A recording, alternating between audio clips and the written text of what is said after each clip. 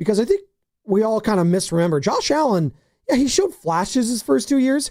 He also had like the lowest completion percentage by a long shot by any other starting quarterback with that many games. What he did in terms of development is more the unicorn than it is whatever everyone thinks is the standard. Like most people don't become significantly more dominant year after year after year and just add layers to their accuracy and their touch. Sure, and I think this is what we're getting at too, is it's the patience with not the GM, not the coach, not the fan base. It's going back to ownership always. And in the NFL, if you have an impatient owner, they will force your hand and they will get involved. And with the Colts situation, and rest in peace, Jim Irsay, obviously he's no longer with us, a longtime Colts owner, and now it's bestowed upon his children. So I don't know what's going on there, but like that was an impatient guy.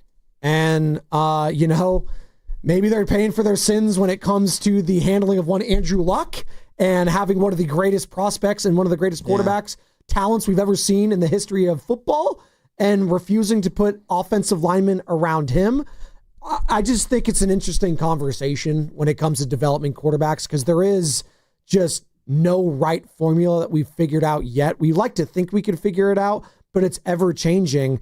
And the Shedeur Sanders one is interesting too, because I do have sound here and I want to play it. We got Bonte joining us in about 10 minutes and we'll get his thoughts on this. Bonte Hill in studio, courtesy of River Islands. Did you hear what Eric Dickerson had to say this past week on I don't know if it was with Dan Patrick or somewhere else, but Dan Patrick show. This is where we got the sound from. But it was Eric Dickerson, obviously Hall of Fame running back. He's one of the greats of all time. He was talking about Shedeur Sanders and him sliding in the draft, and it was very eye-opening. Take a listen. What I heard from someone that's in the NFL, that the NFL told other, don't draft him. Do not draft him. We're gonna make an example out of him. And this came from a very good source. And he said that, I won't say who, somebody called the Cleveland Browns and said, don't do that. Draft really? him. Yep, draft him. Don't do that. So, obviously, Shedeur Sanders was this polarizing figure. Everyone has something to say, whether it's about his dad, whether it's about him, flashing the Rolex, doing everything, right? He's his father's son. It is what it is. Shedeur Sanders, but he was a fun watch in college. And for the longest time, whether it was Mel Kiper, Daniel Jeremiah, Todd McShay, all these draft gurus, they were all telling us, yeah, this guy's probably a first-round pick. And then, as the draft process went on, it started going on, and then it was just, maybe he could fall out of the first round. Okay. If you know what, you feel like he's not a first-round talent, he's going to fall out, that's one thing. All right. That's a professional take. He's not a first-round quarterback talent. He's not on the level of a Cam Ward. Okay, that's fine. But for him to fall the way he did, all the way down to the 6th round, it went from professional to personal very quickly. And I kind of think that's what Eric Dickerson was talking about there. Now, was it a collusion against him? That's what he heard. I don't know anything about that. But it was clear, Joe, that a guy that was viewed as a fringe first-round talent all year long, falling all the way to the 6th round, something was wrong. Something was off. Something just, it was very, my red flag went up. I think a lot of people's red flags went up and said, wow, okay, this is, I'm rooting for this guy now, or they're telling me, this guy's toxic or whatever. And however you feel about it, it was just very odd. When you heard Eric Dickerson say that, what did Joe Shasky think immediately? I didn't know what to make of it. I do think it was just bizarre that he fell as far as he did, considering every year in bizarre. Thank you. Yeah. Everything we see in December is like, why is that guy playing quarterback? Like, great example, the Niners. I watched Carter Bradley in these two games, and it's like, there is something to be said for just taking a quarterback in the 5th, 6th, 7th round, no matter who is on your depth chart. Yeah. You took and I like Dylan Gabriel probably more than most because he's small and he's a little lefty. I love lefty quarterbacks, but I didn't have Dylan Gabriel ahead of Shedeur Sanders by 2 rounds. 3rd round. Tyler Shuck. No one had Jackson Dart being a first-round pick. Tyler Shuck is older than Brock Purdy, which is crazy. Yes. Right? Jackson Dart was I actually like Jackson Dart. I've done a lot of people don't. Whatever. Well, no, we'll see if he'll be good. But no one was talking about him as a first-round pick. No. But I kind of like Jackson Dart. Sure. So that one, I'm fine with it. Jalen Milroe. I like Jalen Milroe more than most. To me, Shedeur should have been drafted around Jalen Milroe. Wherever Milroe went, he should have went around that. And it was shocking to me. So what did I make of it? I don't think they sent out an email. They're never going to put anything in a print. I don't know about calling. And they're definitely not going to text it because it'll get screenshot. But no, I believe in those things. I believe that there's like don't sign that guy. Just don't do it. There's like a memo around the league. No, not a memo. You're not going to put something out there that's going to, like, be able to be on record. It's like a gossip memo, if you will. It's like you get in the If you and I are talking off record, there's no record of it. You know what I mean? Off air, not on phone, whatever. We're just talking. It's like there's a memo, but it's like it's never like don't sign Colin Kaepernick. The old spy movies where like you have to burn this after reading it. Am I too conspiracy theory-ish? No, listen. I said it after the first round. It went from professional to personal. That's what I'm getting at here when it came to all the other NFL teams. Like. How you can't tell me that New Orleans fan base and Kellen Moore, like they really think Tyler Shuck's going to be better than Sanders overall. Period. Like I have a hard time believing that. Listen, I know that fan base would die to have Shedeur Sanders. Wouldn't they? I have some bias, the silver and black, whatever. But there was so many links to Tom Brady and Shedeur Sanders and Mark Davis I think talking Pete with would Shedeur. Be perfect for him. Just not even drafting him? I don't get it. And having Aiden O'Connell be your backup? What? Geno, like, you could sell me on Geno Smith, who I actually think would have been a perfect mentor also for Shedeur Sanders. That's a good point. Like, it's a great point. Guy to learn from behind, right? A guy that has a little flash and flair in his own right. Hell, you see Geno Smith flipping off fans in Seattle for their preseason game. Like, I just am still shocked by the whole thing, and I think we don't discuss it enough, and now it's going to be a story. It's going to be throughout the season, and we're talking about now it's one of the biggest national storylines, and we're talking about development. It's just the whole thing I find fascinating when we talk about, and it's, again, we're less than 2 weeks now for the start of the regular season, things Spadoni loves about football. I too love me a quarterback controversy, because how could you not?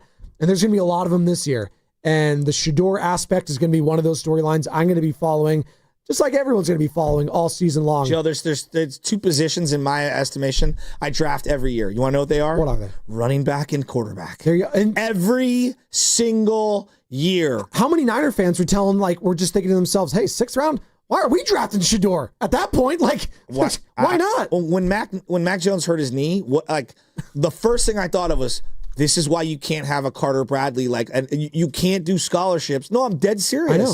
Because, if any organization understands, those spots are so valuable, we can't just be giving them away. I know, and I know that people are going to be like, you can't do that to Brock. You signed this contract, and then you're going to have the circus that is Shedeur Sanders. No, that's a whole different aspect. I'm talking about drafting. Why do you think the Niners took O'Rourke or Rourke? I don't even know how to pronounce it. The kid that they took. Curtis Rourke? Yeah. And he's got an ACL injury, I believe. But you always do it. The year that they took Brock Purdy, they had Trey Lance and Jimmy Garoppolo. Yeah. So I'm glad the Niners do this. I'm just surprised more teams don't. 888-957-9570. We got Bonte joining us here. The Shedeur thing is so bizarre. It's very. And then of course, no one thinks that he's like, oh my God, he's the next Joe Burrow. He's the next, Mahomes.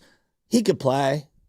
I don't know where. But he could play. He's a backup at minimum. Like right now, he could back up somewhere. You gave us the sound, and it's really interesting. And it's Tom Brady, as we're talking about quarterbacks and develop of said quarterbacks. And this is a guy, and you mentioned it, his linear, going through the NFL, going through the draft, and being laughed at. We always see Tom Brady when it comes to the combine and the baggy shorts and the uninspiring body that is, and then him getting his opportunity.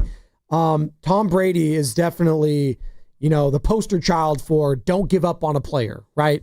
You never know. Ever. Here is Tom Brady, the GOAT in many's estimation, talking about what it takes for quarterbacks to be great. Who wants to win versus who's willing to do whatever it takes to win. Everyone wants to win, but what are the habits and the daily habits and the actionable things you need to do every day to put your team in a position to win?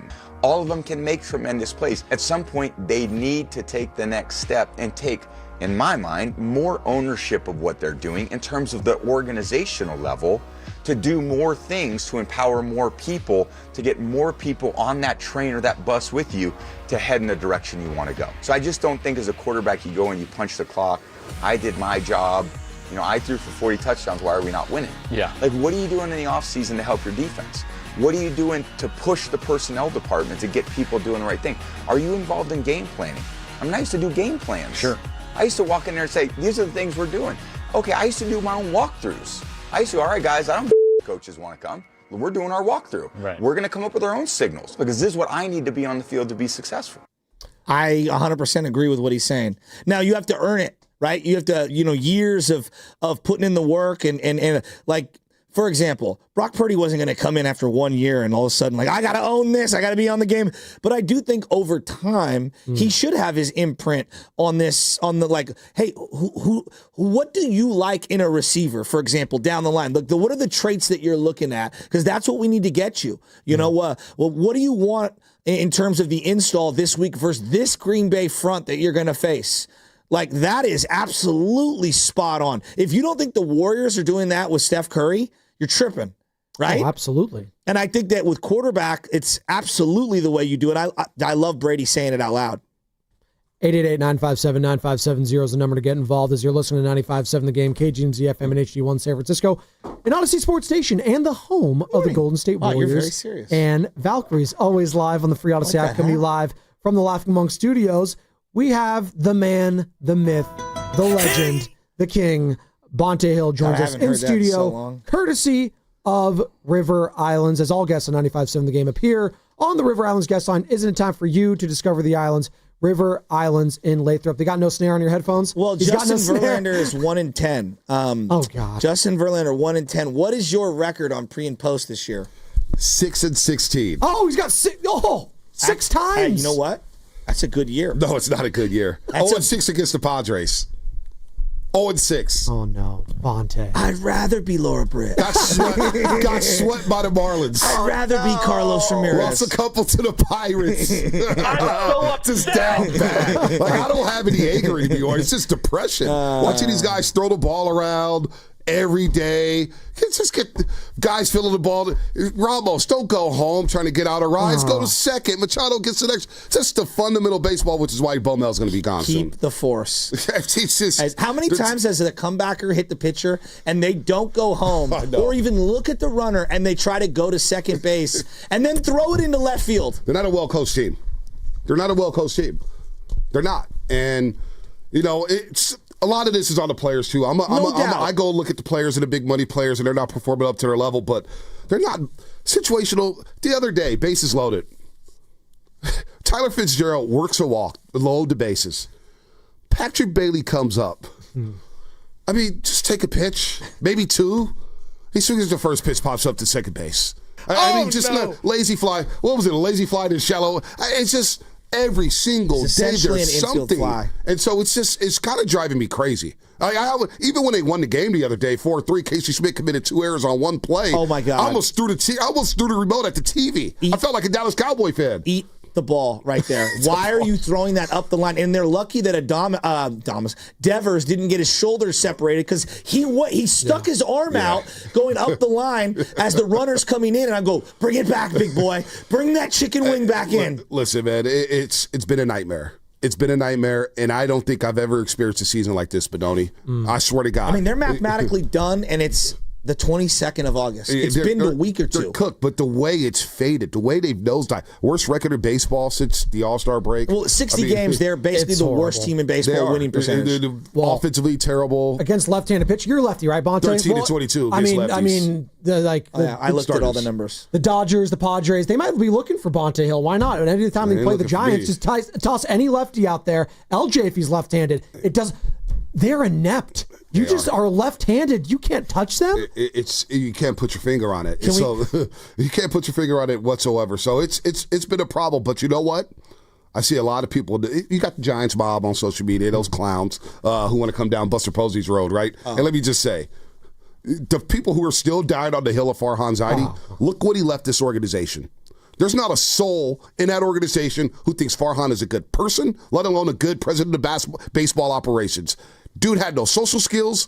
He's supposed to be a farm guru, right? Oh, he's Andrew Freeman. He built the Dodgers.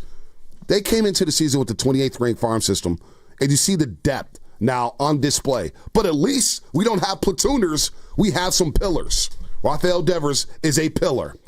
Adames in a terrible season is going to end up hitting 25 home runs. In a terrible season, because the 6th shortstop in Giants history, he hit over 20 home runs. In a terrible year, he's going to hit 25. That's saying something out here in San Francisco. 6 shortstop. And SF Giants or SF Giants history. It was Crawford, Rich Aurelio. We had the graphic up yesterday. Okay. Rich Aurelio was up there. LeMasters? Crawford was up there. I don't remember seeing LeMasters' name up there on the graphic, but Willie Adames is right there. Aurelia. Did Uribe Crawford did it, I think, Aurelia did it maybe a couple times. Oh, so that's okay. I was going to say, that's did Uribe? So, did Jose I don't Uribe think do Jose it? Uribe What about ever did. Juan Uribe? I know he played a little third and short that year. I don't remember who was on the list, but Okay. it was 6 shortstops. Okay, So my bad. So I don't want to get hung up on that. But in the down year, he's going to end up hitting 25. In a down year, Devers is going to end up hitting 30 on the season, not with the Giants, but combined with the Red Sox and the Giants. And then Chapman, I know everybody's down on Chapman. His defense is underrated. I know he threw the ball around a little bit, but I take solace in this. The guy tried to come back with a hand injury for the betterment of the team. The guy wants to play. The guy wants to go out there and play his ass off. And when he got hurt in those 11 games where he was batting .395, he was starting to hit that hot streak where Chapman usually goes on, and he was going to get up to his numbers. And then he got hurt. Then the hands messed up, and he's swinging through everything. He can't throw the ball. So it's all bad. But at least we know they have pillars. There's something to build around as opposed to the Farhan-led Giants when you had all these damn you're going to build around Darren Ruff? You're going to build around Mike Krzyzewski. You're going to build around Lamont Wade Jr. Come on, people. Wake the hell up. Posey's a winner, and I got trust in the guy. But the people who are turning on Posey of all people, you want to turn on him and ride for Farhan Zaidi? Get a grip, folks. Wake up and smell the coffee. Well, I don't get the so Farhan. bad. I don't get the Farhan love in that. I will say this with Posey. If he brings back Bob Melvin, though, Bonte, that is the first time where Giants fans are going to finally say, Buster. I don't think he's coming back. I mean, no, you think it's 100%? There's zero chance? They 0.0? I mean, they gave Farhan an extension and let him go. So all these picking up options and everybody, we'll wait on Bo Mel. Can I ask this? But it's funny how people have turned on Bo Mel. We're sitting out here on the show saying, I don't know if I want to go that route. I want to get somebody new, maybe a Stephen Vogt, maybe a young hotshot. But we wanted to recycle a guy who San Diego just let walk out the door. I remember arguing with Sam Lubman. Oh, the Padres, it's a Padre. AJ Preller this, AJ Preller that. Well, look at them. They've dominated the Giants since 2022, and it's driving me freaking crazy. They're 10-3 against the Giants this year. They're smoking them left and right. They're laughing at the Giants. Hey, Joe. The Padres have little bro the Giants, and I'm sick of it. And I told you guys a couple years ago, don't go down the Bo Mel route. Don't do it. And we're here now, so now we're stuck with them. I think they'll let them go. We'll find somebody else. But the hell with that. I'm tired of it, man. I really am. It's the easiest 50 minutes left of my week ever. I'm so happy. No, I'm just sick gonna of it. say- No, I'm Can I ask sick you of this it. one? It's still been What did you depressing make of watching this damn- Adames? Go ahead. Sorry. What did you make of it? What did you make of Willie Adames? Well, he was talking I was about an gonna sit umpire. back. He was My talking bad. about an umpire. Is that what for From sure? what Okay. I was told, he was having a discussion, talking about a conversation he was having with the umpire. My 89-year-old grandfather, Joe Sr., I bring him some lamb chops the other day, and he goes, what the hell is going on with the Giants? I said, Grandpa, I don't know. He goes, is Bob Melvin have a pulse in that dugout? I go, what do you mean? He goes, I have more energy than Bob Melvin. I'm 89 years old. My grandfather is questioning the energy level of Bob in that dugout. He is not happy. I'm not 89 happy years old, No, Bonte. it's just not. I mean, everybody's crying about he left Robbie Ray in there too long. Well, what do you want to do? I mean- you want to go to the bullpen? You want to go to the Yeah, Bivinator, it's just- Spencer Bivens again? Let Robbie Ray go. But if Casey Smith doesn't throw up all over himself and throw the ball away, he gets out of damn inning. And we're saying, Robbie Ray, 7 innings, yay. What the hell else you got? You want to go see some of these? You see the bullpen arms, Michael Gage and Luke Casey? Right. You got nothing right now. about- But Bo Mel situational baseball instincts. We saw it with the Oakland A's. It's not good. We saw it with the Padres when he all of a sudden caught in Shamanai in the NLCS to go face Bryce Harper. And I'm thinking to myself, have you watched Shamanai this year? And he gives up a bomb. I think he almost hit it to the Liberty Bell. Bo Mel has lost his touch. There's no doubt about that. Put him to the side. Players got to play better at the same time. What about Carson Seymour? Not like he comes set and the guy goes from second to third and steals it without a throw. I don't think I'm sweating right now. I'm thinking about it. I'm sweating right now. In my life, seen that. I'm sweating right now thinking about this team.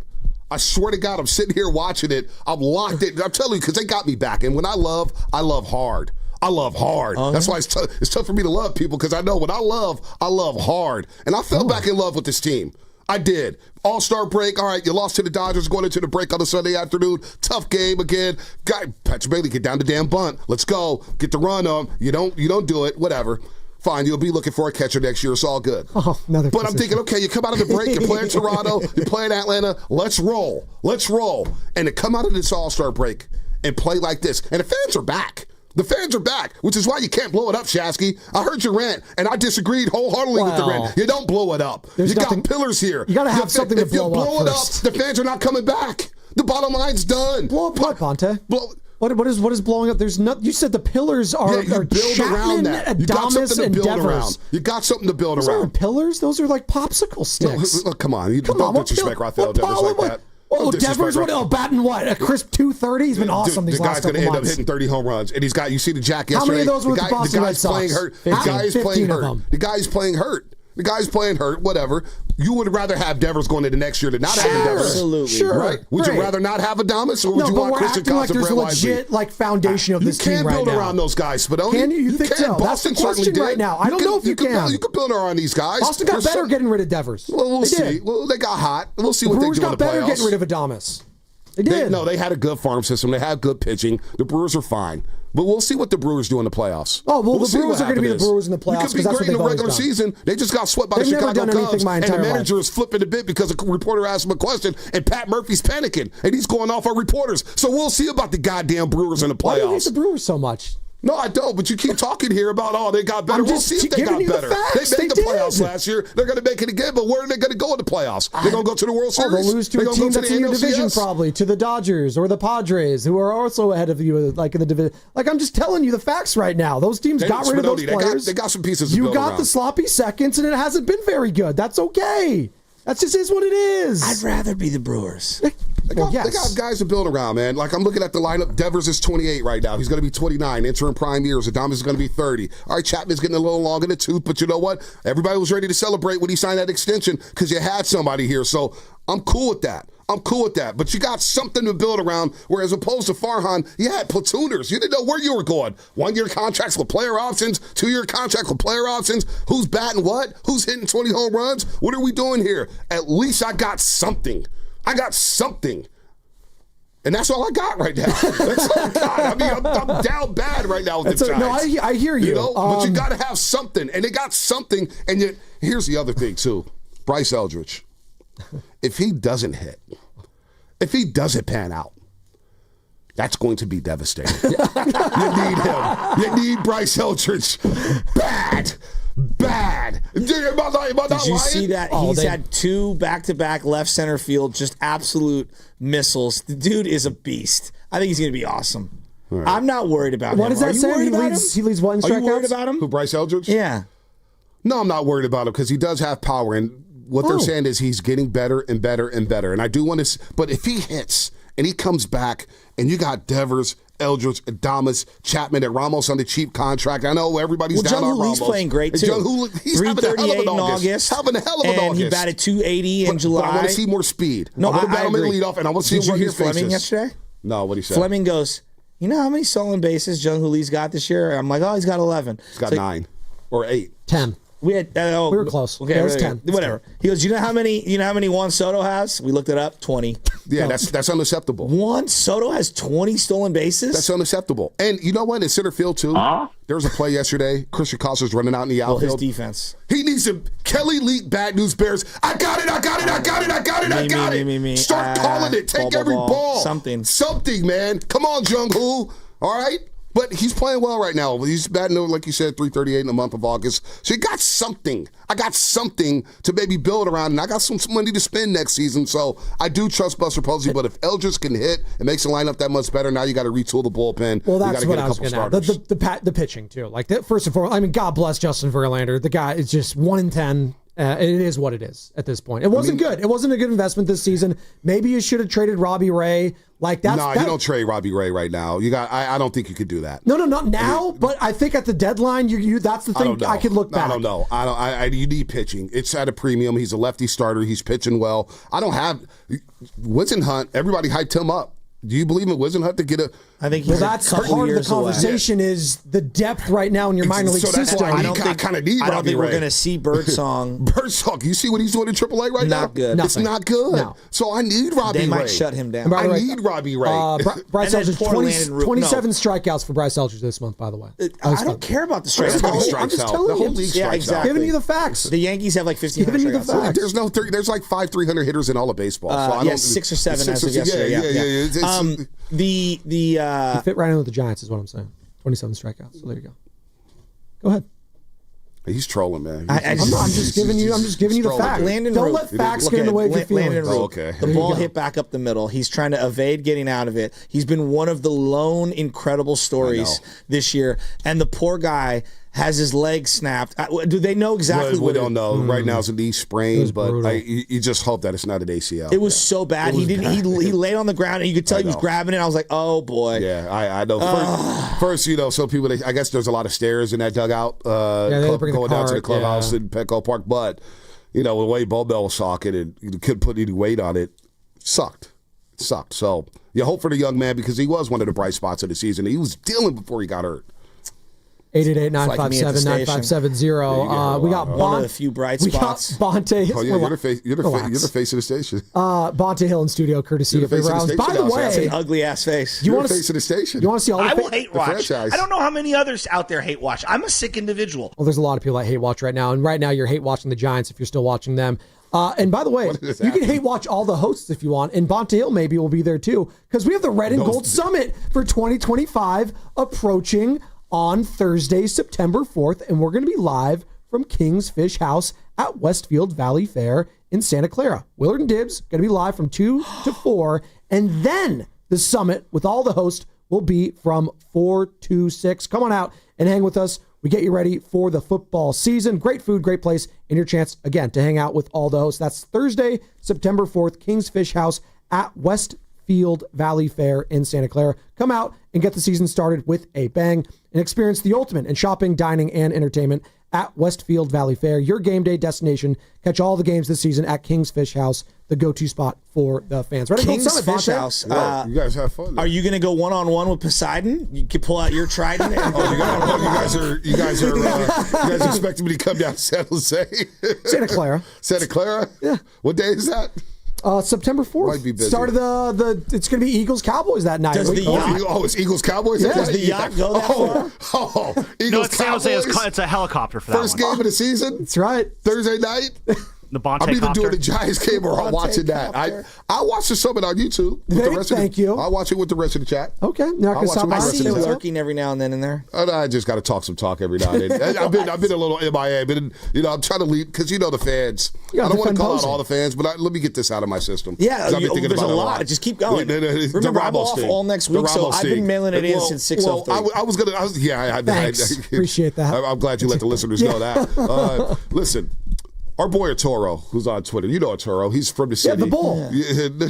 El Toro. Yeah, Toro. Yeah. He came at me, said, because I was just like, some of these fans are idiotic. They don't know what the hell they want. When you talk about loyalty, where's the fan loyalty at? Where's it at? Where he going with You guys are flipping left and right. where So are he you sends going me, with he sends me this? something. Where are The you fans going? spend their money and pay the outrageous prices for beer and food. Now, number one, that's a choice you make. Nobody's putting the gun to your head to say go buy a beer or some food. You go pack you a lunch from home and go to the damn game. I do it. Go get some water. You don't have to pay for a beer. Peanut butter and jelly. Peanut butter and jelly. Or banana and honey like Javi Lopez okay, there likes. you go. Don't call it idiotic. We can do a backflip. Don't ever call the fans out. Well, I'm calling you out, and I'm calling the rest of you idiots out because Ramos said, we out here trying our hardest, and Ramos has the audacity to stand in front of the podium and talk to the reporters during the downtime. He don't have to say anything. He go take a shower and get the hell out of Third and King and say bye-bye. He don't have to talk to nobody. He's been stepping up there in front of the podium, in front of the reporters, and just saying, hey, I know, I'm trying too hard. Yeah, he I leads got to the be team in better. hits. And fans have the audacity, who are you? I saw some video where the guy's telling them, F you this and F you that. I speak for Giants fans. No, you don't.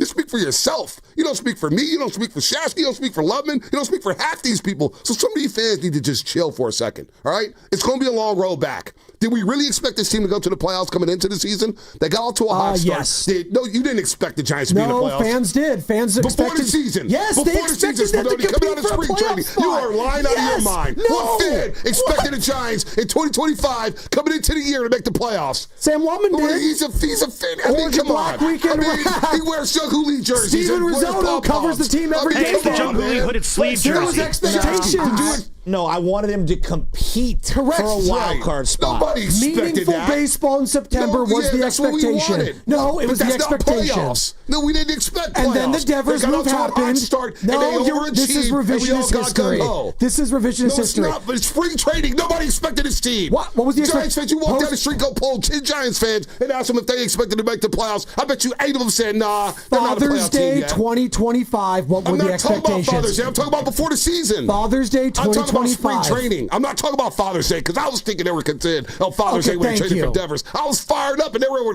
tied with the Dodgers going into Saturday night Yes. in the NL West. Yes. Pissed But I'm on talking Father's about Day. before the season. I'm My not talking truck about moving got goalposts. crushed. I'm not talking about July. I'm not talking about June. I'm talking about spring training. Why does it matter if spring training if you move What the do you mean? goalpost I at asked you a Father's question. Day?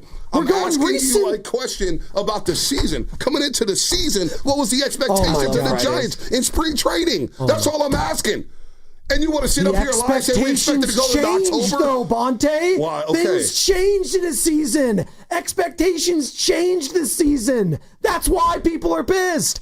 Because Dave Fleming came on our airwaves and said on June 16th or whatever it happened, yeah, this team could compete for a We World all Series. did. We all did. The goalposts That's why changed. people are pissed then. No. Yes, But let's that's why fans are upset. Let's take a scale back, though. Let's all take a deep breath and take a scale back and think about the expectations coming into the year. Am I not lying? Come on, man. We can't keep changing the goalposts here. But we did. This team is a lot. We all agreed to change the goalposts, though. I remember I tweeted, I said, damn, I was full too. Posey's going to need another offseason because Farhan Zaidi left his team high and dry. That's the thing. He did organizational Farhan. damage that hit the AAA level, AA level, single A level. Everybody's talking about, well, we got some good talent in single A. Those dudes ain't going to be up for 4 years. Those dudes, in 2029, Chess is going to be in middle school, man. She might be graduating 5th grade by the time these dudes come up. So I'm Do sorry. you graduate 5th grade? Huh? Oh, yeah, if you go to middle school from elementary school, yes. If there's K through 8, then you don't. I know Okay. Shasky was Yeah. private. He had big money. But there. even college I is was trying private. to I go knew to that. private school. Who are you kidding? It's all right. You got real quiet. I love the smiles. Who's the real Carter in here?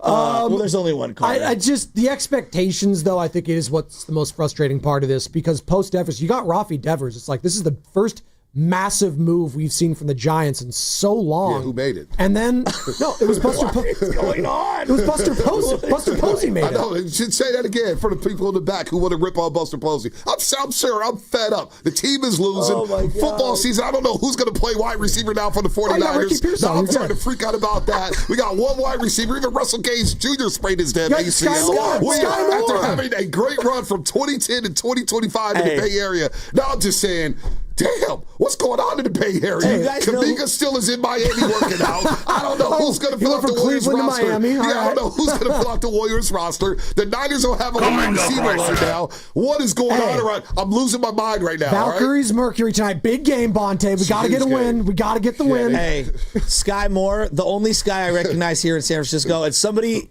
you guys may not know the name. A Sky Baller. You guys have no idea who I'm talking about, do you? Bonte, Sky you gotta know Baller, Sky young San Baller. Francisco Pip. Yeah. Explosive Mode, one of the great songs on there. Look at you. Great songs on Explosive Mode. Listen, man. Sky Baller. You have no Hey, idea what man, we're talking you know about. that do you? Sky Bonte's Baller, young sweating California up- Pip. he's sweating I am over sweating, there. dude. I see it on Listen, that. I see it on This is so mad. Watch this team. It's the 6 and 16 People are record coming that's at me getting to saying, him. people are coming at me, hey man, it ain't just Shaq. He's jumping in my stories. You're going to get a win on the Giants post game? Like, man, I ain't the only one losing. Y'all see Lauren Britt up there during the 8-game losing streak and 7-game losing streak? I'm losing my mind. I'm out of rants. I'm depressed. I'm at home thinking, what do I do? Play NCAA? I'm watching the Cowboys doc, and I'm thinking to myself, great doc, by the way. incredible. It's PR for Jerry Jones. He's a great businessman. He's a great business. But I told production you, value's and great. you know what? Now I'm great convinced. businessman. I hope Jerry Jones lives until he's 150 years old. Because as long as he's alive and running the Cowboys, they ain't gonna win a damn thing. They ain't gonna win anything. He looks way older than Barry Switzer, by the way. the way, who I think is like 90. Barry Switzer, I'm on that. I'm like episode sweating, 5 dude. right now. I'm It's fired. okay. It's all right. You know what? You're passionate, This stuff's Monte. getting to me, man. I can tell. Dude, these guys are throwing the ball around. It's just, and poor Verlander. I mean, he's left the about game. poor Kai Poor Tae-Wei? Justin Verlander. Kai Tae-Wei. Kai hit the highway real quick up the Poor Sacramento. Landon. He pitched good. He pitched all right. Stop. No, he kept saying that poor Lander. It's like, no, poor Giants fans for having to watch this thing. Highway hit the highway, man. Listen. Highway Tang is pretty you know good. What? You guys are like this one. Like the Doobie Brothers. I was a fool to believe in this team. I was. Guru. And I thought you were about to say you have to roll up a doobie when you watch this team right now. You get their free fall like Tom Petty. Man. Listen, I swear to God, they don't hit. They just don't do anything right. They just don't do anything right. It's nothing worse than having a bad. I thought, when you have a bad football team, all right, you get it, why injuries or this and that. But when you got a bad baseball team and you got 162, because not everybody's built to watch 162. It's a slow And death. I'm going to sit here and watch these games in August. Wait, not everyone's phone. built to watch 162? Not everybody's built to watch 162. Oh, the Colorado fans that are showing up right now are built different. If you're going to a Colorado Rockies game still, you're built different. They have like how many wins? Like 38 still? 37. 37? Oh, did they take the series against the Dodgers? And the Giants still, since the Devers acquisition, have a worse losing percentage than the Rockies. Well, it helps when They Shohei do. Ohtani's throwing They games do. against you. Dude, It's just bad. stop that. They do. What I can't hear it either. Oh, What do he you do? says that Shohei threw the game the other day. His hypothesis is. The Giants fans, and I hear Lutman and Mark Willard, and everybody taking shots at Shohei Ohtani. Man, you know what I do to get Shohei Ohtani in the Giants We should uniform? have gave Take him care $1 of your own billion. family I first. remember when Take we were care of your talking, own I was like, business. it would have never happened. We should have given him It would 50% have ownership never happened. in the Giants. But when Kyle Harrison joking. was the prospect to have. Yeah, we were wrong. And I said, I would trade him for half a season to Shohei. And people looked at me crazy. Speaking of great prospects, Monte, a once former great prospect here in the Bay Area is taking on the Niners tomorrow at Levi Stadium. One Trey Lance, and I want to dive. Hey, we got breaking news. Oh. We got breaking news, folks. Are we teasing we it? got to run it back. No, hit the sounder right now. Oh. Hit the sounder right now. What's We got happening? breaking news. My frown is just turned upside down. What happened? Brian Robinson's coming to the 49ers. Oh, my goodness. In exchange What? for a 2026 six-round pick. We got running six-round backs. pick? Six-round pick for Brian Let's Robinson. go. Now we got two guys who's Let's gotten go. shot, who's come back from getting shot, Let's go. playing at a high level. I mean, who had Let's that take go. here first on 95.7 the game? It was Let's your boy. go. Brian Robinson, baby. 95.7. He's coming, he's taking a physical. Whoa.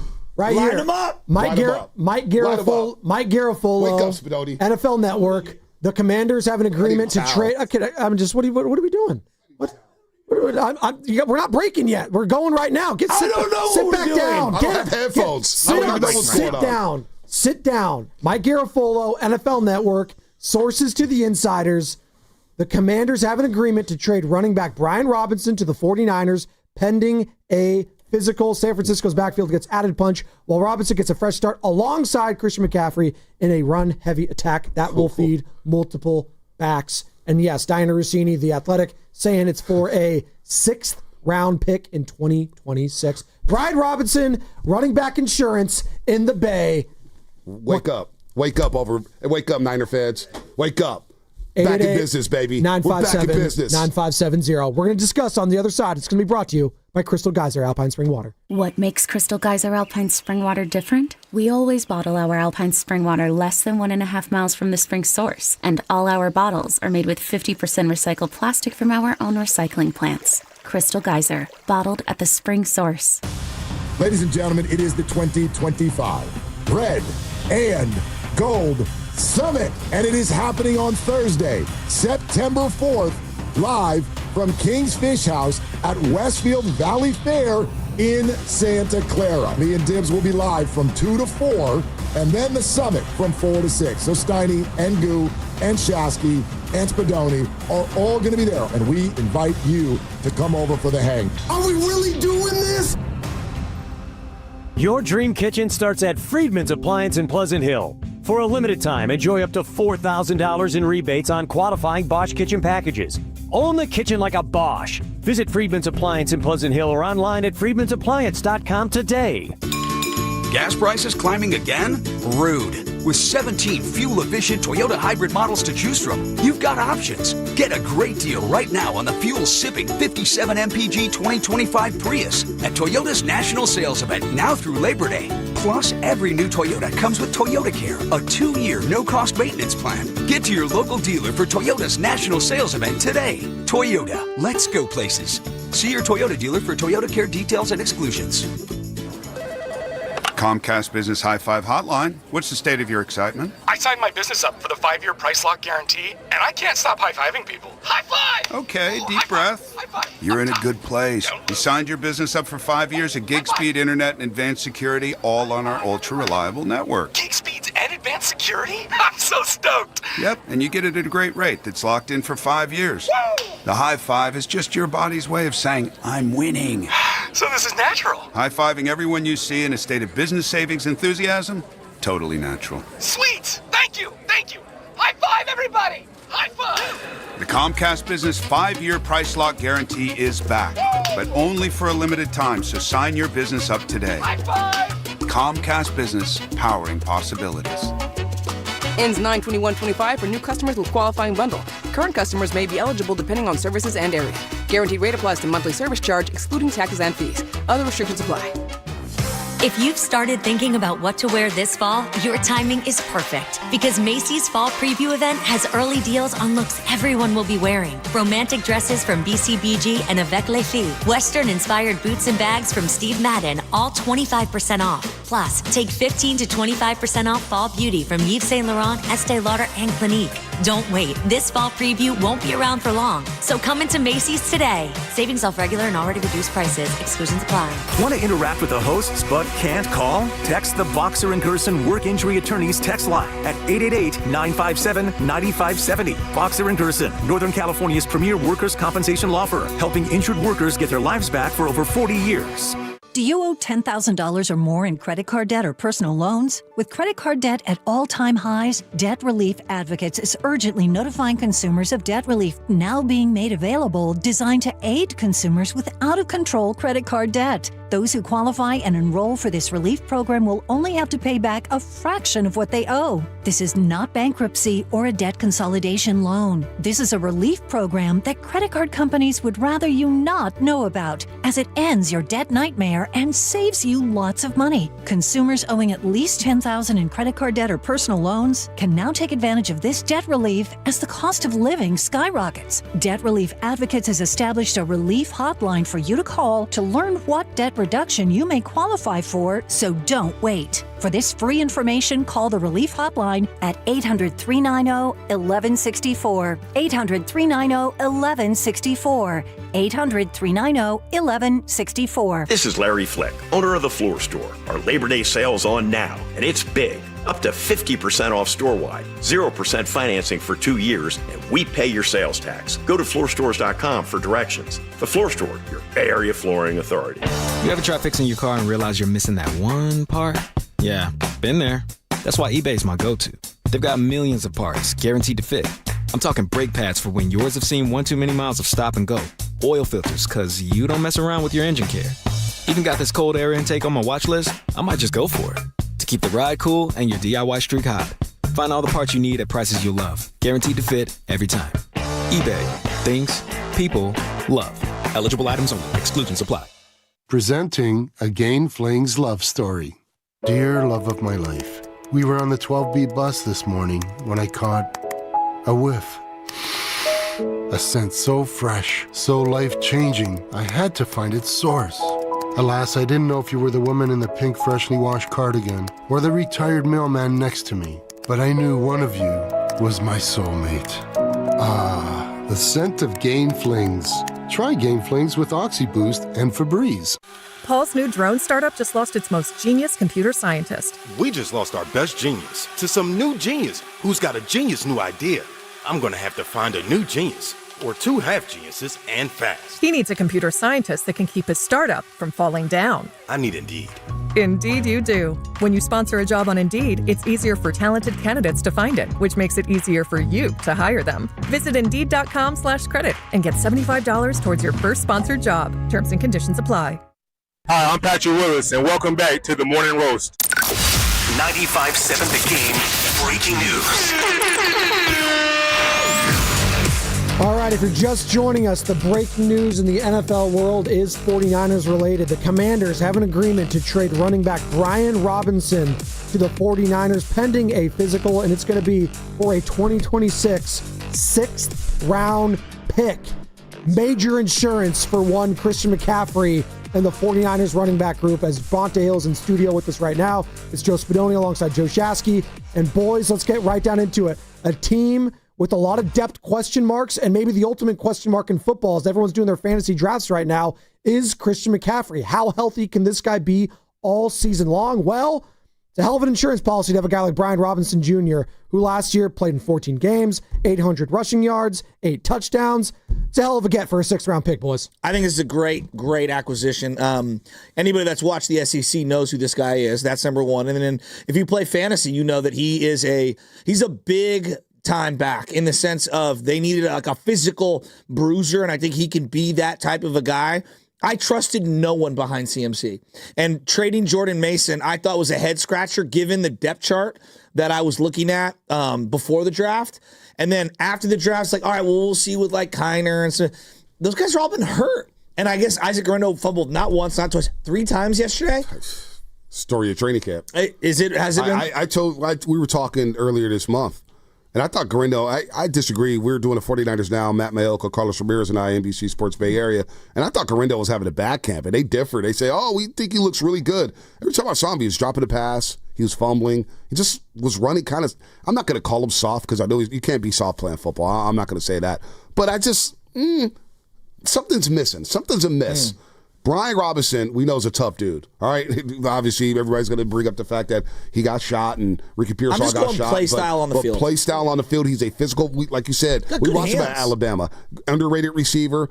He's going to run between the tackles. A great backup because one, we haven't seen Jordan James in practice. He's been hurt all. So you practice. haven't seen him at all. I mean, not in pads really. Okay. He had the knee injury early on. Missed a couple of weeks. Then he broke his finger, so he missed another couple of weeks. Corey Kiner I was impressed with, but you could tell he was a chem body, and it was a long-term kind of vision with Corey Kiner. So he's out for the year. Brian Robinson can run his own scheme. He can run his own scheme, which is very important. And this is a 6th-round pick, a flyer on a guy who's in a contract year. You're going to get the best out of him, Spadoni. Well, and it's a great point because it's a 2026 6th-round pick, and I wonder if it's the same one that they got back from the Jordan Mason trade when they traded with the Minnesota Vikings earlier in the season, because they got back not only a 5th-round pick in this past draft, Bonte, but next year's 6th rounder. So in a way, you kind of traded Jordan Mason and got Brian Robinson out of it, which is a hell of a trade right there. I would have done that. If you would have told me to do that at the end of last year, I would have done that. Yes. I like Jordan Mason probably more than most, but it was pretty obvious to me that he wasn't the same runner after the shoulder injury. And as a catcher, he got better. But I don't think Purdy ever truly trusted him as a pass catcher out of the backfield. No, Robinson has better hands. He's in a contract year. And what does Shanahan want to do? He wants to run the ball 30 times a game. He wants to get to that 30 number. So now you can, McCaffrey, give him 15 to 17 touches in the run game. And now you got Brian Robinson where you can go to him 10 to 12 times. Hell, you give him a possession. Hey, Brian Robinson, this is all you. And he could wear down defenses. I love this move. And it's smart because, again, the depth of the running back room. Where is it? Well, everywhere around Patrick offense. Taylor's hurt. Yeah. No, it's a great point, and I'm looking at the rushing yards, but the receptions is what I'm looking at too. The guy can catch the ball in the backfield too. Like they need that dual capability because Christian McCaffrey, what he brings to the table, as we're talking about depth, Bonte, with the wide receiver position too, very thin. What's going on with Juwan Jennings? We don't know. You obviously make the trade for Sky Moore. The guy can't catch a cold. And they get rid of him. We'll see. They just needed bodies, quite frankly. So you get Brian Robinson in here, not only for the running, but the passing game a little bit too, but just the insurance policy and to just quell the fear of Niner fans, because I still have major question marks about Christian McCaffrey this year and the wear and tear. Like, you use the word Achilles. No, he does. He looks great. No. That's what I'm saying. In practice, he looks incredible. He looks like the guy I saw at Stafford. He looks like the guy I saw 2 years ago. I get it. He's a running back, and he's got injuries. So you have the 10th overall pick in your fantasy draft. Would you take him? So my strategy is a little different than others. No. I'm asking. No. Don't give me a strategy. No. I don't like to take. Yes or no? I don't like to take players on teams I root for. I just don't do it. I like doing that too. Actually, I like to stay away from it. But if he falls to 10, it's kind of hard not to take him. I mean, this guy's good. If he's healthy. No, I know. McCaffrey's I know. Gonna, I mean, there's only so many number one right, backs. Right, exactly. He's a bell cow. But now that you got Robinson here, you definitely have an insurance package for the 49ers within this offense, so where if McCaffrey has to sit out a game or two, okay, I could go to B-Rob, and he can carry the ball for 20 times a game, and we adjust our game plan a bit. So this is a smart move by the 49ers. So, I mean, you've been this guy's number one supporter. Who? How happy were you after that game winner by Jake Moody? Oh, my guy. It's a preseason game, but it looked good. 59-yarder. Meant something. I mean, listen, I've been asking people around who's covered the sport a long time. Everybody I run into, if they, I know they cover the sport, whether it's former player, reporter, whatever it is, and I ask them, was it always like this in terms of coverage of the preseason? Or is this a new phenomenon where people keep stats in practice, they keep records in joint practices, they celebrate preseason games like it means something? I don't care about preseason. Is it good for Jake Moody that he made a 59-yarder? Great. But guess what? He missed 2 kicks yesterday in practice. It didn't look good in practice. So what's going to happen week 1 in Lumen Field when the 12s are screaming left and right and he has to line up for a 48-yard field goal on the left hash? You think I'm going to be confident then? No. It's a kicker. I don't care if it was Justin Tucker, Goskowski, Vinatieri. I don't have confidence in kickers. I don't. They scare me like closers in baseball. They scare me. So... great, he made the 59-yarder. Coach Boyer said that changed his career. What was the quote yesterday he said? He basically said this could change his career. Then he made that 59-yarder. Dog, it's a preseason game. It is a preseason game, but it is the closest thing you could simulate to an actual regular season game for a kicker anyways, because practice is practice. And Baldy joined us earlier in the week. Baldy, every Tuesday at 7:30, you can find him right here on the Morning Roast, Brian Baldinger. And he said it was kind of a deal, like not like the biggest deal, but it meant something. Like you can't simulate that style of pressure. It means in practice. something until it means nothing. Week correct, 1. but this is that first quick in week 1. Exactly. You're going to bring up the Raider game? But it did mean something a couple years ago when you drafted this guy, and everyone was looking at the preseason game and it was like, oh God, he missed in the preseason. Well, I didn't because I thought it was preseason. Remember, we argued about it. I was like, it's preseason. I ended up being right. Double-edged sword of it. He made 2 big 50-yarders in the Super Bowl. Nobody was saying anything. And the extra point was bland. I mean, when the punter who's holding the snap, holding the place kick, is like doing the sign of the cross. That's his ritual. Morstead, I heard that was his ritual. It was pretty funny, though. Come on, dog. That was his ritual, though. That's what he said. Come on, that's my ritual. Every time Jake Moody lines up for a field goal, I do the sign of the cross. My favorite, Matt LaFleur in the Niners-Packers playoff game. He said, Anders Carlson, whenever he kicks, I can't watch. When I roll my eyes at my wife. That's what you want. Yeah. That's my ritual. By the way, it's real quick, though. We've jumped the shark on preseason coverage. Like, Jackson Dart looks great. He looks great, but it is preseason. I like Jackson. I think Jackson Dart's going to be a good quarterback. I actually like him a lot. I liked him a lot at Ole Miss. This is why I like Jordan Watkins, because that connection was really good under Lane Kiffin. Yeah, you're a big Lane Kiffin guy. Yeah, I do kind of. You've always been. No, I kind of like Lane. I'm not a big Lane Kiffin. He's a funny guy. He's a great recruiter. He's a great recruiter. And he can coach offensive football. He gets players open. You know how much money I won on him at Florida Atlantic, or what was it, Florida Athletic, when he went down to the FAU? What? He was running up the score left and right. He was making everybody money. Listen, I love Lane for that. Shout out Lane Kiffin. Stay in your lane. I was broke, man. I needed some money. I needed some coin. You sound like Michael Porter Jr. right now. Why don't you just relax? That guy. Just relax a little. Podcast-itis. Podcast-itis is running. Podcast-itis, Twitter-itis. I mean, these guys are just getting dumber than rocks. We're burying the lead as we're talking about Brian Robinson Jr. being traded to the 49ers. Big move there, 6th-round pick. Brian Robinson Jr., now a San Francisco 49er, pending a physical, getting traded from Adam Peters now, who's the GM over in Washington, obviously. So he got some insurance for Christian McCaffrey. But Malik Beasley, Bonte, cleared of all wrongdoings, no longer being investigated. You know what? Can the Warriors take a flyer? I wouldn't mind another 3-point shooter. Can we figure out the Kuminga thing? I just listen. The Warriors are coming around. I was hearing things, media day here. I need to brace up for basketball season, all right? I know. I'm trying to get through baseball. Dog days of August, it really bit me in the ass with the way this team has played. Don't get me started on the Giants again. So what does Uncle Joe Lacob think about the Warriors this year? Let us know. I haven't talked to Lacob. I haven't talked to Not Lacob. yet. He's locked in Valkyries anyways. Valkyries are in a playoff push right now. Typically, one king sends a raven to another king. So I'm curious as to giving what everybody was their space. written on that scroll. I need my space. They need their space. Thanks, I Tom. need space. Like, my I'm space trying is to gear top up 10. for football. I'm trying to gear up for football. No, hold on. Now I'm powered picturing. through the documentary with the Cowboys and the SEC and everything. I'm picturing Bonte's MySpace page if it was right now. Who would be in his top 5 of Bonte Hill's? My top 8. His top 8. Larry Bear. Still take him number 1.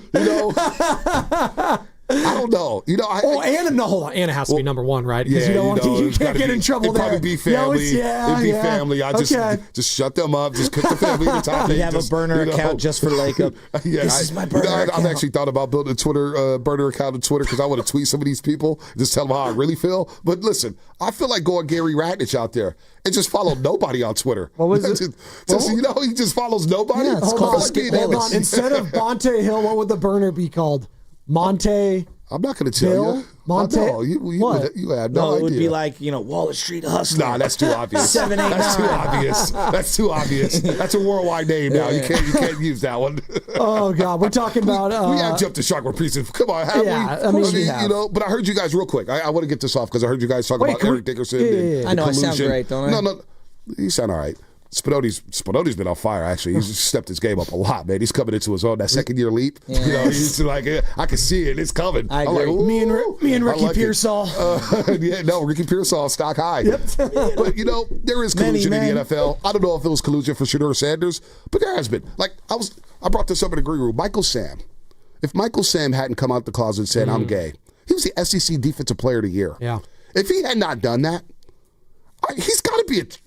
Oh, he would have been higher than what he was. Right, exactly. Yes. So is there collusion in the NFL? Yes. That situation right there. Has there been collusion towards black quarterbacks? Absolutely. I mean, Bill Polian wanted Lamar to move to wide receiver. Ridiculous. I mean, think about the that. narrative. Well, remember what he said about Honey Badger? Just wouldn't touch him at all. Now I know there was some stuff behind that, but still, not being like he's a first round talent. Like, and Honey so Badger was a team leader for the Cardinals and the Chiefs. Thank you. Yep. And a literal captain. And Saints, yep. How I put it, and the Bonte, Saints. Thank is you. so you could talk to me if you don't think Shedeur's a first round talent. That's fine, sure. I could buy that. Cam Ward, I think, was a better quarterback. You guys, everyone was telling me though he was a first round talent, so he fell off. Fine, if he's drafted in the second round, whatever. But once it dropped to the 6th, it went from professional to personal very quickly, and everyone saw it. Everyone, I'm sorry. Like a team like the Raiders with Geno Smith, you're going with Aiden O'Connell over Shedeur Sanders. Like stuff like that. Like I can't take you seriously as an organization. When Mark Davis was talking to this guy just last year, courtside at an Aces game or whatever, when Tom Brady's working out with this guy in the offseason, and you're not touching him, something's very fishy there. Yeah, something's very fishy. It is. And he's in Cleveland, and everybody's going crazy. And the excuses for Gabriel, look, we don't need to make excuses. I personally don't like Gabriel because I watched the Rose Bowls. I'm not going to lie. It distorted my thought process on Dylan Gabriel because I was like, wow, Ohio State, they make this dude look small. I like him as a backup. That's what but he in is that to game, me. I was like, but the fact that they drafted him before Shedeur is insane. And then he said what he said, and I don't know if that was a shot at Shedeur. He said that before, though. Yeah, he said that before. But he did that in college, and he's basically talking about how he's a competitor versus other people that are entertainers, right. and he was talking about the people who talk about the game, not about Shedeur. Okay, yeah. But so I didn't dive deep into that because I didn't think it was about nothing. I was like, well, dude, the guy's playing. But the people who cover him, because we have to take sides now in sports media, which is terrible. We have to take a side. You can't just have a perspective and be objective. No, you got to either be black or white. You got to be all, or you're either the GOAT or you suck. So, Trump. So with Gabriel, they're like, he looked really good. Although he did throw the pick 6, that's a big deal. He threw a pick and gave up a touchdown. Hey, how do you just gloss over that? And so I feel for Shedeur being in that situation. Yeah. I do. And you're going with 40-year-old Joe Flacco. Again, I'm sorry. I can't take you seriously as an organization. Just the entirety of the Cleveland Browns since they've moved on from Baker Mayfield, you know what? You get what you get right there. By the way, speaking of getting, Brian Robinson Jr., boys, it's the talk of the town right now. You feeling better about the Niners all of a sudden with that? Pumped. I actually am. Like, I feel so much better. I didn't realize, and we were talking about it this past week, Monte, and earlier week. I referenced it. I was like, there's a relationship. Adam Peters, like, why not go get Brian Robinson if he wants out of there? You clearly have a question mark when it comes to the overall health of Christian McCaffrey all season long. Like, it's a great insurance policy to have this guy right now, right? I love it. Dude, you spent the 6th-round pick on him. You spent the 6th-round pick on a proven commodity. We got a 5th for Debo, and then gave up a 6. So in this one, I guess you could make an argument. It was like Debo and a 6th for a 5th and Brian Robinson. That's pretty good. No. It's basically Jordan Mason because you got back a 5th this past draft, and then you got a 6th next year that you're using for Brian Robinson. It was Jordan Mason for Brian Robinson, basically. And he got an extra player, actually. Wow. It's a hell of and the Commanders have agreed to take out some of the $3.4 million owed to Brian Robinson Jr. this season as part of the trade agreement with the Niners. So the Niners also save some money. He's going into a contract year. Probably won't be here after the season, but you never know what could happen. This guy, this is a good move. Great move for the Niners. And it leads us into Fast Five.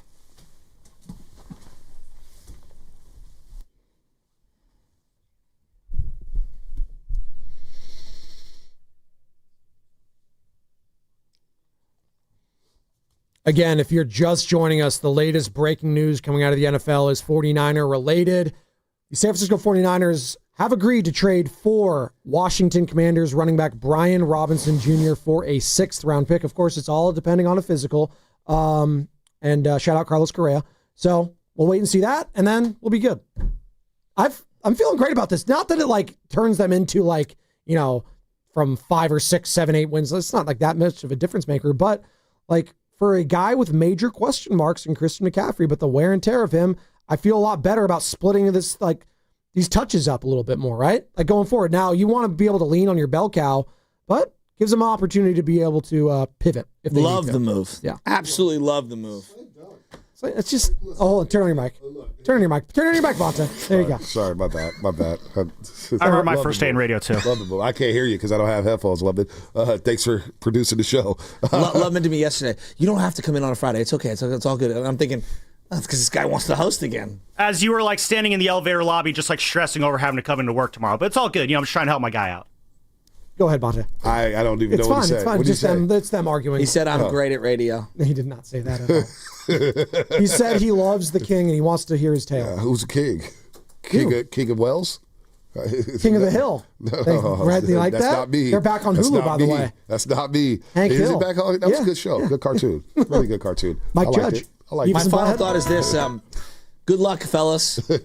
I'll see you week 1 of the NFL season. We have 5 more minutes, so that can't be done. Oh, we got 5 minutes? Yes. No, you can't be done. I'm done. You can't be done. What do you mean? We're going to the cabin. He wonders why I offered him the day off. Going to the cabin. We're good. We've had a long week. What are you going to be doing at the cabin? Well, I What brought my PS5 up. Oh, you're going to be gaming? What are you going to be playing? Well, I got a new Madden franchise. I bought the bundle. I haven't played Madden yet. I'm still in season 4 to LSU. I got a 6'6", 240-pound quarterback. Oh, man. Hey. Throws the howitzer. Hey, LSU, man. I've had some real life feet. Real life games. I'm winning game 7-0 in the NCAA, in the SEC. It gets rough out there. I will play some Madden at some point. But I will tell you this. Next week, I plan on sleeping in and golfing and fixing my golf cart, getting my batteries up and running so that I can drive around the neighborhood. And you get those Red and Gold Summit takes. You got to start working on them early, right? Oh, yeah. Aren't you trying to win the MVP of that? Well, I mean, when you've already won as many MVPs as I have, oh my God. You're kind of established. You're more worried about what happens during the playoffs.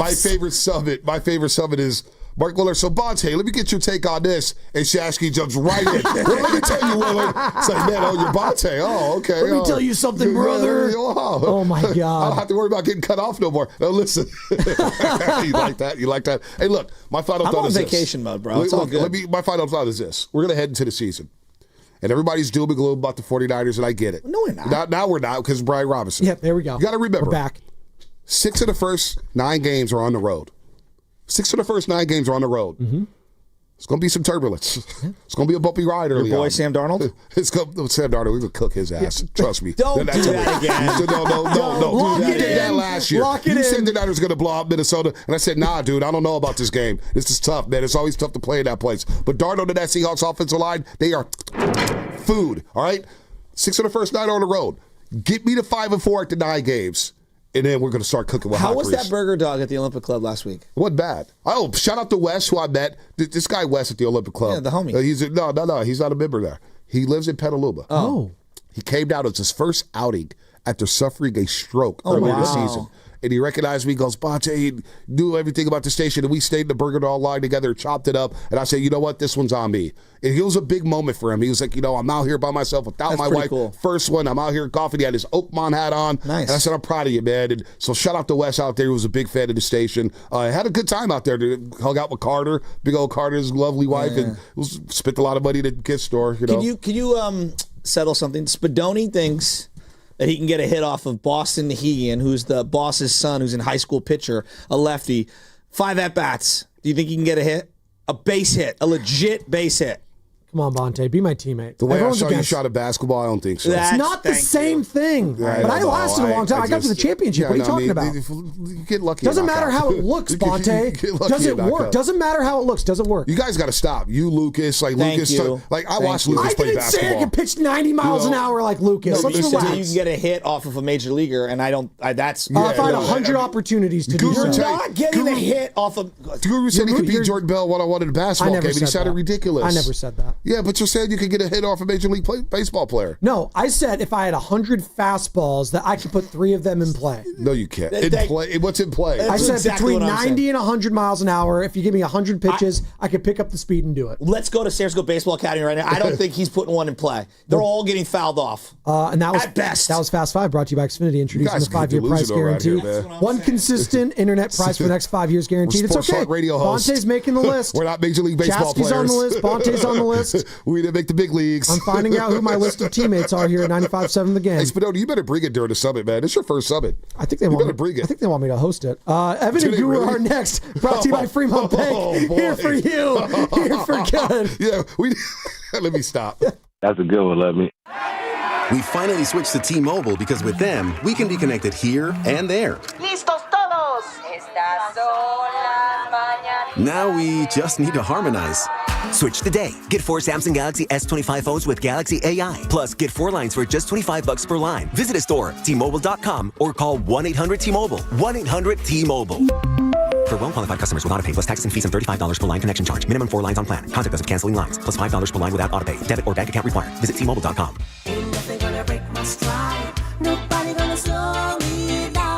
Don't let pneumococcal pneumonia break your stride. If you're 50 or older, you're at increased risk. So be proactive with Capvaxive pneumococcal 21-valent conjugate vaccine to help protect against invasive pneumococcal disease and pneumonia caused by certain types of pneumococcal bacteria.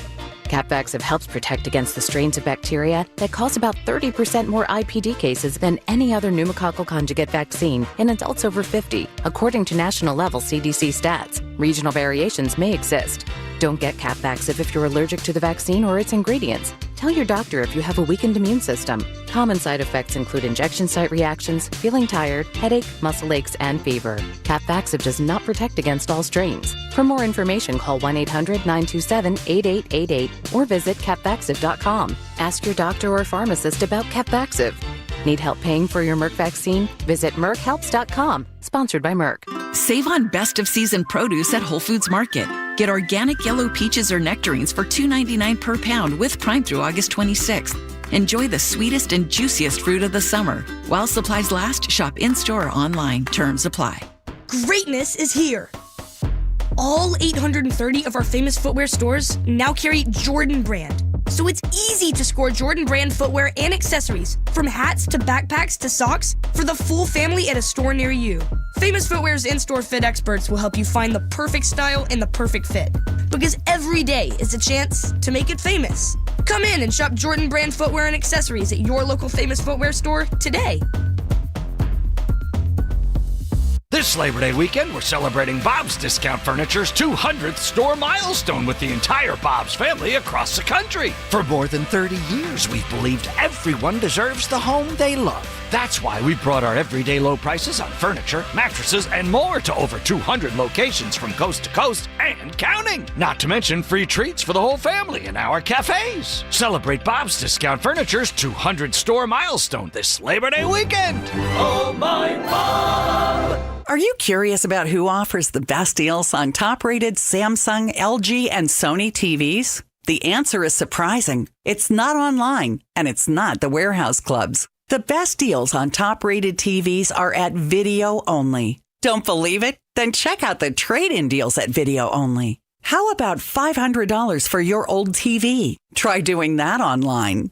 Before you buy that new TV, drop into video only. If you don't, you'll be sorry. Americans pay about $5 billion to control termites and repair their damage every year. Many people underestimate exactly how much damage they do. Call Pacific Coast Termite today at 800-PACIFIC for a free home inspection. Certain restrictions apply. No tenting, though. No double bagging your food. No pet sitting.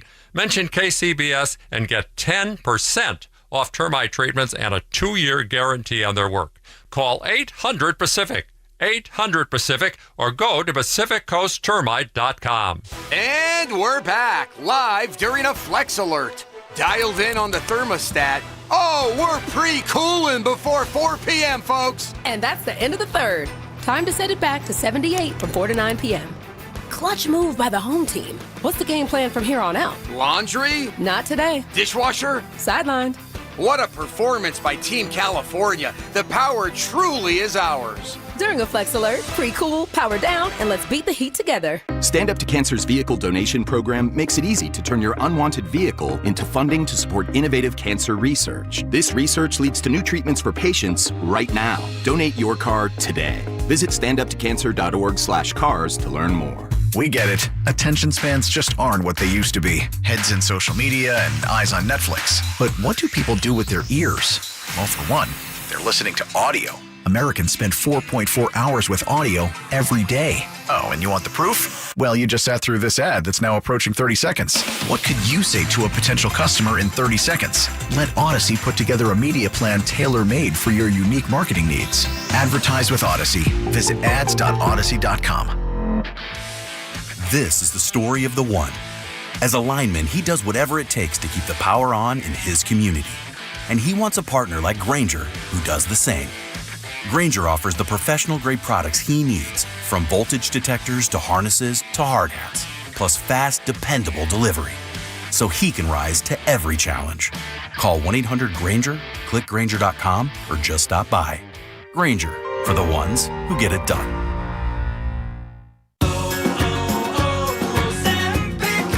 Hi, I'm Michael from the War and Treaty. You know the jingle. Now discover the facts about Ozempic, a GLP-1. Only Novo Nordisk makes FDA-approved Ozempic. Learn about the real thing. Talk to your healthcare professional today. Call 1-833-OZEMPIC or visit Ozempic.com to view the medication guide and to learn more about Ozempic, semaglutide injection 0.5 milligrams.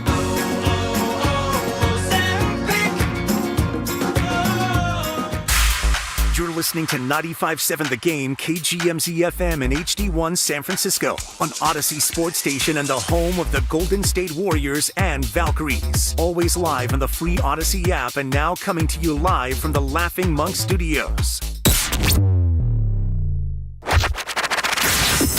He brings the passion.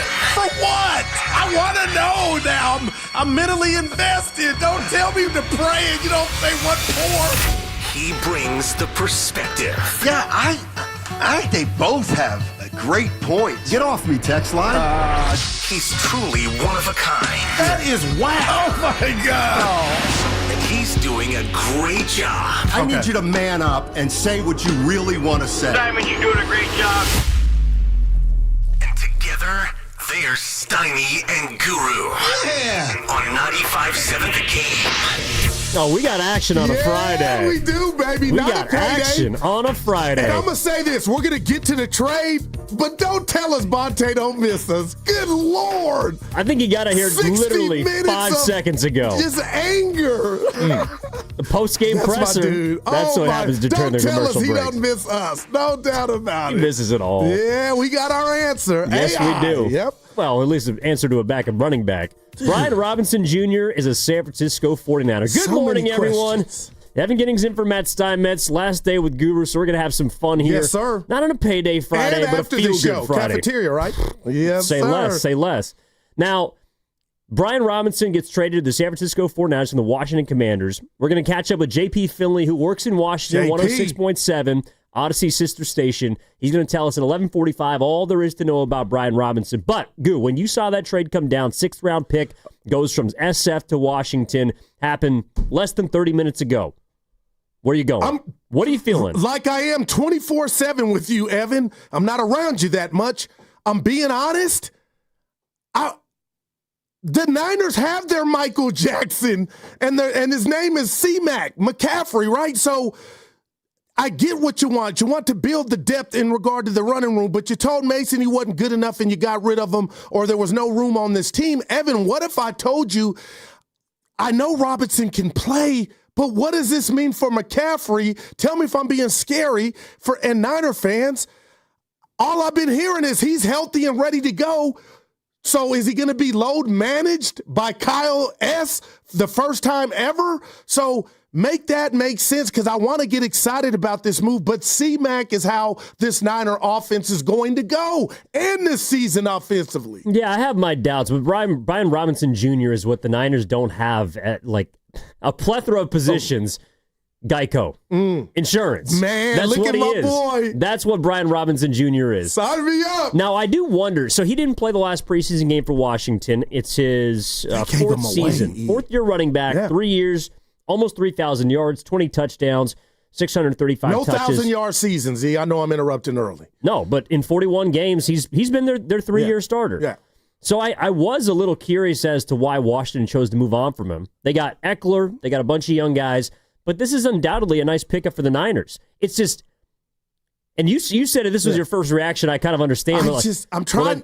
Why'd you let Mason go in the first place? Who led the league through 4 or 5 weeks in rushing anyway? But Evan, are we about to embark on a season to where, and I'm not mad at it, I just want to know where Kyle is actually going to say, the Ferrari can't be driven every day. I gotta see it to believe MPHs. it. I gotta see it to believe it. You sound like Bedonia Bonte. No, I really do. Like Kyle Shanahan presses pedal to the metal. Dude, he don't care. No, he doesn't. If he's got his running back, if Kyle Shanahan is guaranteed 4.5 or 5 yards per play with Christian McCaffrey on the floor or on the field, that's where the ball is going. He runs red lights with his players like he's not into it. So this move again. I'm not comparing Robinson to, I'll go Devers. I feel like they got Devers for much and nothing from Boston. That's looking like, well, maybe you gave up a little too much. But the bottom line, Evan, is it's not a risk from the Niners standpoint. And the reason I keep saying Michael Jackson are going vocal on you is there's only one dominant back at a time. So when Robinson's on the field and McCaffrey's not, are the Niners as good or goo? Come on, man. He needs a breather. But I just want to see McCaffrey right, left, and up the middle and I expect to see that for the Niners to reach their goals offensively, if I'm making sense. Well, it's certainly more promising than, like, I love Jeff Wilson Jr., but that's a signing of somebody who is in need of a job. Brian Robinson Jr. adds legitimate depth to your running back position, which on the 49ers, I know that Brock Purdy plays the most important position. But with how dependent they are on running the football, you can make an argument that they added depth at the most important spot on offense. Okay. All right. Now, they still don't have many receivers. They still have kind of a shaky offensive line. They got questions and a lot of youth on the defensive side of the ball. Why did he go for a 6? It was a good move. It was a buy low opportunity. I think Robinson Jr. is better than a 6th-round pick. Why? You know, and who do we got coming up? Because Washington didn't want to pay him. Yeah, that's what I think. And again, we're going to ask J.P. Finley about this at 11:45. He works in the nation's capital. But I think that Washington didn't want to pay him. They were going to move with a bunch of other running backs. And the Niners saw an opportunity to get a guy that they, by the way, do not have to pay, but in an offseason where they're seeing Jordan James, Corey Kiner, Isaac Guerendo's getting hurt, hasn't been able to stay on the field even when he's been active. Like, they got a ton of running backs that are either, I think, risky or injury prone. And so he adds a depth piece. No doubt. And I was up here telling you a couple of days ago, Jeff Wilson Jr., but that was by necessity. They needed depth. They got it here. But, Evan, I'll say this, and you tell me what you think on this beautiful Friday morning. If McCaffrey somehow, I'm not being negative, I'm being real, I'm being the parent, the football parent. If something were to happen to McCaffrey, is the Niners season over like it felt like it was last year? Now that you got Robinson, do you feel like, no, the train can keep on chugging? Well, it's going to look better than it did last season. Like Brian Robinson, mission accomplished. Brian Robinson Jr. is better than Jordan Mason. He just is. He can catch the ball. He's been a 3-year starter. He was obviously a force in college. Like Brian Robinson Jr. is legit. And I'm 6th round. Well, I can't they were able to get something for him because he might have been a cut candidate. And maybe that's why they got him for so cheap. The Niners have bought low on a lot of players, but it's been in the past, I think, more blockbuster guys. Now we're seeing them, they make a move for Sky Moore, who's just pretty much Did you hear the piece. Willard and Grandy interview with the reporter that said, Evan, I love honesty. It's going to be a short interview. Dude, like he kept that real. He can't catch. Oh, I didn't. Wow. You can't have a receiver that can't catch, and the Niners got one. This ain't the same thing, though. Okay, no doubt. I don't look at it as the same deal. I got Brian you. Robinson's legit. And has a great story. Never when you get shot a story, but he was blessed, like Pearsall, to come back from something, a lot of people don't come back from. So he's got a story for sure. So you're saying the Niners got 2 Purple Hearts? Dude, there's 9,000 of those going, but yeah. So, I mean, man, Evan, you were talking about it earlier this week where they content with their running back room. Now, am I doing too much if I look at you and say, you mentioned Mason, and I thought they picked Gurindo over Mason. Gurindo, when he's healthy, I love his style. He can run, Evan. So let's just say this is not about load managing McCaffrey. Am I wrong to look at you and ask the people, are they not confident in Gurindo's health?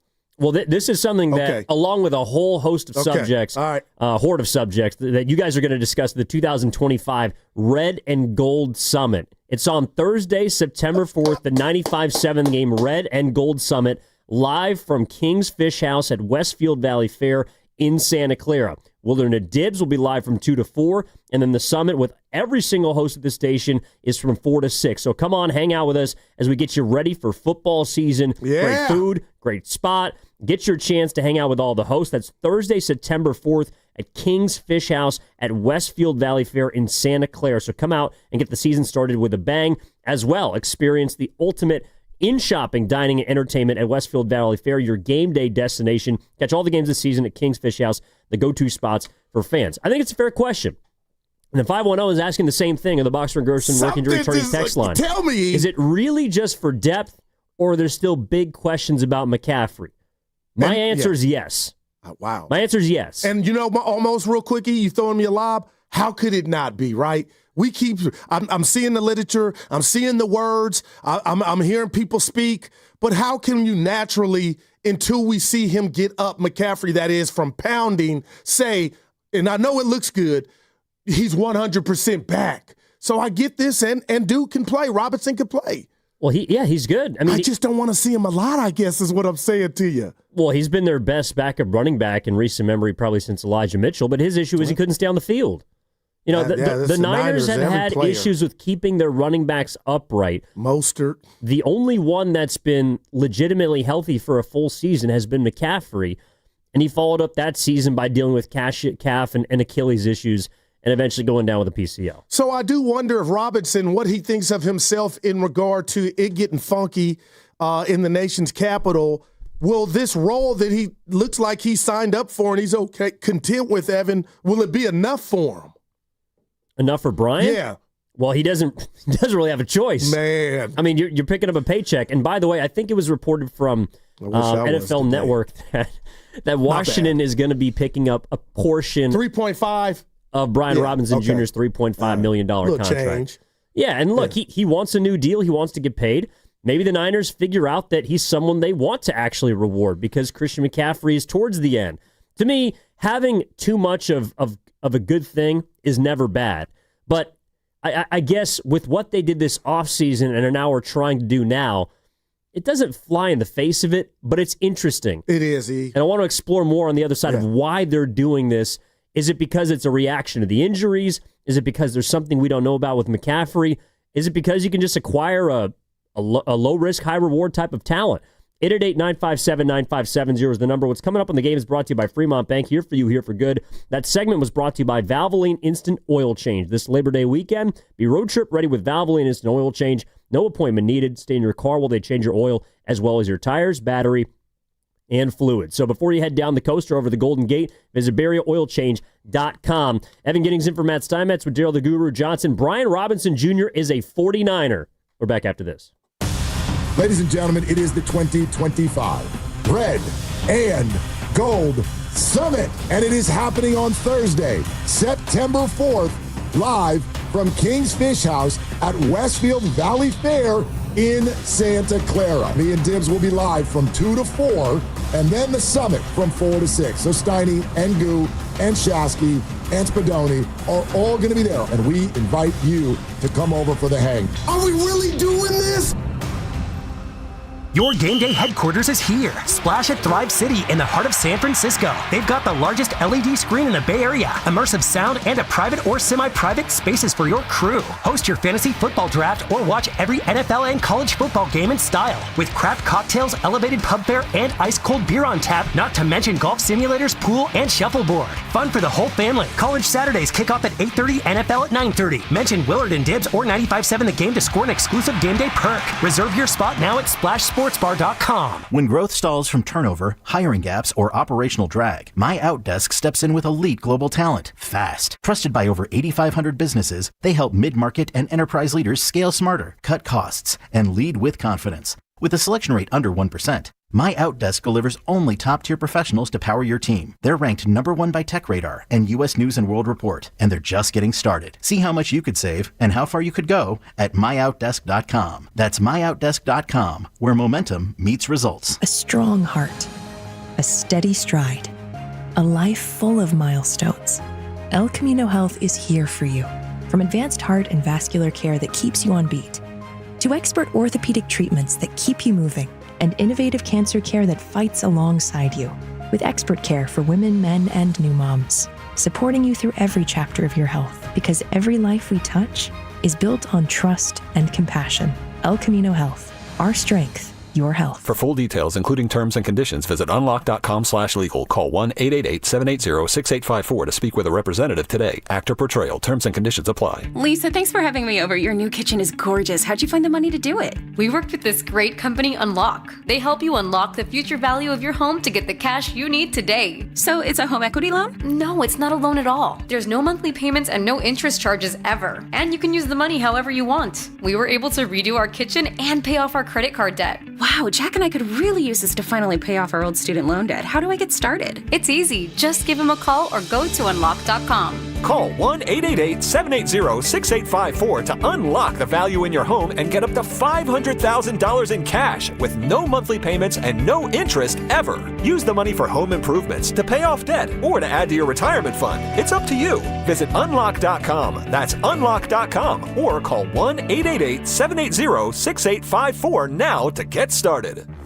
If you've started thinking about what to wear this fall, your timing is perfect because Macy's Fall Preview event has early deals on looks everyone will be wearing. Romantic dresses from BCBG and Avec Les Filles, Western-inspired boots and bags from Steve Madden, all 25% off. Plus, take 15 to 25% off fall beauty from Yves Saint Laurent, Estee Lauder, and Clinique. Don't wait. This fall preview won't be around for long. So come into Macy's today. Savings off regular and already reduced prices. Exclusions apply. Injured at work? Don't wait. Every moment counts. You may be entitled to medical care and financial compensation, but time matters. The attorneys at Boxer & Gerson are here to protect your rights and fight for the treatment and support you need. Boxer & Gerson have helped thousands of people across Northern California who were hurt on the job. Don't wait. Don't guess. Get answers. Call Boxer & Gerson today at 510-835-8870 or visit boxerlaw.com for a free consultation. Boxer & Gerson. Your life is worth the fight.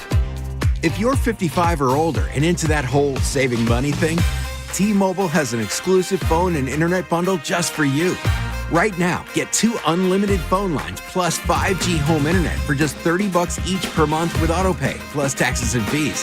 And with 5G home internet, setup is easy with just one cord and no technician needed, which is great if you're also into that whole keeping it simple thing. Switch now and experience the best mobile network in the U.S. Visit your local store to start saving. T-Mobile, it's better over here. Based on analysis by Ookla of speed test intelligence data Q4 2024 to Q1 2025, Ookla trademarks used under license. Unlimited on our network. Customers on voice plan may notice speeds lower than other customers and further reduction if using more than 50 gigs a month due to data prioritization. Video streams and SD on this plan. Home internet pricing after $20 a monthly bill credit plus $5 per line without autopay. Debit or bank account required. See 5G device coverage and access details at T-Mobile.com. Lowe's has the Labor Day deals you need to give your home a new look. Buy one, get one free select interior paint via Visa gift card rebate. Then, add the final touch with 2 for $8 on select 2.5 or 3-quart mums. Refresh your home and save big while doing it. Lowe's, we help, you save. Valid through 9/3. Mums offer in-store only. Selection varies by location. While supplies last. More terms and restrictions apply. See Lowes.com/rebates for details. Back to school is on the brain. That means new notebooks, pencils, new everything. And while the kids are getting ready to get book smart, it's time for you to save smart with Straight Talk Wireless. Switch now and get a free Moto G 2025 with 5G when you activate select plans. Now that's a smart call. Get Straight Talk covered by Verizon's 5G network. Available at straighttalk.com and Walmart. Offer valid through 10/19/25. Taxes and fees apply. Purchase of Gold Unlimited plan or higher required for offer. Must activate the plan in-store at Walmart. Cannot be combined with other offers.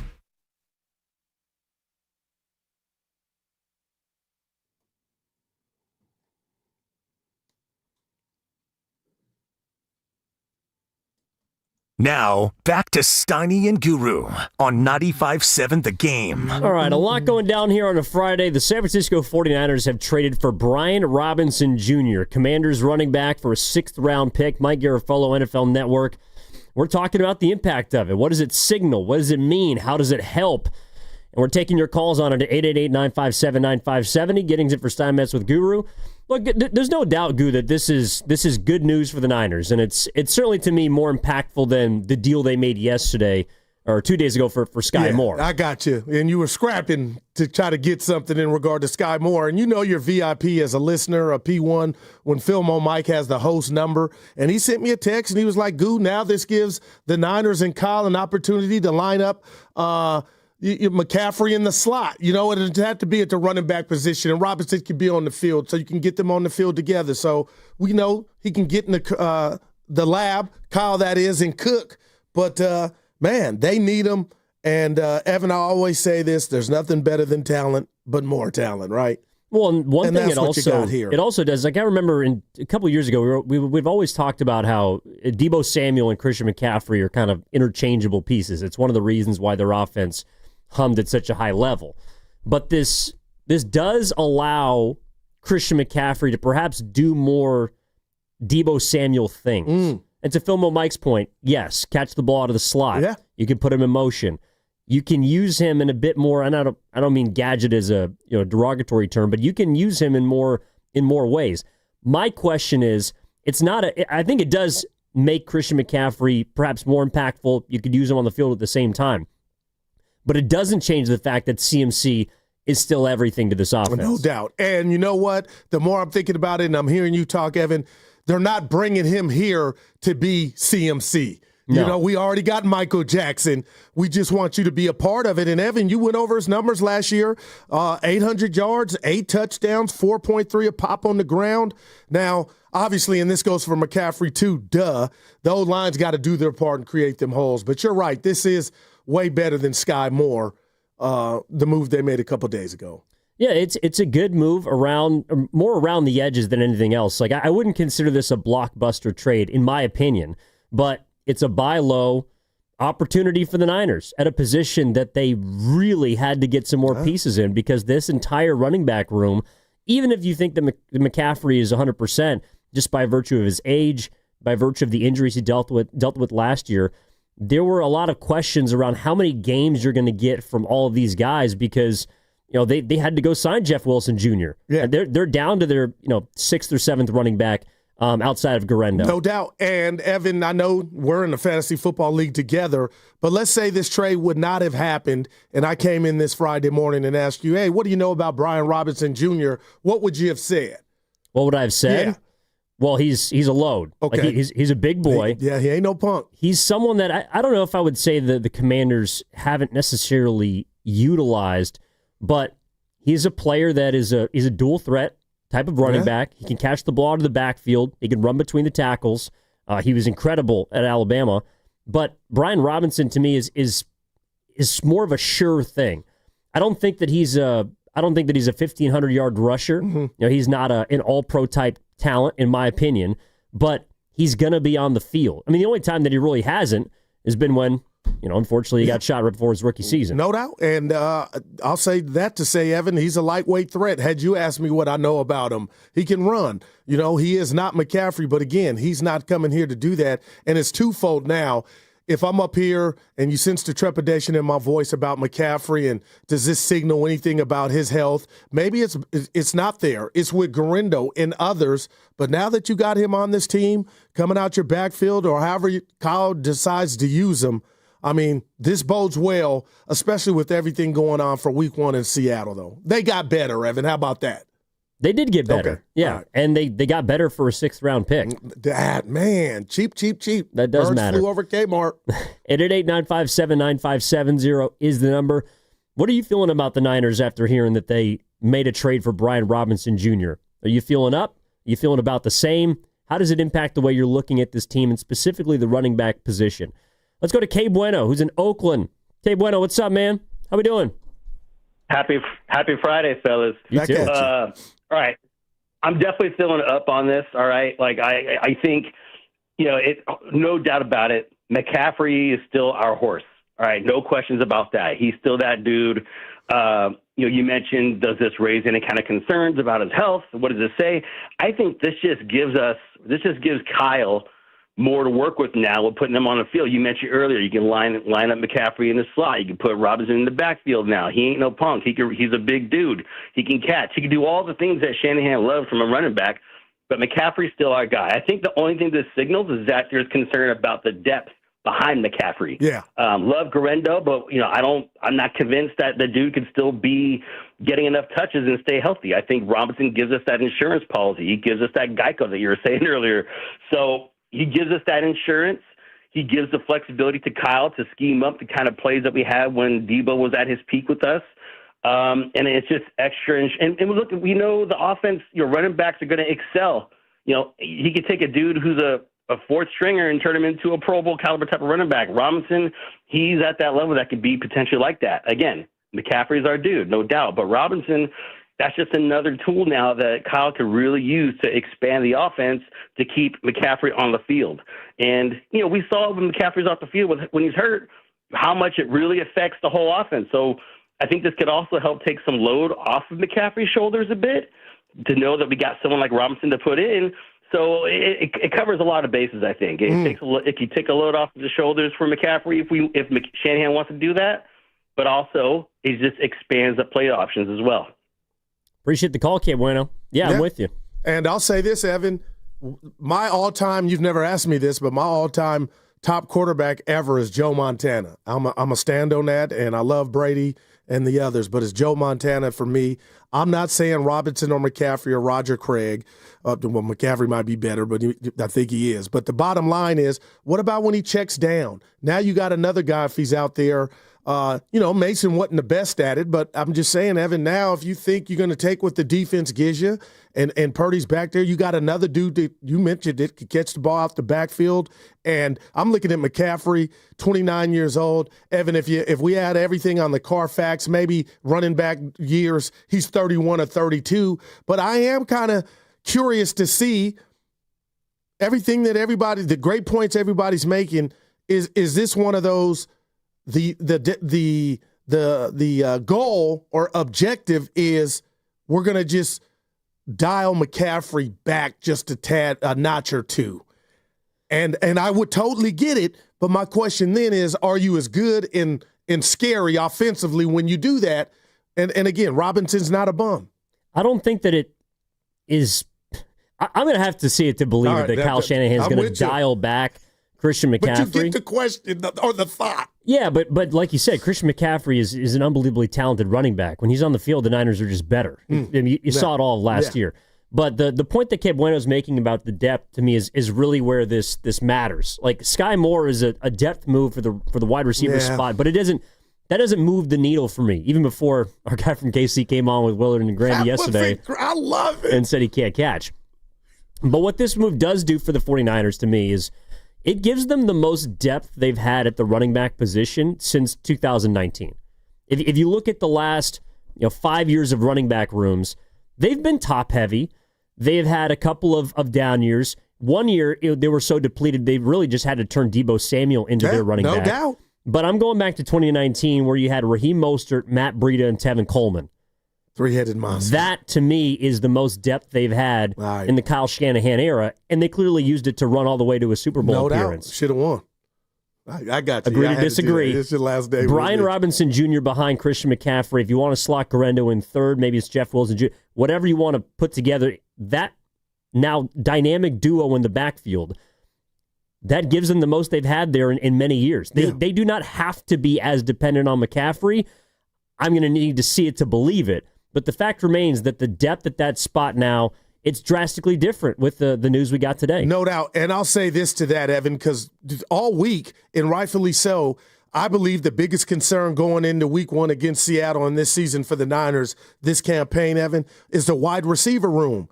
I just, I'm assuming good health with McCaffrey, but if you allow me to just look at, because this is what this move does for me, look at McCaffrey's, just his resume. 17, came in the league in 17, 2018, 19, Evan, 16 games, and then 2020, 3 games, 2021, 7, 2022, 6. So then he bounces back with 11 games, 17 games, 16 games, and then this is where I'm going. Last year, 4. So that number for the Niners cannot be single digits like it was consecutively early on in different injuries. But, man, you did get yourself some insurance if somehow, and again, I know people are goo, you hating. I'm not. I'm just saying if something were to happen to the Ferrari, you got a guy for a 6th-round pick who toted the rock 187 times last year, had 8 touchdowns, and is hard to bring down. Well, and look, maybe this also allows Kyle Shanahan to do something that we were pleading for in abundance last year, which is to get more creative, more running back sets, more interesting, more 2 running back formations for the Niners, or at least one where they're both on the field. And look, I don't think it's out of the question that McCaffrey is essentially a pseudo wide receiver. Brian Robinson Jr. also, by the way, can catch balls out of the backfield. He's not too shabby with those mitts. So maybe the answer to some of the wide receiver questions that we've had is, well, we're just going to go out and get another running back who can catch the ball, and this will allow us to feature McCaffrey in a way that kind of hides or shadows or hides, kind of just pushes all those other question marks to the side. Yeah, and I know where there's not question marks, and that's regard to the quarterback's new deal, Brock Purdy. I told you I already feel like he earned that thing. But the bottom line, too, now, Evan, is you get him another weapon if we do see 22 personnel or we do see McCaffrey lined up or Robinson lined up in the slot or whatnot. So you are right. Purdy got another weapon today. 707 is saying we're going to create the 32 offense with 3 running backs and 2 tight ends, no wide receivers. 888-957-9570 is the number. Giddings in for Steinmetz with Guru. Let's go to San Ramon and talk to Pete. San Ramon. Petey, good morning. What's up, man? How you feeling? I'm feeling really good. Hey, gentlemen, thanks for taking my call. I think this is the acquisition of Robinson is the other half of the trade for Debo. Debo was traded for a 5th-round pick. Robinson a 6th.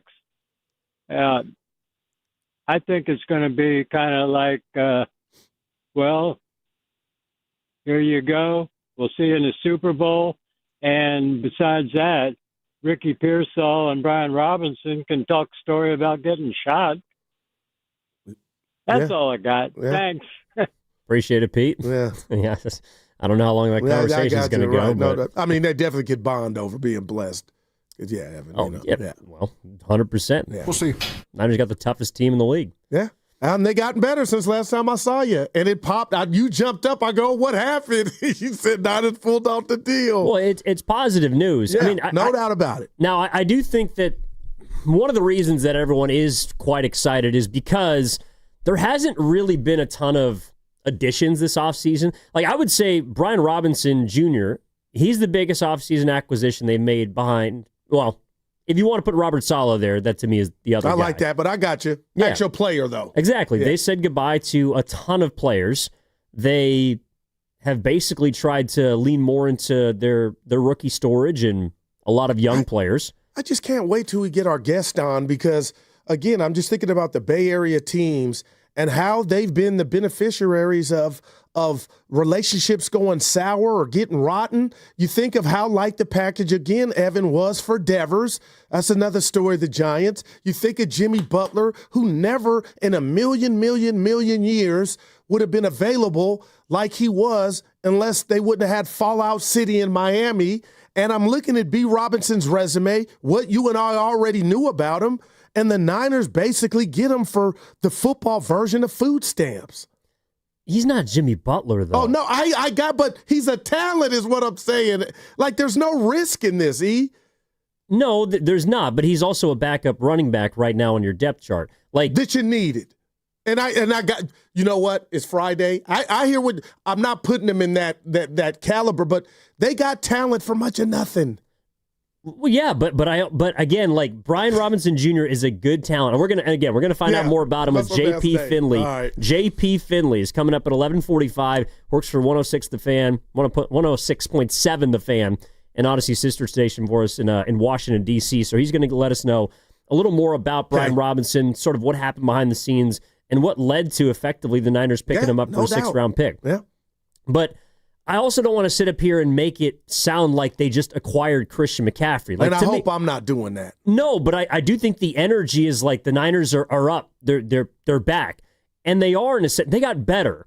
But it doesn't take away from all the other things we've been talking about this week. You know, to me, Brian Robinson Jr. is a good ad. Yeah. But he's not going to mask the rest of the concerns that people were discussing on the offense. And that's why when we started the show, Evan, and you made the announcement in the green room, seriously, man, I just is happy for Niner fans and the team that I am, and I get the excitement.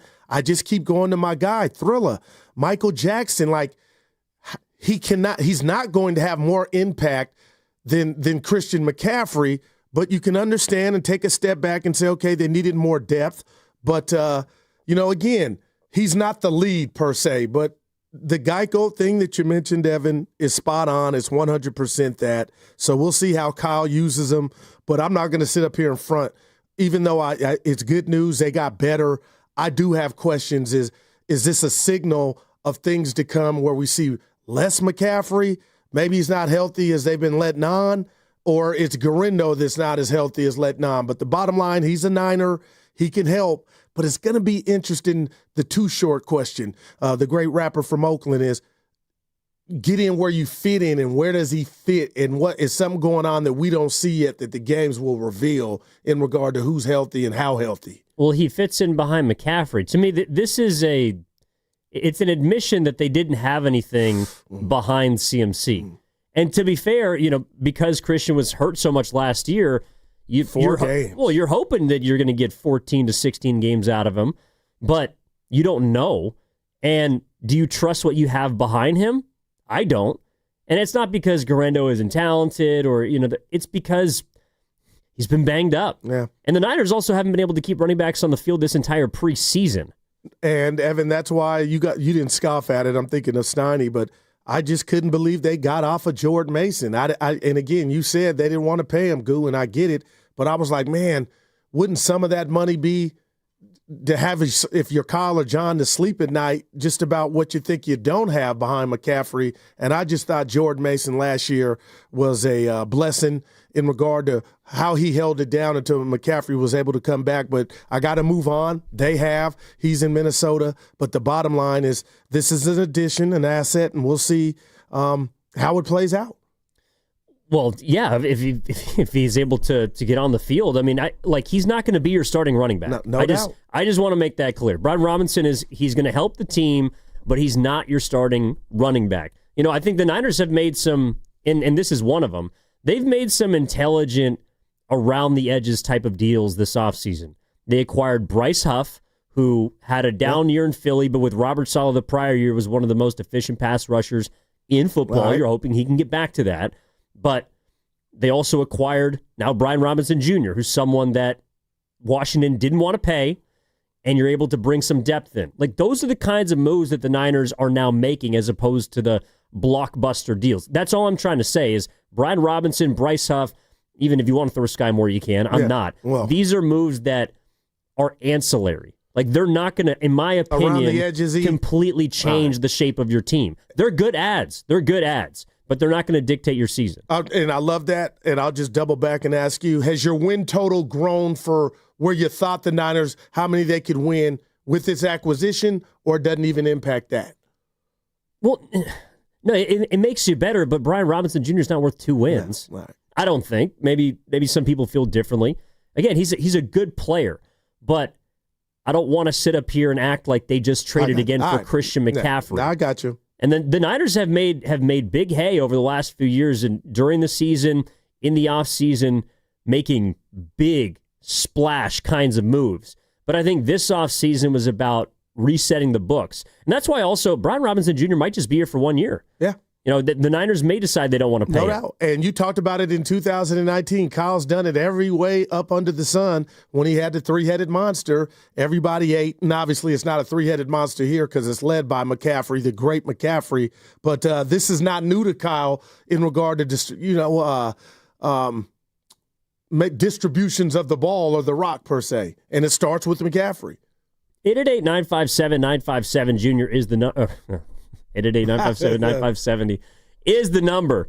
Oh, Brian Robinson Jr. is the trade that they made earlier this morning. 6th-round pick going back to Washington. The Niners have a new backup running back, an RB2, maybe at some points an RB1, depending on how many games Christian McCaffrey is going to be able to play. Does this mean that they're going to bubble wrap Christian McCaffrey a little bit? What would that look like, E? Well, it means that he's not on the field every single time that they need him to give him the ball. If I'm a defensive coordinator, I'm like, I'll take it. Not that, again, our boy is not mincemeat, Robinson, but I'm just like, this thing to me, when you say, Goo, how far can the Niners go? How far McCaffrey can take them? That's where I'm at. Well, then, but then why is this such a big move if the question is, how far can McCaffrey take them? Well, no, that's my biggest concern. That when I jumped up and you made this announcement, you know, again, I don't want to poo-poo anything. My thing was, are they telling us something, or are they nervous about how McCaffrey can hold up this year? Because that's what my win total is based on. Offensively, it cannot be, obviously, a repeat of last year. Well, but isn't that why you were worried about them saying bye-bye to Jordan Mason? No doubt, and I shared that with you the other day.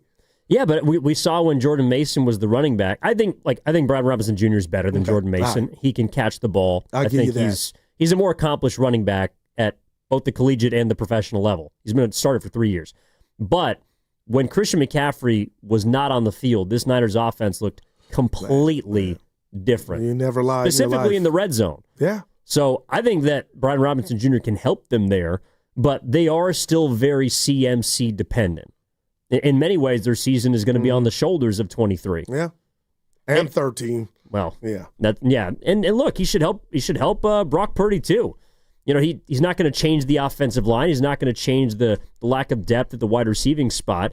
But the Niners were able to get a player that is going to help what they can do, which is run the ball, perhaps with more effectiveness. Let's go to Austin, who's in San Francisco. Likes the deal. Austin, good morning. What's going on? How are you? I'm doing pretty good. Hey, y'all can call me crazy or not. I like the deal, but is this a red flag to us, though? With McCaffrey, is he going to hold up? And how many good years we got out of him since we had him? Is it like 1 good year, 1.5 good years since we had him? That he had good games for us, a good year? And I think we should, move on from that and go after Parsons to help out Nick Bosa with his defense with him. Since we got this Brian Robinson dude, and he's a pretty good running back to me, if you ask me. I like the trade. I just think we just need more help on somewhere else. McCaffrey got to go, just like Klay Thompson had to go.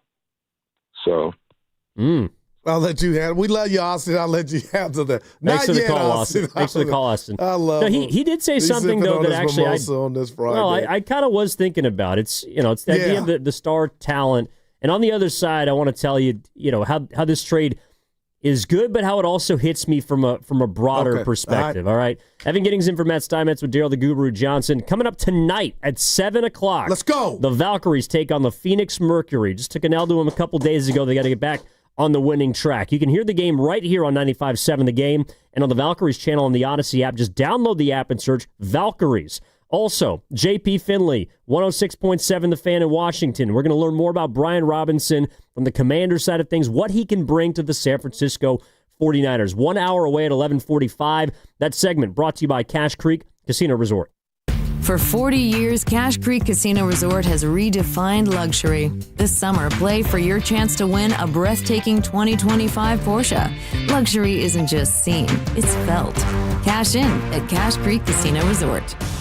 Ladies and gentlemen, it is the 2025 Red and Gold Summit, and it is happening on Thursday, September 4th, live from King's Fish House at Westfield Valley Fair in Santa Clara. Me and Dibs will be live from 2 to 4, and then the summit from 4 to 6. So Steiny and Goo and Shasky and Spadoni are all going to be there, and we invite you to come over for the hang. Are we really doing this?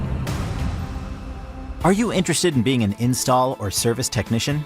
Good news! R&S Doors and Gates is hiring. If you have good mechanical skills and a knowledge of power tools, welding, and motor controls, you should apply today. R&S Doors has openings to repair and install commercial overhead doors, entry doors, and loading dock equipment. You must be able to work in a professional, fast-paced environment. Call 800-FIX-A-DOOR and apply today. That's 800-FIX-A-DOOR or visit rsdoors.com. R&S Doors.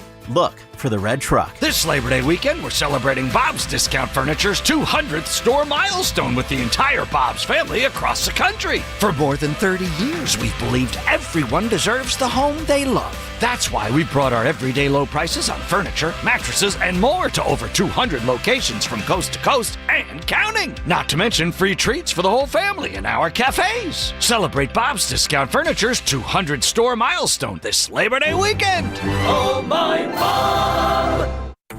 When your name's on the paint job, your primer better hold up. Painters trust Kills primers for serious adhesion, stain blocking, and a finish that lasts. Now, the full Kills lineup is available exclusively at the Home Depot. Need it fast? Get same-day or next-day delivery, or order online and pick it up in-store. Kills primers. Pro results. Faster. The Home Depot. If you're a pro, you know. A lot of Bay Area banking customers are faced with a choice. Which financial institution best fits what they're looking for? It might make sense to consider a bank's history. Take Fremont Bank. For 60 years, we've provided stability and consistency with an emphasis on relationships. We've grown one customer at a time, not through mergers or acquisitions, because that's how you can do business when you're independently owned and community focused. Fremont Bank. Here for you, here for good. Visit Friedman's Appliance for the Sub-Zero Wolf and Cove Grand Kitchen event. With qualifying purchase, get 3 additional years of protection or qualify for a $1,000 rebate. You'll find the largest selection at the Living Kitchen at Friedman's Appliance in Pleasant Hill. Citizens, since we each upgraded to Xfinity in our homes, the Wi-Fi has been booming. It's fair to say our town has officially become a boomtown. Mayor, will I be able to drop into multiplayer gaming battles with low lag? The lag won't be an issue, but your questionable skills may be. And what if I have hundreds of devices on the Wi-Fi? Purely hypothetical. Seems like a lot, but sure, hundreds of devices all booming together with the Xfinity Gateway. Yes, friends and neighbors, with Xfinity, the Wi-Fi is booming. The Wi-Fi isn't the only thing that's booming. Now get the most reliable Wi-Fi and our best-in-class equipment for one consistent price for 5 years guaranteed. All in. Plus, get unlimited data included and no annual contract. All with the 5-year price guarantee from Xfinity. Visit Xfinity.com, call 1-800-XFINITY, or visit a store today. Restrictions apply. Not available in all areas. New residential customers only. Select plans only. Xfinity Gateway with XFi Complete required for unlimited data except in certain areas. Most reliable Wi-Fi based on Open Signal Awards USA. Fixed Broadband Experience Report, August 2024. Actual speeds vary. We know there's a lot that can go on during one night of baseball. Long home runs, epic pitching performances, catches that defy space, time, and gravity. Climbing the wall! Did he catch it? He did! But what if you could get all of that summarized in a quick, concise, and at least we think, funny podcast that's under 10 minutes? Check out MLB.com's morning lineup. It runs Monday through Friday mornings on Spotify, Apple, or wherever you love listening most. When you're hiring, have you ever felt like you're missing out on meeting truly great candidates for your roles? It seems impossible to find them, but they have to be out there somewhere, right? Well, they're not hard to find when you know where to go, and that place is ZipRecruiter. And right now, you can try ZipRecruiter for free at ZipRecruiter.com/free. ZipRecruiter helps 10 million people with their job search every day. And because these people are actively looking for jobs just like yours, it's easy to find the right person right away. In fact, 4 out of 5 employers who post on ZipRecruiter get a quality candidate within the first day. But if you're not using ZipRecruiter, you're missing out. So see what it's like when the impossible is easy. When you go to ZipRecruiter.com/free right now to try ZipRecruiter for free. Once again, that's ZipRecruiter.com/free. ZipRecruiter.com/free. Never miss out on great candidates with ZipRecruiter.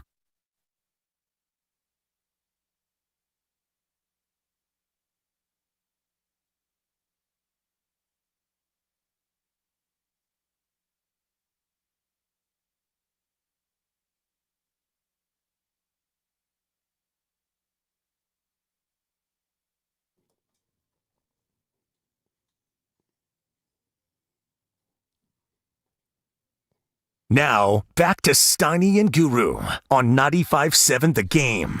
All right, here's what we got going on today. Gettings in for Steinmetz with Guru. We got JP Finley of 106.7, the fan from Washington, coming on to discuss the Niners' latest running back acquisition. 11:45, and then later on in the show, guy who I think was actually on this beat, Mr. Fab? Yeah, Fabby Davis. Yeah, Fabby Davis is going to join us at 1 o'clock later on today here on a I got to give him a Friday. compliment. I don't want to ruin it for you, but so he writes, he'll put on his IG, anybody need a verse? I got you, because he writes verses, wrote for Snoop. He's gifted. Yeah. He calls himself Penn Griffey Jr. Not Ken. That's Penn Griffey. That's a 6. Come on, that's a bar. That's a 6. You get it? I get it, Goo. I get it, Goo. You can't make this stuff up. Playing with words. Penn Griffey Jr. He was a writer. Yeah, for the slow people in the back, they get heck it. Yeah. Yeah, there we go. God. Jan. Yeah. All right. Real quick, your parents pulling up to the summit because they pulled up to the last one. They're not. But, okay. Well, my parents are overseas right now. Well, traveling. Well, they're seeing my sister who lives in Sweden. So. Hello. Yeah. By the way, Red and Gold Summit is happening Thursday, September 4th, live from King's Fish House at Westfield Valley Fair in Santa Clara. Willard and Dibs will be live from 2 to 4 p.m. and then the summit with every single host from 4 to 6. Come on and hang out as we get you ready for football season with great food, a great spot, and a chance to hang with all the hosts. That's Thursday, September 4th, King's Fish House at Westfield Valley Fair in Santa Clara. The ultimate in-shopping, dining, and entertainment at West Valley Fair, your game day destination. And check out every single game this season at King's Fish House. Go-to spot for fans. All right. This is from the 510 on the Boxer and Gerson work injury attorneys text line. Instead of asking if the deal indicates something about CMC's health, should see it as the Niners preserving his health. I'm kind of with you here. I do think that this move gives more of an opportunity for Shanahan to load manage McCaffrey, which we've discussed as being something that he don't mess with. Well, but we would like to see more of. So in 2023, Evan, he had 272 carries. What is there a number? McCaffrey. Yeah, help me out. Is there a number you have in mind? Like, would you like to see that again? Do you expect that, or does this move signal to you, Goo, it ain't going to be 272 for sure? Well, but look at how many touches he had. I'm talking about between rushing all right, I got you. And receiving. Yeah. And 2023, Evan, he had 67 receptions. So he had touched the ball 330 times. There we go. And then in the playoffs, he touched the ball an additional, I think, 70 or 80 times. Yes. I do not think that McCaffrey's going to touch the ball 400 times this year. All right. There's just either because he can or he won't. Yeah, and I'll say this to that. If he even gets close, it'll be good news for the Niners and Niner fans because that meant he remained healthy.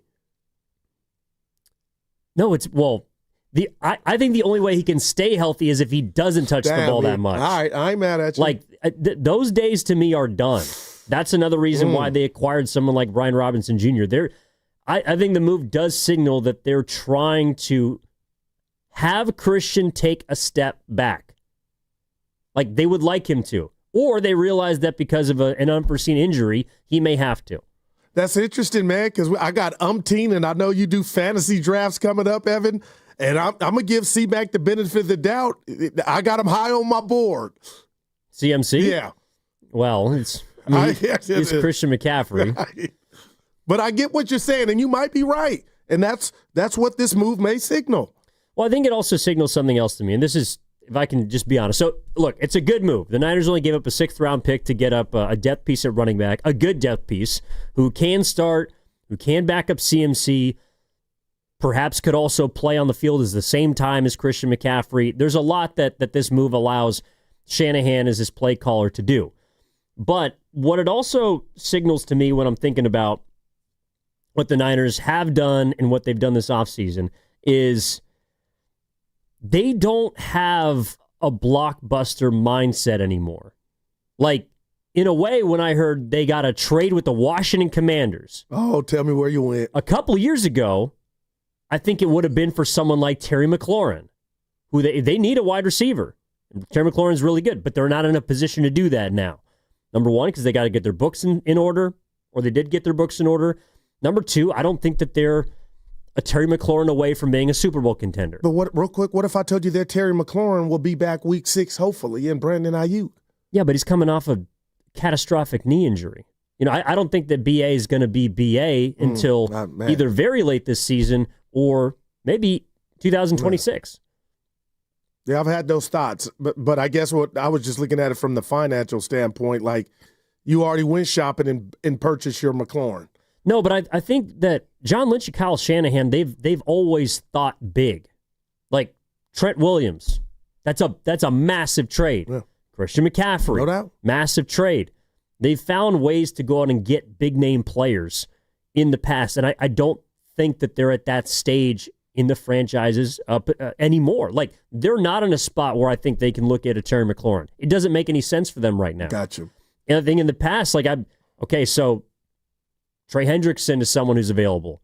I think in the past they might even have made a call about Micah Parsons, who we don't think is going anywhere, but maybe the Cowboys would get off him. No, I hear you. That's just not where the Niners are at anymore. And a lot of it, again, that's why I have question marks, and I'm also excited about how this season plays out because we all know what the title of the jam is. They are going to be dependent on youngsters picking up the life in the NFL, the game, the speed, everything that was different in college, and they're rolling the dice, in a lot of places, a lot of important positions that just that component to their team, the youngness, the youth, that they're going to pick it up, and hit the ground running. And I'm with you. Financially, they've spent. Everybody damn near got paid. Well, and unfortunately, you had bad luck with Ayuk. You gave him all that bread, and you won't even – I think you might be right. He won't look like himself until next season. Well, and these moves they've made this offseason mean it was time that they had to pay the piper. Except Jennings, yeah. Well, but no, they are paying the piper. Like, they're not giving him money right now. They're not just handing out contracts. They're not acquiring big contracts. They're not looking to go and get Terry McLaurin. They're not looking at a Trey Hendrickson or a Parsons level type of talent. In the past, I think we would have heard the Niners' names in those kinds of discussions. But instead, and again, these aren't bad moves. These are solid pickups. These are solid acquisitions. Bryce Huff is a quality acquisition. Brian Robinson Jr. is a quality acquisition. Thanks. But to me, those are not franchise-altering moves, of which the Niners, to me, have been, I think, under Kyle Shanahan, largely connected to almost every year. Yeah, and it's interesting, and this is no shade at Robinson. We both agree, Evan, it was a good, sound pickup. But if I were to look at the Super Bowl odds for the Niners, I don't think they increased at all. And that's not a bad thing with this move. But, I could totally be wrong, and Kyle could draw it up and do what have you. But in totality, it's probably exactly sitting where it was yesterday. I think that this move for Brian Robinson Jr. raises the floor of the 49ers a little bit. But to me, it doesn't really raise their ceiling. To your point, I don't think that odds are moving in the Niners' favors towards the conference, the division, a Super Bowl. But it does feel like if Christian McCaffrey has to miss some games. Go ahead, you preach it. Now they got a guy that they feel good giving the ball to. No doubt about it. And I don't think they've had that. Pick. Yep. This is from the 707. Hot take. Christian McCaffrey is going to have 100 catches this season with about 200 carries. So that'll put him at 3. Evan, I got it. No chance. Like that's why you got this guy. Yeah. You got this guy because I don't think they believe Christian McCaffrey can handle 300-plus touches. And be available. And remain healthy. Yeah, there you go, Ian. And remain healthy. Yeah. That's just me. Like this. So he's on a pitch count to you think? Or you're Goo, we're just going to, it ain't a pitch count, we're just going to load manage him. Well, before this move, you had no other option. With all due respect to Isaac Guerrero and Jeff Wilson Jr. and everybody else in the running back room. But they were high on Guerrero, but he stayed hurt. Yeah, exactly. They were also high on Elijah Mitchell, but he couldn't stay on the field, and he's no longer on the team. No doubt about it. They had to say goodbye to him, and he was their leading rusher, I think, in 2000. No, he could play, man. He just couldn't stay healthy. That's why they went and traded for Christian McCaffrey, and that's again kind of the point. Like the Niners saw a hole at running back in 2021. That's why Debo got sort of turned into a running back, and then Elijah Mitchell couldn't stay healthy. But instead of trading for a depth piece or going out and getting somebody who's serviceable, they traded for Christian McCaffrey. And at the time, that was a relatively buy low position. I think they gave up a second and third and some other ancillary picks. I had forgot about McCaffrey because he had been hurt, Evan. Exactly. And the Niners bought low on him, and he turned and transformed this franchise into a great offense again. But that's the move they were looking at then because they were maybe a Christian McCaffrey away. I don't think this team is that player away. And that's why they're looking at, okay, how can we get some depth here? How can we add a quality pass rusher here? Instead of, let's go for the big fish because we got everything in our house in order. Yeah, and also, if he's not on the field for a play or two, Evan, that we just fall off in regard to threat-wise by not having him out there. And again, we both agree that Brian Robinson Jr. is a solid back, and he can help. Well, he should help. He has to help. 707. You're wrong. There's a chance McCaffrey has 100 catches. Oh, I'm not talking about 100 catches. I'm talking about 300 touches. Yeah. I mean, to me, it's. I think 300 touches, and you're right. I could be wrong. I think that's asking for trouble. I think asking Christian McCaffrey to touch the ball 300-plus times again. And it might be dumb at this point, Evan, is asking for trouble. If you just blow past that. I'm with you. He's 29 years old. Man. He's coming off a season in which he played 4 games. And he might be really 31 in totality with all that his body's been through. And you could push that number up if you wanted to. Based on running backs. Yeah. Come on now. He's on the downside of his career. But this was a move they felt like they had to make because maybe they looked at themselves, Goo, and they said, we're too CMC dependent. Like our season, as evidenced by last year, it kind of hinges on his health. And, to some extent it still does. I don't think they're going to be a great team without him. But maybe Brian Robinson Jr., similar to how they got Mac Jones. Like when you have your backup quarterback, you don't feel good about him being in, but you feel a lot better with Mac Jones than you feel with Brandon Allen. I totally get it. And Evan, I got to do this to you because you said it when I blurted it out. I'm not talent-wise, there is no comparison with Devers and Jimmy. But can you give me or meet me halfway in the hallway of a 6th-round pick for a guy that almost has gotten 1,000 yards, 8 touchdowns, and is hard to bring down? I feel like there can be no wrong if McCaffrey is healthy and Guerrero can hold up. The fact that it was only a 6th-round pick is like, it makes this deal a win-win. You're listening to 95.7 The Game, KGMZ FM and HD1 San Francisco, and Odyssey Sports Station, always live on the free Odyssey app, and now broadcasting from the Laughing Monk Studios. Yeah, no, it's like it's it's a win-win, but it doesn't mean you're getting a Super Bowl. Gotcha. Like it doesn't mean that the Giants are going to the Niners are going to run to the conference championship game because you got Brian Robinson Jr. I'm saying maybe now we can keep our guy from that threshold number of 300 that you don't want to. You wouldn't. It sounds like you don't want to see McCaffrey. Like that would be negligence almost. But now I feel better about. I can see a scenario where their offense would be healthy in regard to still being able to move the ball, get some first downs, have a guy that can catch the ball out the backfield. Maybe if McCaffrey's not out there, or Lord knows, misses a game or two. Yeah, but at first when we both saw the deal, but it was like you were suspicious about why they needed to do it in the first place. And I still am, Evan. I still am. Because Kyle's never – remember we were asking him, and I was at Steiny and I were having conversations, and the reporters would ask him about the workload for McCaffrey. he basically, I'm paraphrasing, Kyle was like, I don't care about that stuff. I don't look at that stuff. If he's healthy, I'm giving him the rock. I got to believe that has taken a hit, and it should with how many games McCaffrey missed last year and the fact that you go out and get Robinson, who's not a stiff. So, like Einstein knows, you don't have to be Einstein to know, maybe dial Christian back just a tad bit for the betterment of your team and longevity of this season for him. It falls into the downsizing that I think they've done at a lot of spots. Okay, so they said goodbye to Deebo Samuel. That saved them a lot of money. They even said goodbye to Jordan Mason. Well, Brian Robinson Jr. is making less money than Jordan Mason. Wow. So you feel like you got a better player for a lower price. Damn. They're because I miss Mason, but I did up until today. But that's the thing. Like the Niners are, they used to shop at, Macy's. Nordstrom's. They used to shop at Macy's, and now they're shopping at, I don't know, what's the one? TJ Maxx? Buffalo Exchange. Yeah, well, I never heard of that one. So I think it's like a thrift shop. And nothing wrong with TJ Maxx, but you get some Walmart. They got gear. There's nothing wrong with that. But the quality from those places is probably not going to be as good.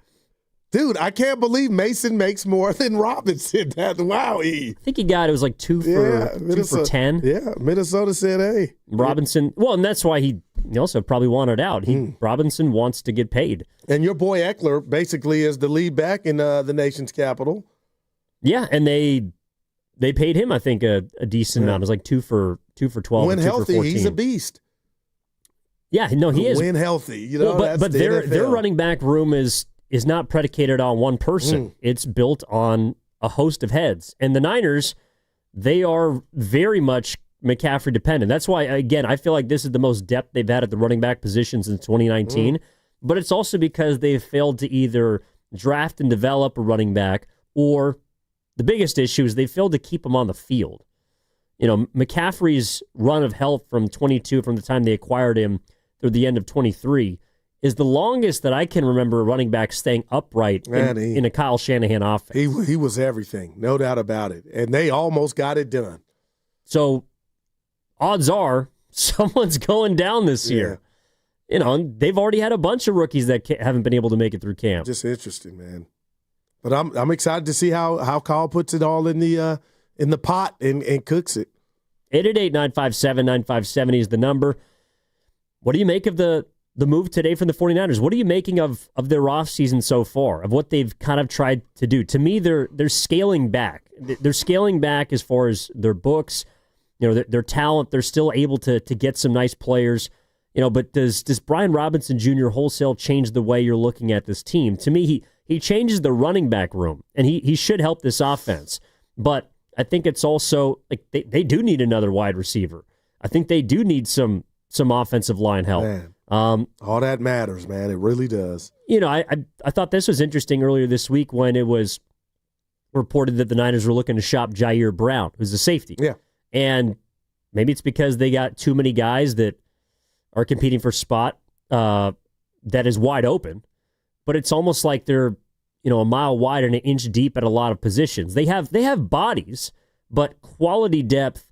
Brian Robinson Jr. to me is probably the best example of that now on their roster. No, and that constitutes a home run for me, Evan. When you can say that now after the fact of the day of, with this announcement coming out, that's a home run, especially with the price that I just feel like they got him for free. And I know a 6th-round pick, shout out Tom Brady, but man, Evan, they got him for much and nothing, and I think he's better than that. So when we have our guest on from D.C., it'll be interesting to see how the situation got to this point for Robinson in the nation's capital.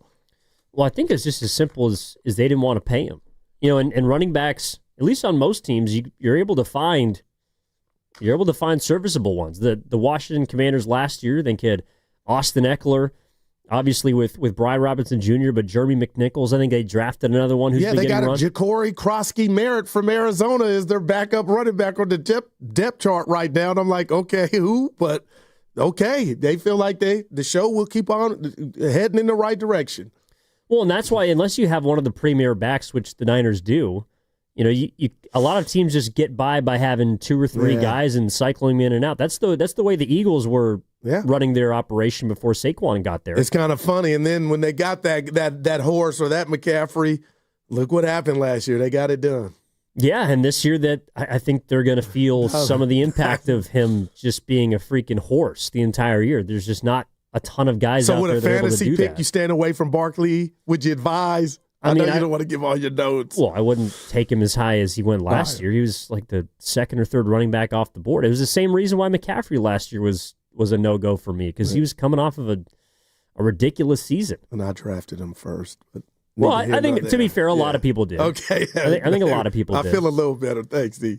Yeah. No, this year's going to be interesting. There are a lot of young running backs who are looking to still establish themselves.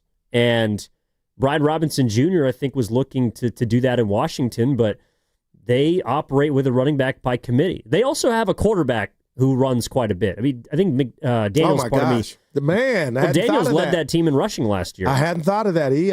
Man, you are right.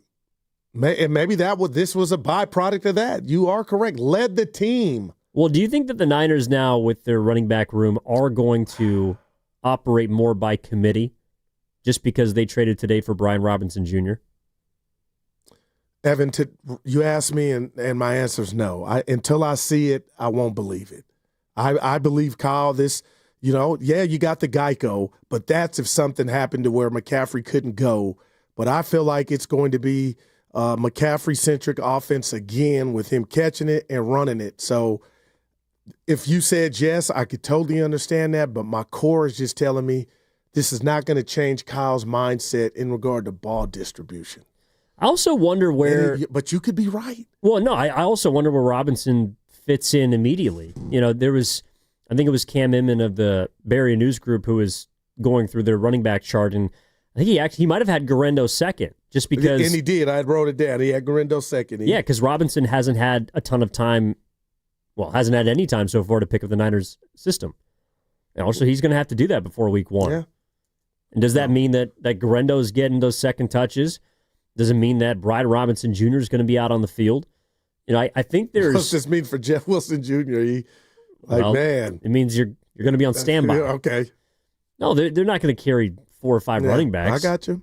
Although they might have to go through 4 or 5 running backs. And that's why I'm so eager for the season to start and get tomorrow out the way against the Chargers.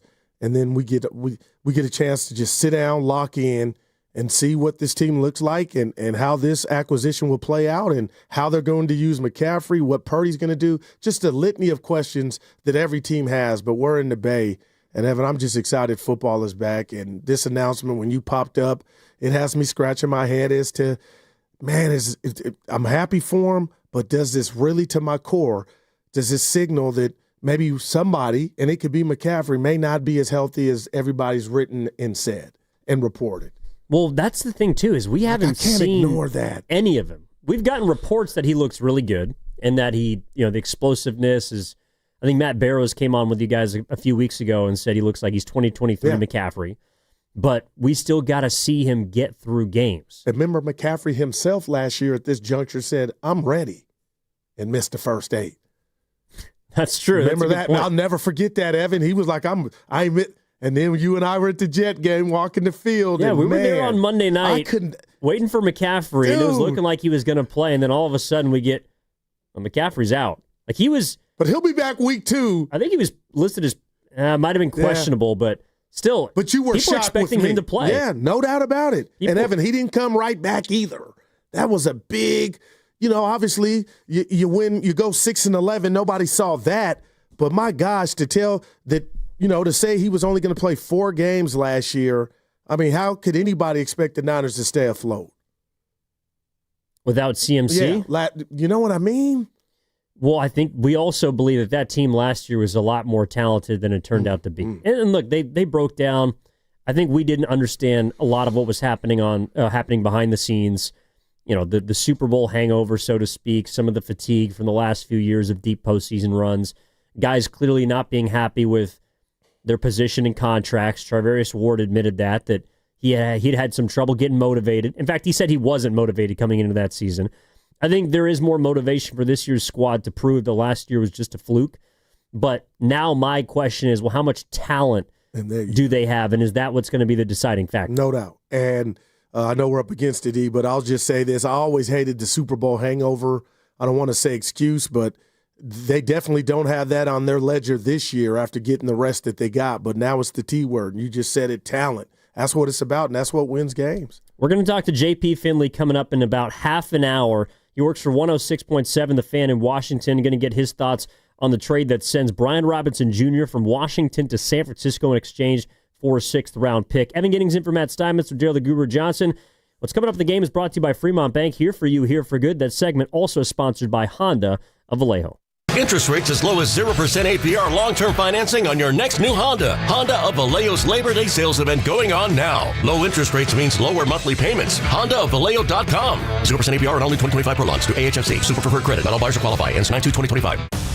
Ladies and gentlemen, it is the 2025 Red and Gold Summit, and it is happening on Thursday, September 4th, live from King's Fish House at Westfield Valley Fair in Santa Clara. Me and Dibs will be live from 2 to 4, and then the Summit from 4 to 6. So Steiny and Goo and Shasky and Spadoni are all going to be there, and we invite you to come over for the hang. Are we really doing this?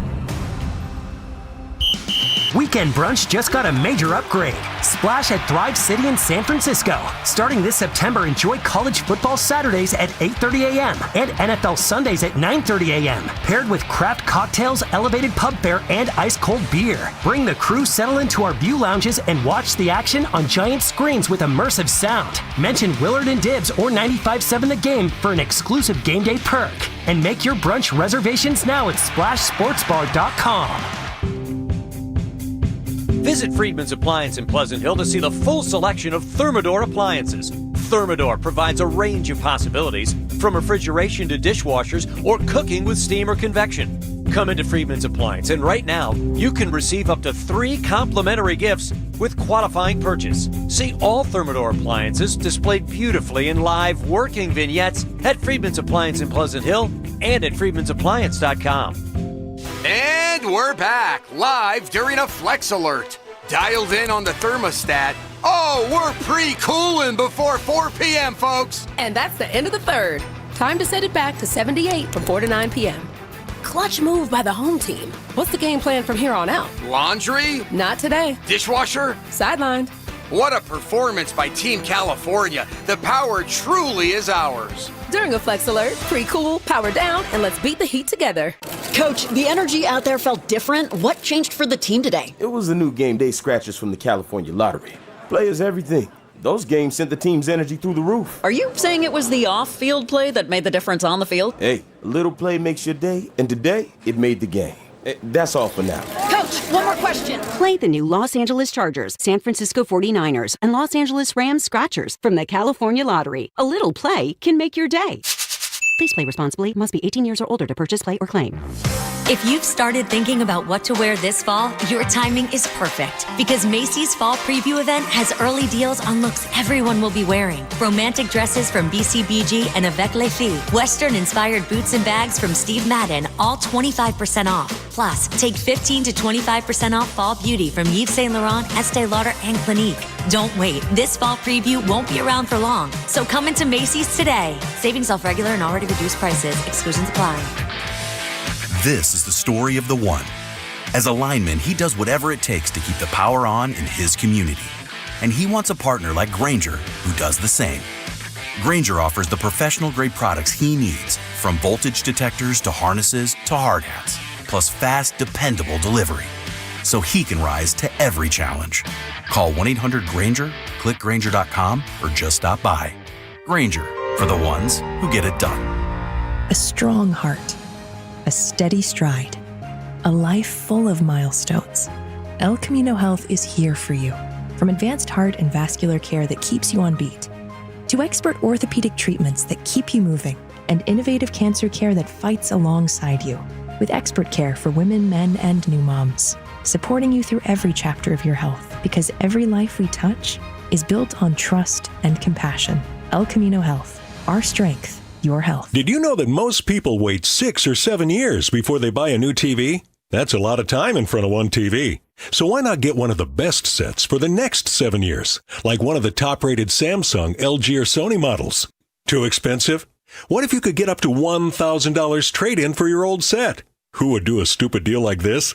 Right now, at Video Only, you can get big bucks for your old set as a trade-in and a hot price on the new models. Don't be sorry. Check out Video Only. This is McGruff the Crime Dog, and I need you to help me take a bite out of crime. Another teenager, victim to fake pills bought from social media. This doesn't seem like a drug deal, but it definitely is. Should buying prescription pills be that easy? Many fake pills contain fentanyl, and an amount small enough to fit on the tip of a pencil can be lethal. So listen, before buying pills from social media, think again. Learn more at mcgruffpsa.org and go for real. Brought to you by USPTO and the National Crime Prevention Council. Do Crohn's disease or ulcerative colitis symptoms keep coming back? Tremfya, guselkumab, may help, with rapid remission achieved at 12 weeks and lasting clinical remission at 1 year. Some even saw visible improvement of their intestinal lining at 12 weeks and 1 year.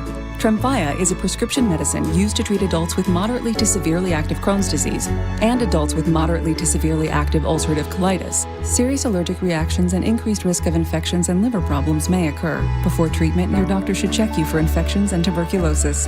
Tell your doctor if you have an infection, flu-like symptoms, or if you need a vaccine. Healing is possible with Tremfya.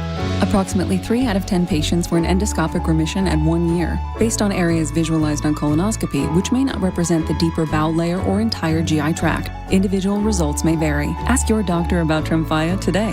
Call 1-800-526-7736 to learn more or visit tremfyaradio.com.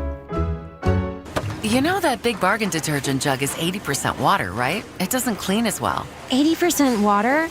I thought I was getting a better deal because it's so big. If you want a better clean, Tide Pods are only 12% water. The rest is pure, concentrated cleaning ingredients. Oh, let me make an announcement. Attention shoppers, if you want a real deal, try Tide Pods. Stop paying for watered-down detergents. Pay for clean. If it's gotta be clean, it's gotta be Tide Pods. Water content based on the leading bargain liquid detergent.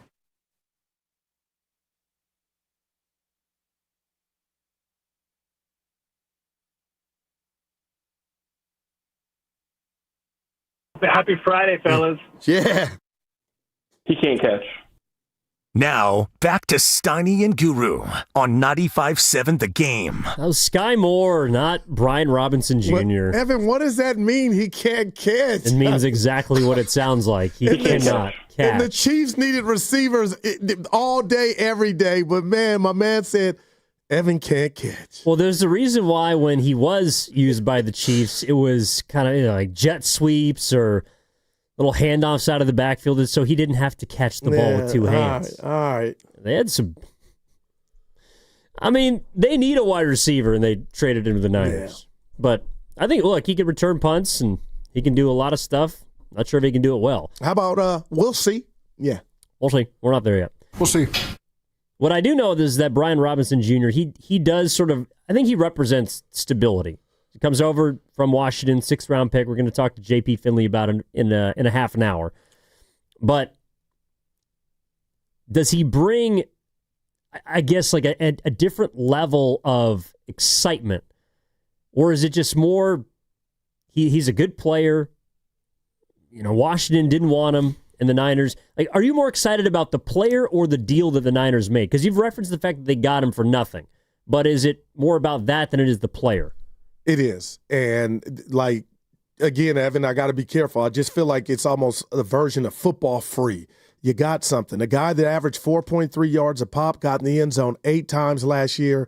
And my biggest fear, even before this deal was announced, is if McCaffrey goes down, they're finito. They're done. I don't feel that way now, but I did ask you during the break, Evan, in regard to depth and this team's lack of that in a lot of positions. What's the strongest position now in regard to depth in your mind after this move?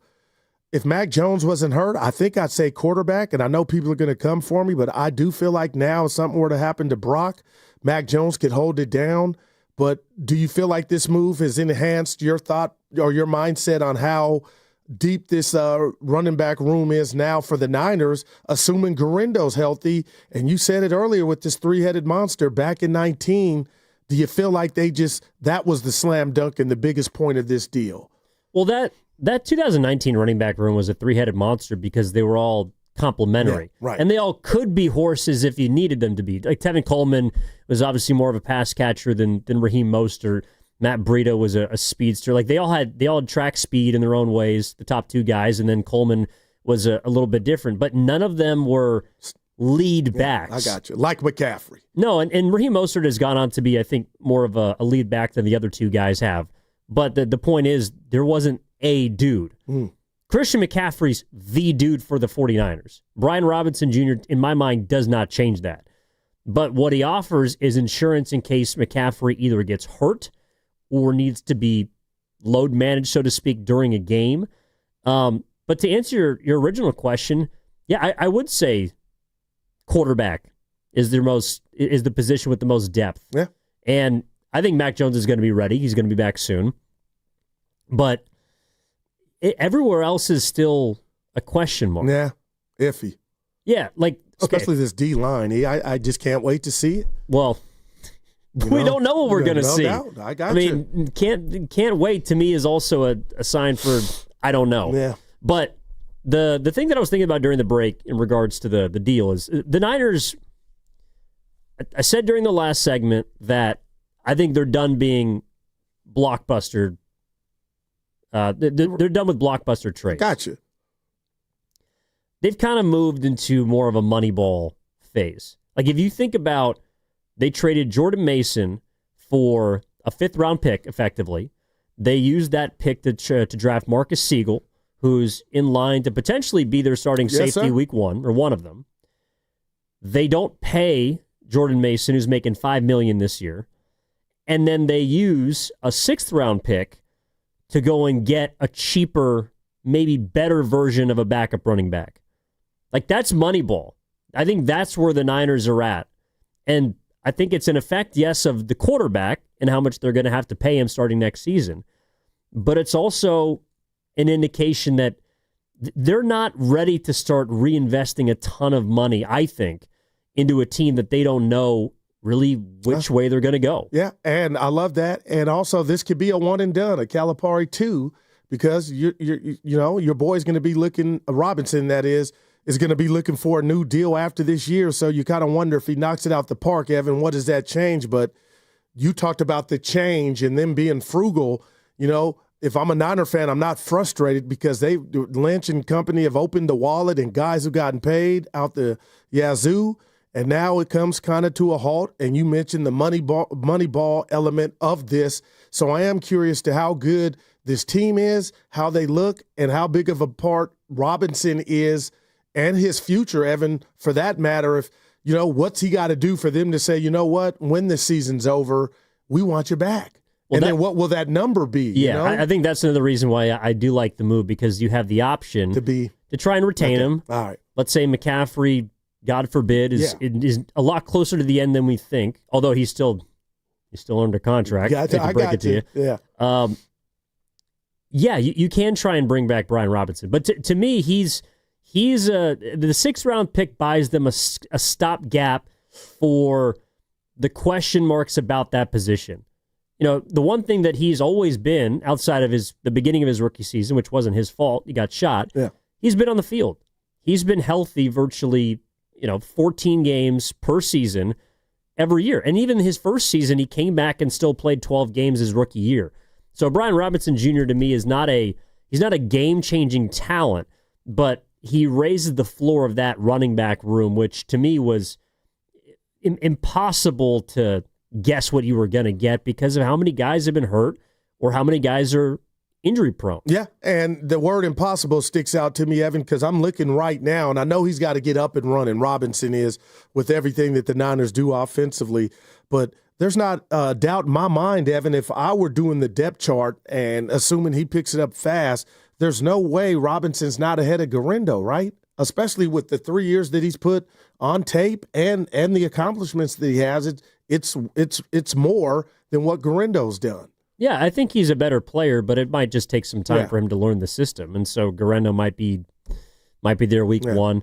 Again, Brian Robinson, I think, same with Guerrero. Guerrero's also a pass catcher. Like, these are versatile backs, so they're going to have to figure out how they want to use them and how they're going to want to support Christian McCaffrey, because that's really who it's about. Also, like, a lot of these deals, I think, are results of paying the quarterback. And, I just start to wonder if the rest of the trades that the Niners are going to have to make are going to fall more in line with, like, the Bryce Huffs, the Brian Robinson Jr.'s, basically just quality pieces. Yeah. Evan, I would say at this point, but not stars. How can it not be? Like, now it's what the Warriors did with Clay and Dre and Steph. It's got to be homegrown guys like Mikael Williams and what we'll see from him. Green, when he gets his opportunity, those guys got to pop. And that's why it's kind of crazy to me. And I know Hufanga got hurt, Evan, but I thought they hit. They did hit, but they didn't hit enough to where he's still in the family. Like, he's on another team. So now you're hoping you can kind of duplicate his early success, picking it up, because Hufanga had early success, and you're like, oh, this dude's about to be in the Niner secondary forever, and he's no longer a part, and you're kind of wash, rinse, repeat. Here we go, hoping these multiple guys pop like that, Hufanga, but yet he's not a Niner. Well, no, because they didn't want to pay him. They didn't think that he was worth the contract that the Broncos did. Man. They'd rather roll out with, a couple of second, third-year players, or maybe even a rookie starting at safety this year. 888-957-9570 is the number. Getting in for Steinmetz with Guru. How much does stability matter to you at a position like running back? To me, that's almost what Brian Robinson Jr. represents. And to be fair, they only had to give up a 6th-round pick. Man, I think he's more of a stopgap than a long-term solution there. But it still matters, because I think one of the big reasons, Goo, why I've had trouble really leaning into the Niners, just 180 flipping it, and getting back to the postseason and looking like the team of old, is because I think at a lot of positions they don't have stability. The running back room is more stable now, but it wasn't before. The wide receiver room is not stable, in my opinion. The offensive line doesn't seem that stable to me. It basically hinges on the health of a 37-year-old. You look at the defensive side of the ball, and while I think they have a lot of bodies, I don't know yet about how good they are. So, fascinating. How much does it matter to you? It matters a lot, and that's why when I look at, this team in its totality, and I come up with the word that I've been using all off season, Evan, I don't know how, after what you just mentioned, and I feel like you are correct, those are major question marks. The Niners since 2019 to me have been stable of inflicting pain, the physicality. You knew when you played the Niners what time it was. You just did. So now with the litany of questions you just asked, I don't know how much stability you could put in this version going into this season with so many question marks. I just go back to my old theory. Has Kyle and the Niners blown, when you look at it just from a Super Bowl standpoint, have they blown a window where they were just, the bullies on the block, their best opportunity to hoist up that Lombardi trophy? And that's why I have so many question marks, even with this move, with what they're going to be, because you just listed like 5 or 6 different reasons or things that could be the reason that maybe they don't reach their goal this year. JP Finley of 106.7 The Fan, an expert on all things Commanders and very familiar with Brian Robinson Jr., is going to join us in about 15 minutes on the Boxer and Gerson work injury attorneys text. The River Islands guest line. Good Lord.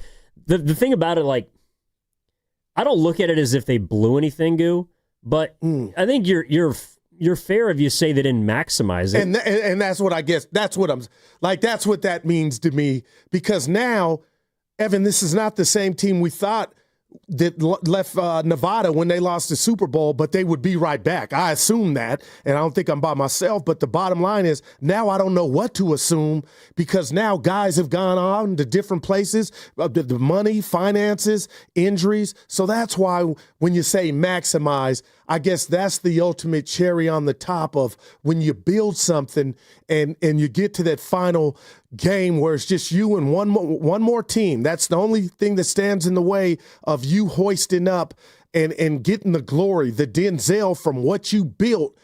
I don't know if they can get back to that plateau. And regardless of the reason, I can tell you this, Evan, on this Friday, they didn't do it last year winning 6 games. They didn't even get to the tournament. Well, they just broke down last year. No doubt. Everything that went wrong could have wrong. Yeah.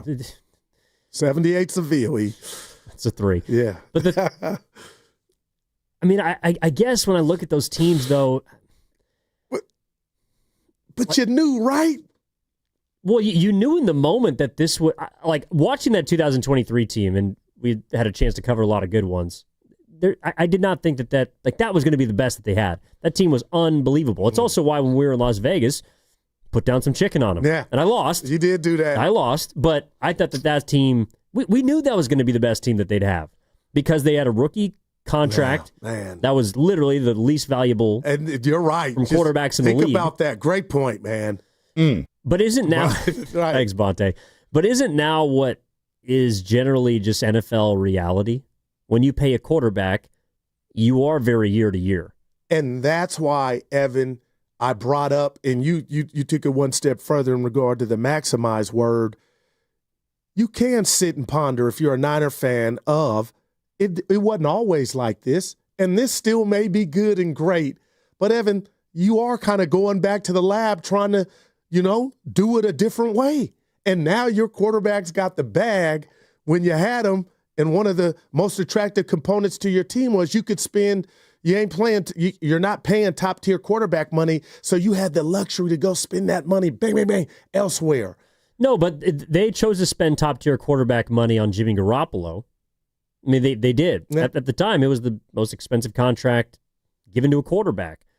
But they were also good because they hit on players in the draft at around the same time that they paid Jimmy. Yeah, Buckners of the world, the Armsteads. I mean, the Warners, the Kittles. Yeah, you can go down the list. Yeah. Like they hit on it. I ain't mad at you. Well, they hit on it, and they didn't hit on all of them. Solomon Thomas on line 1. Yeah. But in Dallas. Yeah. Is he? Yeah. Oh my gosh. Yeah. That's going to be funny this year. But that's why it's like you're looking at the last couple of seasons, and to me, one of the reasons they have a bunch of question marks is because they haven't found like the next crop of young dudes. No doubt. And that's why this rookie class is incredibly important. No, man. It can't. I'm going to say this, my Warrior take for the day. And I love you, Moody, and I love you, Kuminga. It can't be Moody and Kuminga returns. Like, I think some of these guys got to pop greater than that, Evan, for this team to bounce back. Moses? Yeah.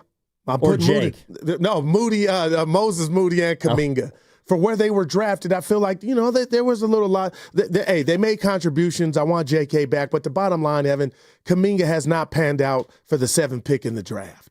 I know a different, you got to have the good Hufanga type of returns early from a lot of these dudes. And maybe this is where we differ. I don't expect Moody and Kuminga to pop just because I want to get more out of them. Like, I think those players are who they are. We know what they are. They're young.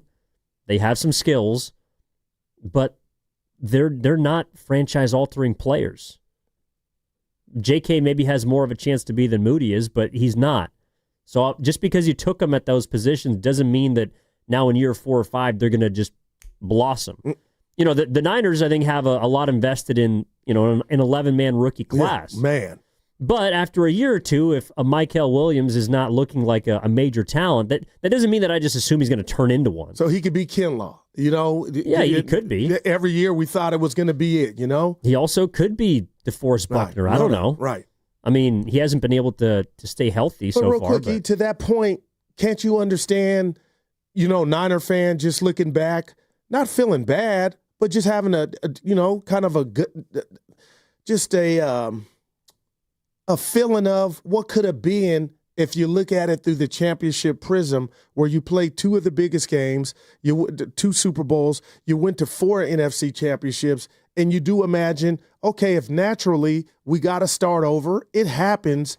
But Evan, there is no guarantee that this 11-man rookie class is going to pop to where this team could be back vying for, or we'll see, get back to the Super Bowl. It could just be one of those natural, we got to lightweight start over, but there's no telling how long that will take. And that's why, if I'm a Niner fan, I do have scars of how close we got to win the whole thing.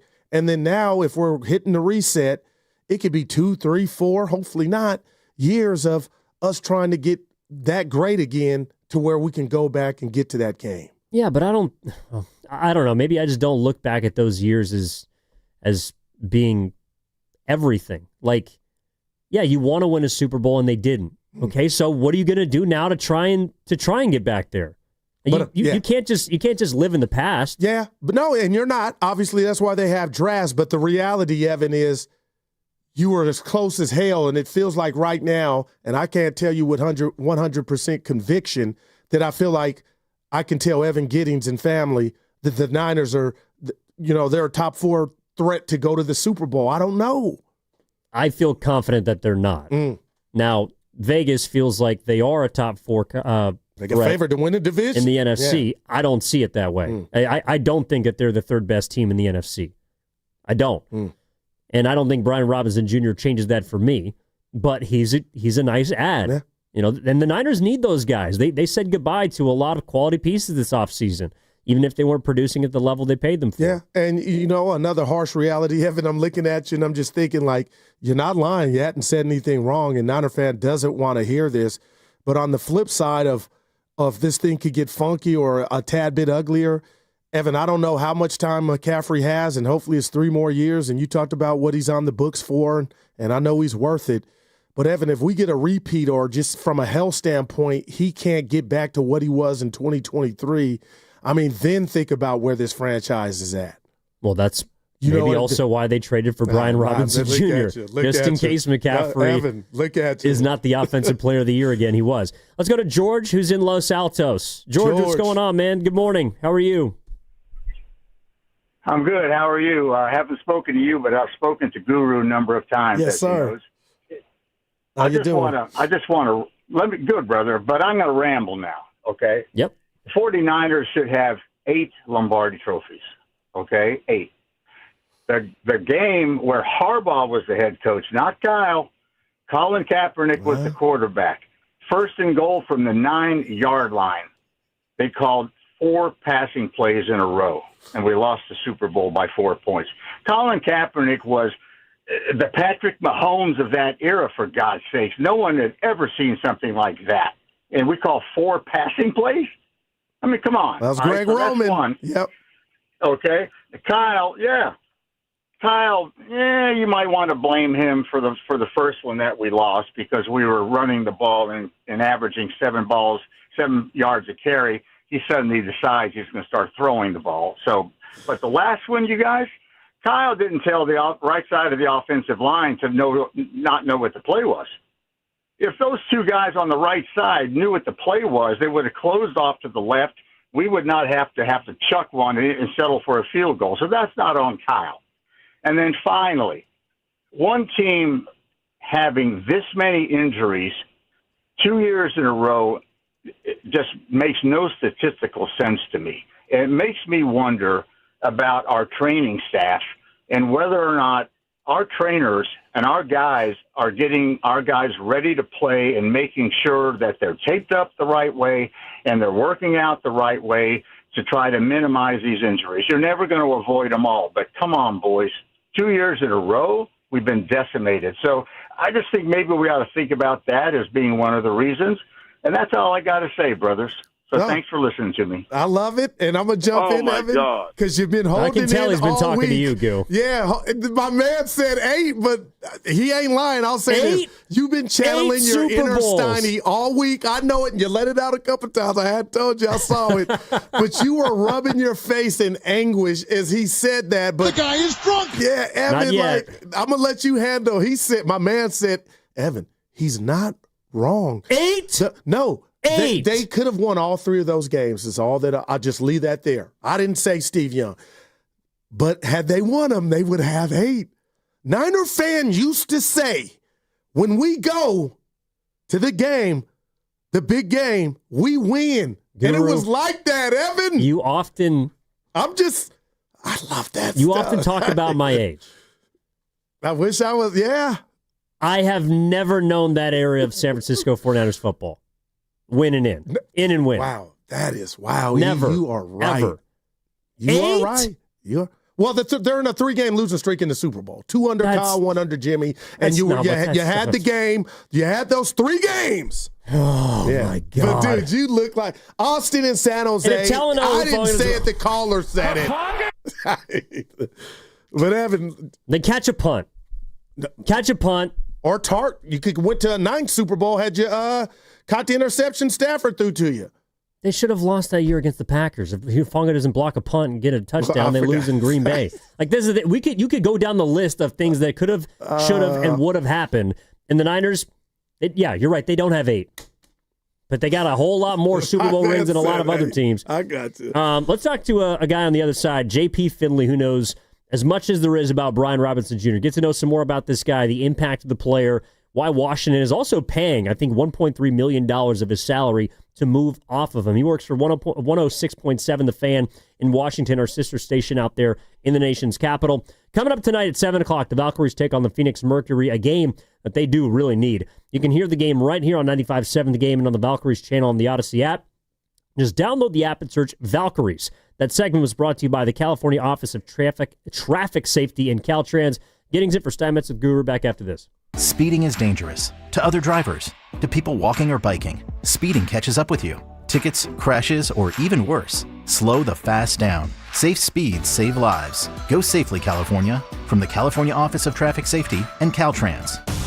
Ladies and gentlemen, it is the 2025 Red and Gold Summit, and it is happening on Thursday, September 4th, live from King's Fish House at Westfield Valley Fair in Santa Clara. Me and Dibs will be live from 2 to 4, and then the summit from 4 to 6. So Steiny and Goo and Shasky and Spadoni are all going to be there, and we invite you to come over for the hang. Are we really doing this?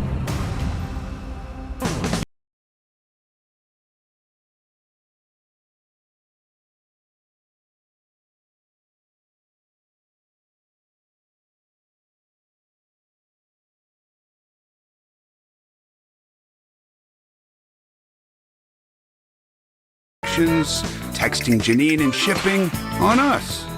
The broken coffee maker? That one's still on you, which means you'll save hundreds for your business and get the fastest mobile service with 5G cellular and Wi-Fi hotspots on us. But hurry, this deal won't last long. Get a mobile plan and free up the budget to maybe, I don't know, fix that coffee maker? Get mobile on us for 1 year, you guessed it, on us.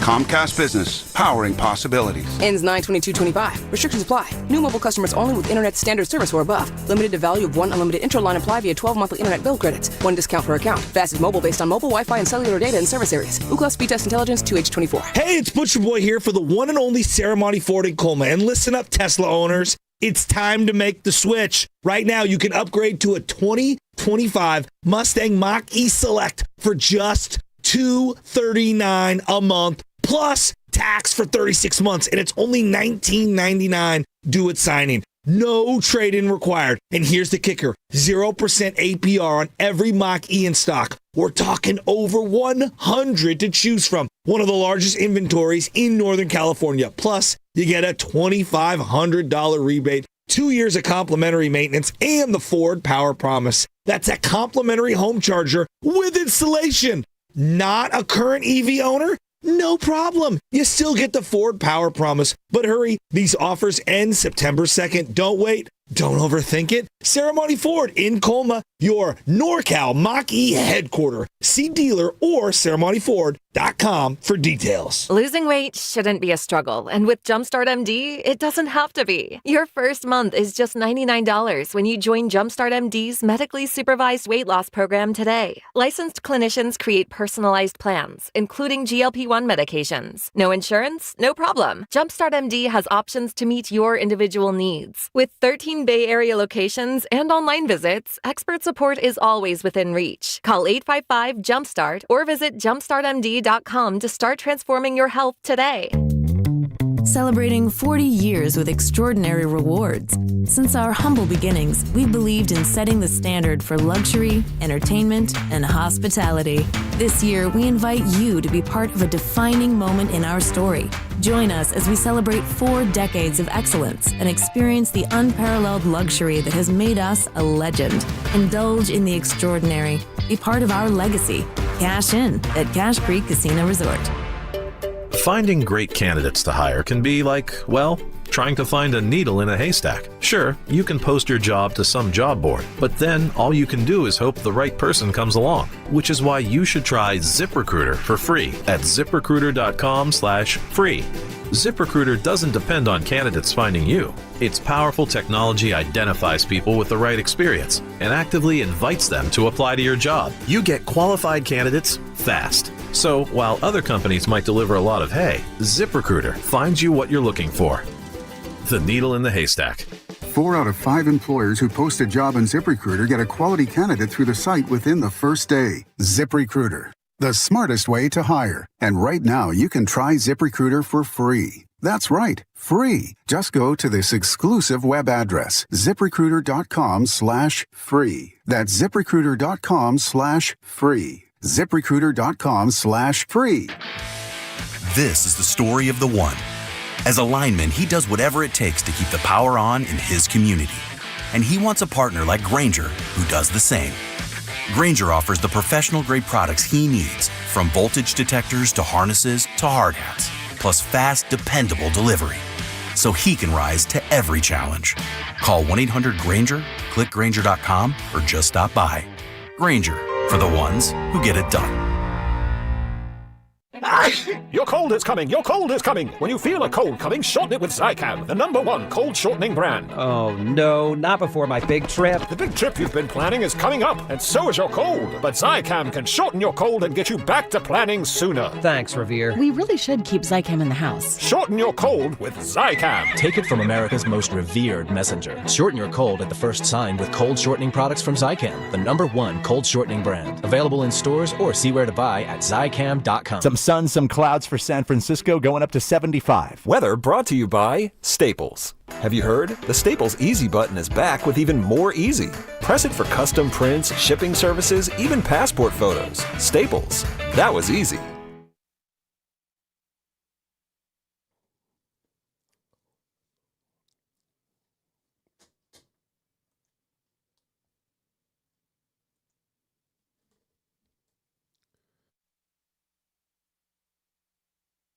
Now, back to Steiny and Guru on 95.7 The Game. Well, it's a good day for the San Francisco 49ers running back room. They acquire Brian Robinson Jr. for a 6th-round pick in a trade with the Washington Commanders, and now here to let us in, give us some more information all about it is JP Finley, NBC Sports Washington reporter, 106.7 The Fan contribution, is joining us now courtesy of the River Islands guest line. Isn't it time for you to discover the islands? River Islands in Lathrop.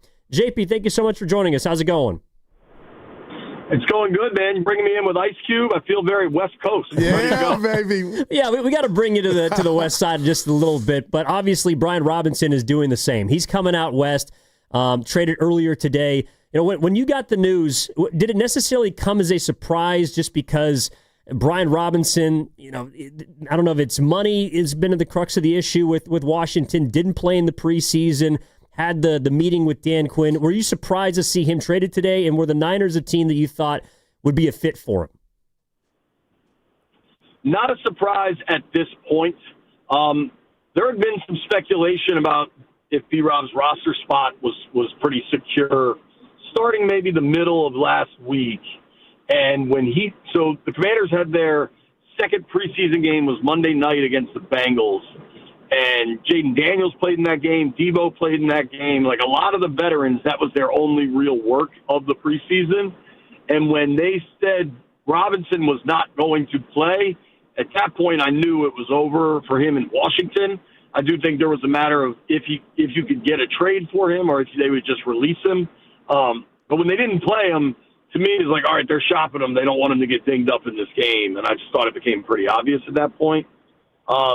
I think the Niners are a great landing spot for him. I think, you know, as I I'd seen kind of the injuries there and trading away Jordan Mason and knowing that McCaffrey is, all world when he's healthy, but has dealt with some injuries too.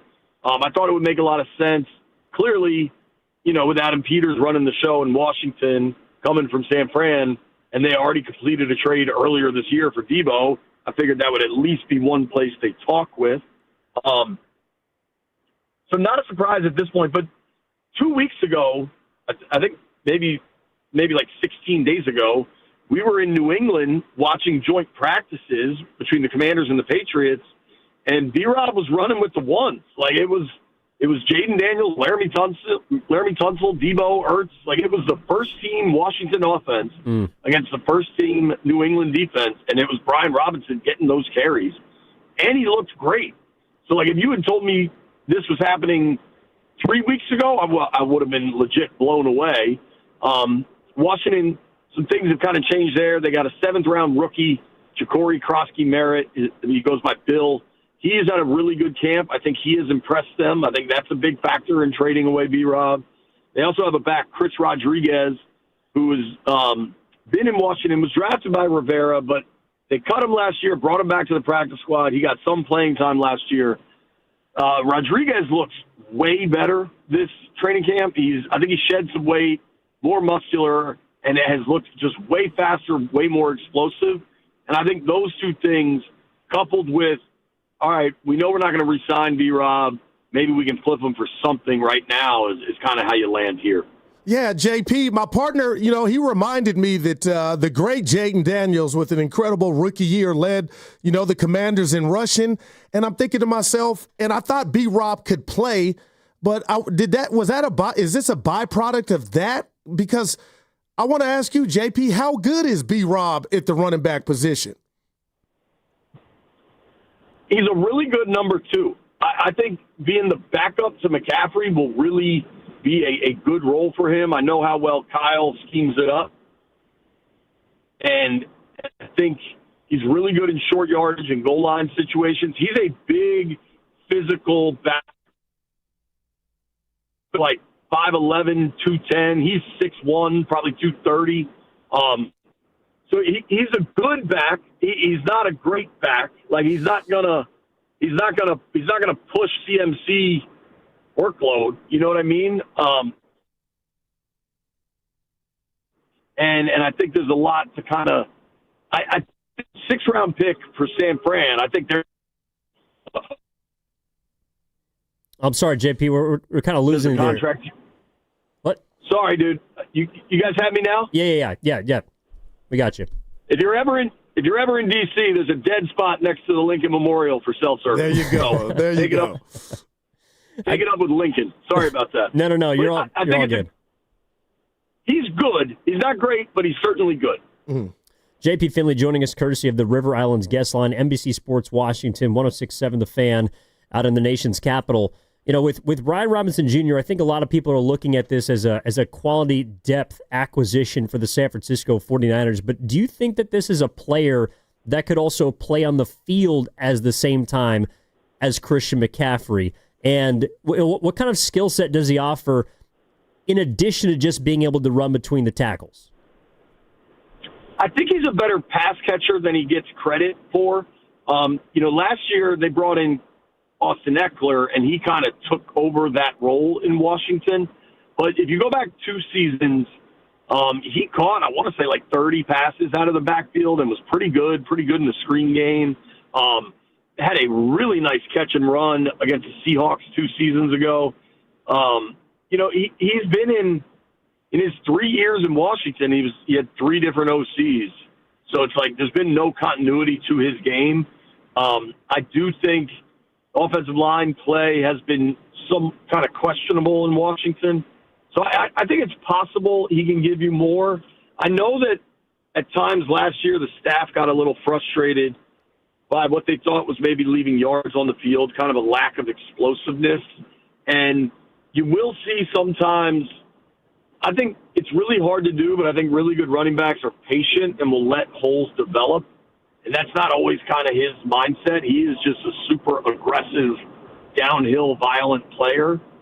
So you will see sometimes they'll kind of like run into the backs of offensive linemen or blockers. And I think, in Kingsbury's offense, where there's a lot of horizontal design, that he wasn't like an ideal fit. But I think Kyle's trading for him. I think Kyle knows the type of back he is and how to make him work in San Fran. Yeah, people are excited. And, again, I'm telling my partner and all the people listening, they got him for much of nothing. You talked about his physicality. He's a big boy. But, JP, how is he, picking up the blitz? Does he throw that weight around? Certainly, I think a lot of pass pro is willingness to take on a blitzing linebacker. The willingness is 100% there. He probably wasn't their best pass pro guy. Jeremy McNichols was really good in pass pro, but not a negative. Honestly, with B-Rob, it's like most of the facets of his game, I would say he's like a B. You know what I mean? There's not necessarily something that he does at an A level. But what I've been saying on my show today, because we had a ton of callers, he had 2 fumbles in a Week 17 game against the Falcons. But then he followed that up with a really good game against the Cowboys in the finale. Then in the wild card game against Tampa, he was pretty ineffective. Now, they were ineffective as a whole running the football, and Tampa has a really good run defense with Vita Vea in the middle, but he was ineffective. But then he followed that up the next week with a really good game against the Lions in that divisional round upset. So there will be some inconsistencies. There will be – I don't know what his workload will be there, right? But, if you look at the box score from last year, you would see a 11-carry, 31-yard game followed up by 14 for 68. It can be hit or miss. But what I've been saying to callers here that are like, oh, we're better off, Bill Merritt's going to take over this job. There's a level of dependability you get with Brian Robinson. By and large, stays pretty healthy. You're going to get 14 games out of him. You're going to get, in Washington, he averaged about 14 games, 750 yards, and 6 or 7 touchdowns a year. That's not Pro Bowl caliber, but that's not nothing either. That has real value. And I think Washington likes the pieces they have and what they may be able to put together, but they do lose a dependable, good player in Robinson. JP Finley joining us here on 95.7 The Game, works with NBC Sports Washington, 106.7 The Fan, out in the nation's capital, talking about the trade that sends Brian Robinson Jr. to the San Francisco 49ers. You talk about value, JP, and I am curious how much money or the lack thereof Washington wanted to give him played into this type of trade. It's been reported that they're sending some money, or they're paying a bit of Brian Robinson's contract to acquire that 6th-round pick. What do you think that he did want? Maybe it's in the future for a contract, and do you think that lack of a deal on the horizon had to do with the Commanders moving him to San Francisco? It's a great question, and I don't know the answer. I think it's pretty obvious he wasn't in their long-term plans, and that's why you want to make the move now and get an asset, especially when you have younger backs on the roster that you like. If he went and asked for an extension or something and didn't get it, I think that would be overplaying his hand and reading the room wrong. I would have been really surprised if he got an extension. Say it's one of those things you hear about in June, oh, we've extended Brian Robinson for another year. I wouldn't have expected that. To give you an analogy with B-Rob, there are wonderful restaurants in San Fran, right? You're really excited to go to your favorite steak place or your favorite sushi spot or whatever. But sometimes you just go to Five Guys and get a good cheeseburger. That to me is B-Rob. It's good, functional, but it's not something, you're going to post on Instagram. No, there it is.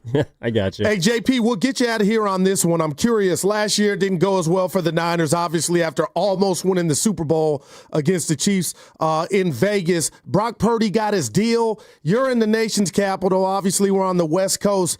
Can you just share with us your thoughts on how good Brock Purdy is to you?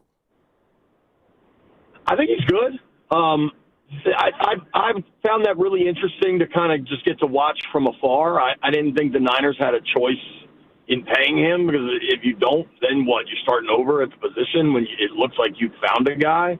I think the deal seemed appropriate for what quarterbacks make. I'm really curious about the Niners this year, because a lot of the veterans they're counting on, like I covered Trent every day of his career. I love Trent Williams, but I also know he's getting up there and has missed some time. And, you lose Debo. That receiver room looks like there's a lot of trouble out there. But I think you had no choice but to keep Purdy, and, market rate is market rate. What was the reaction out? I imagine people there are excited to have Purdy, right? It was actually pretty mixed. I think most people agree that it wasn't a ridiculous sum of money, but the fact that Brock Purdy went from being the lowest paid starting quarterback to the ninth highest, it did shock some. Yeah, but one of the problems that the NFL kind of creates by the way they hype the draft process so much is that, like, your draft status tends to carry with you over the course of your career. But I think players, your draft status is over once you start playing. Like, the first game, you're just a dude on the field. And we kind of saw this. I'm not equating the two players, right? But, like, with Kirk, when the Kirk saga was going on in D.C., it was basically like, man, we can't pay him that much. He's not that good of a quarterback. But the quarterback pay scale just kind of is what it is, whether you think a house costs $1 million or not, that's what it costs. And I think for Purdy to be the ninth highest paid quarterback right now, in a year he'll probably be the 13th highest paid quarterback. In 2 years he'll be middle of the pack. Like, I think it's just, you got to pay up when a dude's number comes up. No, I think it's a pretty fair deal, JP. And just a quick one for you. I don't know how much you pay attention to the odds, but a lot of odds makers have the Niners slightly ahead of the Washington Commanders in regards to NFC contention. And I'm just curious if you, on the heels of the Commanders making a run to the NFC Championship game and the Niners on the heels of a 6-11 season, do you think that's fair, that the Niners have better odds to come out of the NFC than Washington? No, honestly, and my answer is very simple. It's Jaden Daniels. I think there are four quarterbacks in the NFL that are clearly on another level from everyone else in Lamar, Allen, Mahomes, Burrow, and I think this time next year we're saying there's 5. I think if Jaden puts together another year like I expect, he's on that level. And when you have a guy on that level, I know the Niners roster's deep, and last year was kind of a one-off outlier injury fluke, but I just think when you have a quarterback that's one of them, right, like one of the truly elite, you are on a different line of contending. Mm-hmm. Man. No, I got you. That's totally fair. Well, thank you for taking some time out of your day and avoiding that dead spot for us. We really appreciate your time, JP. Yeah, sorry about that, guys. Yeah, thank you very much. No, you're good. Take it easy. That's JP Finley, NBC Sports Washington, 106.7 The Fan, and the nation's capital. Has been covering the Commanders for a long time and gave us the skinny on B-Rob. Yeah, it sounds like, you tell me if I'm wrong, Evan, jack of all trades, master of none, but I would take a B, especially when you're not asking him to come in here and be an A, because that's McCaffrey. So we'll see what it looks like. But, man, they are in love with Daniel. They are. You're listening to 95.7 The Game, KGMZ FM and HD1 San Francisco, an Odyssey Sports Station, always live on the free Odyssey app and broadcasting from the Laughing Monk Studios. Evan Giddings in for Matt Steinmetz or Daryl the Guru Johnson. JP Finley, by the way, comes courtesy of the River Islands guest line.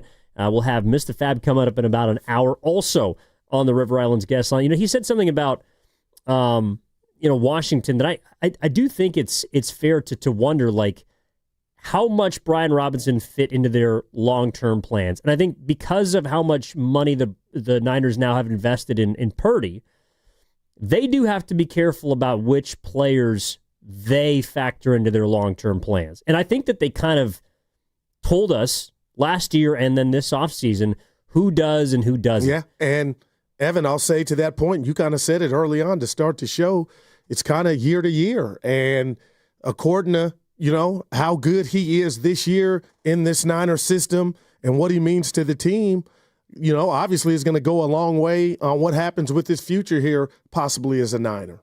Yeah, I mean, I thought it was a little eyebrow-raising when I saw the Niners were favored over the Commanders. And again, it's just odds. That is interesting, though, E. I wonder if it has to do with the division, just because the NFC West is maybe a little less top-heavy than the NFC East. Yeah. And so the Commanders are, probably going to have to make a run through the wild card. But if you and I were to do that activity, and we're not Vegas, obviously, Evan, but I would have the Commanders higher with a better chance to get, go further than the Niners until proven otherwise. Well, it is really close, but I also agree that, and his point was, it's all about Jaden. It's amazing, That's man. it. It is crazy how much confidence a quarterback very quickly can instill in their team. And went to the NFC Championship game. Well, so did Brock Purdy. Did Brock Purdy. And he got knocked out. You all righty. I mean, Brock Purdy was in the NFC Championship game in Philly with half a season. Damn. And then he was in the Super Bowl his second season. And all of a sudden, it's like that pixie dust is worn off for a lot of people after one down year. I'm not trying to make jokes here on this Friday, Evan. I just saw something on the screen. We know the Niners need some help in the wide receiver room. And it looks like the Vikings are shopping 35-year-old Adam Thielen. Would you be interested? Who's shopping him? The Vikings. The Vikings? 5 years ago, he was a dude, but... Yeah, Adam Thielen doesn't really do much for me. He can't catch. No, he can. That's it. I don't know if he can get open. And that is but he can catch the ball. You beat me to it. Adam Thielen's always been able to catch. Yeah, yes, sir. No, he was a dog in his heyday. And that's why I love what Jennings is doing. Evan, you talked about it. This thing is so cutthroat, and your body gives out on you. Get your chicken when you can. Hopefully, Juwan gets it. But, man, Thielen, a few years back, was a dude, and now he's just, they're trying to move him. I mean, he had 100 catches and 1,000 yards 2 years ago for Carolina. Yeah. Now, that is for Carolina.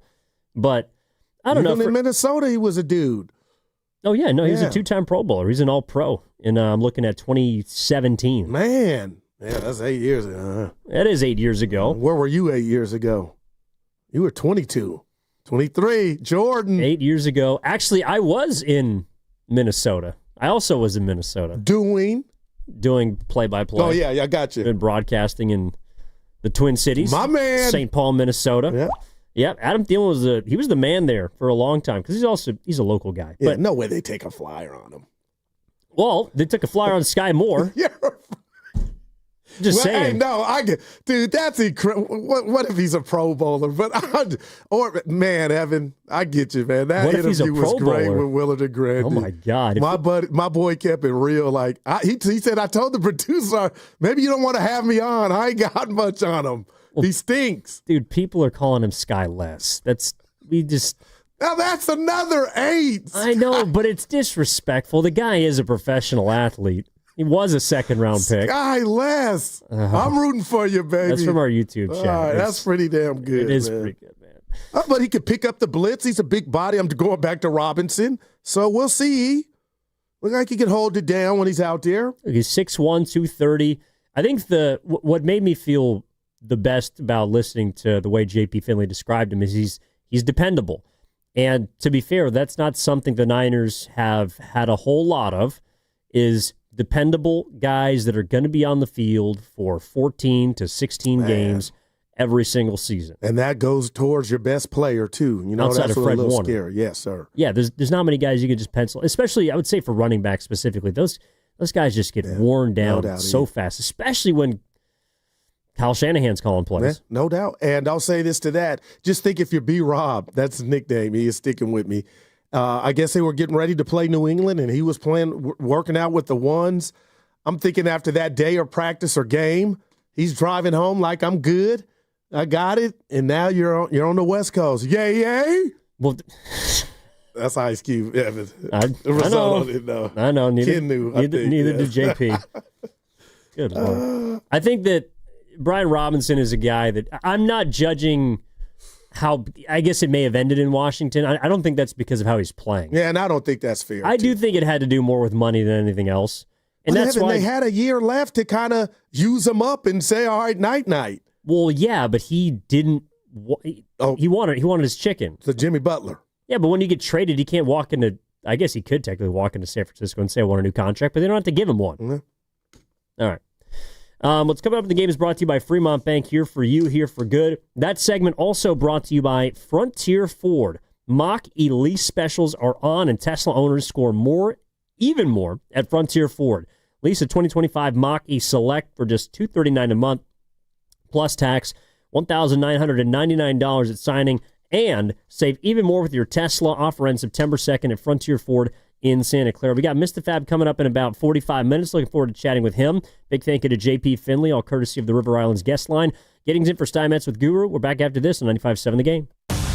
Ladies and gentlemen, it is the 2025 Red and Gold Summit, and it is happening on Thursday, September 4th, live from King's Fish House at Westfield Valley Fair in Santa Clara. Me and Dibs will be live from 2 to 4, and then the summit from 4 to 6. So Steiny and Goo and Shasky and Spadoni are all going to be there, and we invite you to come over for the hang. Are we really doing this?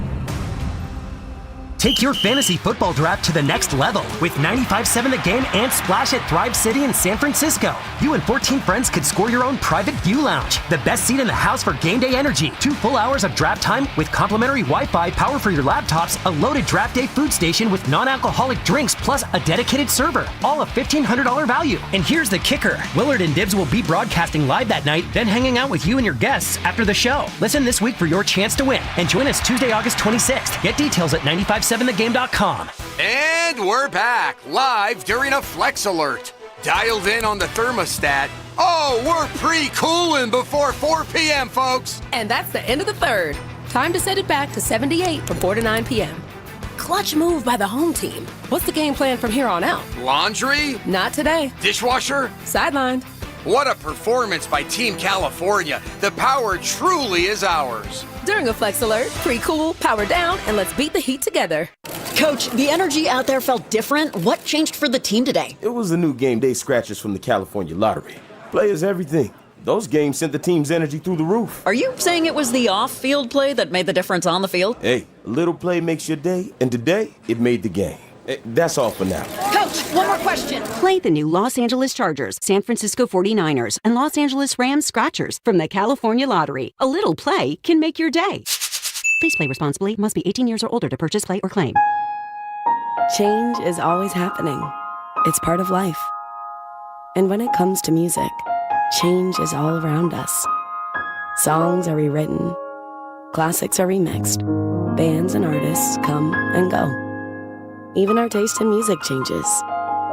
Here at Xfinity, we know there's still good in keeping some things the same. That's why we want to do our part with a 5-year price guarantee on our internet. It means no matter what changes, you get 5 years of the most reliable Wi-Fi with our best equipment included for a price that stays exactly the same. Surprised?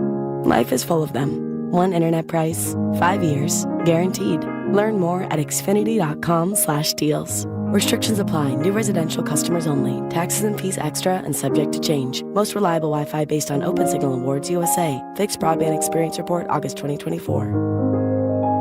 When growth stalls from turnover, hiring gaps, or operational drag, My Outdesk steps in with elite global talent, fast. Trusted by over 8,500 businesses, they help mid-market and enterprise leaders scale smarter, cut costs, and lead with confidence. With a selection rate under 1%, My Outdesk delivers only top-tier professionals to power your team. They're ranked #1 by TechRadar and U.S. News & World Report, and they're just getting started. See how much you could save and how far you could go at myoutdesk.com. That's myoutdesk.com, where momentum meets results. Visit Friedman's Appliance in Pleasant Hill to see the full selection of Thermador appliances. Right now, you can receive up to 3 complimentary gifts with qualifying purchase.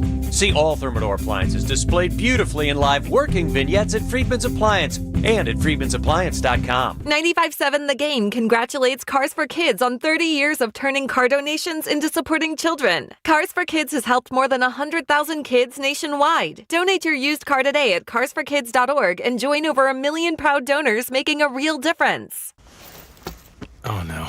Ah, that's the sound of someone who's misplaced my debit card. Their debit card. Where'd I leave that thing? Not at the gas pump, or the checkout counter, or the roof of your car.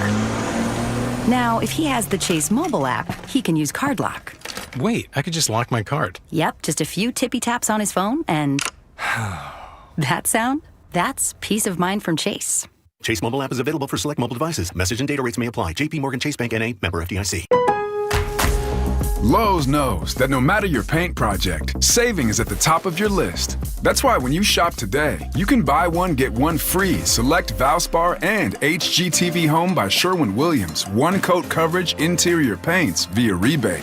Shop these deals in-store or online today at Lowe's. We help, you save. Selection varies by location. While supplies last. Discount taken at time of purchase. See sales associate for details. Offer valid 8/21 through 9/3. In a world parched for excitement, one drink will emerge. Twisted Tea, the refreshing thrill ride of flavor.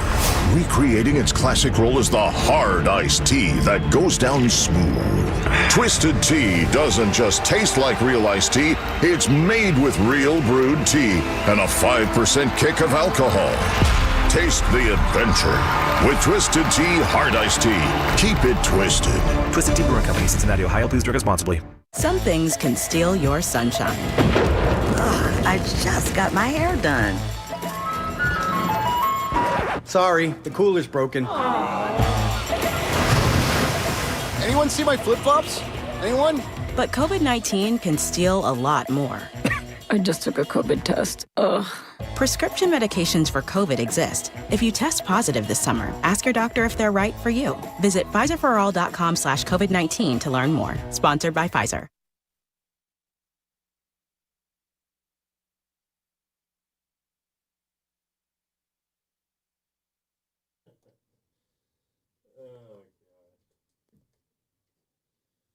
I'm a journalist with words. I should be in a mental ward. Now, back to Steiny and Guru on 95.7 The Game. Not today, Goo. Lean back.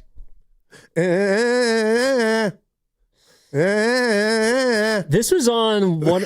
This is on my dad's workout playlist from It's incredible. 2008. Remy Ma. Yeah, I know. Yeah. Terror Squad. All right, Evan Giddings in for Matt Steinmetz, Daryl the Guru Johnson. We got some fun stuff we're going to kick around. Mr. Fab's going to join us at 1 o'clock. He's actually going to be a part of one of the cooler events that's happened in recent memory in the Bay Area. Fabby.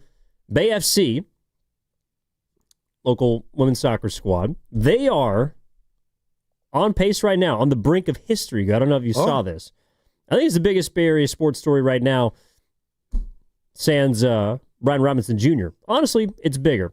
So over 35,000 tickets have been sold for their match tomorrow against the Washington Spirit at Oracle Park. So they're playing at the ballpark. Okay. This could and most likely will surpass the current U.S. women's sports attendance record of 35,038. So tomorrow, it will be the largest attended U.S. women's sporting event. Oh, that's wow. And Mr. Fab's performing there. So we're going to talk to him at 1 o'clock, looking forward to that. And wow, there's also a couple of other things that we got to get down to. Oh, yeah, no doubt. At 1 o'clock hour, we're going to have some fun. Yeah. But Brian Griffey Jr. That's incredible. Ben Griffey Jr. That's amazing. I got to ask him when he came up with that. Yeah. So Brian Robinson joins the Niners today, 6th-round pick. We just caught up with J.P. Finley from Washington. Told us he's a solid pick, pass catcher, dynamic, dependable player.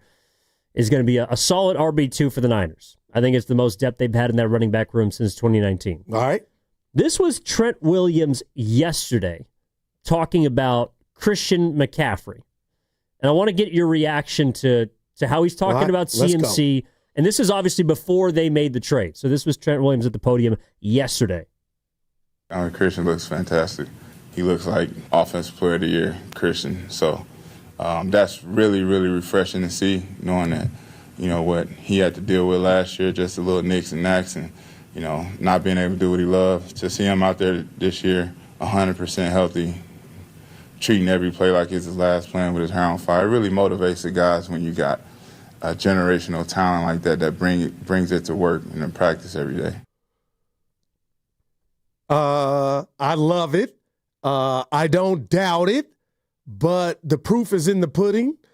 And I'll say this to that, Evan, is Trent, I got you. But the bottom line is, from where I'm from, Union City, California, talk to me when they start dogpiling on him and, putting their body in Sarah Goosen in it. How will he pop up from that? Like, isn't that the ultimate? Like, I believe he looks great. But, Evan, after the car crashes is when we worry. But this is when I heard that. No, I go to the same place you did when we heard the trade, which is not a bad deal. Right. But it's, all right, if Christian McCaffrey is really playing with his hair on fire and he looks to be the same guy he was in 2023, why'd you have to go trade for a running back?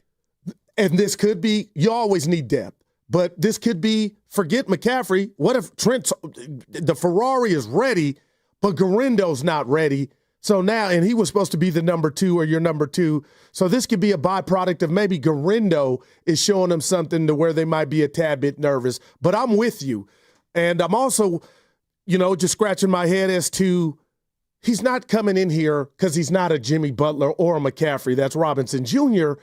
But, man, Evan, if Trent is right, is he going to get fed enough? Is he going to get enough pizza slices to fulfill his appetite? And I think earlier you came back at me like, Goo, that's the last thing the Niners are worried about. Your man got traded. He's on a new team. You go out there when they send you out there and you get the ball when they give it to you. Well, that's not really his choice. Brian Robinson Jr., when you get your number called, that's when you're going to go play. Yeah, and maybe it is about Garendo. I find it interesting that they're already willing to not say goodbye, but just like they're already looking for a contingency plan for a player that's in his second season. Has he really been that injury prone? I don't know how many running backs the Niners feel like they need, and maybe it's a spot where you can never have enough, but they clearly feel like in the last 2 days that they have needed to add because these guys have been dropping like flies. And whereas the Sky Moore thing, that didn't really move the needle for me much, I do sense that from people who've called in, from everyone who's chimed in and conversed with us today, the Brian Robinson Jr. move does move the needle. And I'm curious to hear what Willard and Grandy think about it coming up during the crossover later. But yeah, me too. But did it move the needle for you? This deal? It does in the sense that they didn't give up much. I said Groupon, the football financial aid, a stipend. Like, Evan, I feel like he's coming here for free. And I'll ask you, does that sound crazy that I'm more excited about the cost than the player? But the dude can ball, but he's not coming here to be Michael Jackson. We have that. So I guess until I see how Kyle can draw it up and he have the impact or the opportunities he had in D.C., which I don't think he's going to come close to, can you understand why I guess I'm just fixated on, I love it from a Niner standpoint that it costs much of nothing. No, I think that's why it's a good deal because you didn't have to really give up much. But I guess when I hear Trent Williams talk about how great he expects Christian McCaffrey to be this year, it's Manny. That's what it's still about. Brian Robinson is not going to shake up the 49ers to me. Christian McCaffrey is going to be driving that bus, and he might drive it into the dirt. What about the person that'll actually be driving him or calling Kyle? Do you think Kyle, even if he feels like Trent, will do what you and I talked about for the first time since he's been married to McCaffrey, just for the greater good of his body? Evan, those 27 carries now might be 22 or 21. That's too drastic for me, but it could happen. I don't think it will. And that's where, Brian Robinson's a good player. Yeah. And I think JP Finley was talking about how, you look up sometimes and he's kind of like a 14 for 68. Occasionally will have a 100-yard rushing game. Sometimes he's not really going to pop off like that. But I can see week one, if the Niners are trying to get to that 30 rush attempts, or maybe it was 40 rushing attempts that Kyle Shanahan says is like kind of their goal of when they're having success offensively. That's a lot. Okay, so is it going to be Christian McCaffrey touching the ball 25 times, Brian Robinson Jr. touching it 7 times?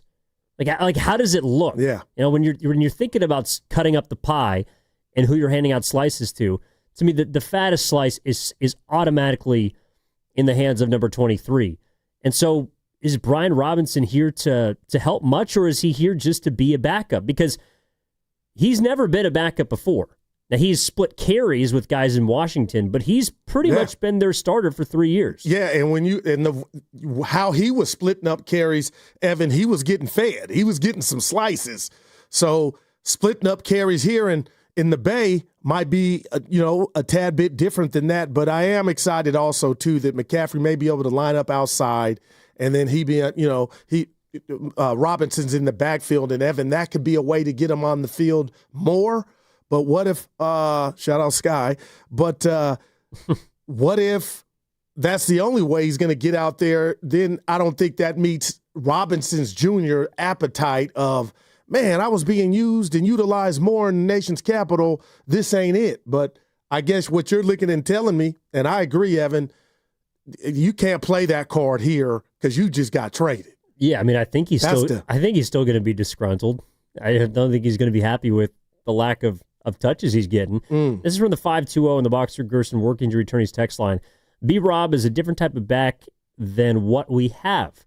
He's between the tackles and a red zone beast. We need a short yardage back.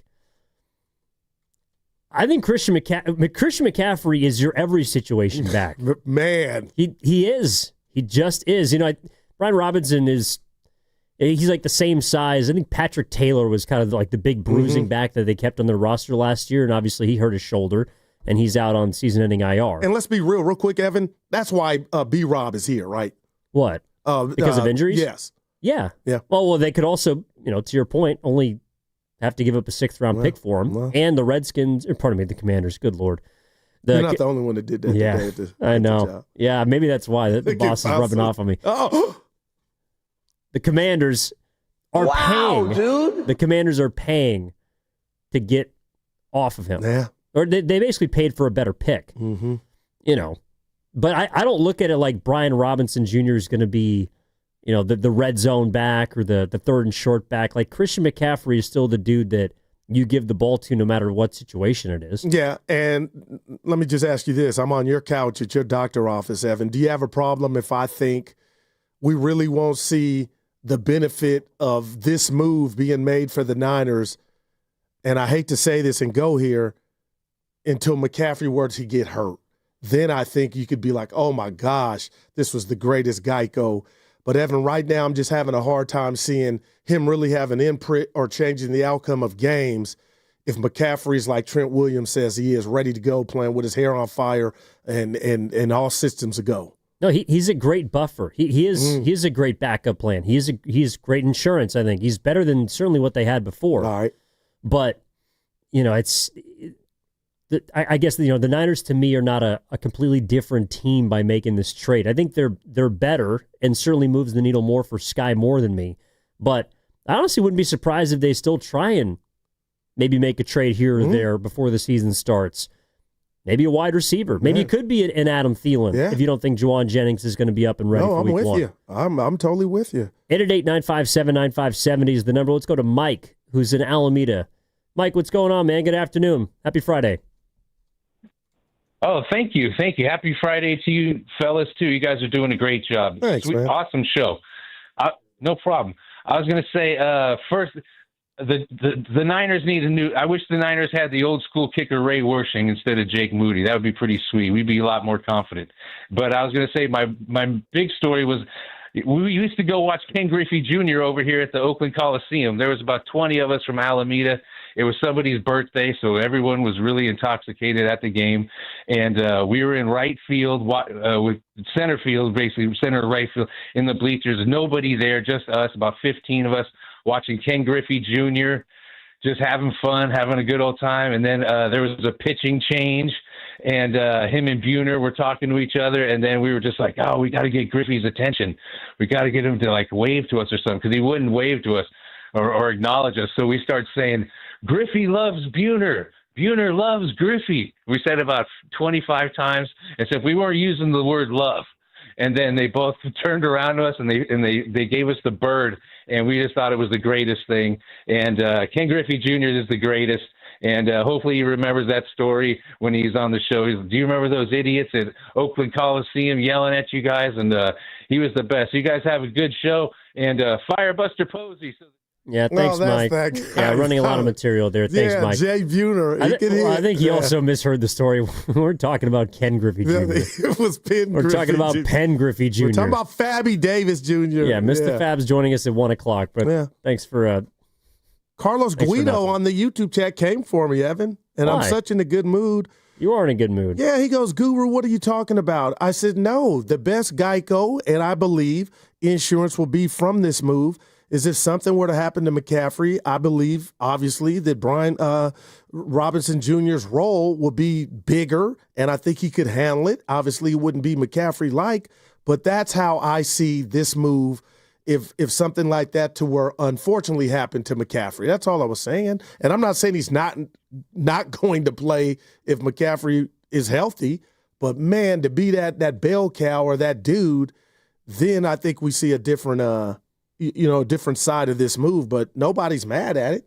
No, I don't think there's anybody that thinks it's a bad move. I think the question is how much does it move the needle? I think it raises the floor of the Niners a little bit. I don't think it raises much of their ceiling because that to me is still completely dependent on how good and available Christian McCaffrey is. Like I think that according to the big LT, he's ready, Evan. Oh, LT. Yeah, I got left you. tackle. Sorry, that one went over my head. No, I think McCaffrey is he's obviously important. The thing about Robinson to me too is he's clearly a better option. This is just me. Maybe you disagree. I think he's clearly a better backup than Jordan Mason. I'll give you that. He's just more accomplished. He just is. And I'm fixated on what Mason did for about the first 4 or 5 weeks of filling in for McCaffrey, leading the league in rushing. But again, I'm not going to apologize for that take. Minnesota felt like he can do something, and they gave him the chicken. But the bottom line is, yesterday we left here. I believe Garindo was back number 2, and now I believe with this move, Robinson Jr. is better. He's done more in this league than young Garindo, and I think the Niners' running back room is better. And I think it's a position of strength now. I said quarterback earlier, but I thought about it, Evan. Let's just say Garindo's healthy. Maybe we do see a mini or a different version of the three-headed monster when you do want to spell McCaffrey with Robinson Jr. and Garindo. Yeah, I don't think it makes it, well, it might be making more stable. Like you threw the quarterback room at me, and actually, the more that I think about it, I do think the Niners have the most stable quarterback room. I ain't mad at it. Quarterback situation in their division, though. Yeah. Like, if you think about it, Stafford, Garoppolo in L.A., that doesn't really do much for me. Stafford might retire at the end of this year. I think he's only got one more year left on his deal, but none of it is guaranteed. Seattle has Sam Darnold, but I was actually looking at his contract, and the 3 for 100, but only 30 of it is actually guaranteed. Next year, if he's still on the roster, he gets an extra 25 that kicks in, but 70% of his deal is not guaranteed. So it's a little bit of a flyer deal. And I think he'll play well, and I think the Seahawks will probably rip it up the rest and give him another contract this offseason. But then in Arizona, you look at what they've been trying to build with Jonathan Gannon over his first 2 seasons, and if they regress, Kyler Murray's contract is up in 2027, so he might be a trade candidate. Meanwhile, Brock Purdy and Mac Jones, actually, I do think, at first I think I said running back, I would flip-flop. To me, the quarterback position is the most stable spot on the Niners. Yeah, and I don't know how serious or how available, and obviously you don't want to have to use him, Evan Mac Jones' knee injury is or whatever's ailing him with his lower extremity. But what about Cleveland? You got Flacco and Shedeur or Dylan Gabriel. That's just a mess. Anyway, that backup, whatever you want to call it, I think the worst quarterback starting, but I'll leave that there. The worst just because he's old doesn't mean he's the worst 90, one. Evan. He's 40. You spend 2 picks on 2 young guns. Let's see. Let's see what they got. Well, they didn't spend very high capital on either of them. I think it was a 4th and a 5th. Collusion with Shedeur, right? Wink, wink. Maybe. Isn't that what they were insinuating? Colin Cowherd said that, yeah. Was it Colin Cowherd or Dan Patrick? Oh, it was Dan Patrick. Thank you. Cowherd was ripping Shedeur, yeah. Well, I didn't think Shedeur Sanders was that great, but it was interesting how much he fell. He fell down. That's and now he's where you fall. But Well, yeah, he's looked fine in preseason, but he shouldn't be. Okay, so what? Shedeur Sanders should be the starting quarterback for the Browns? I think it's eventually going to get there. And then what about Dylan Gabriel? Who do you think's better? I think Shedeur is better than Gabriel. That's just me, Evan. I saw some of his games in college, but I guess I would want to, as an organization, get to that answer quick, fast, and in a hurry, and get Flacco out of there. But you told me Flacco, I ain't mad at you, Joe. Well, he's probably not going to start the whole season for him, but I would rather have a veteran start than a fourth-round rookie. I mean, it's the same for the Giants. Like, it looks like I think Jackson Dart at some point is going to take Russell Wilson's job. But Russell Wilson's the day one starter. Yeah, but you look at Trey Lance here with Jimmy, and Trey Lance was the day one. Out to shoot. Not when he got here. Yeah, he started the first game. Against the Bears? Yeah. Oh, in 2021, you mean? Yeah. Oh, yeah. Willard and Bonte were at that game. Yeah, and how'd it go? I mean, but again. Now, see, that's a low blow. How did it go? How did it look? It was a monsoon. He didn't look ready, though. He never looked ready. How about that? Yeah, but he was you run him up the middle. But he was the times. third overall pick. At least that kind of makes sense. I got you. I would have did the same thing. I got you. What, run him up 13 times? No, run him up the gut 13 times? The number 3 pick being like, hey, go out there. Troy Aikman, 1-15. You're going out there. Well, they wanted him to be Peyton good. Manning, Didn't mean he was. Yeah, I mean, it's probably the same reason the Colts are going with a vet instead of, Daniel Jones instead of Anthony Richardson. Well, I'll say this, and it could be fan analytics, but Evan, wouldn't you say, or sign off on this new era of sports now, right or wrong, talent or no talent, or talented, less talented, youth is it now. It's like youth wins out. Except when Cleveland, Flacco's starting. We cover the Golden State Warriors. What do you mean youth wins out? Well, not here because of Moody, Kuminga, Wiseman, misses. I think people have this infatuation with youth because they don't know what it is. But I don't know. To me, I would rather have something like a known commodity than an unknown one.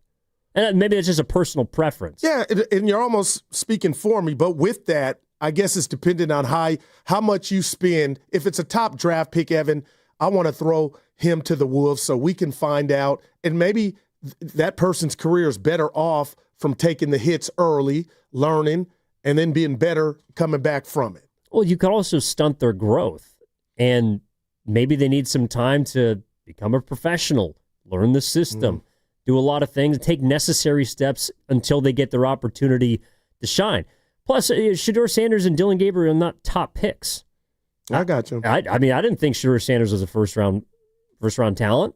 I knew he would drop, but not to the how it happened, like 6 round. Like, damn. Yeah, And Evan, you did Uncle Looney's coming for you. He thinks I said it, but you didn't say Dart is going to start. You're saying Russell's going to start, and Dart eventually will take over that job, and I agree with you. Oh, yeah, that's what. Yeah, I think eventually by the end of the season, Jackson Dart is going to be the starting quarterback. I think Russell Wilson he's a stopgap. I think a lot of teams will do that. There's a couple teams out there right now that are trying to make decisions about their veterans. Like in the NFC West, I think that a team like Arizona, if they discover this year that Kyler Murray maybe isn't it for them, it's been, 6 or 7 seasons? Maybe they draft a guy and bring in a veteran quarterback. The Rams also might do that if Stafford can't stay upright. Maybe he chooses to retire. They have 2 first-round picks this year, one of which I think is the Falcons. So they could package it, draft a quarterback, and then, I don't know, bring back Garoppolo or have another vet come in and just sit in his place. Yeah, no doubt, Evan. And you got me thinking, you described what Atlanta did last year with Cousins, and then they gave the reins to Penix, and he looked like he took off. Well, that's where I do disagree a lot with Steiny. I don't understand.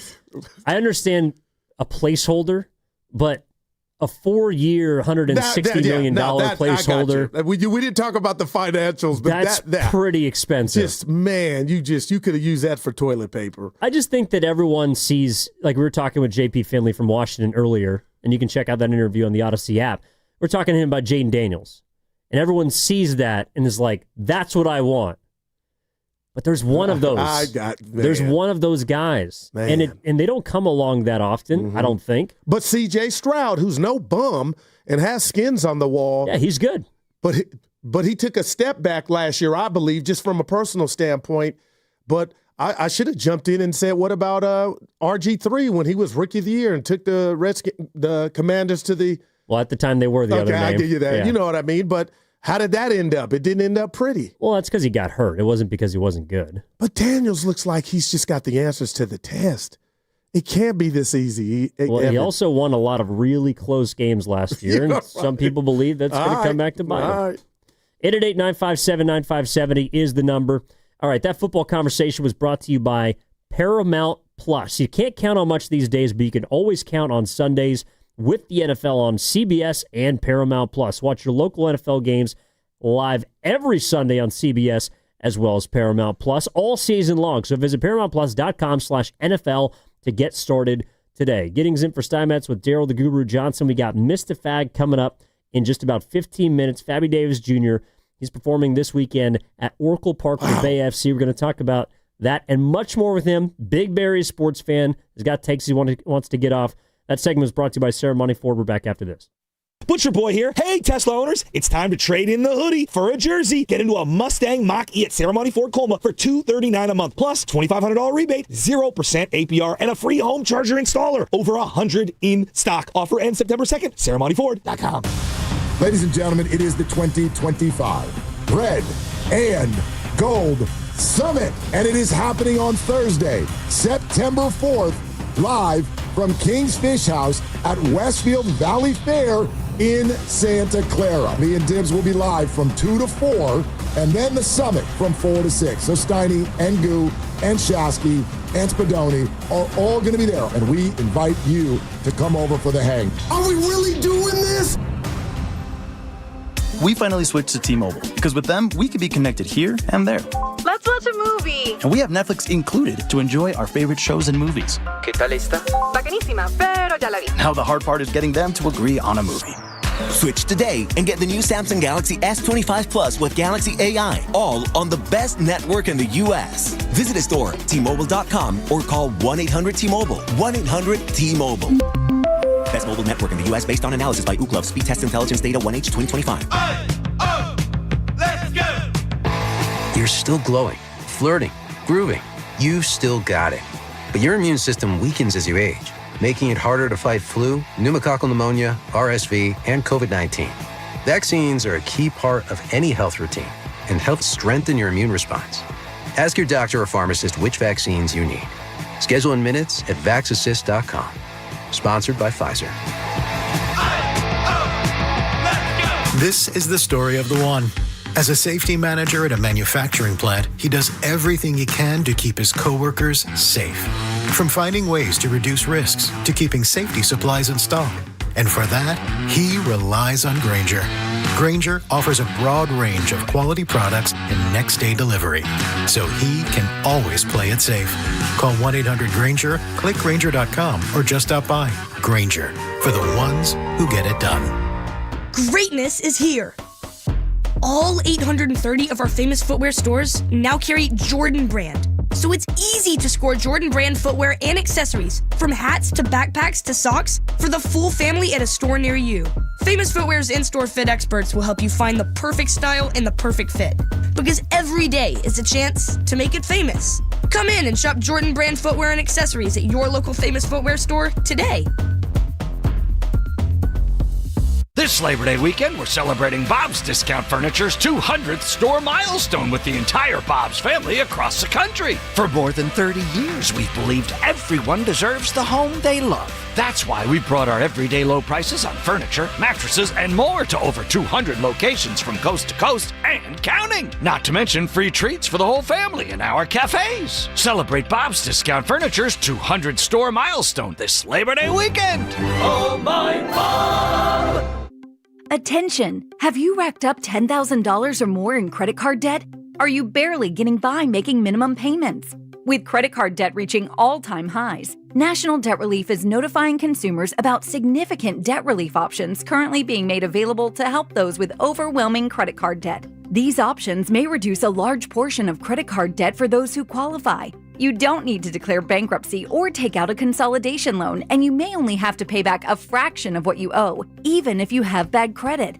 National Debt Relief has already reduced the credit card debt for more than 550,000 consumers, so don't wait. If you owe $10,000, $20,000, or even $100,000 in credit card debt, you can now take advantage of this financial debt relief as the cost of living continues to skyrocket. To check what debt reduction you may qualify for, call 800-334-1155. 800-334-1155. Again, that's 800-334-1155. Cache Creek Casino Resort has never been ordinary. For 40 years, we've redefined how a luxury casino resort experience should feel. We've hosted some of the biggest names in entertainment, partnered with luxury brands and championship sports teams. This summer, play at Cache Creek Casino Resort for your chance to win a breathtaking 2025 Porsche. Luxury isn't just something you see, it's something you feel. Win the drive of a lifetime. Cash in at Cache Creek Casino Resort. This is the story of the one. As a safety manager at a manufacturing plant, he does everything he can to keep his coworkers safe. From finding ways to reduce risks to keeping safety supplies in stock. And for that, he relies on Grainger. Grainger offers a broad range of quality products and next-day delivery, so he can always play it safe. Call 1-800-GRAINGER, click Grainger.com, or just stop by. Grainger, for the ones who get it done. There's nothing like when you get that part from eBay, and it just fits. Yeah, the first time. So you can do less of this and get right back to more of this. At eBay, you'll find all the parts you need, guaranteed to fit, at prices you'll love. Sounds good, doesn't it? eBay. Things people love. Eligible items only. Exclusions apply.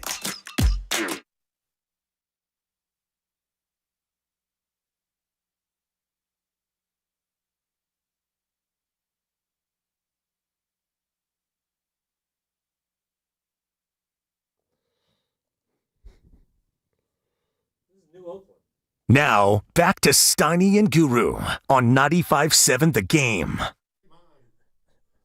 I think I'm mad at you. Well, no. If there's anybody that gets to be mad at somebody, it's me to you. But you've been holding it in, and that's what I don't like. Well, it just... You were supposed to let those bullets fly as soon as I got back here Monday. No, but usually I let things go. Okay, so, wow. And then you just reminded me. So, New Jersey Ken walks in. It says, hey, how's it going? Producing, throwing a couple ideas at us, which we'll get to in a sec. And he thought I was talking about him, but he walked in on a conversation, so I buffed him with my chest out like, dude, that was the last conversation. I was talking about you. Yeah, and you said something like, well, I came to your party. I said, you're my guy, I came to your party, and then what happened? And I said, well, you didn't come to mine. And I'm hurting. Like, wow, man. It was it was later in the day. We went to the cafeteria, I treated you. I know you did. I got out early, though. I appreciate that. We're going to have some fun today, too. Yeah. There's no doubt about it. Hey, Goo, did you send him a text, though, that you weren't coming? Did you at least give him that courtesy? No, he sent me a happy birthday message. Oh, on the wrong day. Damn, boy, you guys. I got you. I'm fighting for my life in here. Daryl Jackson. But I will say, I appreciate someone who sends it before as opposed to after. And there we go. Like one of my best friends, they say happy birthday like 3 days later. It's like, hey, my bad, sorry. I hate that. Like, it's okay, buddy. So... tell the people that I did say, Evan, it looks like I might not be able to make it. Happy birthday, enjoy. Then followed up after that with happy birthday. You didn't say you weren't coming. You said, I'm going to try to make it. And then you just didn't come. Pops, I need help, baby. No, I said it 4 days later, actually. Oh, you didn't make it? No. Oh, man. I'm mad at you too, Pasta. Okay. So we got this thing going. You're part of the show. You're family. I'm driving home. I get to Norm's, Evan, and there's a clip on social from 95.7 The Game, and Willard and Dibs and Grandy are my guys. Yeah. We watched the Super Bowl at Will's house. You know my affinity for Grandy. That was 3 years ago. Pasta on his social goes, I never laughed as much at work. And it was on Willard's show, and I'm like, dude, we laugh all. I need to quit counting stuff, right? Like, that bothered me that I never laughed so much. I didn't say it was the most I've ever laughed. If you're reading, I said it was the hardest I've ever laughed. But those guys aren't funny. So I I listened. And I like, made myself laugh. It read wrong, Pasta. I'm just telling you how I took it. I was into you like, we laugh all the time, Pasta. And then Evan, then I'm laugh critiquing. I'm like, you ain't laughing that hard. What did you laugh about? What was so funny? Tell us. No, something brought up the movie. Oh, he's backtracking. Something brought up the movie Cars, and I asked Willard what would happen if he was walking in a parking garage and a car talked to him, what he would do. Oh, you didn't It's one of those see you it. had to be there moments, Wow, guys. You had to be there. Go. But I took it personal. Apparently. Yeah, no. I can tell there was a lot of hard-hitting Will was questions going laughing. down yesterday. I walk into the studio yesterday, and Ken and Poster, I don't know, talking or cutting something up about the Giants, and suddenly I just hear, "Hey, what are they talking about?" Like, it could be cars, Right. not cars for kids, No doubt. cars. And I got to give you some love. You turned into Baby Nahegan today. What do you mean? When this trade news broke, and we got to back up. Bonte was hungry today. That man was he was letting everything out to change. He's got 1 hour a week as opposed to 20. Boy, he went Westbrook today, angry. The sales guy goes in the other room. Who's yelling? I go, that's Bonte, dude. He was on fire. But when that news broke, the Brian Robinson Jr. trade, Evan, just walk us through. You jumped out your chair and kicked that door open. Like, talk about the trade. Well, there was big news that went down. You didn't see me watching you. And they did get to it. They eventually got to it. But, Bonte and Shasky were on their thing. Shasky... Spadoni was fighting back. He's on vacation last week, he's on vacation next week. Yeah. So he's in his mode. Yeah. Bonte... That's what happens when you condense 20 hours of emotions and content into one. And Bonte has That's what you get. He knows where the receipts are, and he was going off. Well, he said he's been so pissed off from having to watch the Giants each and every night, which is, it's like you're just... 6-16. Well, I don't know why you're still emotional about that team. Like anybody, to be honest. Seriously. Why are you still emotional about that team? It's not emotional. It's just like, man, in the movie Titanic, the ship sunk and it was over. This thing is sinking slow death. It's just like... Well, they got 35 games left. Maybe that's why I'm feeling some type of way. This thing is out of control. No, it's not. It's right where it's supposed to be, which is heading into a ditch. I've been yelling for Matos to play more, and then he can't even pick up the ball, and he goes another 10 to 15 feet, and Kipes on the TV call, pick it up. I'm like, oh, boy. Well, see, this is why last segment when you said, I want to see the young guys. Like, I like young guys. That's what you get. That, more often than not, is what you get when you lean into young players. Evan, real quick, this is baseball. You play it, no, I'm and you saying start in all playing sports. it. Okay. Inexperience and but pick inconsistency. Up a ball. Ain't got nothing to do with age. Well, he picks up the ball 99% of the time, but the 1% he doesn't, you're going to come down his road for it. It was a bad look, whoever the manager was. Their season's been a bad look. Man, the last 3 months have been a bad look. Yeah. And I got to get Shasky and Bonte love on different sectors and Spadoni. Shasky was saying, this is on Buster if you don't send the message that, forget Bochy, got about 75K on a Twitter thing he put out yesterday. And rising. But anyway, he said this is on Buster. You don't want to lose people if you don't make a move and say this is not right. And forget Bochy, somebody else, Evan. Give me that. I felt him. Who? Shasky on that. Like, Buster could be on the hot seat if you don't make a move. Buster Posey is the furthest person from the hot seat in the Giants organ. He's on the board. No, from the fan base of being their first disappointment in Buster. That's what it's about. But this is what you asked for when you made him the president or when he took that position. He's putting his legacy with the Giants in jeopardy. For at least for some people, maybe for Shasky, to me, it doesn't change any one bit of what I think about him as a player. Right, totally. Gotcha. But they're two separate people. Buster Posey, as president of baseball operations, has never worked in a front office before. So why all of it? Like, he's on the hot seat now if he doesn't do something? No, he's not.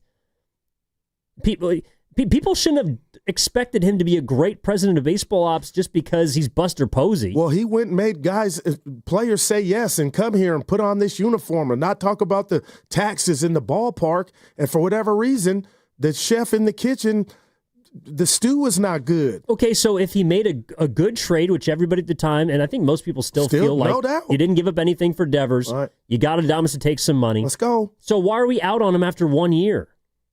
Because they're underachieving and they're looking like the bad news Bears.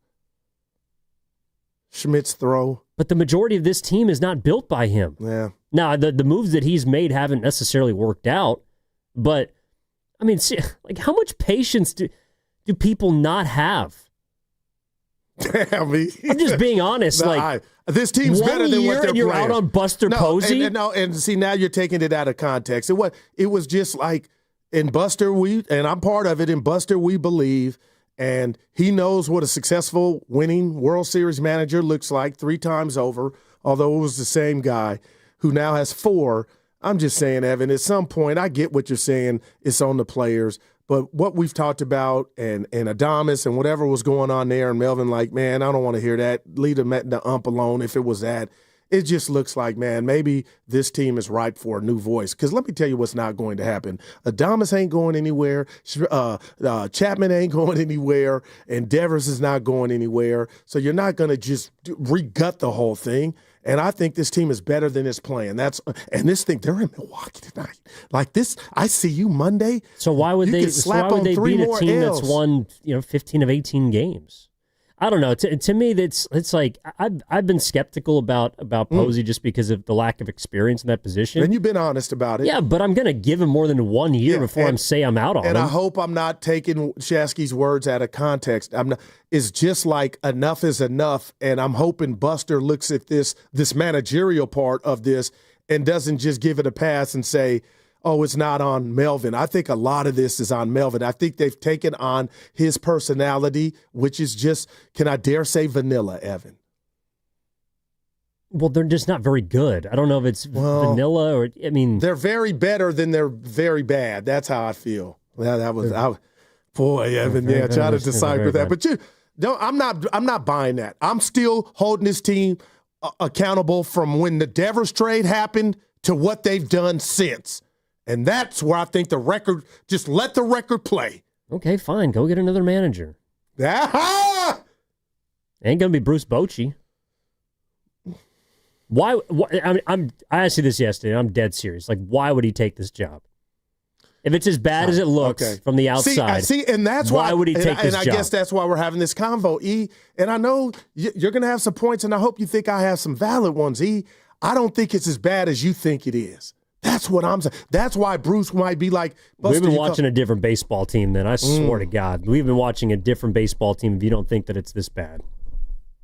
Evan, they're awful. The bonehead plays, even yesterday, it's continuing. Okay, so why is Bruce Bochy going to get Luis Matos to pick up a baseball? Well, maybe he ain't even on the team, but I'm just saying, I'm looking at more of the big dogs on here who, and they had a great conversation this morning, Spadoni and Shasky on and I'll ask you real quick, Evan. Real quick, we got there too. Well, we also got Mr. Fab coming up in a second here. But just your trade of a good manager. It's not just like the verbal play is a big thing, man. It's almost like you got to be a psychiatrist, you got to be a parent, you got to be a friend, and I don't know if Melvin is all of those things. I think you got to win. And if you don't win, people question every single decision you make. But you got to prop guys up, not regardless of how good they are, to get them to be the best version of themselves. No, I mean, and I think words can help guys break through. And if they're slumping and dumping, you can get them back to where, you know what, you can get past that and prosper. Yeah, they're past the point of no return. Evan, you really think they're this bad? Like even, I guess I'm talking about every single time I turn the television on, they are. Wow. I can't argue there, man. Especially yesterday. Every time I look at this team, I watch them play. It's just like, I don't know what to expect, and then something happens and it doesn't go well. They stink this year. Doesn't mean they will next year. Why? What's going to be different, E? The team. Wow. The team has to be different. It just does. Manager might be too. I don't know, but the team absolutely has to be different. All right, we got Mr. Fab coming up in just a second here on the River Islands guest line. But before we get to that, I want to remind people you're listening to 95.7 The Game, KGMZ FM and HD1 San Francisco, an Odyssey Sports Station, always live on the free Odyssey app, and now broadcasting live from the Laughing Monk Studios. Laughing Monk, righteously brewed, in San Francisco. Well, there's also something that you were frustrated with during the break. Oh my gosh! Bleacher Report just slapped up a new article on the eve of the NFL season that the Warriors I'm paraphrasing Steiny, if you're listening, on multiple occasions have tried to get LeBron James. If that subject is not a carcass of sports talk, haven't we been there and done that? He's not coming.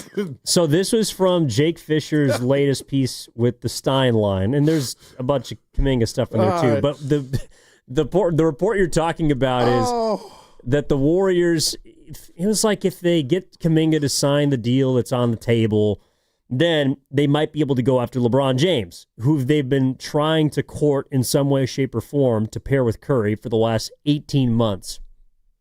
And I honestly think from now until the moment LeBron James retires, that rumor is never going to die. Okay, can I tell you, and you're going to laugh at your boy once again, he's not leaving his son, Evan, so just from that. Bring Bronny in, too. Oh, man. Evan, he's not coming. Move on. Well, I think he might be out of L.A. after this season, but I don't believe it's going to be the Golden State. Yeah. The last time I got hoodwinked by it, I think it was when... Tell me. Well, there was the idea of being able to bring Durant and LeBron. I think it might have been last offseason. Now, that's a lot. But to me, that was the best case. That was the only way that was going to happen. Like, you try and bring the pairs three. Yeah. The Paris trois. Look at you. I like that. And I've been holding this in like you were holding in me missing your party and just hitting me over the head with it today. You reminded me. I am mad at KD that he turned down maybe a reunion. Why? Yeah, Evan. It's almost like the Bochy thing. It would have been it made so much sense. Bochy more to me, but KD, you've done nothing since you left. You don't think that's your karma for leaving? You've done nothing. It's been not finito. Karma. It's not karma for thinking the grass is greener on the other side, and you are a 2-time Finals MVP, not making the playoffs with Phoenix, but he gets a pass. It's Kevin Durant. He's on a better team than the Warriors right now. His 8th team and 6th. Evan, it feels like this is his 20th team, dude. Well, he's a pretty damn good hired gun is what he is. But I think there was another nugget. It's like, the Warriors tried to move Kuminga to Phoenix during the trade deadline last year. Yeah. He would be a Phoenix Sun if KD didn't. You watching these videos of JK working out? No. Warriors World's posting them. No. Evan, but I'm looking in the background of the videos like, I don't know if this is going to help you. I'm rooting for him. All right, it's time to go out to the River Islands guest line. All guests appear on the River Islands guest line. Isn't it time for you to discover the River Islands in Lathrop? Mr. Fab joining us here on 95.7 The Game. Getting in for Steinmetz with Guru. Fabby, what's up, man? How we doing? Thanks for your time. Man, I'm great, man. Enjoying it, man. Beautiful sun. Catch a sun that we've had in the last couple days. So I'm happy to be here, man. Repping this Bay, putting it together. Well, you're repping Bay FC tomorrow, and this event's going to be at Oracle Park. There's going to be over 35,000 people there in one of the biggest U.S. women's sports attended games events ever. How did you get involved in this? And tell us what's going on at the event tomorrow. Well, I know somebody that knows somebody that knows somebody. There it is. Man, big shout out to my people just that put it together, that reached out to us to get us to play a part of this. Not only myself, but Pilo, my artist, Junie Ma, which represents for, she's an 8-year-old gymnast who's doing an amazing job and building her fan base and everything. So we're able to kind of do a rollout tomorrow. And then I'm bringing out a super, super special guest. I don't want to spoil it, but I'm bringing out, a close friend of mine. That's going to be a super duper special guest. And we're just going to enjoy ourselves, man. They asked us to be a part of it. I'm excited to be a part of one of the largest women's pro athlete sporting event taking place on American soil with 35,000 plus. And it's going to be an exciting event to play a part of and make history. Fab, I got to ask you, because I know this is not your first rodeo, but I see you, the greats 40 short perform. And I mean this, Fab. I take it to athletics.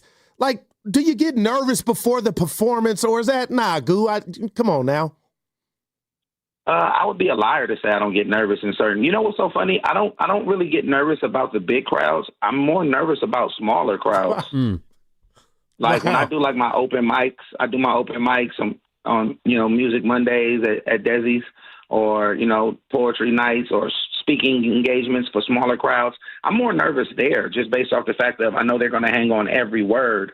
But when I do the bigger crowds, it's just they look like ants, man. So I just go out and focus on one thing, pay attention, and do what I do, man. And pray that God gives me the strength to do what I've continued to do my whole career. Now, you do a lot, and I told Evan, who's got some experience in the musical game, Fabi, I mean this. Very little. I love nicknames. I love metaphors, similes. I love all genres of music, but you write music. You've written for some of the icons, but when you put Pen Griffey Jr., I almost crashed. Who came up with that, Fab? And Evan's laughing right now, turning red. Not Ken, Pen Griffey Jr. It's a 10 out of 10. Come on, Fab. Is that a Fab original? Hey, man, Pen Griffey Jr., man, the superstar kid, man, just put it together. When you need a hit, who you going to get? You know what I'm saying? That's great. Man. Not Tony Gwynn, Tony Penn. Oh my God. You know what I'm saying? My goodness. Tony Penn. Oh my God. Man, Tony Penn, man, you know what I'm saying? Heat Rose, man. I just continue to keep coming with it, man. So we just work, man. The beauty of it is to the artists out there, man, that really show love and that swallow pride and ego and ask me to pen records for them. I'm excited about it, and I just love knocking out the music that we knock out. I got a new big record that's about to drop coming soon, and I'm happy to another thing that I was behind, and just putting it together, man. So I'm thankful, brother. Penny Hardaway, baby. Penny Hardaway. Well, and this is all right. To kind of follow up with that, we're chatting with Mr. Fab here on 95.7 The Game. To follow up on that, how do you decide who you're going to write for? Because you are a musical genius in many ways, and I'm sure your time is very valuable. So how do you make the choice of who gets the pen of Pen Griffey Jr.? Bro, Spark McGuire, man. I'm just always in I make myself available. The best ability is availability. And so if you allow yourself to be available, you can't make a hit on accident if you don't put it out there on purpose. So I just put it, to let people know that I make myself available to, if they do need that kind of assistance, and partnering up through relationships and friendships that I've accumulated over the years. And providing that to folks, letting people know, hey, bro, you working on some records, bro. Let me give you an opportunity. Can I send you a couple records? You might like something I pick. I send you and pick it. And that's super dope, man. When you have a relationship with somebody and they're in need of a record, they don't really care who wrote it or not. They just like, bro, I need a hit, bro. I got to get back on the road. I got to get some shows. And they have the outlet to put the music out to be recognized like that. Wow. That's the beautiful, that's so beautiful, man. You get a chance to, call somebody like Snoop, like, yo, I got a record. I was thinking about you. I had you in mind when I wrote. Can I send it to you? And they be like, yeah. And they be like, yo, I love this one. Let me get this one. Oh, cool, boom. Let's go. Let's do it, man. Wow. It's like a car salesman, a shoe salesman, or any kind of, any other kind of salesman, man. Just putting it together. I'm a song salesman. Oh, man, you're blessed, man, Fab. This is incredible. I got to ask you a Warrior question, and it's the situation that won't die with Kuminga. I personally want him back, but Fab, I love what Steph, Dre have done and meant for the Bay Area. So just tell me if I'm off with this take here. I'm rooting for Kuminga. He's been here 4 years. But Fab, I think they have the gravitas to make Kuminga have a bigger role on the team. They've said good things about him in the past. And I know some of this is on Kuminga as well, but I don't know what's going to happen. I want him here. With all that said, I don't think Steph and Dre have kind of co-signed off for him to come back because, Fab, I think they're titans that their words would allow that to happen. What do you think of that? Am I doing too much putting it at their doorstep to where I'm like, Steph and Dre could get Kuminga back if they wanted him? What do you make of that? I think it comes a time where as men, as players, and as businessmen, we have to understand that sports nowadays have come down to business. the sad part about it, no matter how much fanfare we have, no matter how how much of a sports enthusiast we are, excitement and passion, those men don't want to say anything that can interfere with business.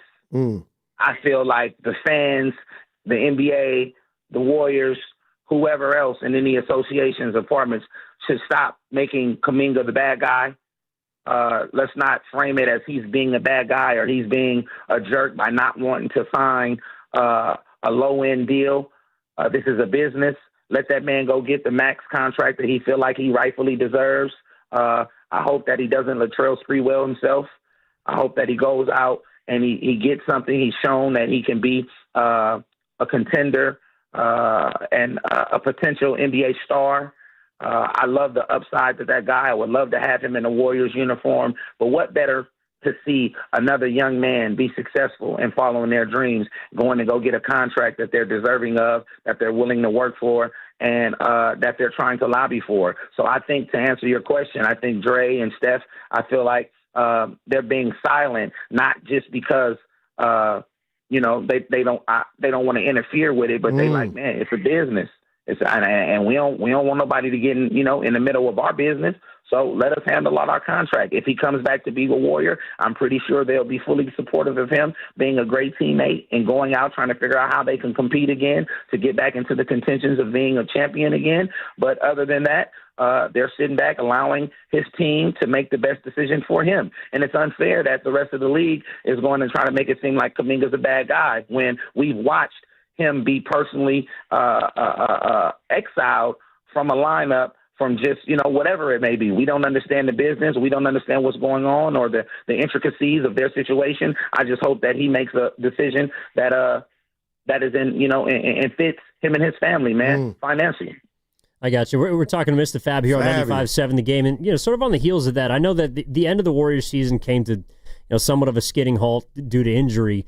But, going into this year, sort of Kuminga aside, because eventually that's going to get figured out, whether he's on the team, whether they trade him, whatever happens.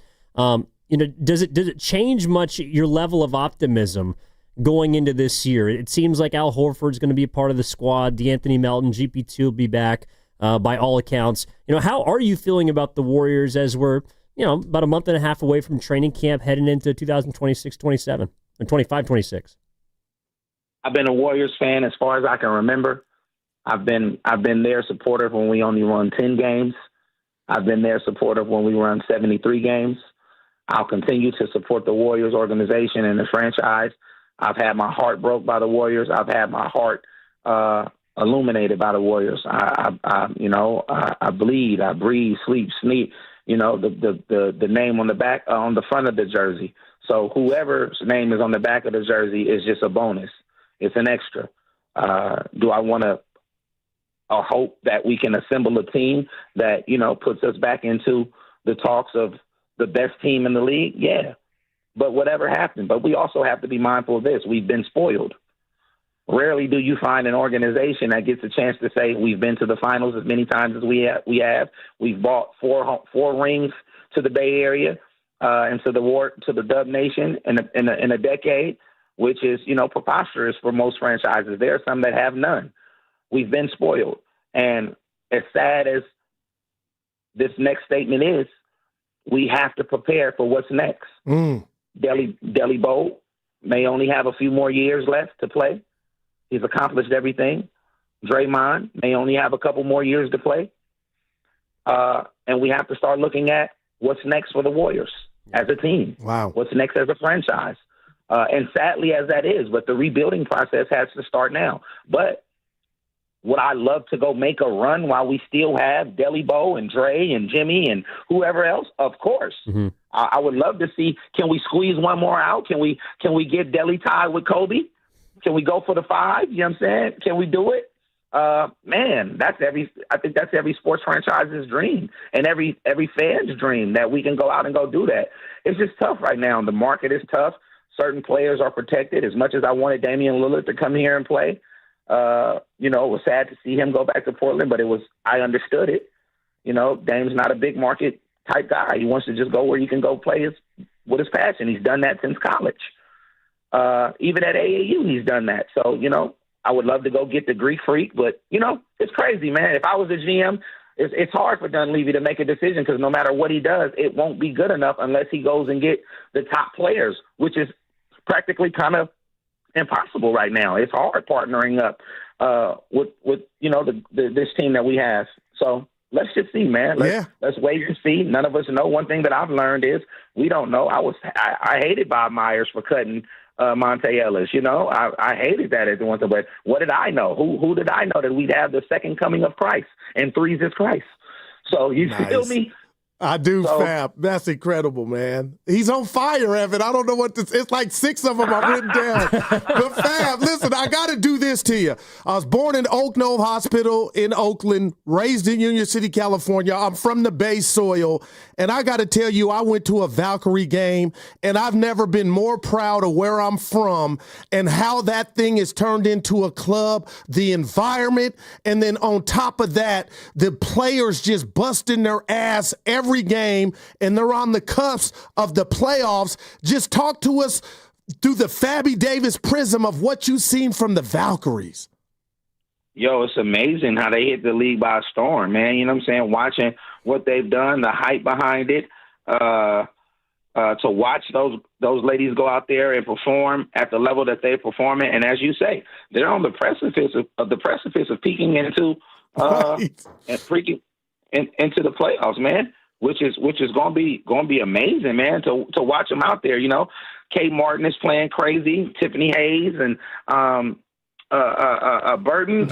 You know, a lot of those things. I was able to take a group of about 50 kids to a game 2 weeks ago. Awesome. Very exciting, man. Very exciting to watch them, and then just how they've blown past other franchises, being being what they represent. It's just a beautiful thing, man. It's very exciting, especially with what women are doing in sports today. I'm championing behind them and continuing to rally, and I hope that one day they can look up and say that there are players in the WNBA that are making more than players in the NBA. That's where it's going, you know, as far as equal rights and things of that nature. We need to lobby for women to do that, as you know, and it's dope. Not saying that everyone, but there are some selected players that should get those big bags out there. And I'm looking forward to it, man. I'm looking forward to Valkyries if they can sneak into the playoffs and surprise some people like the Aces did their first year, being able to get in there and say, ooh, they stole one.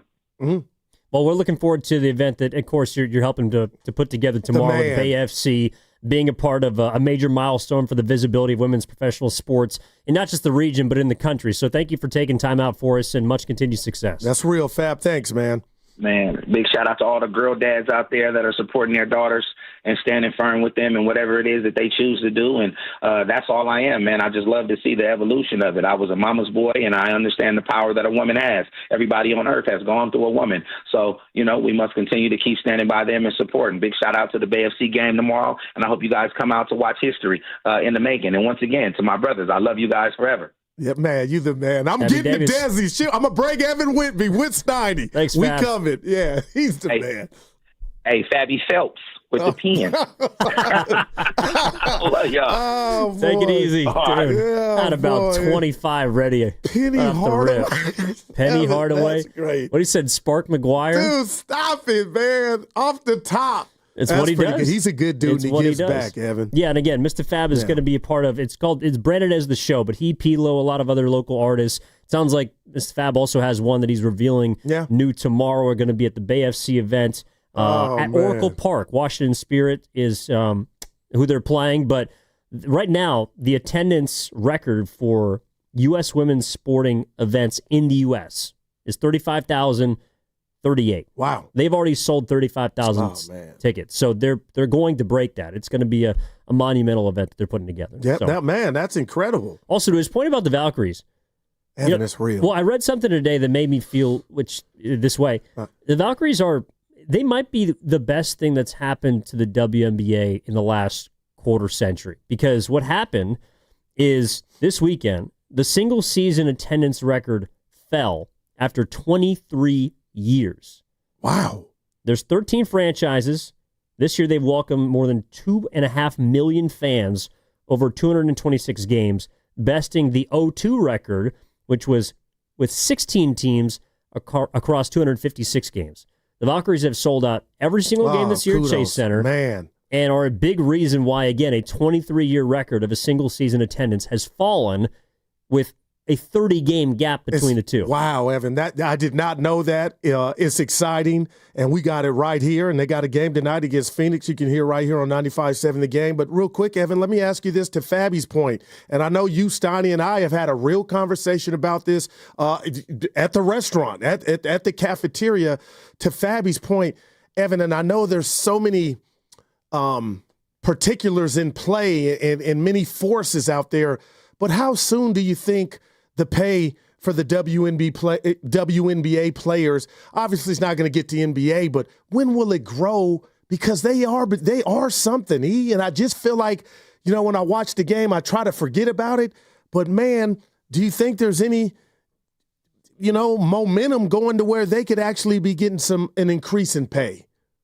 Well, it should be soon, because their CBA, I believe, expires at the end of August. So when they renegotiate for their upcoming collective bargaining agreement, I would hope that they're going to be able to get more money. But obviously the owners, they suppress wages as much as possible, and it's the players' job to try and get as much money as they can. And I would like to believe that in the WNBA, especially with the most recent expansion team, the Valkyries have been a massive success. Yes. They're trying to expand the league even further, maybe up to 15 teams very soon. Who knows? That would allow the players to get a bigger piece of the pie. No, that was well said, and I'm rooting for it to happen, and hopefully we're not too far off from it. But a lot on the agenda tonight, but the Valkyrie, that's must-see. Evan, how about this for the Valkyries? The playoffs have already started. They're trying – you get what I'm saying, Nate? Their margin of error is thin. Yeah. I'm trying to do my fab. I know. Thin. Thin. Boy, Lord. Leave the rapping. Yeah, I got you. Leave the poetry to Fab. How about that? I owe you an apology. For what? No, a big one. Willard texted me, man. I just read it. You looked at me when I said Trey Lance did it, and I know your looks. You look like you're wrong, Goo. You didn't have a Steiny to say it, but that was year 2 for him. When I said, the Niners did it, he hit the ground, that was year 2 for him. Well, you looked at me like, dude. I said, are you sure? And then you said yes. And I'll give you the benefit. But that means I'm not. Well, but I know me. But I didn't want to call it. You took one for me. Well, but leave it to Willard. He's always listening. If we said something wrong today, those guys will let us know. Oh, boy. Granny checks me like nobody else. Penny Hardaway. Well, that one actually makes sense. With Ricky Penderson. The people get it, right, Evan? It's not just... Some people in the middle of the interview were texting in or throwing in suggestions. Just Edgar Allan Penn. I don't know about that one. Albert Penstein. I don't know about that one. I was going to ask him. I don't know if you caught him at... he's been doing comedy at Tommy T's in Pleasanton. He's gotten on stage. Who, Fabby? Yeah, Fab. And he had some good lines where I was laughing. I hit him on IG Well, he said it was at the open mic night he said he was doing on Mondays. I guess that's where he started, but he's gotten to, a packed house and Tommy T's doing his comedy. That's cool. Could you do comedy? No. It's so, I feel like comedy is trying to get people to laugh organically and just not off the top of your head, but prepared material. That's a skill that not everyone has. I can see you, Evan. No, dude, you have to be like risotto. Hell no. Pasta can't do comedy. Sorry, that was a little harsh. Penminga. Oh, my. Case in point. Case in point. Why did I like it, though? Evan, dude. I appreciate you. Words are incredible, No, comedy's hard, Evan, man. I've seen you work a room, and it's effortless. And when it's natural and organic. I think you're selling yourself short if you were to go on stage. Maybe to work at it, but the first time you do anything, it goes horribly. No, seriously, your first couple hours. Oh my God, dude! Yeah. Oh, get your head on the gutter. Yeah, your first time, it goes horribly. Natural. Yeah, there's not a lot of one-hit wonders out there. That's all I'll say. No, it's tough. I think it takes work. I think it takes time. Like you listen to some of your old tape from, you and Zachariah on Sundays. Oh my God, it's not what you are now. You're significantly better because you've done it. And if you listen to some of the greatest rappers, Snoop Dogg, Jay-Z, early, they don't sound like they seasoned like they are now. So you might be onto something. But Fab had them rocking. Yeah, there's not many people that can just hit the ball out of the ballpark and drop an Illmatic for your first album. All right, I got you. 19 years old. Fab Pennington. That's almost 707. See, we got some sleepers in the chat. Fab, our forefather, Benjamin Franklin. Man. Oh, my gosh. All right, on the other side, there is something I actually wanted your help with, and maybe you can you can help me solve some things on the other side. There's also a couple of things that we have to address, including how you feel about a former Warrior and his current relationship. And then coming up at 1:48, we got the crossover with Willard and Grandy, 2 o'clock. No, what's bugging you? No, I feel like I need a radio cigarette. That was so great, the laughter and Fab and you, man. Well, Risotto and the other guy. Shout out to Fabby Davis. Nah, Kenny, you're my dude. Yeah, I know. You went to his party. Yeah. What's coming up in the game is brought to you by Fremont Bank. Here for you, here for good. Gettings in for Steinmetz with Guru. That segment brought to you by Cars for Kids. Cars with a K. 95.7 The Game congratulates Cars for Kids on 30 years of turning car donations into supporting children. Cars for Kids has helped more than 100,000 kids nationwide. Donate your used car today at carsforkids.org and join over 1 million proud donors making a real difference. Ladies and gentlemen, it is the 2025 Red and Gold Summit, and it is happening on Thursday, September 4th, live from King's Fish House at Westfield Valley Fair in Santa Clara. Me and Dibs will be live from 2 to 4, and then the summit from 4 to 6. So Steiny and Goo and Shasky and Spadoni are all going to be there, and we invite you to come over for the hang. Are we really doing this? Take your fantasy football draft to the next level with 95.7 The Game and Splash at Thrive City in San Francisco. You and 14 friends could score your own private view lounge, the best seat in the house for game day energy, 2 full hours of draft time with complimentary Wi-Fi, power for your laptops, a loaded draft day food station with non-alcoholic drinks, plus a dedicated server, all a $1,500 value. And here's the kicker. Willard and Dibs will be broadcasting live that night, then hanging out with you and your guests after the show. Listen this week for your chance to win and join us Tuesday, August 26th. Get details at 957thegame.com. If you've started thinking about what to wear this fall, your timing is perfect because Macy's Fall Preview event has early deals on looks everyone will be wearing. Romantic dresses from BCBG and Avec Les Filles, Western-inspired boots and bags from Steve Madden, all 25% off. Plus, take 15 to 25% off fall beauty from Yves Saint Laurent, Estee Lauder, and Clinique. Don't wait. This fall preview won't be around for long. So come into Macy's today. Savings off regular and already reduced prices. Exclusions apply. Toyota, the MVP of MPG. With class-leading MPG and more hybrid models than any other brand. Toyota, let's go places. Are you curious about who offers the best deals on top-rated Samsung, LG, and Sony TVs? The answer is surprising. It's not online, and it's not the warehouse clubs. The best deals on top-rated TVs are at Video Only. Don't believe it? Then check out the trade-in deals at Video Only. How about $500 for your old TV? Try doing that online. Before you buy that new TV, drop into Video Only. If you don't, you'll be sorry.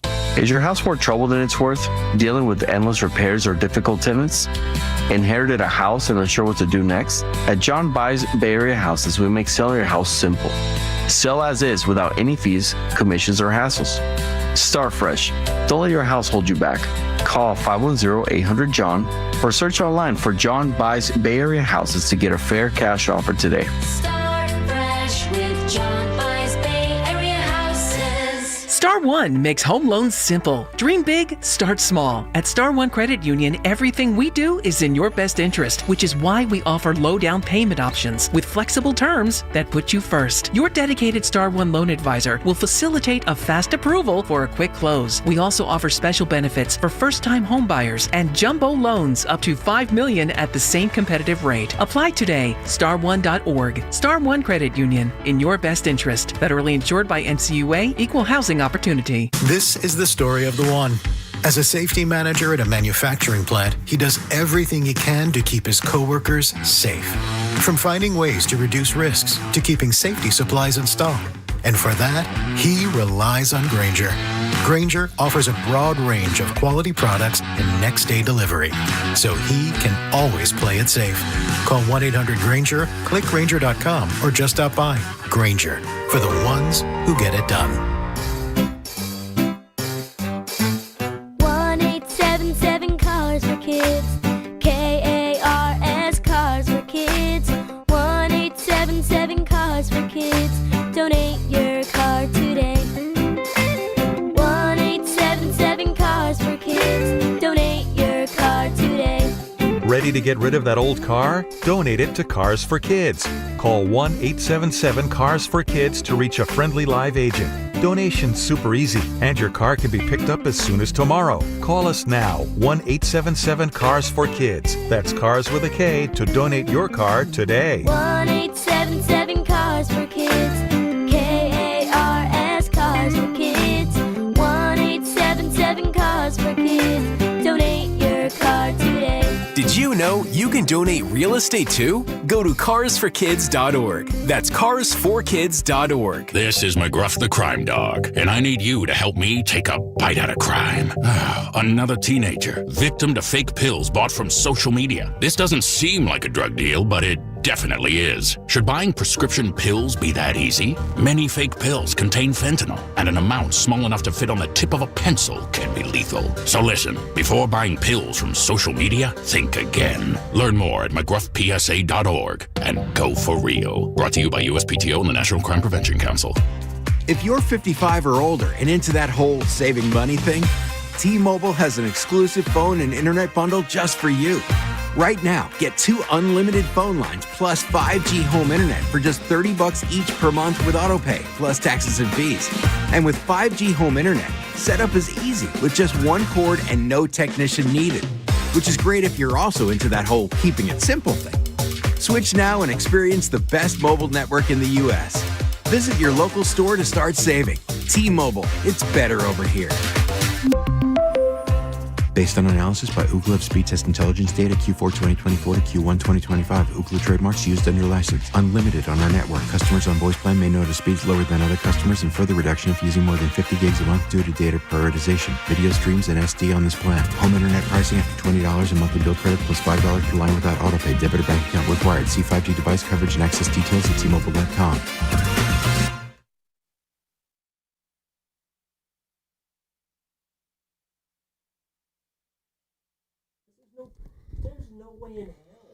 I know somebody that knows somebody that knows somebody. There it is. Hey, not Tony Gwynn, Tony Penn. Oh my God! You know what I'm saying? You know, Heat Rose, man. You know, I just continue to keep coming with it, man. You know, Spark McGuire, man. I make myself available. You know, the best ability is availability.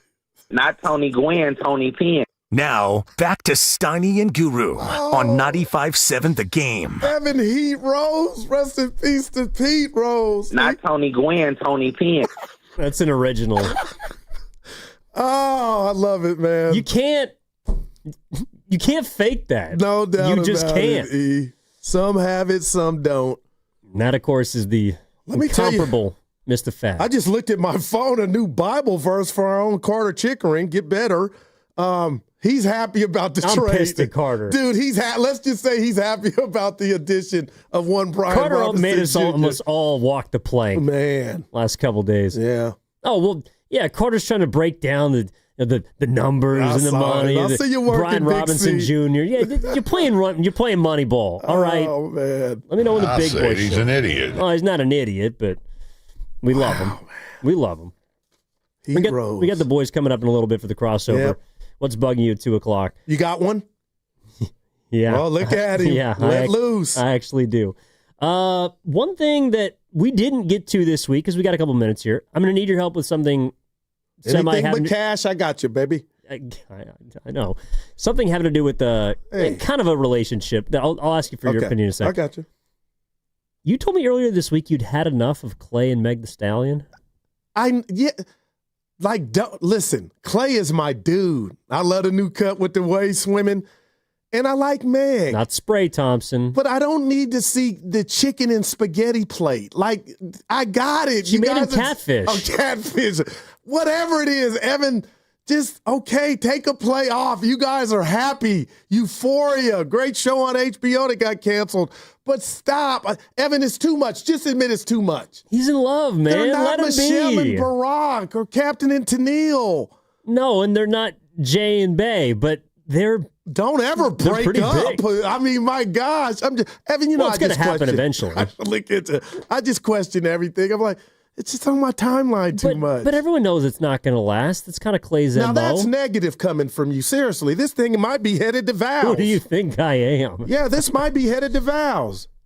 What? I do. Oh, well, all right. We can make a bet I'm on serious. that. That's not, they're not going to get married. Evan, you can't play They're the having field fun. forever. Well, not forever, but if you can play it as long as you want. There are two heavyweights in there, in the world at what they do. Love that he's still pretty young. She's still pretty young. But I don't want to see the spaghetti and to put the rat on the table. I didn't like the look.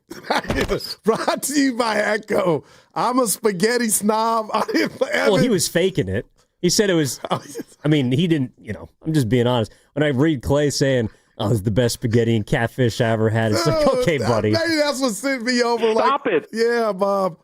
Look, you get yourself a woman who can cook. There's nothing wrong with that. I told you I sent Fitz a text.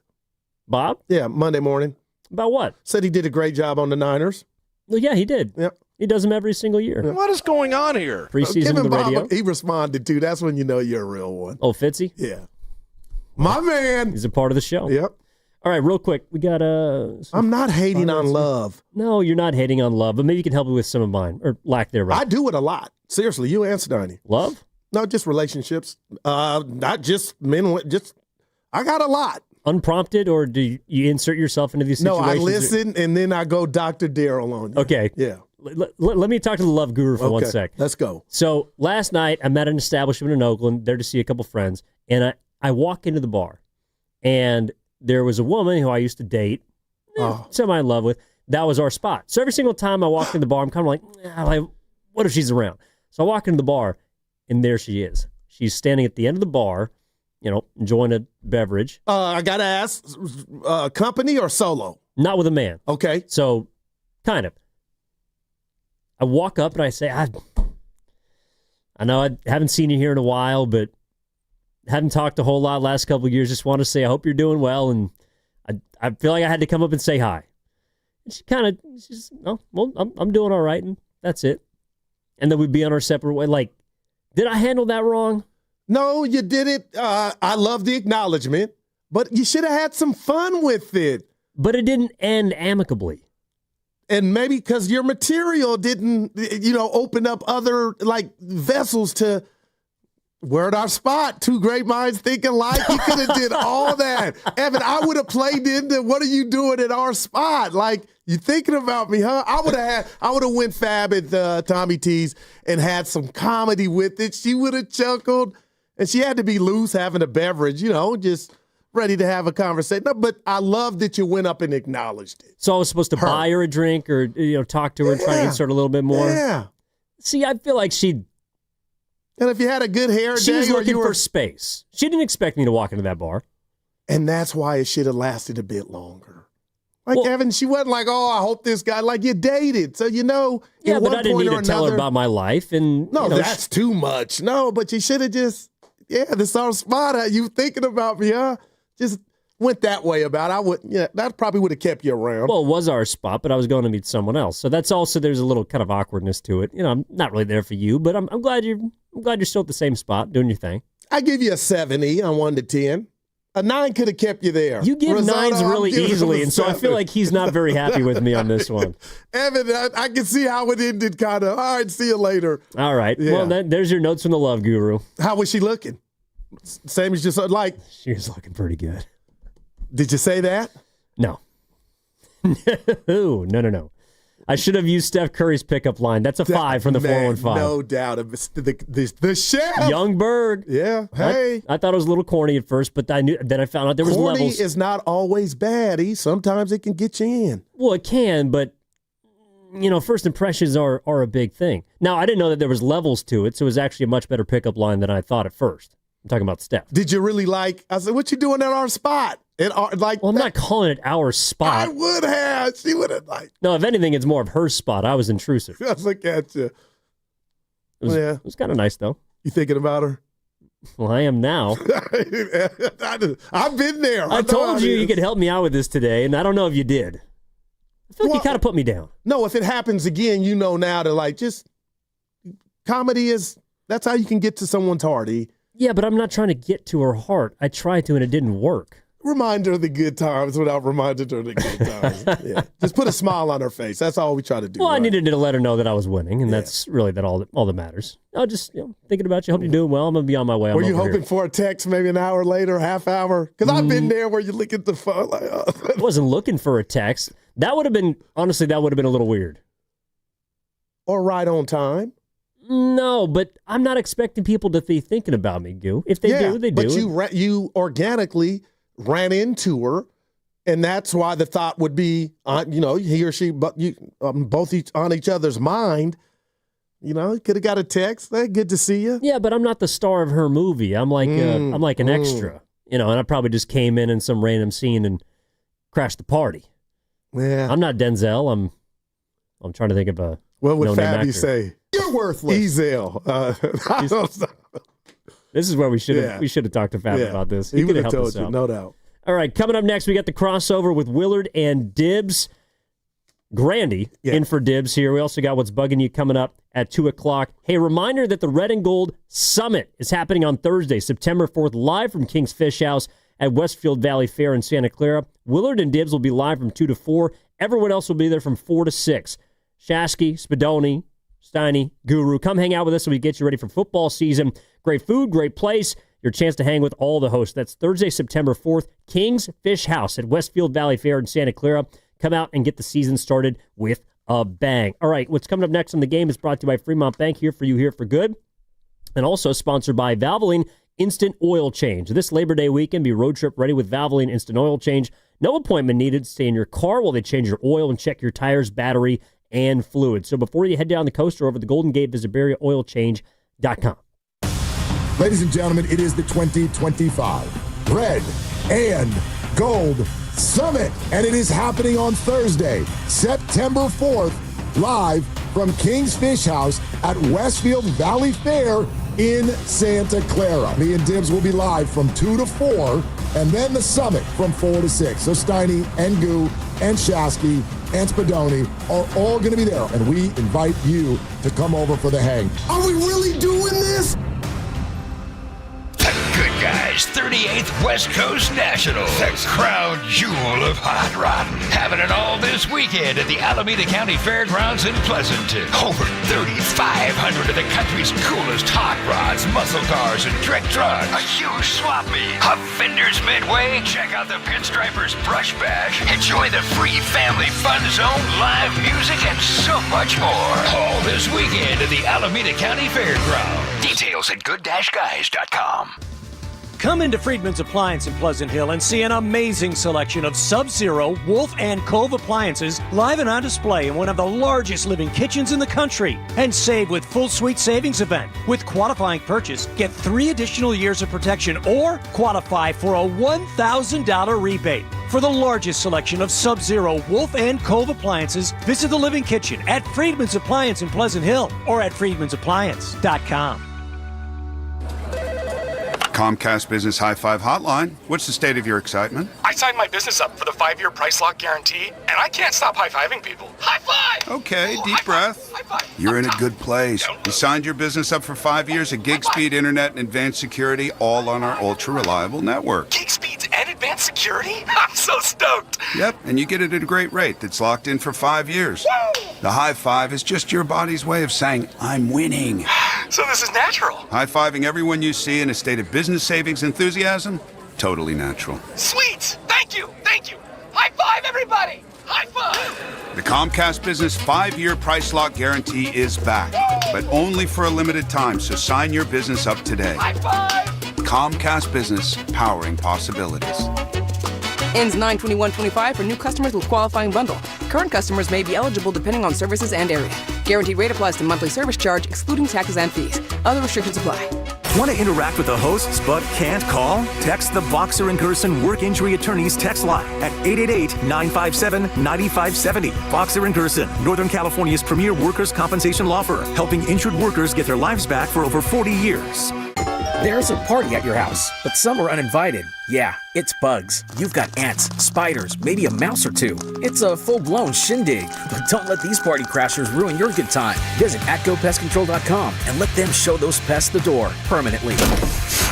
Because when the only guests you want are your friends, leave the pests to them. Visit their website today, atcopestcontrol.com, before your house becomes a full-blown infestation. Call 888-900-9697 now for 10% off your initial service. This Labor Day weekend, we're celebrating Bob's Discount Furniture's 200th store milestone with the entire Bob's family across the country. For more than 30 years, we've believed everyone deserves the home they love. That's why we brought our everyday low prices on furniture, mattresses, and more to over 200 locations from coast to coast and counting. Not to mention free treats for the whole family in our cafes. Celebrate Bob's Discount Furniture's 200 store milestone this Labor Day weekend. Oh, my Bob!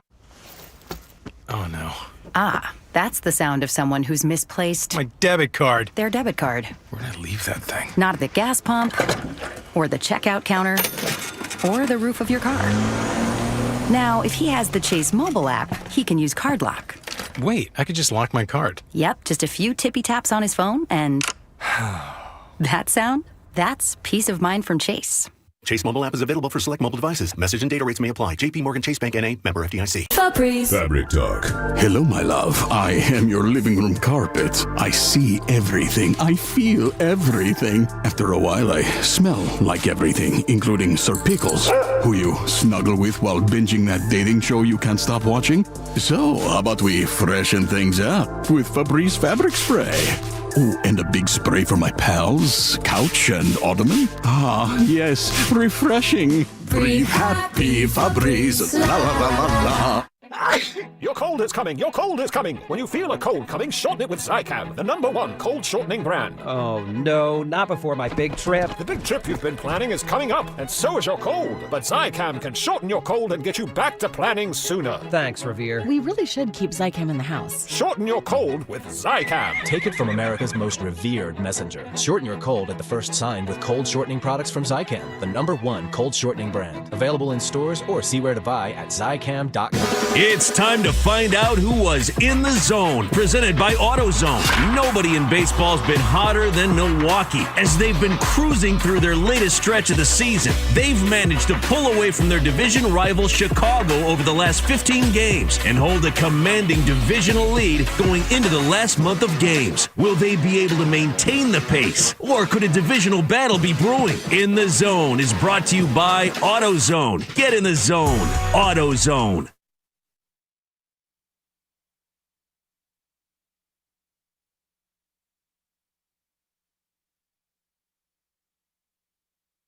Now, back to Steiny and Guru on 95.7 The Game. All right, time for the crossover. Giddings in for Steiny, Grandy in for Dibs, Guru, Willard. Yeah. What's up, boys? Happy Friday. Yeah. Happy Friday. Not a payday, but it is almost that time. Yeah. We got Big college trade. football tomorrow. I can't wait. 9 a.m. in Dublin. Why do they call it week 0? Why not just week 1? A long week 1. Well, because what, there's one game? Are there 2? No, there's multiple. There's a ton of games. Raised for coming up with that. Hawaii plays Stanford? Yeah. Yes. Tomorrow? Yes, sir. All right. Andrew Luck's debut. I'm still mad that game's not at 10 at night, though. You know, I told Granny this the greatest chase. But the Hawaii game has to be at the end. But we still got Fresno State home games. But I take get you. stock of where you're at, and then where's Hawaii to help out. That's no doubt about it. That's what the greatest state in our union is for. I do wonder Aloha. who came up with week 0. Wherever they work, did they get a raise for that, Evan? I hate it. We're locked in on Idaho State UNLV tomorrow. What's the line? What's the line? UNLV by 26.5. I'm so fine. Look at Evan good Lord. I got a bucket I know list. Vontaze Burfict is one of the defensive coaches for UNLV. Yeah. Is he? A lot of spearing. Would you love to be in the room when the people come up with these lines? I would. All day, every day. My God, I'd buy a ticket. Can I watch how 26.5 comes together? I just want to understand. Idaho State. Right? How do they and watch it come down to it? Like somebody's like, I like 24.5, and they're like, it's too low. Oh my god! You got to keep going. Like, how do you get to 26.5? It is. We need a doc on it, man. We all know the final score is going to be no doubt, right? 44-17. Like, it's incredible, dude. It's absurd. Well, Marshall's given 39.5 to Georgia coming up this week. Like, I mean, seriously. Hey, Evan, whoa. Georgia, that could be they could score 70. Kind of like the Thundering Herd, Goof. They're frisky this year. Right. Who knows what they're going to be? I think it was it a Patriots draftee was talking about the difference between college and the NFL. And he basically was like, well, some games aren't really games in college, if we're being honest. True. But even the bad teams in the NFL got Pro Bowlers. That's the biggest difference. So, yeah, the Toledo Rockets got no chance going up against whatever SEC school they're going to get pounded by. At least they got a payday for it, though. Brings up my least favorite point that anyone makes in sports media. When someone's really good in college and they do that, do you think that they could beat the Browns? No, like my whole body tenses up. Yeah, Duke and UNLV in college hoop years ago. Later, they'd get blown off of the field on every play. But anyway. Who's more excited, you or Grandy, for the Robinson trade? I don't know. We haven't measured that yet. I think we're both pretty excited. Pretty high I think it's a win. No doubt for the Niners. Let me run something by you. I want to bring you the negative deal over here. No, I know. Negative? Yeah, we're down. Yeah. Well, Guru's like, this is an insurance policy, and I see it as so much more. Let me run a phrase at you, and I want to see your initial reaction. Are you ready? Yeah. All right. Here it is. It's 4 words. Christian McCaffrey, slot receiver. We brought it up on the show. How do you feel? I'm all the way in. Okay. There. Okay, if that's how it's going to look. I got you. Yeah. But we play. Yeah. Doesn't mean he's not going to be the running back. No doubt. But I do think this is one way to attack. I got you. What's going on at receiver, because I've already heard them talk about getting both these guys on the field at the same time. And that can make up from what you lost from the Debo package, being able to trick the defenses at the line of scrimmage. But Evan and I threw that out. But my core values were, everybody's saying McCaffrey looks great. Maybe he doesn't, Grandy. And that's why they pulled the trigger on this. But no, it's not 100%. It was part. And I told it, and that's why I love Evan. He didn't beat me up, but I was like, that crossed my mind, Grandy. It did. I think it says 100% more about Isaac Guerrero and everyone else they got behind McCaffrey, that they don't believe any of those guys can stay healthy. All right, we put him up there too. I mean, you got Robinson in here. If McCaffrey still misses half the year, I think you're still probably done anyway. We covered it. Even with Robinson here. Hey, it makes you better, no doubt. But yeah, I think it raises the floor, but it doesn't really raise the ceiling much for me personally. I mean, I think he's a good player. Yeah. And more importantly, he can stay on the field. That's what he's proved over his first 3 seasons. But 8 touchdowns last year, almost 1,000. Yeah, I mean, I still think it's pretty CMC dependent. And I guess when I hear like slot receiver, I guess I wonder why they just didn't go get another receiver. He's definitely far more impressive, and I feel better about him than Sky Moore, who, listening to your show yesterday, I wonder why they traded for him in the first place. We need more of that. That was incredible. I forgot his name. Was it Carrington Harrington or something? Correct. Or something? Yes. Something. I told it's him Carrington Harrison. Well, it was Hatington by the end of that interview. He was not Davis over here. He was not a fan of Sky Moore. He can't catch. Yeah, there it is. He can't catch. That was great. Hey, Carrington, he was hurt last year. No, he wasn't. He just can't catch. Did you see the text conversation between, was it Pasta or Ken that reached out to him? Ken reached out to him, and I didn't see that. The first message was, it's going to be a short conversation. Right. He almost would have said, don't bring me on. I have nothing. What did he compare it to? What was it? He remembers like the craziest thing that's ever happened in my life. And then he goes, and now this is number 2. The Kentucky Derby. Like bucket list. God, you guys got to stop. And he goes, the second most amazing thing is that someone called me to talk about Sky Moore. He said that Sky Moore couldn't catch COVID in 2020. Damn. We just had Fabby Davis on. 2021 before I got it. One hits too close to home. Yeah, Anyway. I got you. But he's obviously more exciting than Sky Moore. But, there's still some other wide receivers out there. I think what the rumor today was Adam Thielen might be on the block. I don't know. Kendrick Bourne might be cut from the Patriots, and maybe he's on his way over here, too. That'd be an interesting one. Because that's the position we're all worried about right now, right? Again, only early, though. Here's my question. Haven't we been told for years that, especially for young wide receivers, learning the Shanahan system makes your head spin, at least for a period of time? So why are you going to go get people who've never been in the system and then ask them to contribute right away? So Bourne would be a guy that knows it and familiar with it, that makes sense to me. Yeah. But if you're going to go get another young guy, maybe if you're a vet, but a young guy, because these systems are all... Dobbs is interesting because he's played a few years. LaFleur and Shanahan are connected at the hip, and so he probably would get it pretty quick. But that's another question I've got, like Sky Moore. This guy's got 40-something catches in his career. Will we see him tomorrow? Apparently, they're miracles. We have to see him tomorrow, right? I mean, you would think. Sky Moore? Yeah, I mean, at least as a punt returner. Imagine he gets hurt tomorrow. Why do you say that with a grin? Like it's just guaranteed to happen. We're talking about that. Where do you start to say, do we have a problem here? And how do you even try to fix it? Because it's been that way for even Mosterts and the Cheetahs back in the day. Even go back to the Harbaugh era, it was like this. Yeah. I don't get it. Where do you start? I don't know. I really don't know. You know, I mean, the people who've covered the team have talked specifically about running backs. Yeah, I remember that. Right? And the way that you're sort of asked to run this system. It's and violent, the physicality of it. I mean, it'll never, ever, ever make me not laugh when you and Steiny were having that conversation. Just about to say his name. And he's like, so the Niners, they asked their running back to hit the hole fast. I'm like, right. Steiner. Now, if you're in Atlanta... they coach, all right, grab the ball and stand there for 3 seconds. Don't go anywhere. What are we talking about? Yeah. Running It's backs. violent, baby. You get hurt, but why It's incredible. Why is it up and down the roster? I don't know. And I think it's a big reason real quick why they went 6-11 last year. Well, you can't say it wasn't all of it, but it started out with your best player. We were at the game week 1, and that brutal. It's interesting you're making fun of it, though, because J.P. Finley was on today, Washington guy, and said Brian Robinson hits the hole hard. He does. Like he literally does. He's like, well, he doesn't have a lot of patience and doesn't really tiptoe around. He just sees the hole and he hits it. And it's like, well, he stayed healthy at least. Yeah, well, for the most part. Yeah, I mean, he got shot in a carjacking. 2 Purple Hearts still on the played team that year. Niners are going to start a bunch of people who started their career by getting shot. Yeah, Willard, I don't know what to do. I'm sorry, it's Friday. Whatever. No, the chat's been coming up with some great. I'm just like, you can't ignore it, right? Well, they're all healthy now, Right, no. so it's okay. We can joke.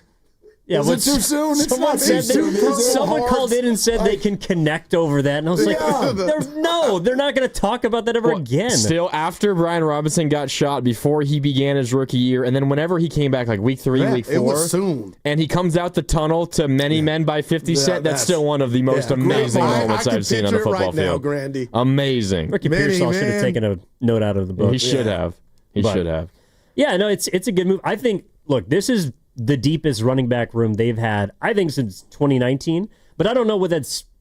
I don't know what it's worth when Christian is still the person who is the son of the offense. But now you can use him so many different ways, a variety. That's what I think. And have these guys on. But Garindo is scaring me. You mentioned him, like maybe it's not McCaffrey, but Garindo, when he runs, it's incredible. But he just whatever. He doesn't stay healthy. But yeah, I see B-Rob as 2 things. It is an insurance policy. It is something that could be comforting if Christian were to miss a game or 2. But I don't see this in any way as being like, oh, something's wrong with Christian. Yeah, because don't ask Trent. We played the sound. He says he looks like he's ready to go. Everybody down there says he looks incredible. Everyone down there. I only did went this last year. Remember, even Christian himself said he was ready. Well, but no one said he looked incredible. He didn't participate. He didn't participate. So, I've only been down there once. I'll back them up. He looks fast. Yeah, right. But what do I know? He looks really, really fast. He looks 300 like he's got pounders are laying on top of you. But I think that is it an insurance policy? Maybe it allows you to pull back a touch or 2 per game, but I think it allows Kyle to be creative offensively, especially if your passing game out of the gate is going to be so hampered by injury. This allows you to do some different things, and maybe Christian will be more of a receiver than we normally see him be early on. You're listening to 95.7 The Game, KGM's FM and HD1 San Francisco, and Odyssey Sports Station, always live in the free Odyssey app and now broadcasting from the Laughing Monk Studios. All right, it's time for What's Bugging You here on the crossover, presented by Atco Pest Control. They don't need soil. Sounds like Willard's got something ready. They don't need soil, they don't need water, but drywood termites will eat your home from floor to ceiling. August is the start of swarming season for drywood termites, so if you see a swarm, call Atco Pest Control for a free inspection and customized treatment plan. Mention you heard about Atco and What's Bugging You. 10% off any drywood termite treatment this month. Check out atcopestcontrol.com today. Well, would you like to go first? Sure. All I got right. 1A and 1B. Double header. First thing that's bugging me is sometimes when we get to a Friday, I have to think hard. What is it that's bugging me? And sometimes you get to a Friday, and I have to sift through the wreckage of what's bugging me and pick one. Yeah. So that's bugging me because that's the kind of week I'm having. I just write stuff down throughout the week. Yeah, forget. That's smart. I decided to keep it light, though. You want to know what's bugging? This just happened to me outside the building today with our boss. With our boss. With our boss, Matt Hagian. In the bag. Why is it so embarrassing when someone leaves you hanging? I can't. I don't like that feeling where you got to chase her. It's like. Can we please just be more? Everyone is on their phone, and therefore this is another byproduct. The lack of awareness of what's going on around us is at epidemic levels. If somebody puts their arm out in front of you, can you just please see it? Yeah. Just see it. Yeah. I'm out here trying to fist bump my boss on the street, and he's I can see him now. He doesn't phone, like those. Looking around like he does. And he just missed it. And that's how I started my Friday. Like, whatever, dude. And you couldn't ignore it or act like it didn't happen. Now I got to slump away like some doofus and head in and do my job for the day with that feeling of being left handed. I did that too. Oh, there he is.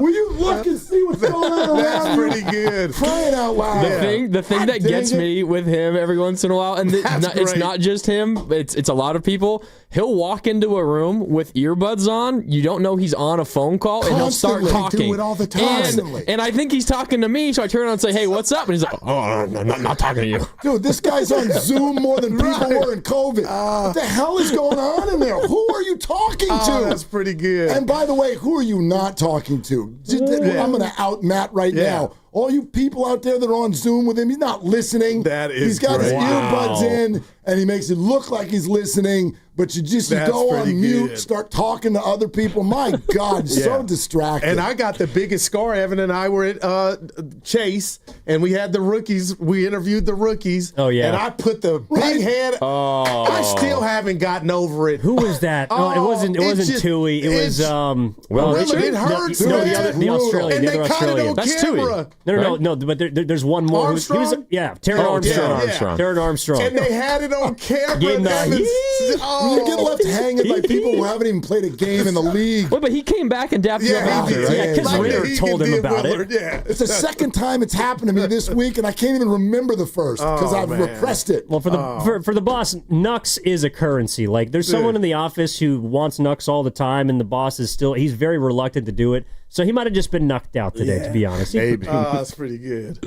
Knock someone out myself. You two go. Why don't you go? Go ahead, baby. I'll go second. Mine actually kind of has to do with the boss also. So wow. He's not the one that's bugging me, though. Uh-oh. So we had a company. Noser. Well, sorry. Yeah, a little bit, but wait. It just bugged me. So last night there's a company get together. There's a member of our staff who's moving on, so everyone's at happy hour having a good time. Not everyone. Well, I didn't even know. You had a chance to, but no one told me. No one told me. Your producers and your co-hosts were there. Yeah. Put it on them. You got to mingle more, Will. On your email. Email. Oh, there it is. My email gets checked at 9 at night. Give me more than 1 day's notice, please. Yeah, well, it's actually every Thursday? Every third Thursday of the month? Every third Thursday of the month. I think. Anyways, so we're sitting there, and there's a salesperson who's having a good time and blah blah blah blah blah, and he says, you just got to go talk to Maddie. I'm like, Maddie? Who's Maddie? Like Maddie from Alice. Yeah. From Sarah and Vinny. Yeah, our guy. He's a producer. Yeah. He goes, no, not that Maddie. Nahagian. Like, Maddie, you call your boss Maddie. Not only by his first name, but you add you add something to it. You added a Y. What are you? That bugs me. You cannot call your superior number one by their first name unless it's okay. Yeah. But you can't, kind of cuten it up. You can't do that. Wait a minute. Do you call him Mr. Nahagian? No, I call him Nahagian. That's what I call him. That's even worse. I call He's him by my his boss. last name. Actually, I call him Hefe, but... Yeah. Wait a minute, how's that different? Hefe and just calling someone by their last name. Do you know what Hefe means? Yes, but it's way more casual. It sounds like you're coming down people's road for being too casual with the boss, and you're calling him only by his last name? No, I'm calling him boss, is what I'm calling him. That's chain of command. You cannot call him Matty. I call him Matty. Yeah. All the time. Oh, with a Y. I've known him boy. I learned this yesterday. I've known him for 20 years. This is the second time I've worked for him. Yeah. He got mad that I call you Will, and he takes Matty. Yeah, by the way, nasty. do you want to know what he's called? You want to know what he's called me ever since he got mad at you for calling me Will? Will. That is the greatest. I mean, and it's whatever, I'm not Matty. the only. What you got, Grandy? What's bugging me is the WNBA draft rules. Do you guys listen? Do you guys see what Paige Beckers did this week? I just told him your life must be great. 44 points. Okay. 44 points, breaking the WNBA single game rookie scoring record. She should have been a freaking Valkyrie. Yes, she should have been a Valkyrie. The fact that the expansion team doesn't get the number one pick in their first year in existence, absolutely ridiculous. Not only did they not get the first pick, they didn't get the second, the third, or the fourth. They got the fifth pick. They got to fix that. Wow. How does the expansion team not get the number one pick? Paige Becker should be a freaking Valkyrie. And I'm upset about it. That's true. Bucket she put on a show in L.A. They got walked off. Has an expansion team ever got the number one pick?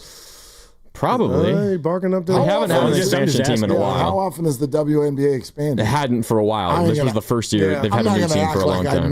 Yeah. I have no clue. I have no clue what's been going on. Yeah. But I'm with you. That stinks. Now. That doesn't seem too fair. Nope. The NFL got it right. That's what's bugging me. So bugging me, and I want to apologize to my sister Tina. I went to my dad's house yesterday. It was hot in the Yoon. She came home from work, and we got a neighbor that likes to talk. And when the neighbor sees me, it's like I got to do another 4 hours of radio. So I heard the neighbor come in the garage where my dad's dojo is, and I faked like I was sleeping. And here my sister comes in. Are you asleep?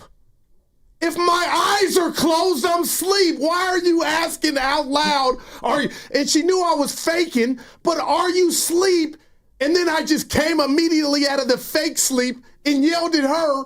When somebody's eyes are closed, that means they're asleep. Why would you ask me? So we're arguing. Tina, I apologize. We cooled it down, but I had to get up and go do the 4-hour radio show. But who asked somebody if they're asleep? If their eyes are closed, let me be me and get my Oscar for trying to be Denzel faking sleep. But I got so mad at her for asking the stupid question. If you see somebody's eyes closed, they're asleep. You don't got to ask. And she just, you're asleep? And something just sent me off, and I came up out of it, the fake sleep. And I said, why would you ask me if I'm asleep? And then we just start going, but we caught each other. I apologize, Tina. But moving forward, for some of the fake sleepers out there, don't ask somebody if their eyes are closed or they're asleep. They're asleep. Now, do you know for a fact that you don't sleep with your eyes open? Sometimes people do. No, my eyes were closed, Evan, because I wasn't asleep, so I'm doing it like my sister. I'm off limits. Just say Daryl's asleep. You're asleep? And that sent me off. Like I don't want to speak for her. I'm pretty sure she knew you weren't asleep. So but this. When you're saying if their eyes are closed, they're asleep. She did add, but you went to sleep that fast, so that she did add that. But I snapped on, let me just live my life. But damn, Evan, I'm out of the sleep, and now I got to go in the garage and do 4 hours. That's like my grandpa used to say, I'm resting my eyes, don't talk to me. You can't rest your eyes. You're asleep or you're not. You see him, so she knew I was fake sleeping. To ask, are you asleep? But it bothered me. Or you were trying to sleep and she didn't want you to. Oh, man, anyway. 90 degrees in the Yoon trying to catch a nap. And I had to go out there and we had fun, but 4 hours almost, it felt like. Well, you had 3 hours in the middle of the day trying to.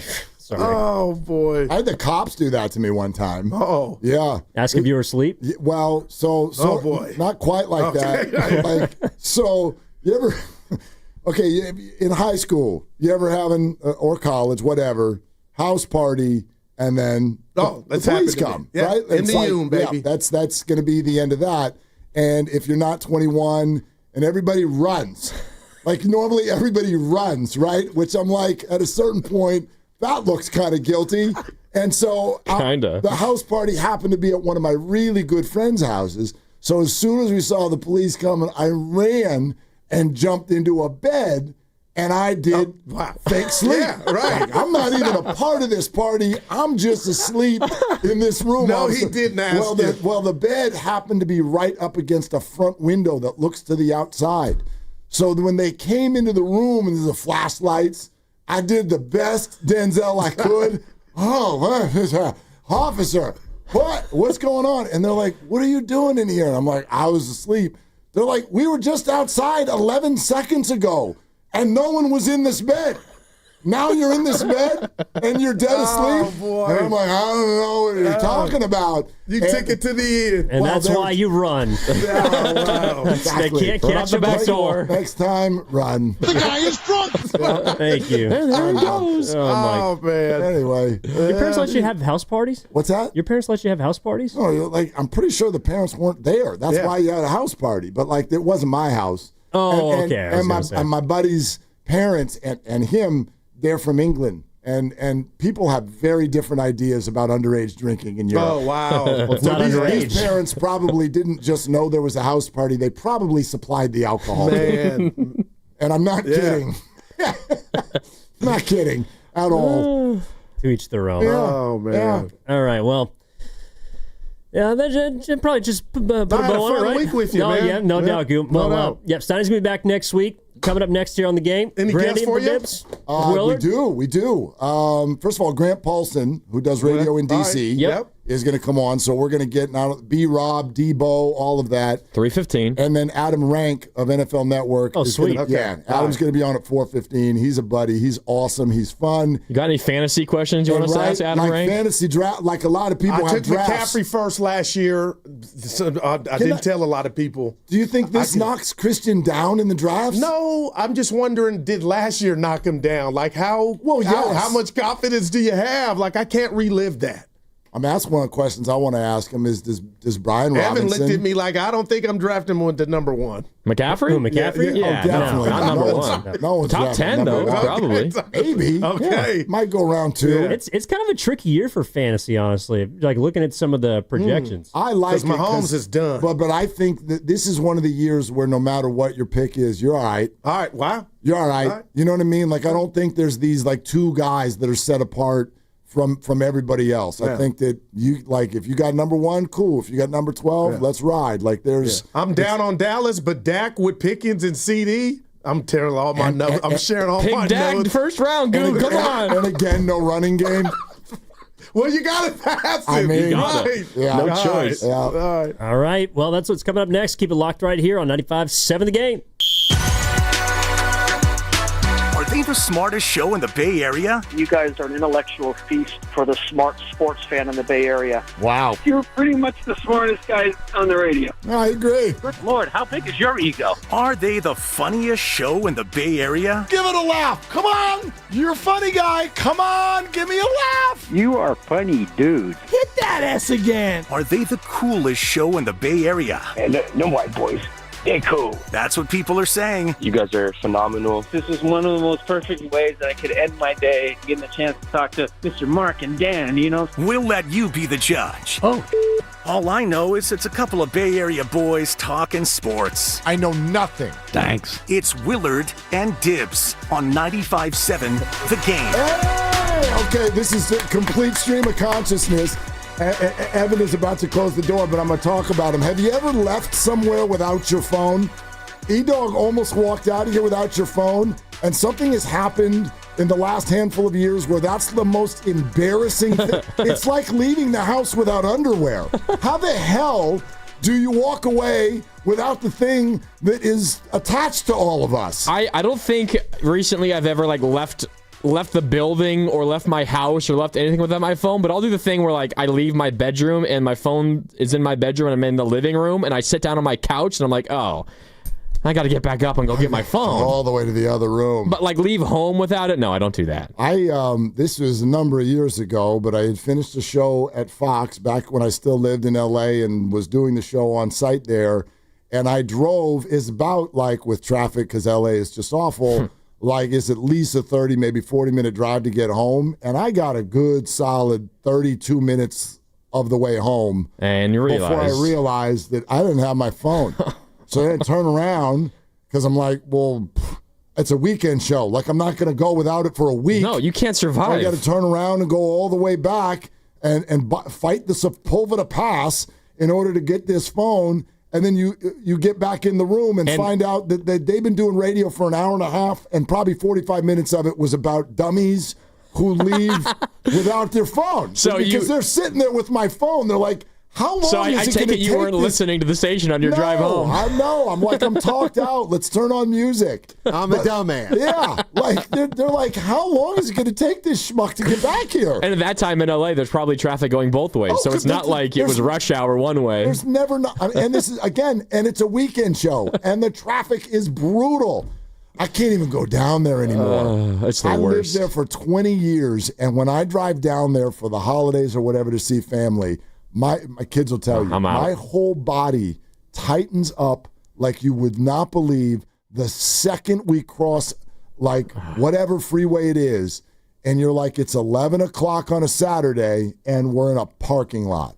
And I'm like, it's awful. This is awful. I get so upset whenever I go up to visit my parents or family up in Sonoma County. When I go to the Novato Narrows between Novato and Petaluma, and that slowdown, I freak out when that happens. So I cannot imagine how much I would get, how pissed I'd be in LA. I got the fix for you. Live in LA for 20 years. I don't want to. You will think traffic here is adorable. It's adorable. And I know it's Friday afternoon, so if some of you are heading east right now listening to you got us, traffic. I know you're in a slowdown right now. As we, what? You took mine. That's why he took his phone. He took mine.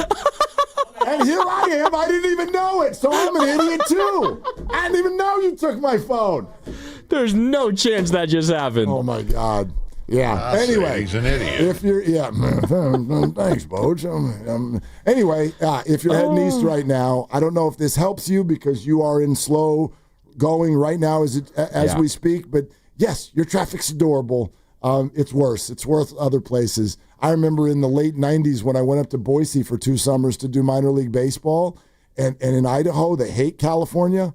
I think everybody knows that now, but it's actually been true for almost 30 years because so many Californians in search of cheaper housing are moving up to the Pacific Northwest. And so they hate Californians. And so when they're like, where are you from? And I'm like, I'm from the Bay Area in California. And they're like, they just start grumbling. And I'm like, what's the matter? And they're like, the traffic and everything. I'm like, traffic? Where? I've been living here for 3 months. And at 5 o'clock, sometimes you see other cars. You don't have to slow down. There are other. I go I'm sorry. You have not qualified yet for the word traffic. You're going to need to work harder before this qualifies. Seeing other people is not traffic. You actually have to hit the brakes. Yeah, I lived in Iowa for a couple years out of school, and anytime you go outside of like Des Moines or a metropolitan area, it's just one-way streets. Yeah. So the closest thing to traffic you will get is a slow driver in the one lane ahead of you, and you have to find your moment to pass them. That's the closest you get to traffic in those areas. Infuriating, I bet. Yes. It's just infuriating. Anyway, what do you think of Brian Robinson to the Niners? I think in the NFL world, if you've been tapped in, you knew B-Rob was about to get traded somewhere. It developed so fast in Washington. It sure did, although I shared that story with you off air that I think there's been a drumbeat about this in Washington for 2 weeks. The rest of us just didn't know. I'll share this story with you. I was doing a fantasy draft last Saturday, and I'm on Zoom. The rest of my friends are all there. They got together in the Central Coast. I couldn't go. And I was approaching a mid-round pick or whatever, and I'm like, ooh, what about Robinson? So I do, like, give me a little Google News on, give me a little AI, Chat GPT on B-Rob. What's going on? And so I fire that up while I'm waiting, and there's a Washington insider, like a Matt Barrows or Matt Mayoko of Washington, and he's like, I don't think Robinson's going to make the team. Like they legitimately love some of these young running backs, and he mentioned Ja'Cory, whatever, Krosky Merritt. Yeah, and he goes, they're not both going to make the team, and they love the kid, and B-Rob's going to be a free agent after this year, and I don't know if he's going to make the team. And I immediately was like, oh, well, I'm not picking him then. And then, of course, Krosky Merritt, like 7 rounds later, I'm like, pluck, I'm going to do just that. Just in case. And nobody else knew yet. And this was before the Monday night game. Yes. When he scored a touchdown and Robinson didn't play. It was 24 hours later that they announced B-Rob's sitting out the game, and they're talking trade in Washington. And so I'm blowing on the back of my fingernails. I'm like, whoops, I was ahead of the game on that. But I didn't think the Niners would be the team. I thought about it, but I'm like, Garendo just came back, right? They got your boy Jordan out of Oregon. He's still not practicing yet. Right, I know, but it's just a broken finger. Yeah. It's not like a huge problem. And so I was like, maybe, but probably not. But the more I think about it today, I love it. I love it for insurance. I love it for creativity within the offense. I love it for some short yardage stuff, the physicality to keep, maybe save a few touches for Christian during the year. I love the move, and I think it's aggressive and great. Yeah. No, I mean, it cost you a 6th-round pick, and Brian Robinson is not making all that much money. He's due how much money does he do this year? He's due 3.4, but the Commanders reportedly are going to take $1.25 million. So the Niners are going to pay him a little more than $2 million for this year. He's probably going to walk at the end of this year. That's fine. Niners will figure out something else for next year. But in terms of a guy to come in and immediately be the second best running back in this room, it's a no-brainer for a 6th-round pick. Are you kidding me? Yeah, and of course, this is the more I thought about it, the number one thing, and I wonder what you all think of it. You can let us know what you think of the trade or what you think it means for Christian McCaffrey. 888-957-9570 is the number. Grant Paulson is in D.C., and we will talk to him in a little bit less than an hour. Let you know also, today's going to be your last chance to win your fantasy draft at Splash at Thrive City. More on that coming up. 3 o'clock hour will be your only chance to get the keyword today. So make sure that you stay with us and stay locked in. But the more I think about it, that's where my mind went. Christian McCaffrey, slot receiver. Now, let me explain. I don't think they're moving McCaffrey to wide receiver. But the way Kyle Shanahan calls plays with the pre-snap motion, imagine what it does to a defense if Robinson and C-Mac are both on the field at the same time. A lot of motion. Both of them are able to catch passes, and especially early in the year, if the Niners are strapped at wide receiver, the idea of Robinson staying in the backfield and putting Christian in motion to go out to the slot, I think is a wonderfully creative way, at least in the short term, to handle that problem. How many times do you think early in the year we will see Kittle, McCaffrey, Brian Robinson, and Kyle Juszczyk on the field at the same time? Think it's going to happen? Where you got McCaffrey lined up in a slot, Kittle at tight end, and then Brian Robinson and Juszczyk in the backfield. I think you'll probably see that. I think you will. And just imagine the possibilities that Shanahan could do with that. And I think that you'll see a lot of it without Juice also, yes. The other three. You could also line McCaffrey and Robinson up in the backfield together, just on either side of Purdy out of the shotgun. So much of what Kyle does is making a defense try to guess, oh gosh, what are they doing and who are we supposed to follow here? And I'm no X's and O's expert by any stretch, but there have been enough people in the league who have explained to me this is what, and in fact, it was just last year, I think, that there was a defensive coordinator in the NFL who was like, we asked, what is the hardest prep for you as far as an opponent? And he's like, anyone being coached by Kyle. Because, like, who was that? I can't remember who it was. Was it Jay Gruden? Yeah, well, but Jay's an offensive guy. It was somebody on the defensive side who was like, that is the hardest preparation in the NFL because there's so many things going on, so many options within the offense, and you just, if you're a linebacker and you're trying to figure out, like here comes Brock to the line, and all this stuff is happening where you got now, for instance, Christian and B-Rob and Juice, and there's Kittle, and he's switching sides, and receivers, Debo through the years in motion to try to figure out where they're likely to go or who you're supposed to sort of lock in on pre-snap is very, very difficult. And I think that this is a big move for that idea. Absolutely. And what made Shanahan so good and what that defensive coordinator that was probably talking about was Shanahan is the best, at least he has been in his career, maybe not as good last year. Part of it is who he has available, but he's the best at making a run look like a pass and a pass look like a run. And when you have players who can do both things, which is what made Debo so special in this system, because you have Debo, you can line him up in the backfield, you can line him up in the slot out wide, and you still don't know if it's going to be a pass or a run. Debo could get the ball in that play either way. And the same thing goes for McCaffrey, and Brian Robinson can catch passes out of the backfield too. Yes, he can. And George Kittle will take an end around every once in a while. Will take a little handoff. So I would imagine Kyle Shanahan is working really hard, and I think this is a big season for him because with the weapons that he has and maybe the lack thereof on the outside from wide receiver, it's going to be up to him to be extra creative, and I think this move allows him more freedom to do that. I agree with you completely, and actually the more I look at a deal like this, I think it settles in my mind, at least, again, I'm not going to call it optimism because I don't know how healthy the group is going to be as of yet. But what I'm looking for this year and why I think the 49ers, if blessed with health, do have an opportunity to be so much more effective than they were last year. This goes for both sides of the ball.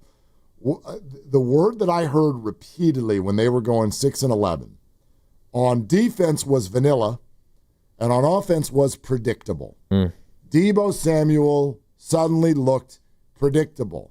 And that's really the key when you talk about McCaffrey being out. I think the simple way of looking at it is Christian's really good, and he wasn't there. But we forget Jordan Mason was giving you plenty of yards out of the backfield. Well, he led the NFL through, 5 weeks or whatever it was? They weren't having a problem moving the ball. They were having a problem in the red zone, and therefore they were getting stopped up when it really became to money time. The reason for all of that in my mind is what Christian does more than anything. He doesn't just take talent off of the field, as he takes away all of that pre-snap idea of fear on the defense. That can come back. So both coordinators, Kyle and Saleh, I think become a hell of a lot less predictable this year, and that's going to be the opportunity for the Niners. All right. Splash at Thrive City has your fantasy draft next Tuesday night if you're lucky enough to win your way in. Our show will be there. We'll give you all of the details on that. Coming up, your reaction to Brian Robinson on the 49ers for a 6th-round pick. 888-957-9570 is the number. Grandy's here for Dibs. It's Willard and Dibs. Head to Safeway this week for these amazing $5 deals for members. $5 for deli specials like Chicken Tenders Original or Nashville Hot, JoJo Potato Wedges, and more. Visit Safeway.com for more details. See you in the aisles. Ladies and gentlemen, it is the 2025 Red and Gold Summit, and it is happening on Thursday, September 4th, live from King's Fish House at Westfield Valley Fair in Santa Clara. Me and Dibs will be live from 2 to 4, and then the summit from 4 to 6. So Steiny and Goo and Shasky and Spadoni are all going to be there, and we invite you to come over for the hang. Are we really doing this? Your game day headquarters is here. Splash at Thrive City in the heart of San Francisco. They've got the largest LED screen in the Bay Area, immersive sound, and a private or semi-private spaces for your crew. Host your fantasy football draft or watch every NFL and college football game in style. With craft cocktails, elevated pub fare, and ice-cold beer on tap, not to mention golf simulators, pool, and shuffleboard. Fun for the whole family. College Saturdays kick off at 8:30, NFL at 9:30. Mention Willard and Dibs or 95.7 The Game to score an exclusive game day perk. Reserve your spot now at SplashSportsBar.com. The Floor Store is your Bay Area flooring authority. Selection, expertise, price, guaranteed installation. Visit floorstores.com. And we're back, live during a Flex Alert. Dialed in on the thermostat. Oh, we're pre-cooling before 4 p.m., folks. And that's the end of the third. Time to set it back to 78 from 4 to 9 p.m. Clutch move by the home team. What's the game plan from here on out? Laundry? Not today. Dishwasher? Sidelined. What a performance by Team California. The power truly is ours. During a Flex Alert, pre-cool, power down, and let's beat the heat together. We all hear the radio ads about the IRS. They tell you to be afraid, to be scared, and they try to frighten you into calling. I'm not here to do that. Tax Relief Advocates is different. TRA is here to tell you that if you owe money to the IRS, whether it's $5,000, $50,000, or $500,000, we have a solution. It doesn't matter if you're sitting in your car, at work, or with your kids. No matter where you are, call now. 800-575-6986. Don't lose hope. TRA can eliminate or reduce what you owe to the IRS. Generous programs are now available that can give you a fresh start. Our passion is taxes and helping individuals fix their IRS problems. We have over 1,000 5-star reviews on Google and an A+ with the Better Business Bureau. You don't need to be afraid of the IRS any longer. End your tax nightmare today by visiting us online at TRA.com or call 800-575-6986. That's 800-575-6986. Tax Relief Advocates. Real solutions for real people. Don't waste time trying to get rid of your old or broken car. Cars for Kids is the easiest and fastest way to donate your car and get a tax deduction. Go to carsforkids.org today. That's cars with a K. Your dream kitchen starts at Friedman's Appliance in Pleasant Hill. For a limited time, enjoy up to $4,000 in rebates on qualifying Bosch kitchen packages. Own the kitchen like a Bosch. Visit Friedman's Appliance in Pleasant Hill or online at friedmansappliance.com today. Get in the zone, AutoZone. Brad's day is off to a slow start. So he heads to AutoZone, where batteries are as low as $89.99. Sammy, a local AutoZoner, tests his battery for free. Looks like he just needs a charge. And Sammy does that for free too. In no time at all, Brad is back on the road, ready to finish the day strong. Free battery testing and charging at every store. No hassles, just help. Get in the zone, AutoZone. Restrictions apply. Back to school is on the brain. That means new notebooks, pencils, new everything. And while the kids are getting ready to get book smart, it's time for you to save smart with Straight Talk Wireless. Switch now and get a free Moto G 2025 with 5G when you activate select plans. Now that's a smart call. Get Straight Talk covered by Verizon's 5G network. Available at straighttalk.com and Walmart. Offer valid through 10/19/25. Taxes and fees apply. Purchase of Gold Unlimited plan or higher required for offer. Must activate the plan in-store at Walmart. Cannot be combined with other offers. Mira, Jorge, let's bring the nail gun over here. Jose stands tall atop his sustainable flooring company. Totally. It's renewable and moisture resistant, but we have several green options too. Or we got some beautiful reclaimed oak.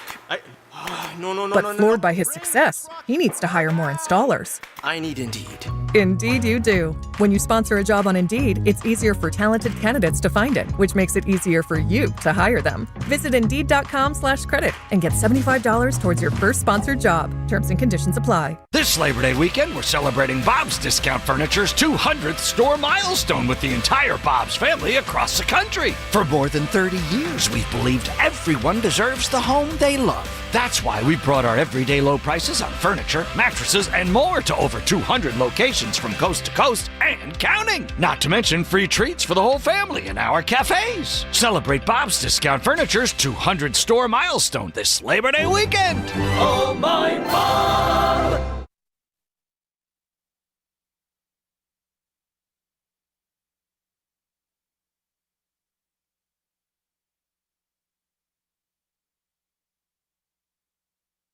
Now, back to Will and Dibby on 95.7 The Game.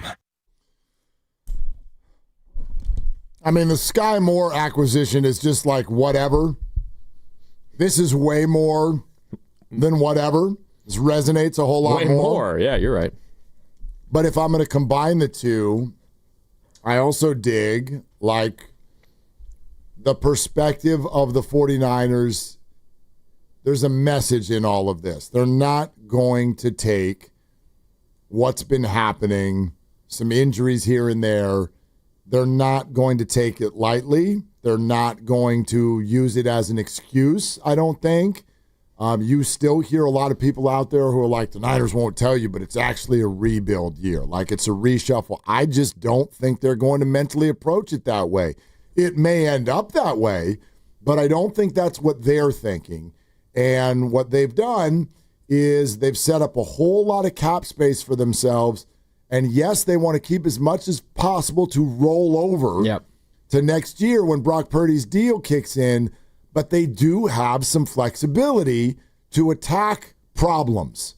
And that's what I think this week represents. They're attacking some of their problems to get prepared for the season, and I think that that's a really good sign. Hey, I think there's a middle ground. I heard Goo and Evan talking about this earlier because in the past they would try to swing for the fences, and they knew that they were on the cusp of winning a Super Bowl, and one move here or there might be the difference in winning or losing. My mind always goes back to the McCaffrey trade. That was an all-in, push all your chips to the middle of the table move. And they're not in a position, at least they don't feel comfortable doing that right now. I know a lot of people out there might be, when they got the notification from Adam Schefter, right? Like, I have tweet notifications on for Adam Schefter. And when I got the breaking news that there was a trade between the Niners and the Washington Commanders, a lot of Niner fans' minds probably goes to Terry McLaurin. Like that's just not where the Niners are. They used to be in that spot. But there is middle ground between not doing anything and just being like, we'll see how this season goes, and, going for the home run 24/7. And it's get a quality player in here who, is likely just a one-year rental, who's not a superstar, but is a starting level back in this league, has been a starter in each of his first 3 years in the league. Again, nothing absolutely amazing, but a quality above average player. Get him in here at cheap money, by the way. And hopefully he gives you enough production to take some of the load off of McCaffrey and also help the team move the ball and score touchdowns and use that to win another game, get a playoff spot, and see where it goes from there. Yeah, of course you want as much talent as possible, but I am glad the Niners are being realistic when it comes to the issues with their roster. They absolutely needed to make a move or two, and they might make another. Terry McLaurin is a hard no. Well, the money is a lot. It's preventative. I mean, he's a hell of a player. He wants $30 million a year.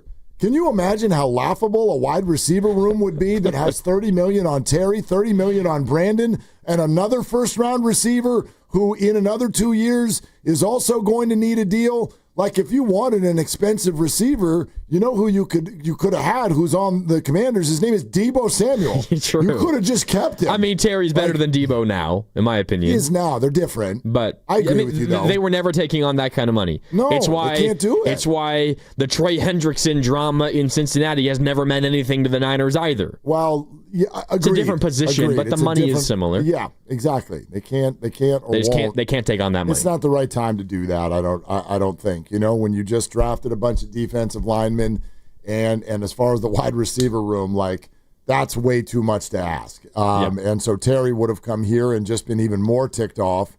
Is probably the way that would have gone, and so that's the wrong move. And I also think, like, I don't want the 49ers to be acquiring anyone right now who then is going to immediately be a central focus of your offense. That to me generally means you're really, really desperate. Really desperate. Right. Like the Warriors were last year. Yeah. Let's acquire someone and then be like, all right, here's the ball. We need you to score 18 a night and get 9 assists and grab 7 rebounds and play 40 minutes. Niners are in trouble if you're acquiring the key piece to your passing game now. And your first catch from Brock Purdy will be in an actual game. Yeah. Like, you don't want to do that. I don't think. So anyway, this to me feels much more along the lines of what they can do to attack. And so yes, it's cheap, it's easy, it's no future commitment, and I love what it's going to mean for creativity. I think you're going to see some things that defenses are going to have a hard time, like you even just laid out. What direction do you go? Forget somebody will be that wide receiver too in that setup, but Ricky Pearsall, and what if it is Juwan? What if that goes well? Or by week 4, it is DeMarcus Robinson. And then you're throwing B-Rob and McCaffrey and Juice and Kittle all out there. That's not... So many people right now are like, weaponry is a problem. Holy hell. Like, you're kind of now one step away from the opposite being true. Like, that's a real problem for defenses if you can get all those people on the field at once. You are still a little thin, and one injury is bad. That's the case for a lot of teams. Maybe I'm a little crazy here, but part, I think, of the issue last year for the offense, obviously so much of it was just the McCaffrey injury and Trent Williams and all that. Shanahan's over-reliance on a singular player, and that player was Deebo Samuel when he had clearly crested the hill and is on the downturn, I believe. Nothing against Deebo as a person or as a player. I hope he flourishes in Washington. I don't think he's nearly as good as he was at his best. But Shanahan was so comfortable just giving him the ball in ways that worked in years past, even though it was clearly not working anymore. And the over-reliance on that one guy, that star, I think it kind of clouded Shanahan's mind a little bit. And obviously, if you have a Jamar Chase or a Justin Jefferson, that's what you want. You want the best dudes. But if you don't have one of those best of the best guys, I think for Shanahan and what makes his offense the best and what is difficult for opposing defenses to try to grapple with is when you have 4 or 5 guys who are all can realistically get the ball in a single play. And when you had Shanahan, who was so reliant on a singular player in Deebo, it kind of was like, all right, defense is going to key in on that guy, and we're not going to let him break 8 tackles, and we'll be fine. But when you trot out there with Jawan and Ricky and McCaffrey and Brian Robinson and Kittle, legitimately, Kyle could get the ball to all 5 of those guys on a single play. I think people last year spent a lot of time saying Deebo Samuel has lost a step, and I think actually much more of the reason that Deebo was so predictable is because Christian wasn't on the field. That had a lot more to do with people being able to chase down Deebo, because when Deebo was in motion and doing things, they're like, let's follow Deebo. Yeah. But when Christian is back there, you can't do that. And so that element of surprise has a lot to do with it. I'm not saying Deebo is in perfect shape and whatnot or had a good year, because he didn't, and obviously he's now gone. But I will forever believe Deebo being gone had a lot more to do with his cost than loss of speed. I mean, Shanahan still clearly loved him. Still a good player.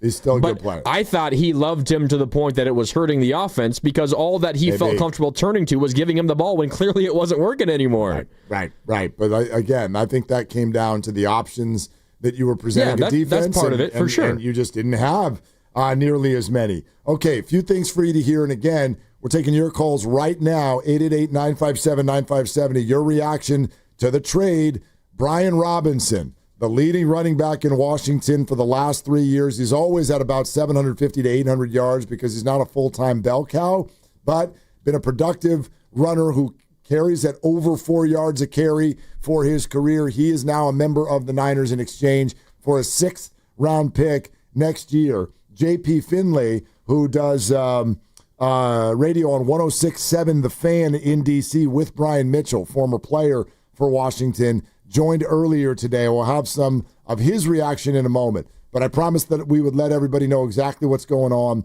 Splash at Thrive City next Tuesday night. We've been telling you all week, today's your last chance to qualify, okay, to have your fantasy draft party hosted at Splash and Thrive City in a private room for you, up to 14 guests. Plus, they're going to hook you up with draft day food stations, a dedicated server. You'll have the Wi-Fi there. You can do everything you need to do. And that all happens next Tuesday. We'll be there as well. We'll do our show there. Then we'll come hang out with you a little bit after the show is over. So 3 p.m. hour, we're going to give you today's code word and the final code word of the week. You text it to 20357, and you will be entered.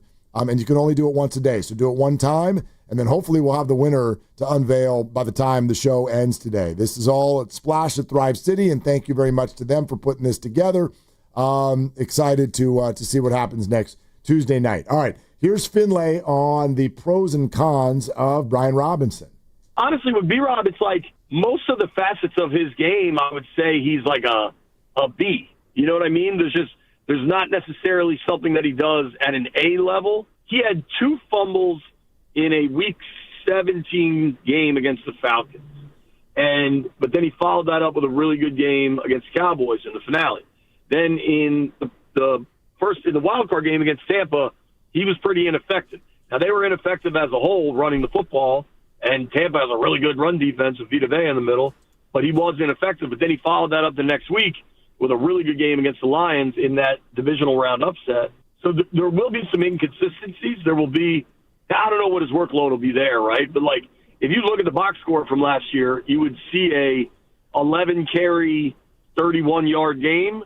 followed up by 14 for 68. Like, it's just, it can be hit or miss. Yeah, not an elite player, but a productive player, and he's only 26 years old, and it's for this year, and it's cheap, and I tuck it into, and Washington was similar to this as well with Jaden Daniels on the field, not for B-Rob's entire career, but certainly last year.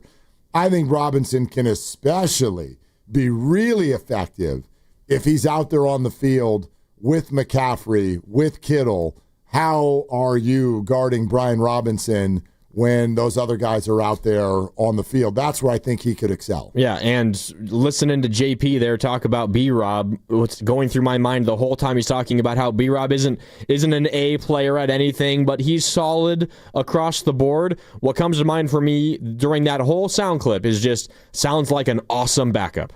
Like one of the best backup running backs in the league. Like if he's your starter, you're probably not going to have one of the best rushing attacks in the NFL. But if he's your backup running back, and maybe this does mean more McCaffrey running routes in the passing tree, maybe it does mean more of that, but McCaffrey is still going to lead the team in rushing attempts and rushing yards, assuming that he's anywhere near mostly healthy.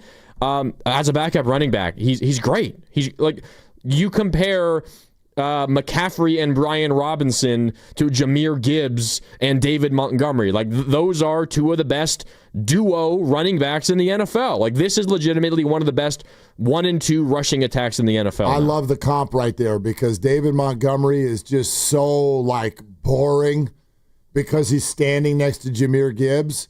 Go look at his productivity. All the touchdowns. Underrated and undervalued and all of those things, and so key to what the Lions do. And I think that Robinson's role with the Niners will be less than what Montgomery's is with the Lions, or at least has been. Maybe this year. I don't know. Montgomery's load might go down a little bit because Gibbs is really, really coming into his own.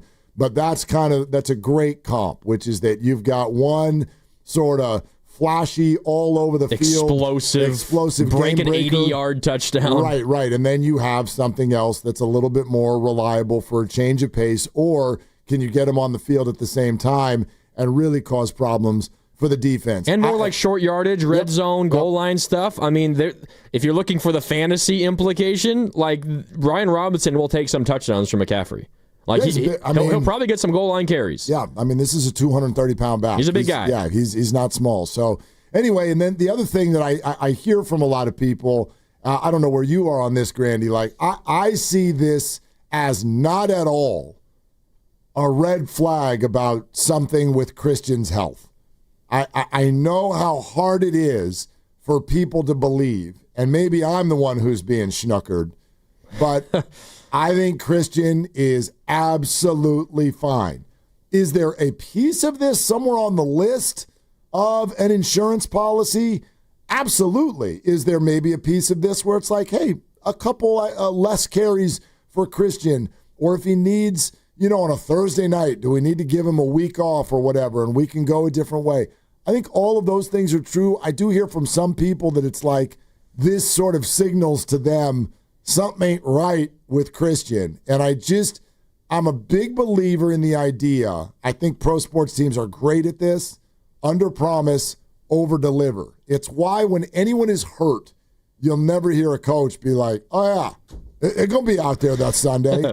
They're just like, we'll see, because they don't want to over promise and then under deliver. That puts the player in a bad spot. You do it the opposite way. Why do I bring that up? Because everyone around Niners camp is not hesitating at all to tell you that Christian looks bananas. And they wouldn't do that if in some way they were trying to tap the brakes on what's going on. Listen to Trent Williams yesterday. Christian looks fantastic. He looks like Offensive Player of the Year, Christian. So that's really, really refreshing to see, knowing that, what he had to deal with last year, just a little nicks and knacks, and not being able to do what he loved. To see him out there this year, 100% healthy, treating every play like it's his last, playing with his hair on fire. It really motivates the guys when you got a generational talent like that brings it to work and in practice every day. So he doesn't have a lot of hair, so I don't know if the hair on fire is the right phrase, but you get what Trent's saying, and I just don't believe he would say that if there was any hesitation about CMC right now. Well, look, I mean, the reality is he could look great and look incredibly healthy and look like every bit of the player he was in 2023, and it takes one play for that to all go down the drain. Sure. So like that's always going to be in the back of the Niners' mind. When I was listening to Evan and Goo earlier today, I just wanted to walk in the studio and give Goo a big hug because Goo's mind immediately goes to, oh my God, they're concerned that McCaffrey's already hurt. Hey. It's like, no, it has nothing to do with that. Like that's always a possibility in the NFL. For any player, sure. This just has to do with all of their other running backs are hurt. We need another body. Like we need another body in here, a reliable body, a guy that ideally has played in the NFL and has proven himself, which Brian Robinson is, a body that can stay healthy. And Brian Robinson, the lead back for the Commanders each of the last 3 years, really only has missed a chunk of games when he got shot before he even made his debut. Yeah. 15 games 2 years ago, 14 games last year. You need reliability and proven ball carrier physicality, and that's what Brian Robinson is. Well, you just mentioned two things that Isaac Guerrero is not. Exactly. Which is reliable and experienced. He's shown flash. He's shown flash. I don't have anything against him. Can he get on the field? Right. He has had a very hard time staying healthy, so I very much believe this deal is more about Isaac than it is about Christian. I agree. It's much more about Isaac than it is about Christian. So 888-957-957. Let's go to, is it Tan? Is that what it is? Tanner? Did you just leave the R off? Okay.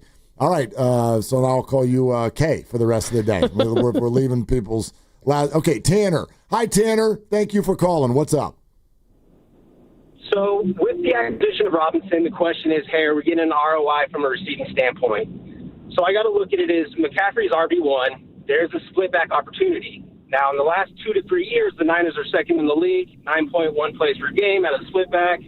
First in the league with added points, 0.41. So split back situation. Well, it's either Robinson or McCaffrey. In the past, it's been Juszczyk. So my question to you guys, is Robinson that much more added value than Juszczyk from a catch and run standpoint to say, yeah, we actually got some ROI from a receiving standpoint? Tanner, my answer would be, and thanks for the call, my answer would be absolutely from multiple angles. The first one being, what if Christian does need to miss a game or two? Kyle Juszczyk doesn't do a damn thing for you, but Brian Robinson can be an every down back. I know you're talking more about the receiving game, and I'm just of the mind that coming off of a 6-11 season, you try some new things. So I believe that Kyle is probably going to experiment with some new formations that he hasn't before. And I'm with you, Grandy. What about the idea of all three of them on the field at once? And it allows either Robinson or McCaffrey to both moonlight as slot receiver, especially early when the Niners are so hampered at the receiver position. So if you're asking me how much does this help the passing game, especially early in the season, I think a lot. Well, if the question is specifically about Robinson and or Juszczyk on the field with McCaffrey, I mean, we don't want to compare those two. They do completely opposite things. Totally. Like Juszczyk will take a handoff out of the fullback spot like once every 4 games, and he'll catch one pass when there's a break in protection or a break in coverage and he's on the left sideline. Like that'll happen every once in a while. Juszczyk is going to be a lead blocker for McCaffrey and Brian Robinson, and he's going to help pass protect for Brock Purdy. That's what he does. He's a unique player in today's NFL, so I don't think the comparison is between Brian Robinson and Kyle Juszczyk.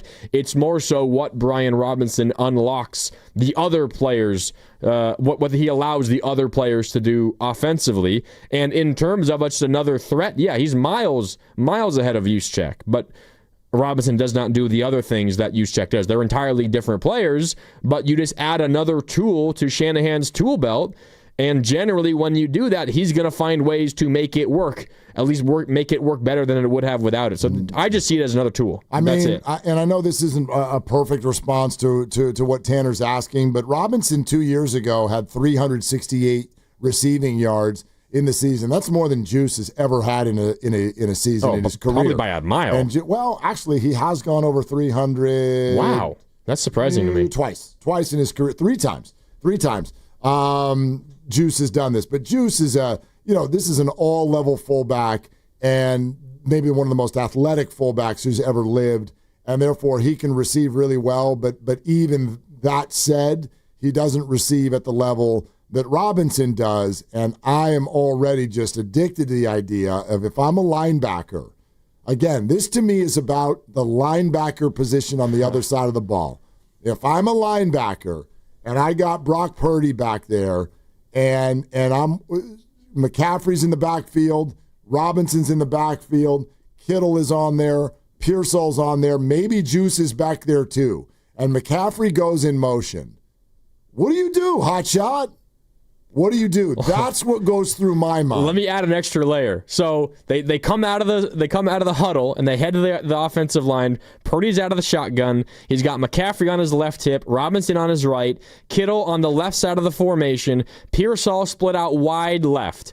They move McCaffrey out of the shotgun and they line him up slot left alongside George Kittle. And then before they snap the ball, Purdy brings Pearsall in motion to run right across his face as he snaps the ball. You know, Pearsall's capable of taking an end around, a jet sweep, a handoff, and taking it himself. But you also got McCaffrey out wide left, and then you've got Robinson in the shotgun still, and you got Kittle running around from the left side. Like, you're talking about confusing linebackers. Yep. You got a lot of options. What the hell are they supposed to do? And what is Brock Purdy when it comes to processing and going through reads? According to Greg Cosell, like the best in the league. He's elite. Elite. Anyway. All right. We're brought to you by Fremont Bank. Here for you, here for good. We're sponsored by Honda Vallejo. Grant Paulson, 106.7 The Fan in Washington is 20 minutes away. The 3 o'clock hour is 4 minutes away. That's when you're going to get today's keyword to host your draft at Splash at Thrive City next week. Grandy's in for Dibs, Willard and Dibs. Interest rates as low as 0% APR long-term financing on your next new Honda. Honda of Vallejo's Labor Day sales event going on now. Low interest rates means lower monthly payments. HondaofVallejo.com. 0% APR and only 2025 per launch through AHFC. Super preferred credit. Not all buyers will qualify. Ends 9/2/2025. Ladies and gentlemen, it is the 2025 Red and Gold Summit, and it is happening on Thursday, September 4th, live from King's Fish House at Westfield Valley Fair in Santa Clara. Me and Dibs will be live from 2 to 4, and then the summit from 4 to 6. So Steiny and Goo and Shasky and Spadoni are all going to be there, and we invite you to come over for the hang. Are we really doing this? What time is it? Game time. What time is it? You know what time it is. It's football season, and it's the big fella, Lorenzo Neal. Join me and Evan Giddings every home game for the kickoff show, live at the Laughing Mock Gastropub, Sunnyvale, right around the corner from the stadium. We're talking Niner football and hosting the best game day tailgate in the Bay. Laughing Mock Game Day is the faithful's first stop, with games, prizes, free parking, and a shuttle straight to the stadium. Righteously brewed in San Francisco and faithfully brewed for the family. Now at Whole Foods Market, Prime members get 20% off New York strip steaks through August 26th. As always, there are no antibiotics ever. Pair with sautéed shrimp for a surf and turf dinner. While supplies last, shop in-store or online. Terms apply. The following is an attorney advertisement. If you get sidelined by a workplace injury, the workers' compensation attorneys at Boxer & Gerson can help you get back in the game. Our team of skilled attorneys will fight by your side for the treatment and compensation you deserve. We care about justice for injured workers. That's what makes us Northern California's premier workers' comp law firm. Call Boxer & Gerson at 510-835-8870 or visit boxerlaw.com for a free consultation. Boxer & Gerson, your life is worth the fight. This Labor Day weekend, we're celebrating Bob's Discount Furniture's 200th store milestone with the entire Bob's family across the country. For more than 30 years, we've believed everyone deserves the home they love. That's why we brought our everyday low prices on furniture, mattresses, and more to over 200 locations from coast to coast and counting. Not to mention free treats for the whole family in our cafes. Celebrate Bob's Discount Furniture's 200 store milestone this Labor Day weekend. Oh, my Bob! Ugh, kitchen ants, runaway roaches, a spider. A spider! A spider! Relax. Just use Zevo. Zevo insect killer sprays use a powerful blend of mint and rosemary to eliminate those pests and up to 20 other bug types. Plus, Zevo is safe for use around people and pets when used as directed. Just spray the bugs and wipe them away. Zevo. People friendly, bug deadly. Did you know that most people wait 6 or 7 years before they buy a new TV? That's a lot of time in front of one TV. So why not get one of the best sets for the next 7 years, like one of the top-rated Samsung, LG, or Sony models? Too expensive? What if you could get up to $1,000 trade-in for your old set? Who would do a stupid deal like this? Right now, at Video Only, you can get big bucks for your old set as a trade-in and a hot price on the new models. Don't be sorry. Check out Video Only. When your reputation's on the line, you don't leave anything to chance, especially your primer.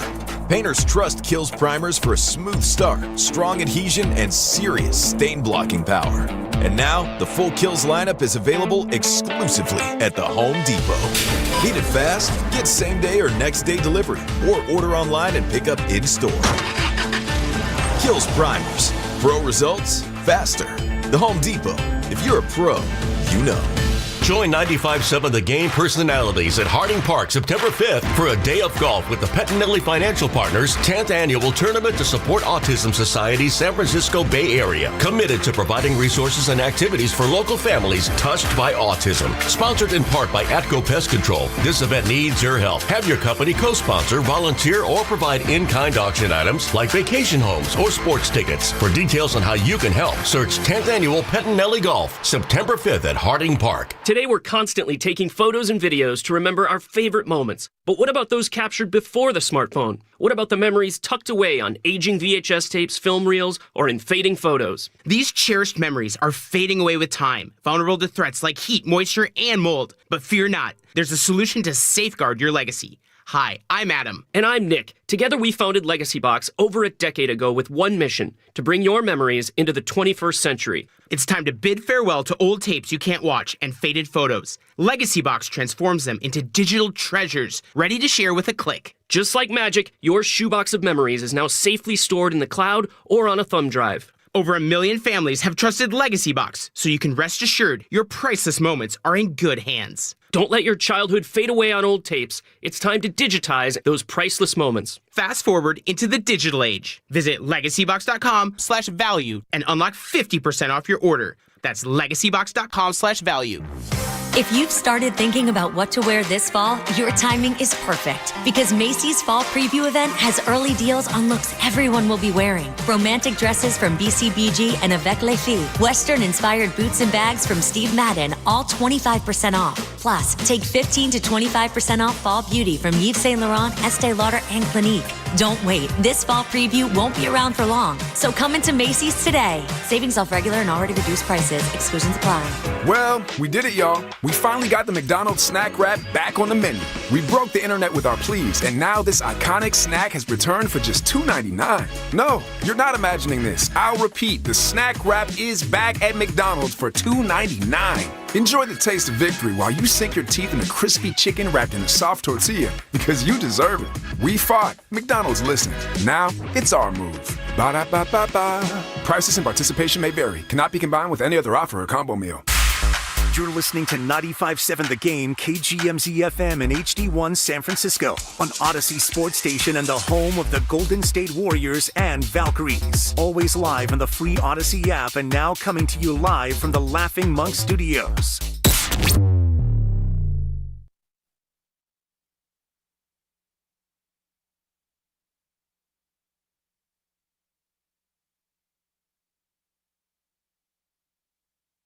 Now, back to Willard and Dibs. There goes the two boys, the two great boys of the Bay Area, the best sports show on town. On 95.7 The Game. Curtin Hayward Hills, you've been requested. Oh, that means it's a Friday, huh? It's Friday. Woo! You're damn right it is. But wait till 5 o'clock, Kurt. Yeah, no. Don't. Kurt in the 3 o'clock hour just feels so wrong. Kurt at 4, right? Like the drink you order at 1:45 at the bar is a certain kind of drink. Like we're not doing that at 9 at night when we arrive. We're not doing that. So we're live in the Laughing Monk Studios, Laughing Monk, Righteously Brewed in San Francisco. We have a bunch of administrative things to take care of right some now. Business, huh? No, it's not. I don't mean it that way because that's boring. I'd like to have some fun with all of this. If possible. So first and foremost, tonight at 7 o'clock, the Valkyries are playing. Grandy is wearing gear. He's fired up. Got to get this win tonight. This is a biggie. Now, you fall to 500 if you lose it. this was the home and home. They just lost to Phoenix here the other night. Now they had them, too. They had them. They were up by double dig. Now they're on the road, but hopefully a little healthier throughout this game. Playoff implications on the line, okay? Not a lot of wiggle room as far as the playoffs are concerned and the Valks. So you can hear the game right here on 95.7 The Game and on the Valkyries channel in the Odyssey app. Download the app, search Valkyries. While I mention that, I also want to throw out there that today from 4 to 9 p.m., you can watch the Valkyries take on the Mercury on an outdoor jumbo screen at the Front Street Entertainment Zone, 240 Front Street, downtown San Francisco. They're throwing a party, Grandy. Like, we're talking outside multiple blocks? Is that what's going on here? Outside, like a block party. Wow. But in the middle of downtown San Francisco. And it's a beautiful day? It's another beautiful day. So, you got Valks. Hype woman Ari Waller's going to be there as the MC. DJ Lady Ryan on the decks. Live music on the main stage, curated by Noise Pop Industries. This is the important part. The freedom to drink in the streets. Oh, yeah. That's amazing. That's right here for me. Like, don't come down my road, anybody. The freedom to drink in the streets with cocktail and mocktail specials. Thank you. By Front Street bars, local vendors, street games, and more. We're throwing a party. We're turning downtown San Francisco into Bourbon Street. Is that what I'm hearing? Pretty much. Cash me out one time. Pretty much. And because we know how to party, we told you yesterday that we are having a party on Thursday, September 4th. We're going to call it the Red and Gold Summit. Now, a controversy has developed in the middle of the Red and Gold Summit.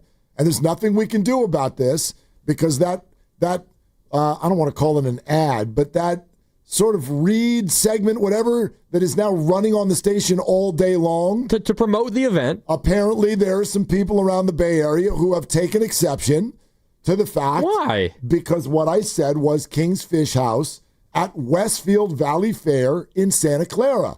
And I'm not kidding. When I read it, I was like, But I read it, and now they're playing it, and now we're getting called out on it. However, it's time for a clarification sensation. Oh. Let's go live to Ken with no N in the other room. Who just called you and said what?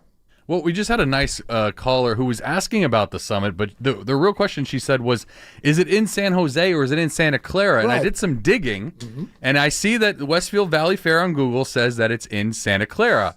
But then when I Googled King's Fish House, it has the same exact address, yet it's in San Jose. San Jose. And then so I did some more digging and looked on Google Maps, and there's a giant red line that just breaks right through the Westfield Valley Fair, and I'm assuming that King's Fish House is on the right side of that. We would assume so.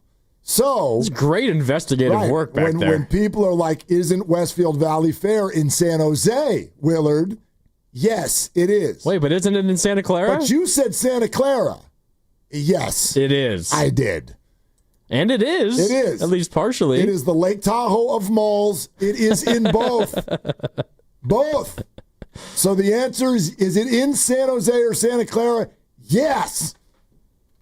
That's the answer. But it's the one off of Stevens Creek Boulevard. Right. Down there in that area. So park in Santa Clara and then walk to San Jose and come to our event, the Red and Gold Summit, which will be September 4th, King's Fish House, Westfield Valley Fair in Santa Clara, Jose. Live from 2 to 4 is Willard and Dibs, and then the full summit with the rest of the gang, the Joes and Guru and Steiny. Yeah, everybody going to be there now, 4 to 6. In fact, it'd be cool if we could we do the setup to where the table goes right through the line, because I would like Steiny to be in San Jose while I'm in Santa Clara. That's a good call. That's what I would. That's a good call. My request. As much distance as possible. Thank you. So we're going to get ready for the football season. We're going to talk it out. There's going to be great food there, an unbelievable atmosphere. I trust that the weather's going to be incredible because it always waits for school to start to get hot, which is exactly what it did again this year. Thursday, September 4th at King's Fish House in San Jose, Clara. Okay? Come out, see us, have fun. If you've been to a summit before, Tell your friends how fun they are, and then you get to also experience the ultimate in shopping, dining, entertainment, and geography at Westfield Valley Fair, your game day destination. You can catch all the games this year at King's Fish House, the go-to spot for sports fans. I hope that all makes sense. It made sense to me. Yep, probably not. All right. Just keep calling Ken and asking him questions. Yeah. If He's got all the answers. You want to call This Ken, whole segment is just a giant promo and geography lesson for pretty everybody. much. Yeah. I learned something. Me too. I didn't know that. I did not. Did you know? No. I did not know that. If I worked at King's Fish House, I would probably use this against my bosses. You asked me to walk all the way to San Jose to wait on table 32. Come on, boss. This is like unfair treatment. Listen to Willie and Dibby and you learn something new every time. Every single time. Yeah. All right. And again, splash at Thrive City with the fantasy draft next Tuesday night because, again, all we do is throw parties. That's all we do. We're having another one next Tuesday night, but only for one of you. And your friends. And all of your friends. And your friends are probably listeners too. So probably multiple of you. Okay. So at least 15 of you, but you're one of them. So you can only bring 14 friends.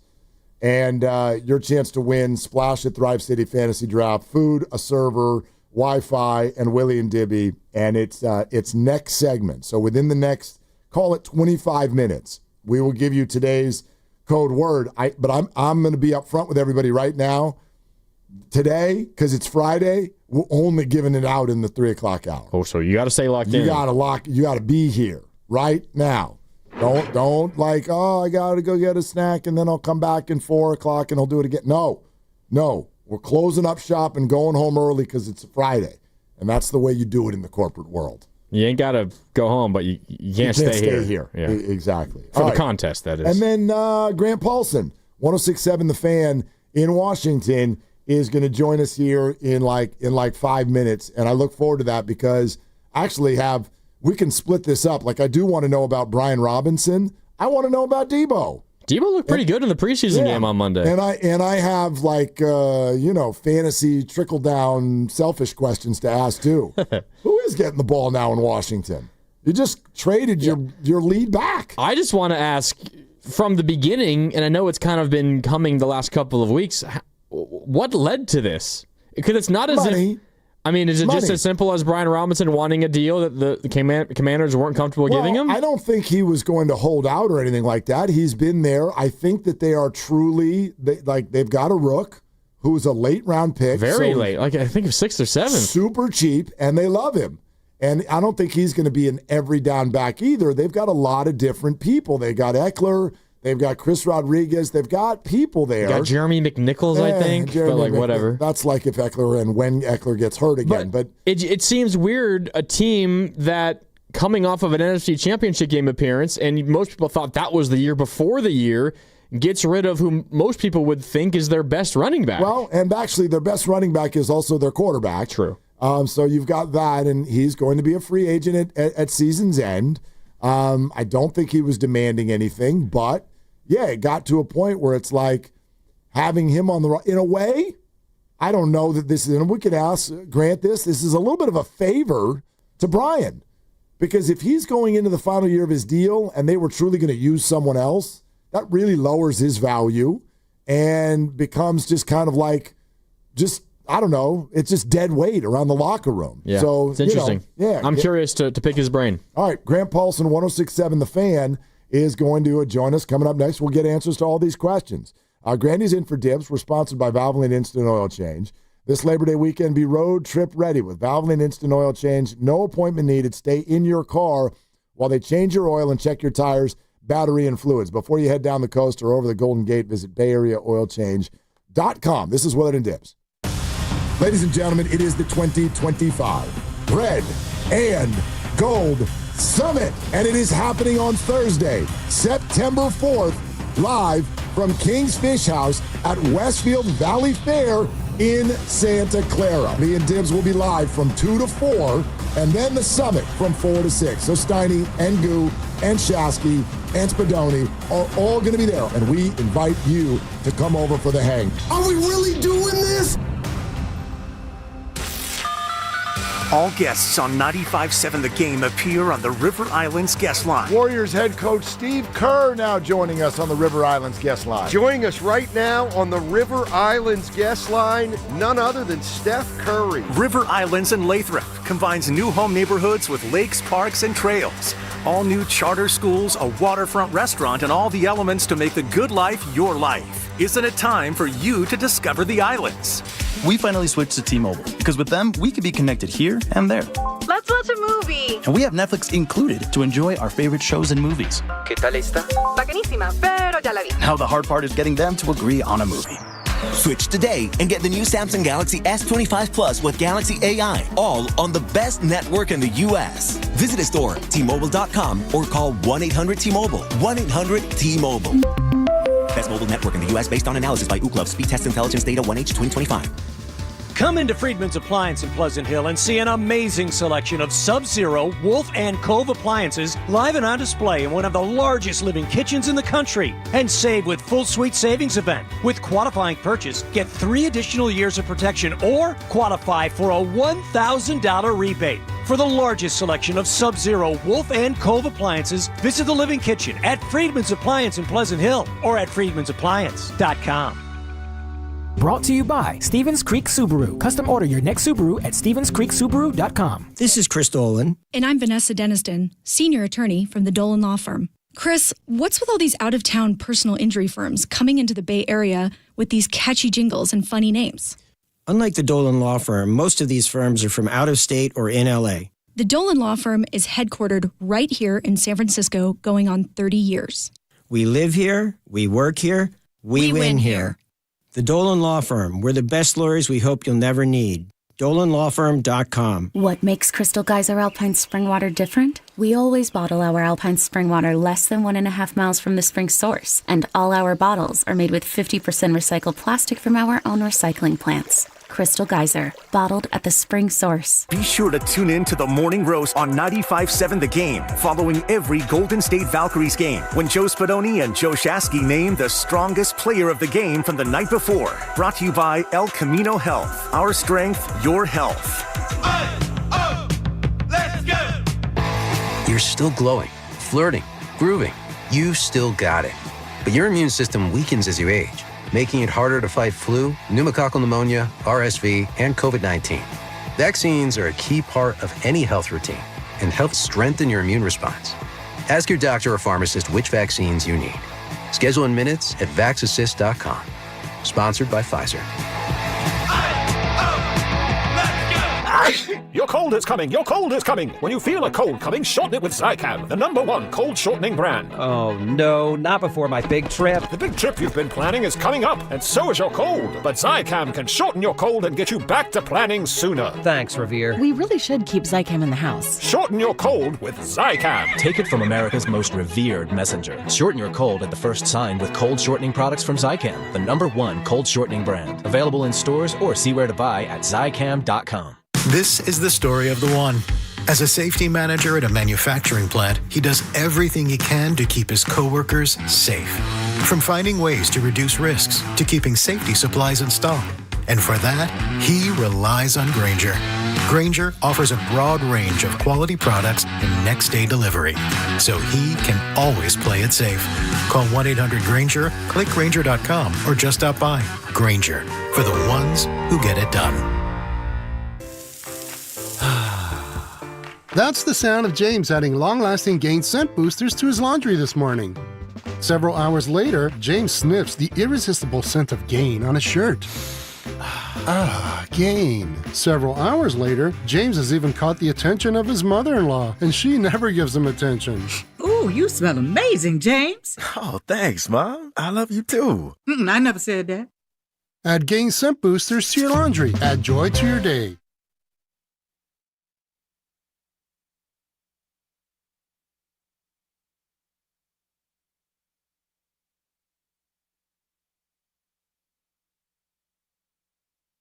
Now, back to Willard and Dibs. It's a great question. Wow, that's a great question. That's a great question. That's a great question. And that's a great question. On 95.7 The Game. All the East Coast feels are out. Little Boston as we get ready for D.C. Grant Paulson, 106.7, The Fan in D.C., as the connection between the Commanders and Niners continues. Debo plays for the Commanders. Brian Robinson Jr. is on his way to the Bay. So we'll talk all that out coming up in just a few. And then don't forget Valks tonight at 7 against the Phoenix Mercury. The game is right here on 95.7 The Game and on the Valkyries channel on the Odyssey app. It's going to be really, really weird to watch Debo Samuel in a regular season game wearing a different jersey. I agree. It's going to be so weird. There's certain players, right? Certain players more so than others that when you see them in a different jersey, and this may even go for not guys who have left your hometown team, just certain guys. You're like, oof. You know what I mean? It also was weird seeing Debo wear number 1 last year. I didn't like it. Maybe it was because the season was just so bad anyway. But I didn't like it because he had branded himself around the number 19. 19 problems. 19 problems was his handle. Yeah. And then all of a sudden he was 1. What and number I was is he wearing in Washington? Kind of appropriate. Like is he wearing 1 again? You used to be 19 problems. Now you're only 1. Yeah, he's wearing 1 in Washington he too. He is? Okay. Yeah. And Ricky is wearing that now for the Niners, right? Looks good on Ricky. Yeah. For whatever reason. I don't know why. It looks 14 last year? Number 1. Is that what he wore last year? I think so. 14? You know me in Brock's numbers. 13. I think Ricky was 14. I'll check for you. Or did he wear 93? I don't know. It was definitely a teen, yeah, I'm pretty sure. I want to say Ricky was wearing 14 last year. Yes, 14. Okay. They've erased Look the at 4. you go. Look at me go. Okay. Very, very impressive. But anyway, yeah, I just kind of circling back as we get ready for Grant. I think that this is a wonderful deal and messaging behind it as well. I think 2 trades this week tell you that the 49ers, and whether you believe them or not, that's fine. I do not believe that the 49ers, from an emotional and mental standpoint, are thinking to themselves, yeah, this is just kind of this is an evaluation year. Let's get the rookies up to speed, and then let's see if we can rebuild and go after it down the road. That might be the way it plays out, but I don't think that that's what the Niners are thinking. There's too much of an opportunity sitting right here in front of them. You're not, my prediction, you ain't getting a 4th place schedule again. Like, you better not. You probably will not get that. I mean, obviously, major players can get hurt. But I would argue the scenario where Brock Purdy is your quarterback and you come in 4th place is not going to exist for a number of years in San Francisco. You better take advantage of it. It's interesting, and the Niners are in a very unique situation, but how often does a team sign a young quarterback to a massive extension and then the conversation is, well, they're rebuilding? Like, normally, if you sign a quarterback to that gigantic of a deal, it's like, all right, that team is here and they're here to stay. And I guess maybe that's just how a lot of people across the country feel about Brock, and they don't think he's worth the money or whatever. But, like, usually you sign a deal like that, you give that deal to your quarterback, it's like, all right, that team's going to be in it for years to come now. Mm-hmm. And it hasn't really been the way a lot of people have talked about them this offseason. I think more people, this is actually an interesting conversation. Do y'all think that Brock Purdy got signed because the Niners had to or because the Niners wanted to? They wanted to, but they also had to. I mean, there's both. You just Steve Kerr'd me. I hesitated. That, right? No, you didn't just hesitate. There was a tone there, right? It wasn't they wanted to. They wanted to. Yeah, I do, but yeah, but they also had to. Yeah. Do you think Jonathan Kuminga could be a really good player in this league? I do, but yeah. I mean, you can't deny that they had to. They didn't have any other option. Well, okay. They like him, and they want him to be their quarterback for a long time, but you are kind of damned if you do, damned if you don't, to a certain degree. I'll agree with you to the extent that it was like, yes, the other option is awful. But I like to think, and maybe this is my overly optimistic brain, I like to think you always have options. You always have options. What was their other option? Always. Start over if you want. Mac Jones, starting quarterback? I mean, again, like, it sounds ridiculous, but people have done things like this. You do sometimes. If you truly believe that your quarterback is a C+, it's not crazy to move on. The Niners don't think that he's a C+. Exactly. Yes. But a lot of people do. Yes. And that's why they think the Niners were stuck. I don't see it that way. I think the Niners are excited to pay Brock Purdy. I think they're excited. I think they have someone that they can win all the games with. I don't know if it'll happen, but I believe that they think that they can get anywhere they want to go when things work out with Brock Purdy. Therefore, you are excited to pay that quarterback and feel like you will be in most, if not all seasons, in some sort of a hunt as long as he is there and still young and functioning. Yeah. I think that's how they feel. I would feel... Yeah. There's just so much tone coming off of you right now. I would feel a whole lot different if the contract they signed him to was like Dak Prescott as opposed to what it ultimately turned out to be, which was still a ton of money, but like not near the very, very top of the list in terms of quarterback money. Like, they still paid him a ton. Right. But it's not as if he's the highest paid quarterback of all time. No, they didn't break. Which is a different conversation. Right. But I mean, like, I don't know. My mind goes right now to what the Raiders did with Derek Carr. You know, Derek Carr, I don't know if that's a fair characterization. C+, B-. I don't know. But they got to a point, he wasn't old. They didn't have another answer. Yeah. But they did it. They did it. And I love the way, you know, Shanahan earlier this week when he was talking about Trey Lance, who's in town, by the way, right? When he was talking about Trey Lance, did you hear? Nobody focused on this, but he said it twice. And we can go back to the sound actually in a little bit. But he twice stated that from a strategic standpoint, we decided we were going to have a rookie quarterback. So before they decided who it was going to be, Mac, Trey, whatever, they were like, this was a strategic decision from a financial perspective that we were going to play with a rookie quarterback. And teams make that decision sometimes. And if the Niners felt like it would be better to reboot and go with a cheap quarterback, you could have done that. You could have done that. We'll get back to that. But let's get out to the River Islands guest line. We've been looking forward to talking to Grant Paulson of 106.7 The Fan in D.C. with all the action between the Commanders and Niners, culminating in Brian Robinson Jr. being traded to the Niners today for a 6th-round pick. Good afternoon/evening, Grant. Thanks for coming on. How are you? Fellas, my pleasure. Yeah, when I hear that the Commanders made a trade, I often wonder, well, what did they get and what did the 49ers give them? Right. Yeah, we got a little pipeline going here, don't we? The Adam Peters pipeline is strong. Yep. I guess it even started before that with the Chase Young deal, predating Adam Peters. But, yeah, it seems like these two teams don't mind hooking up. You could go back to Trent Williams if you wanted to, actually, as well. Yes, they've gotten together a number of times. Today is no different. So tell us what brought the Commanders to want to move on from Robinson and who the Niners are getting. We don't talk about the Trent Williams trade, just so you guys know. That one, we don't put that one on the list.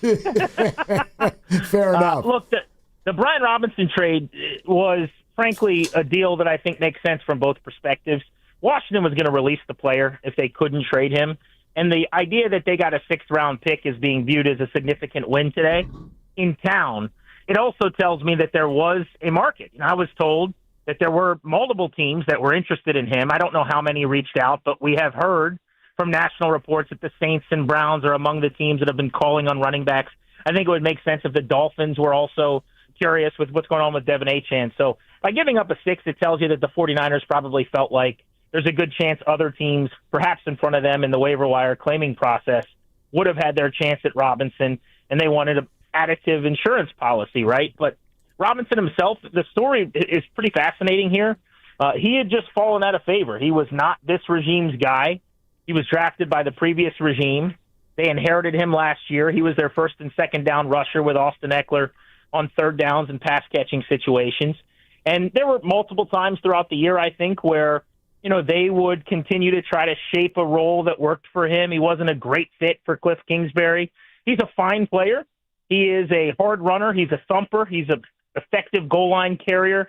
And I think he's a guy that can have success in the league in the right situation, but he's a singles hitter in a league where you need doubles and extra base hits if you're going to be a primary option. And he just wasn't going to be their number one guy anymore. And when that was the case, it felt like both on their front and certainly from Robinson's, I don't know how much interest they had in working together if he was going to be standing on the sideline a whole bunch. It's interesting. Grant, I wonder if he's still a quality back. I know maybe the fit there in Washington wasn't great, but it's not as if this guy is a scrub and doesn't deserve to be on an NFL roster.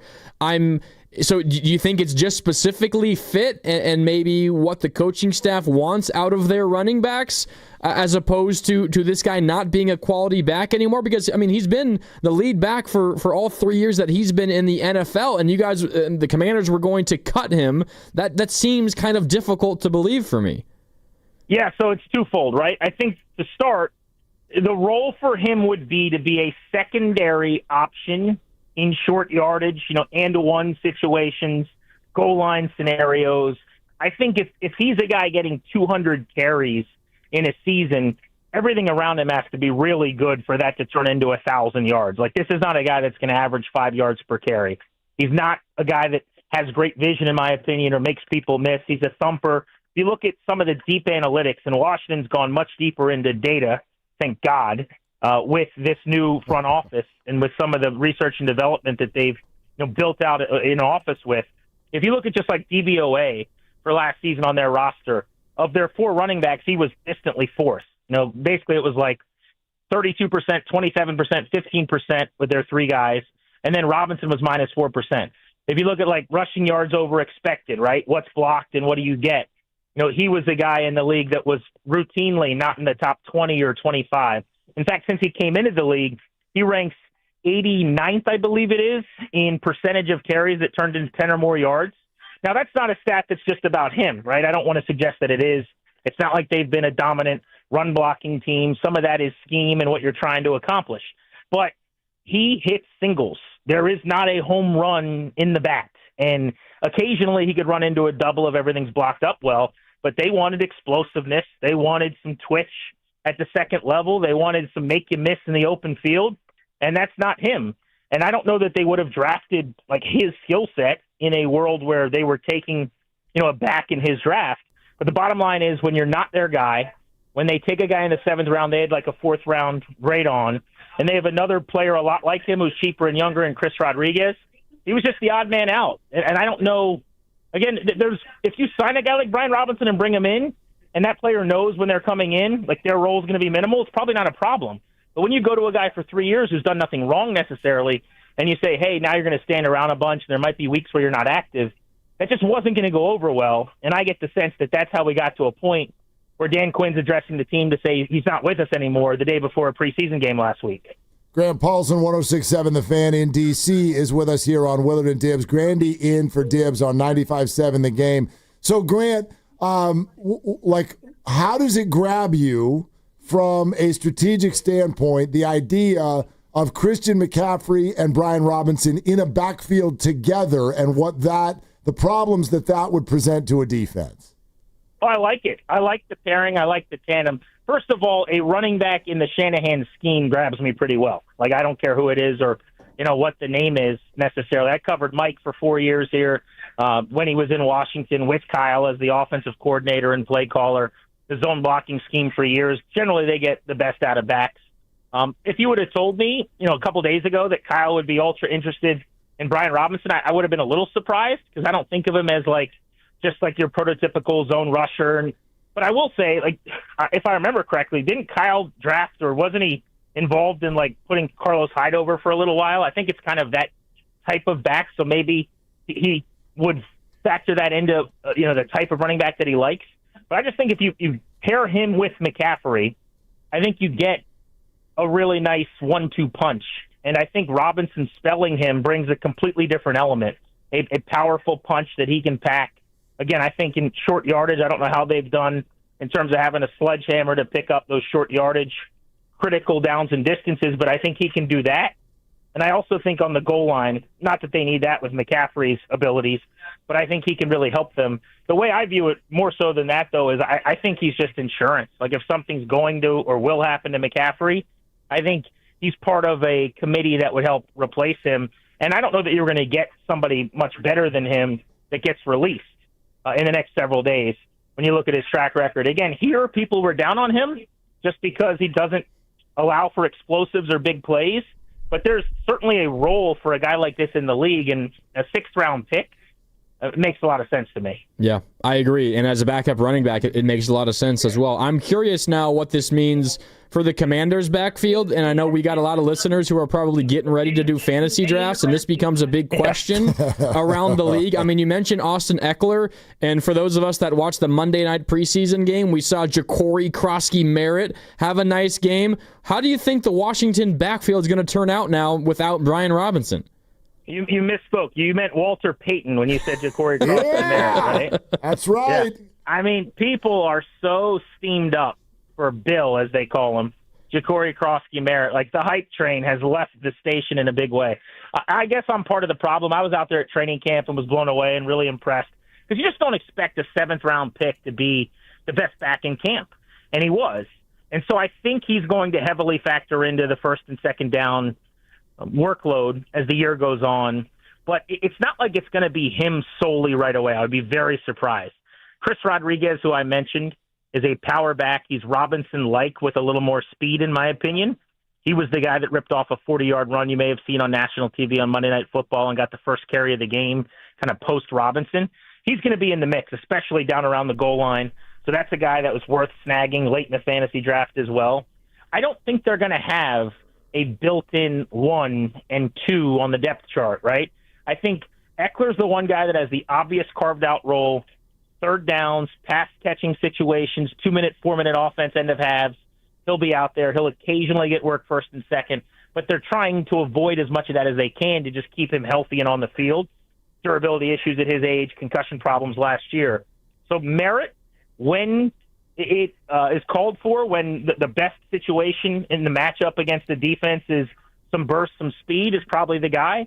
If they need someone to be a bit of a battering ram, I think Rodriguez probably is the guy. I don't know if it's going to be an ideal fantasy situation unless one of those guys really gets hot. But I guess if I was to just say, long-winded answer, one of them ends up being a fantasy stalwart, Krosky-Merritt has a better chance than Rodriguez, who's several years into the league and feels more like a change of pace thumper. Grant, this sounds like a Bill Belichick fantasy nightmare. That's what it sounds like, actually. Yeah, I don't know if Dan Quinn is worried about my fantasy team with how he's going to operate this. I don't know if he's going to go full Belichick, but, it's almost to me like we talk about this in baseball. Like if you have 2 first basemen, or in hockey you have 2 goalies, you don't have 1. Like, I think if they had a guy they really liked, then they would just plug that player in on first and second. He'd get the 150 carries Robinson got last year or whatever. They're still learning Krosky-Merritt. They have no idea what to expect. He's worked very limitedly in the preseason and has never played a game, obviously, as a rookie 7th-rounder who played 1 college game last year. It's not like there's a lot of tape. So they're going to find this out as they go. I just don't know that they have their answer yet. We're talking with Grant Paulson in D.C., 106.7 The Fan. Also, if you're waiting for the keyword for the big fantasy draft at Splash at Thrive City next Tuesday, we'll have it in the next 5 minutes. Stay right where you are. Stay tuned. We will unveil the word. Hey, Grant, how's Debo look? Fast. He actually looks productive. This has been an ultra-impressive camp, I'll be honest. I was skeptical might be strong, but curious, I'll say, coming out of minicamp especially. But I think he probably was their camp MVP or one of them. What they did was interesting. They didn't have him on the field for nearly as many reps as I would have expected with the ones, but they would get him out there, they'd get him work. So if he was out there for 4 or 5 snaps, he would get 2 or 3 targets and a carry or something, and then he'd be back on the sideline. So they seemed to get a lot of work with the little bit of time he was on the grass. But I don't know if you guys saw his 1 carry of the preseason was the first play of their dress rehearsal against the Bengals. Elk cut up the field on an end-around jet action, ripped off 19. He looked like Debo of a couple years ago. Look, we got to see it. He's got to stay healthy. He's got to stay in shape, all of those things that were knocks coming over. But I don't think he could have had a camp that would have me feeling better than what I saw out in Ashburn over the last few weeks at practice. Well, and what's happening with his counterpart? How's the McLaurin thing going to get figured out? I just think at some point, guys, he's got to show up and play football. I mean, I don't know what the other options are. Look, he has no real leverage. I mean, if they really want to, they could franchise tag him next year at about $29 million and have him under contract for 2 years and around $50 million. That's within their rights and prerogatives. So he can continue to hold out and not show if he wants to do that. But there's no real precedent other than Le'Veon Bell in recent NFL history under this CBA of a guy sitting out an extensive part of the season. And that essentially killed Le'Veon Bell's career. I mean, he was never the same. That's the end for me, is that he shows up, tail between his legs, and plays football. The question is, can they get a deal done in the meantime? And while there's a small chance of that, I would say it dwindles by the day. It's just amazing that we're here, because I know you guys are cross-country out of market, but I mean, I have not been around a more professional, like team-first, leader-of-men type player, maybe in any sport, as a media member, and certainly around here during this horrific era of non-winning. So for him to be the fly in the ointment of an otherwise pretty harmonious preseason process is just stunning. Wow. Wow. Really interesting stuff. Hey, Grant, I know you just finished your show. Thank you so much for hopping right on ours. Yeah, my pleasure. No worries at all, guys. We got our fantasy draft next week as well, so good luck. Okay, yes. Good luck to you as well, Grant. Thank you very much.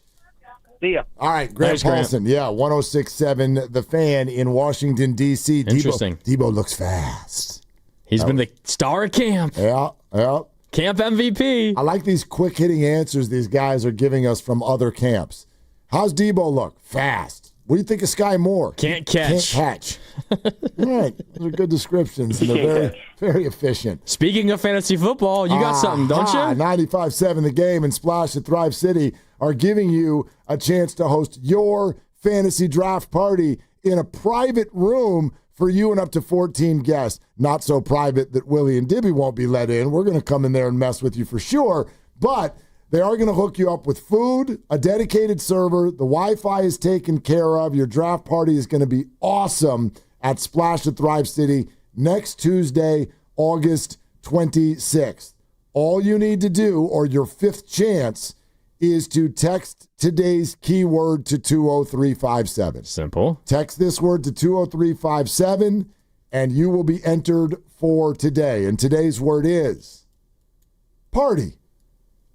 The word is party. That's a Friday word if I've ever heard one. And I told you, we're getting real good at it at 95.7 The Game. Party. Text the word party to 20357, and you will immediately be entered into the contest. And we're hopeful of actually being able to unveil that name prior to 6 o'clock this evening. So good luck to each of you. Thank you to Splash at Thrive City for this incredible event. We're very excited about it. Text party to 20357. Get it in now. Yes. Don't delay. Don't wait. Don't like if you're driving, like chill, but use Siri or something. But party is today's key word. We're brought to you by Fremont Bank. Here for you, here for good. And you know what you're here for? Coming up next, is it Colin Cowherd or is it Dan Dibley? What?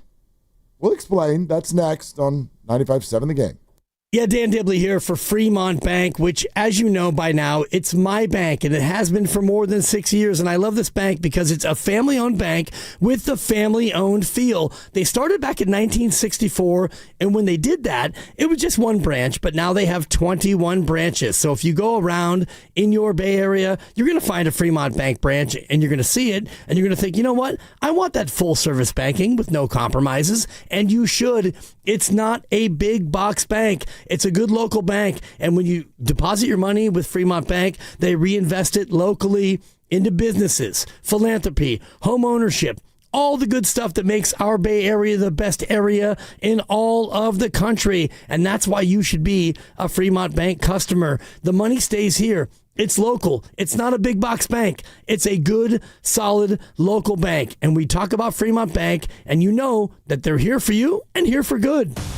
Ladies and gentlemen, it is the 2025 Red and Gold Summit, and it is happening on Thursday, September 4th, live from King's Fish House at Westfield Valley Fair in Santa Clara. Me and Dibs will be live from 2 to 4, and then the summit from 4 to 6. So Steiny and Goo and Shasky and Spadoni are all going to be there, and we invite you to come over for the hang. Are we really doing this?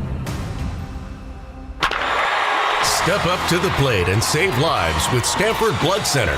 Donate blood during August and score a free limited edition Stanford Blood Center in San Francisco Giants co-branded jersey, and only available for a short time. This exclusive jersey is our way of saying thank you for being a hero. Every blood donation can help save up to 3 lives, making a real difference in your community. Supplies are limited, so don't wait. Visit StanfordBloodCenter.org to schedule your donation. Well, we did it, y'all.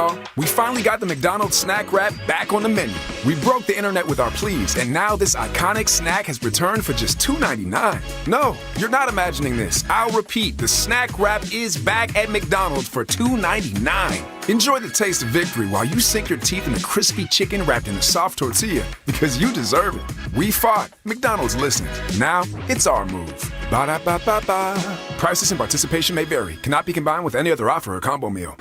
Citizens, since we each upgraded to Xfinity in our homes, the Wi-Fi has been booming. It's fair to say our town has officially become a boomtown. Mayor, will I be able to drop into multiplayer gaming battles with low lag? The lag won't be an issue, but your questionable skills may be.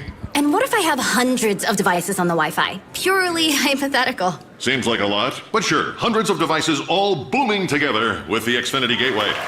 Yes, friends and neighbors, with Xfinity, the Wi-Fi is booming. The Wi-Fi isn't the only thing that's booming. Now get the most reliable Wi-Fi and our best-in-class equipment for one consistent price for 5 years guaranteed. All in. Plus, get unlimited data included and no annual contract. All with the 5-year price guarantee from Xfinity. Visit Xfinity.com, call 1-800-XFINITY, or visit a store today. Restrictions apply. Not available in all areas. New residential customers only. Select plans only. Xfinity Gateway with XFi Complete required for unlimited data except in certain areas. Most reliable Wi-Fi based on Open Signal Awards USA. Fixed Broadband Experience Report, August 2024. Actual speeds vary. Oh, no. Ah, that's the sound of someone who's misplaced My debit card. their debit card. Where did I leave that thing? Not at the gas pump, or the checkout counter, or the roof of your car. Now, if he has the Chase mobile app, he can use Card Lock. Wait, I could just lock my card. Yep, just a few tippy taps on his phone, and that sound, that's peace of mind from Chase. Chase mobile app is available for select mobile devices. Message and data rates may apply. JP Morgan Chase Bank N.A. member FDIC. When your name's on the paint job, your primer better hold up. Painters trust Kills primers for serious adhesion, stain blocking, and a finish that lasts. Now, the full Kills lineup is available exclusively at the Home Depot. Need it fast? Get same day or next day delivery, or order online and pick it up in store. Kills primers. Pro results. Faster. The Home Depot. If you're a pro, you know. Cars for Kids. No more stressing over your old vehicle. Donate it today and get it picked up tomorrow. It's the easiest service out there. Donate online at carsforkids.org. That's cars with a K. From carriage house to glass aluminum doors, R&S Doors has a full line of commercial and residential garage doors and gates to suit anyone's taste and budget. Visit rsdoors.com. R&S Doors. Look for the red truck.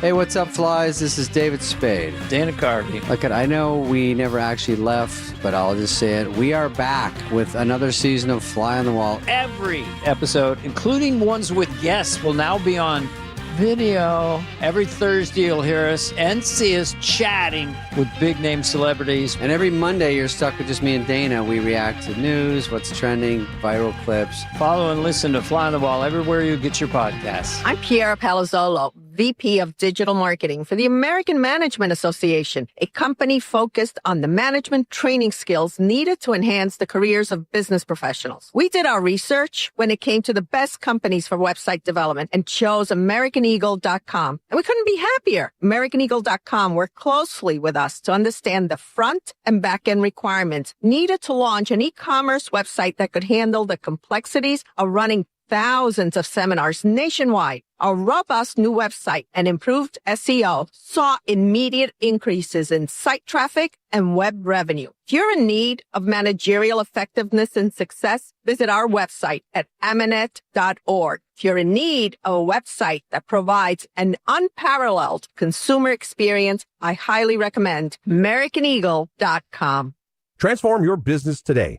Dial 877-WebNow1 for a free digital consultation with AmericanEagle.com.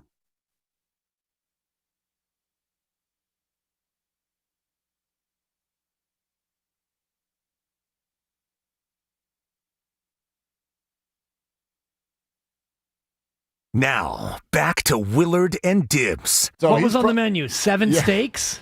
2 whole chickens? I went and got a giant Wagyu steak for him. So I'm ecstatic about that. On 95.7 The Game. I need to put this together real soon because we're sports fans, so we all have little idiosyncrasies and superstitions. Okay. And I ain't trying to lose the Super Bowl again, but it was 2 years ago. That clip you just heard was 2 years ago. Yeah. Cheryl Bosa. She came on and we talked about her cooking for Nick while he was in a holdout. And that's when Dibs is like, what the hell did you cook for him? 7 steaks? And then she goes into the whole Wagyu thing. And then later on in the conversation, we asked about a breakfast. What's breakfast for Nick? And she's like, I'm making him an omelet with broccoli and onions. How big is the omelet? So we said, how many eggs? And she said, 7. So I said, I got to try this. I'm no defensive lineman, but I got to try this. And I am a breakfast freak. Could you imagine if that was during the egg shortage? Oh, my God, yeah. When 7 seriously. eggs would cost you $50? I mean, Nick probably would have held out for even more. It's like, we got 7 eggs over here. Parag. Come on. So, anyway, I tried it, and I ate it, because I'm going to eat it. And I was surprised how, not difficult it was. It's a lot, but I love a big breakfast. So I was able to do it. But anyway, my point is I think that went well that season.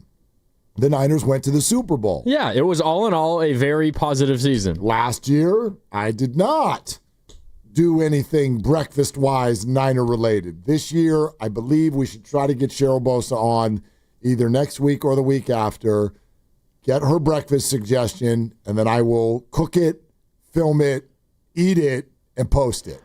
Really quick, just as far as eggs go, 3 scrambled eggs versus 3 fried eggs, I swear to God, it's an entirely different, experience. Level of being full. 3 scrambled eggs, I could eat that in 2 bites. Right. And I don't feel satisfied at all. There's something about scrambled eggs that's kind of like wilted, sauteed spinach. It's shrink. Where the hell did it go? Exactly. I made 2 scrambled eggs this morning and it barely filled my burrito. But I'm like, what? Where? I rarely would make 3 fried eggs. I'll make 2 fried eggs. And that. Yeah, 3 fried eggs is obnoxious. It's a weird amount, right? It's obnoxious. But 3 scrambled eggs is still not close to enough for me. Piece of cake. Yeah. I don't know where it goes. I don't know where it goes. Have you ever tried, I did this last night, have you ever tried to make sauteed spinach for a party of 4? You need 3 bags. I'm like, I don't have a pan that big. You get one of those big buckets of spinach at the store, and I put at least half of it in there, and I'm like, I need more. Barely enough, and only because the kids don't really want vegetables. If this were 4 adults, they'd be like, what kind of a serving is this? This is way too small. Yeah. I don't know where it goes. But anyway.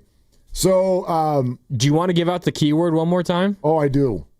I'm glad you said that. Yeah. Thank you. We're running out of time. Yeah, we are. Oof, boy. Clock. The keyword is party. Text party to 20357 if you would like to meet Dan Dibley.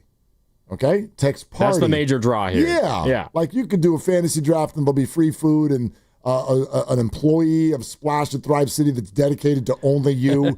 and it's in a private room and all of your friends are going to be there, but whatever. Dan Dibley, am I right? Okay. Oh, I'm in. All right. So text party to 20357. Dan Dibley could win at nothing, but you could. Thanks. All right. So text party to 20357, and that is today's and the final keyword to get you in to win the Splash at Thrive City fantasy football draft party that we will attend next Tuesday, August 26th. And one last reminder that if, I don't know, if your friends all live in Nevada and you're out of town or you work until 8, I don't know, don't text. but if you can go and you think that some of your friends can go, then you should do this. Make it worthwhile. Yeah, it's going to be awesome. Have you all ever been to Splash at Thrive City? It's amazing. It's a vibe, and the food is phenomenal. Yeah, and you've got, 5 minutes and 35 seconds to get that text in. Party to 20357. That was stressful, the way you just said that. I felt threatened. It's a race against the clock. That's all I'm saying. Clock. So if you're driving and you're not going to be done in the next 5 minutes, pull off to the side and get that text in. And then again, speaking of party, 4 to 9 today, Valkyrie's watch party in the streets. They're taking on the Phoenix Mercury, but it's going to be on the jumbo screen at the Front Street Entertainment Zone. This is at 240 Front Street, downtown San Francisco. Join for the evening. All kinds of stuff going on. Hype woman Ari Waller's going to be there as the MC. DJ Lady Ryan on the decks. There's going to be music from Noise Pop Industries, and you can drink in the streets. I know I saved the best for the last, but you can drink. Just walk around drinking on a Friday night. Sounds great to me. Well, okay. So there you go. All right. Who wore it better, Dibs or Colin Cowherd? What do you mean? Well, first of all, I get it. The Cowherd show is locked into Willard and Dibs, and they're like, wow, that Greg Cosell guy really does one hell of a segment.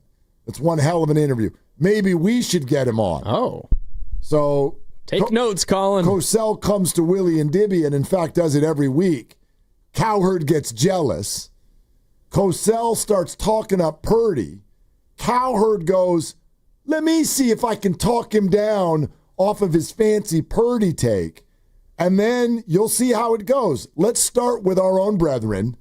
This is what Dan Dibley did on Wednesday with Greg Cosell of NFL Films.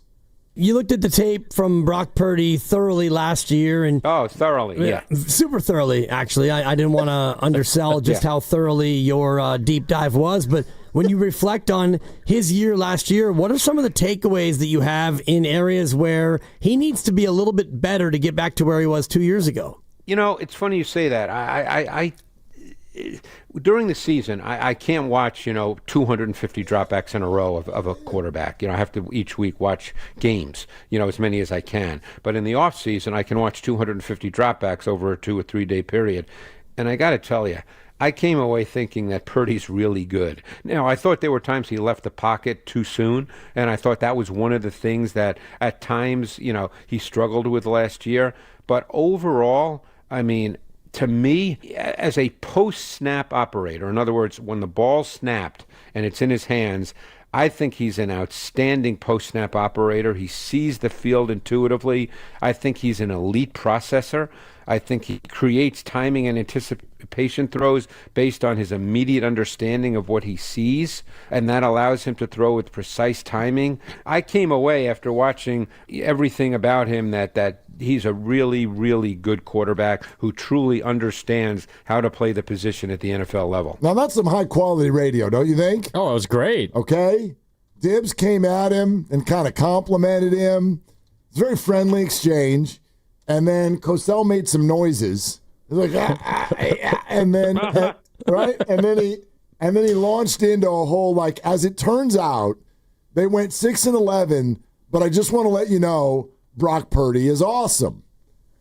Meantime, flash now down to L.A., where the jealous Colin Cowherd is listening to Dan Dibley interview Greg Cosell, knowing that just a week ago, Colin sat in a room with Nick Wright, victory lapped on the idea that Brock Purdy now sucks because they went 6-11 and Mike Sando does a QB tears piece where Brock barely hangs on to tier 2 as if that's some sort of a criticism.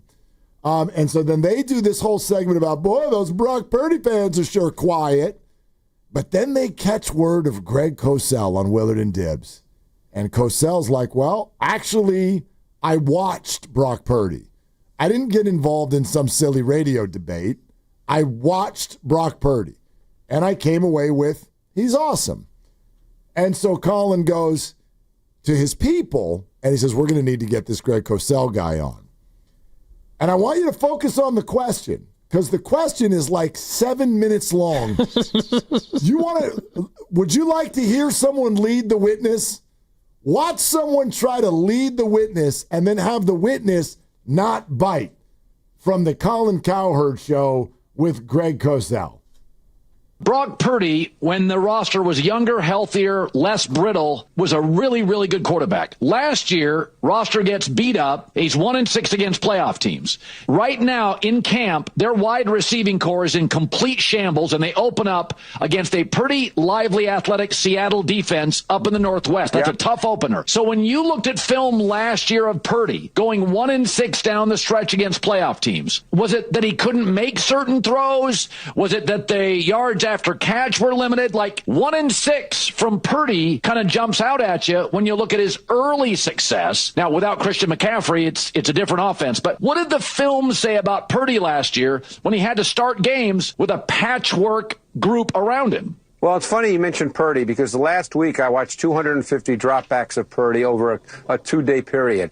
Purdy is a really good quarterback, Colin. The thing with Purdy is he's not Josh Allen or Patrick Mahomes. He's not necessarily the kind of quarterback, even though he does have mobility, that's going to make those kinds of plays by himself that we think of, that a Mahomes makes, an Allen makes, a Lamar makes. He certainly doesn't navigate the pocket the way a Joe Burrow does. But in terms of being what we call a post-snap operator, in other words, when he takes the snap, he has such an intuitive feel for what he sees, and therefore he's a really, really good timing and anticipation thrower. It's just innate to him. He sees it really quickly. So Purdy is a high-level post-snap operator. He's a really, really good player. It gets to that old question of how many quarterbacks, Colin, and you can go back years and years, are really great when their team's not very good. I mean, Purdy is a really good quarterback. He's just not a dynamic athlete who's necessarily going to make those kind of special plays on his own. But as a pocket quarterback, he's pretty high level. Boy, too bad Jason McIntyre's not on the show today. He'd be doing backflips after that. Mm-hmm. Yeah. Yeah. Whoa. I'll take Dibby. So Colin essentially spends no less than about a minute and 12 seconds remember, here was the question. So, is Brock got a poor arm, or is he just not that good at all? Basically, he gave Cosell these options of, does he suck, or does he suck a lot when you don't give him amazeballs around him? And Greg goes, that's interesting that you brought it up, Colin, because I did something different than what you and Nick Wright and everybody's doing in this situation. I watched.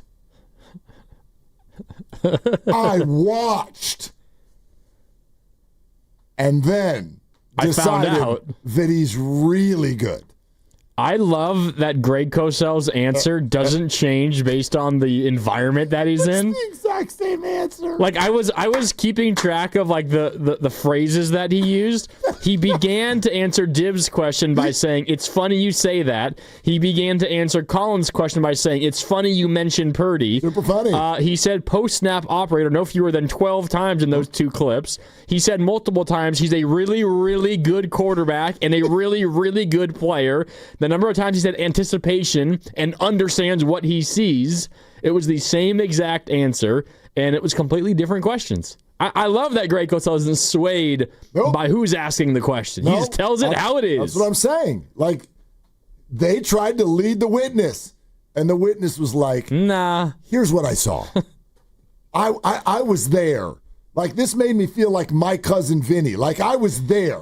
I was in the parking lot, and I watched what I watched, and I don't care that you're over there trying to lead the witness. I saw what I saw. There you go. That's what it would have been amazing if Jared Jones was in My Cousin Vinny. That would have really, really. No, Ken, you don't like that. The two Utes. The two Utes. What is a Ute? Anyway, yeah. So you're right. Cosell totally tries to get led to water, and he's like, I'm not drinking that. No. I'm not drinking your Kool-Aid. Actually, Colin, it's funny you say that because he's great. Sorry. Colin, it's really funny that you ask why Brock Purdy's so bad because he's not. So there's that. You're listening to 95.7 The Game, KGMZ FM and HD1 San Francisco, and Odyssey Sports Station, in the home of the Golden State Warriors and Valkyries, always live on the free Odyssey app, coming to you live from the Laughing Monk Studios. I mean, we were asking earlier, and sure, there's somewhere in the middle of this question is the answer, I guess, but, you know, the Niners paying Brock Purdy, were they forced to? Like, did they have to, or did they want to?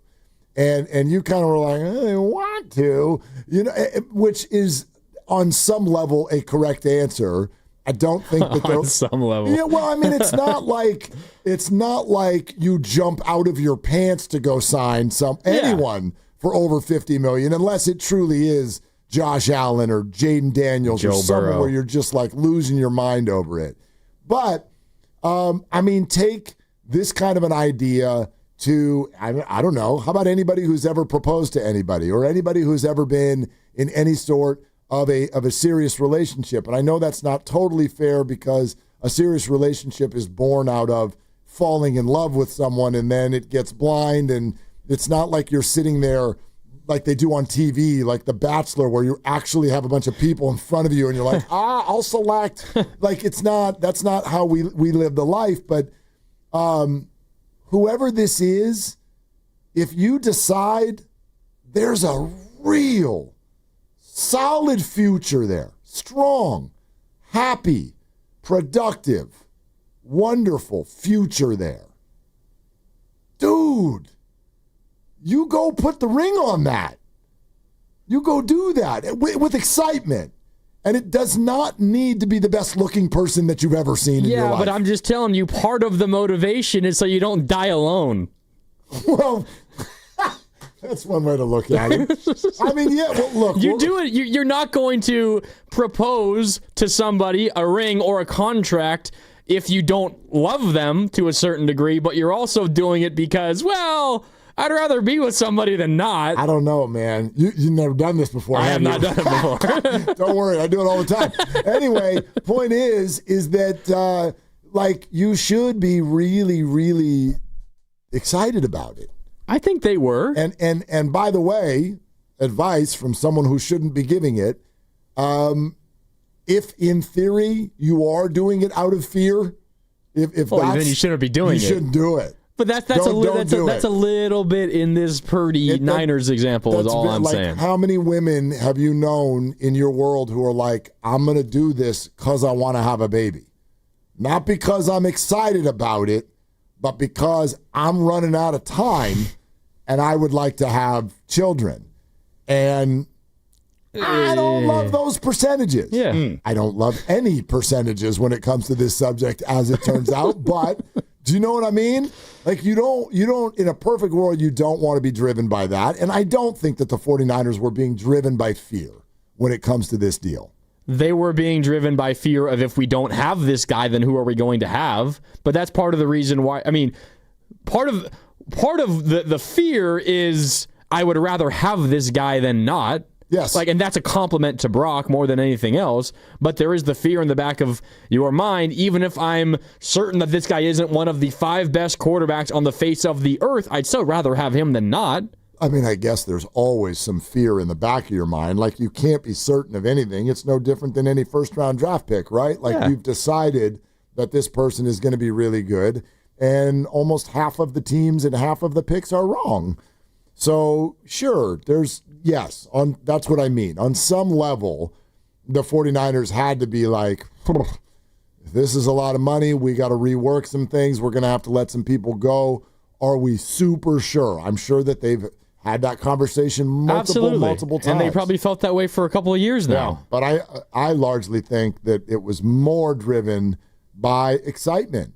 They have somebody who is in his early to mid-20s who they don't even have to sit there and think they can win with them. They already know. Well, and this conversation, this decision, right, that the Niners make and that any team makes when it comes to paying a quarterback is not made in a vacuum. It's not just, do we want Brock for 50 whatever million a year or whatever the other option is? It's, do we want Brock at $50 million a year And that means saying bye to Dre Greenlaw, Talanoa Hufanga, all the other players. And if the decision is still yes, that tells you all you need to know about how they feel about that player. Because it's not just Purdy and the money or Mac Jones and that less money. It's Purdy and the money and saying bye to these other players you really love. I mean, I would like to think that you do always have options.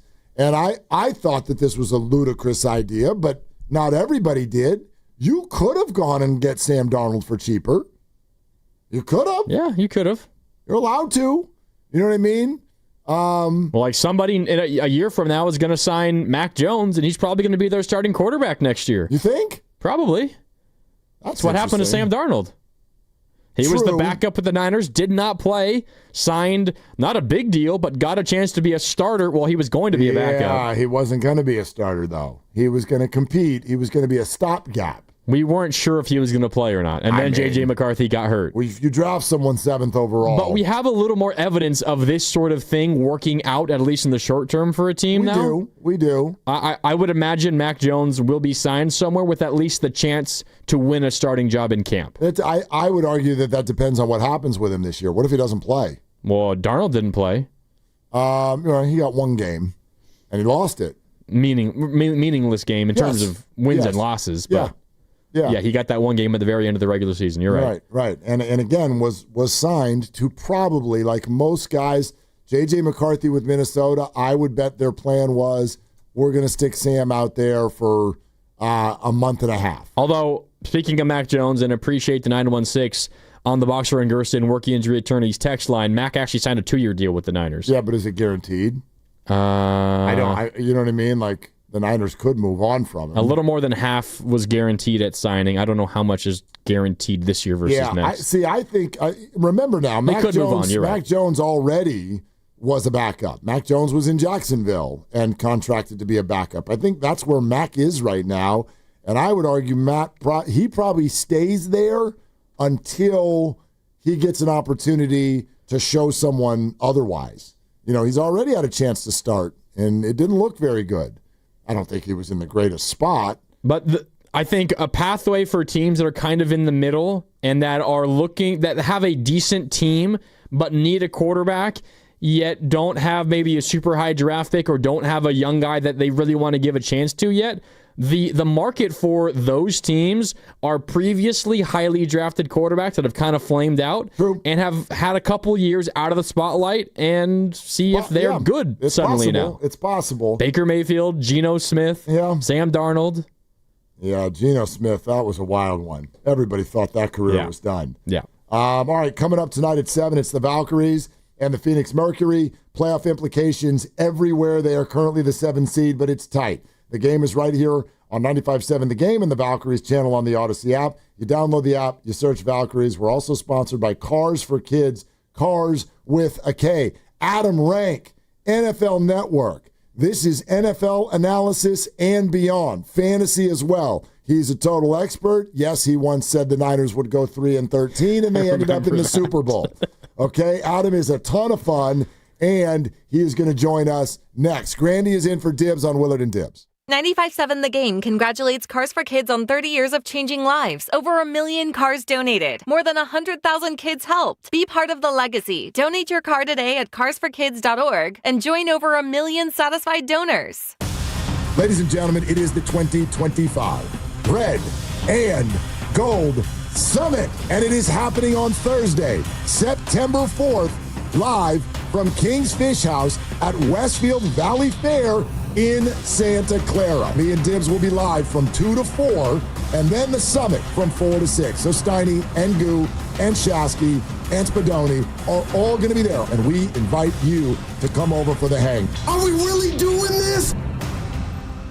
Dreaming of the perfect kitchen? Make it a reality at Friedman's Appliance in Pleasant Hill. Explore Bosch appliances in live working vignettes and see the innovation in action. During the Buy More, Save More event, you can get up to $4,000 in rebates on qualifying Bosch kitchen packages. From refrigerators with the Farm Fresh system to keep your food fresher longer, to dishwashers with precision wash technology that wipes out 99.9% of bacteria. Own the kitchen like a Bosch. Visit Friedman's Appliance in Pleasant Hill or online at friedmansappliance.com today. day. Your game day headquarters is here. Splash at Thrive City in the heart of San Francisco. They've got the largest LED screen in the Bay Area, immersive sound, and a private or semi-private spaces for your crew. Host your fantasy football draft or watch every NFL and college football game in style. With craft cocktails, elevated pub fare, and ice-cold beer on tap, not to mention golf simulators, pool, and shuffleboard. Fun for the whole family. College Saturdays kick off at 8:30, NFL at 9:30. Mention Willard and Dibs or 95.7 The Game to score an exclusive game day perk. Reserve your spot now at splashsportsbar.com. Before summer calls it quits, make memories in a Toyota built for adventure during Toyota's national sales event. Score big with fuel-efficient icons like the all-hybrid 51 MPG 2025 Camry or the versatile RAV4. Itching for a road trip? The all-new 4Runner's your passport to anywhere. So don't wait. Hurry to your local dealer for Toyota's national sales event, now through Labor Day. Toyota, let's go places. Event ends 9/2/25.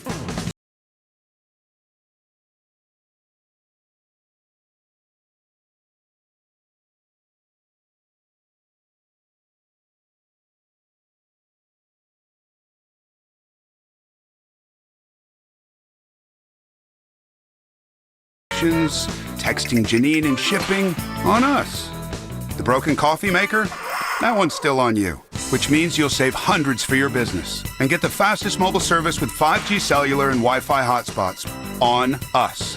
But hurry, this deal won't last long. Get a mobile plan and free up the budget to maybe, I don't know, fix that coffee maker? Get mobile on us for 1 year, you guessed it, on us. Comcast Business, powering possibilities. Ends 9/22/25. Restrictions apply. New mobile customers only with internet standard service or above. Limited to value of one unlimited intra-line apply via 12 monthly internet bill credits. One discount per account. Fastest mobile based on mobile Wi-Fi and cellular data in service areas. Ookla Speed Test Intelligence 2H24. Oh, could this vintage store be any cuter? Right? And the best part? They accept Discover. Accept Discover? In a little place like this? I don't think so, Jennifer. Oh, yeah, huh? Discover's accepted where I like to shop. Come on, baby, get with the times. Right, so we shouldn't get the parachute pants? These are making a comeback. I think. Discover is accepted at 99% of places that take credit cards nationwide. Based on the February 2025 Nielsen report. Don't let pneumococcal pneumonia break your stride. If you're 50 or older, you're at increased risk. So be proactive with Capvaxive pneumococcal 21-valent conjugate vaccine to help protect against invasive pneumococcal disease and pneumonia caused by certain types of pneumococcal bacteria. Capvaxive helps protect against the strains of bacteria that cause about 30% more IPD cases than any other pneumococcal conjugate vaccine in adults over 50, according to national-level CDC stats. Regional variations may exist.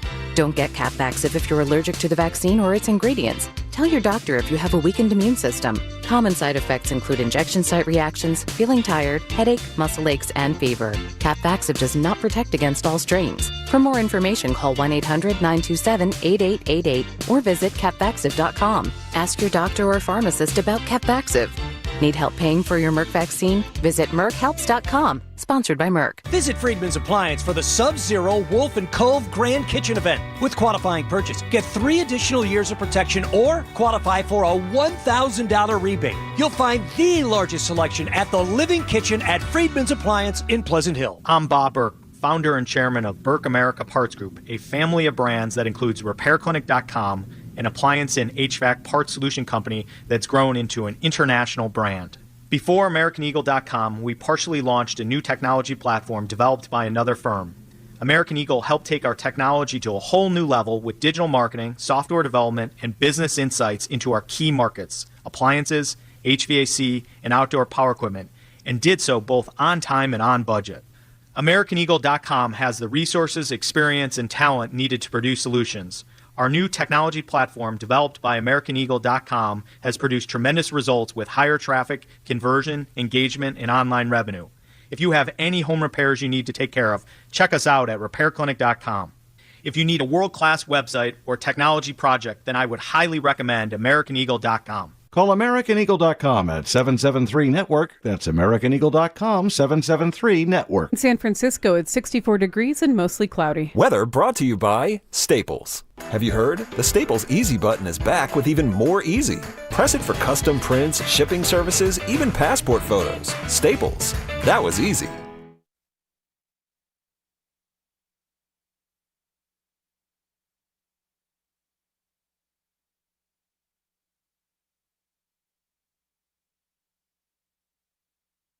Now, back to Willard and Dibs on 95.7 The Game. Okay, this is totally my fault.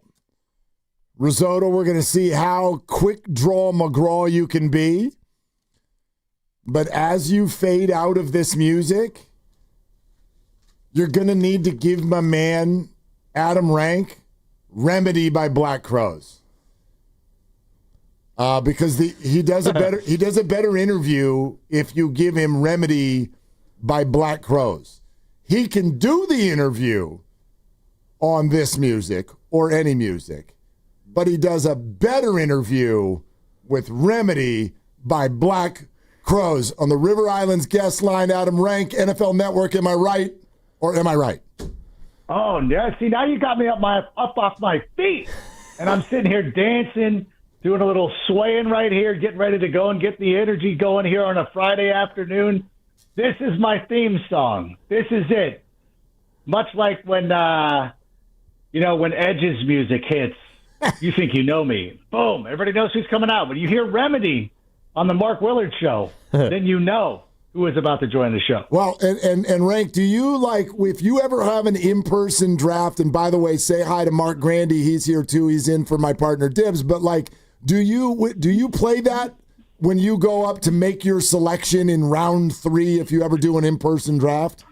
We do I have a couple of buddies who we do an in-person draft over in the city of Orange, and every year we all have theme music, and everybody changes it every season. They do something new, they try something else, or I want to do this song this year. Mine for the last decade has been Remedy. I don't change it. I don't feel the need. It's like anybody else, any professional wrestler. You don't ditch your music. I hear like John Cena's theme song has been the same for forever. Similarly, I'm going to make sure that I'm playing Remedy at every stretch. I even I did a celebrity softball tournament in Pittsburgh, and I don't know how I got hooked into this because I don't know what connection I have to Pittsburgh. Maybe they thought I was Dave Damashek or something. But I went. I still took the money and did it. Yep. And they're like, "Hey, what's your walk-up music?" And I'm like, "Remedy." They're like, "Oh, great choice." There it is. It's that easy, and you never change. You're kind of like the Friends theme with Wilmer Flores, but fantasy football version. Yes, sir. Okay. Yes, sir. Exactly like that. It's Adam Rank of NFL Network. Thank you so much for coming on. It's great to hear your voice, and I think everybody here in the Bay would like to know what the acquisition of Brian Robinson means for Christian McCaffrey, both football-wise and fantasy-wise. Yeah, we only care about the fantasy implications of this. It's amazing. If you go to my Twitter handle, @AdamRank, I retweeted a friend of mine named Joel Smith, who is a fantasy researcher, a great fantasy follow as well. And he was talking about whenever Christian McCaffrey is not the 101 pick, not the first pick in the draft, he's amazing. Every time he's faltered is when he's been the industry-wide number 1 pick in the draft. But when people sleep on him or don't want to draft him anymore or anything like that is when he rises to the occasion. And right now, we're watching him come off the board at 108, typically into the first round.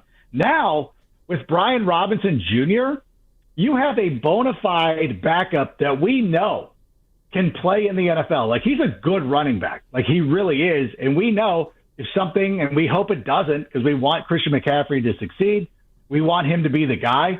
But if he goes down and you've got Brian Robinson Jr., I'm not saying that there's no drop-off, but you should feel pretty comfortable because that's about as safe of an insurance policy as you can possibly get. So with that said, and obviously insurance policy is one thing, but does this mean maybe there's fewer carries for Christian McCaffrey? With all that said, in your mind, are you comfortable taking McCaffrey around that spot that you said, the 8th pick, 9th pick, 10th pick of a draft? Yeah, even more so, because you're never going to get even if he doesn't get the between the tackle carries, which he obviously can handle, he still catches the ball out of the backfield. And as long as you're playing in half-point PPR, full-point PPR, Christian McCaffrey excels because he is such an excellent receiver out of the backfield. And when you look at the volatility of pass catchers in San Francisco right now, obviously we love George Kittle. We really like a breakout season from Ricky Pearsall. Juwan Jennings is a solid receiver who gets overlooked far too often. but CMC is still a stud. So for me, I feel better about it today, right now, than I did 24 hours ago. I love that. Adam and Adam Rank NFL Network is with us. I'm ninth in a draft tomorrow. Is that my target, or what other players do you like there? Yeah, I think that, when you look at the running backs, he is still outside of the top, like Bijan Robinson. Jahmyr Gibbs is my number 2 guy. Saquon's in there too, depending on your taste or whatever, however you're feeling about those guys. But I was probably not going to go running back at 1.09 or anything like that. But now it feels like CMC's in play, and it really opens up the draft board. Like there's a chance that he goes much earlier. I think a lot of people, once they start to realize that this is actually a good thing for CMC, the guy's not necessarily coming in here and going to be taking too much production out of him, but just making CMC way more efficient. So I love this. I could not be more excited about this. Like this has really opened up a whole new world, and it's opened up draft boards. And now being at the end of the draft is not a detriment or anything like that. I really, really love this opportunity for the 49ers. Obviously, this is a fantasy football-related question, but it has real football impact as well. Do you think Saquon Barkley not being like a consensus number 1, number 2, number 3, top 3, top 4 pick in fantasy football, is that those of us that are into this learning from the Christian McCaffrey experience? Is Saquon dealing with heavy workload just as McCaffrey did, and we're fearful that might lead to an injured season? I always say the worst thing that a fantasy running back can do is be good for one season, because then everybody just doesn't believe it. They don't want to go back. Like, everybody is happy to go back to Jamar Chase and Justin Jefferson year after year. They're not like, well, maybe. And I know that the running back position is extremely volatile and you never know. But the problem is like, if you are a running back in the NFL, you at some point are going to be hurt. Like it's 100% guaranteed. Like death and taxes, your fantasy running back is going to get dinged up at some point. And for me, I still draft talent. Who is the most talented guy out there? Saquon Barkley. And Saquon Barkley also benefits from having a guy like Will Shipley behind him. Will Shipley looks pretty good, has emerged as the number 2 running back for the Philadelphia Eagles. Like I'm again very excited to go with Saquon Barkley if it falls to me, if it works out this way. I feel confident. I just know that I'm going to have to take Will Shipley at some point. I might have to draft him around earlier. But at the same time, I'm like, as long as I get that handcuff, then I feel great about it.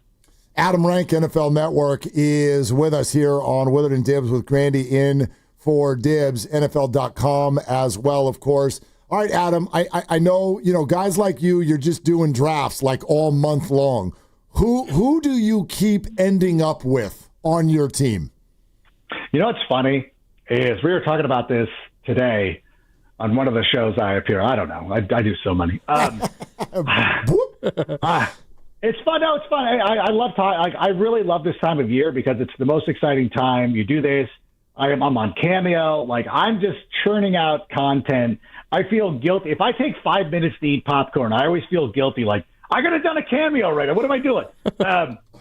What's funny is earlier this year, so I do drafts starting in July, like early July, which is a lot of fun, except when it starts blowing up, you're like, okay, I guess I don't need Isaac Guerrero anymore. But you start doing this, and weeks ago, you're looking at Travion Henderson. You're like, I'm getting him in the 5th round. Now I'm getting him in the 4th round. A couple preseason games in the 3rd round. And then today, like, end of the 2nd round, he goes. You're like, this is out of control. Like, this is insanity.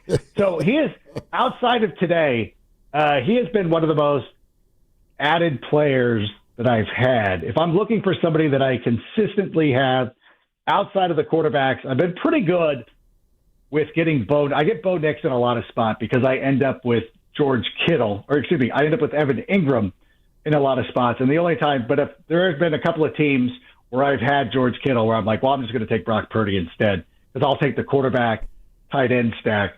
And so I think Travion Henderson's a player that I get a lot. Ja'Cory Krosky, man. Yeah. Bill. It's Bill, Big Bill, the big, beautiful Bill. The only big, beautiful Bill in Washington I endorse. I'm just saying. Yeah, no, you're good. You're good. I'm in San Francisco. San Francisco, okay, you're fine. Yeah, you're good. Oh, I dropped that in Nebraska recently, and I was booed. Oh, gosh.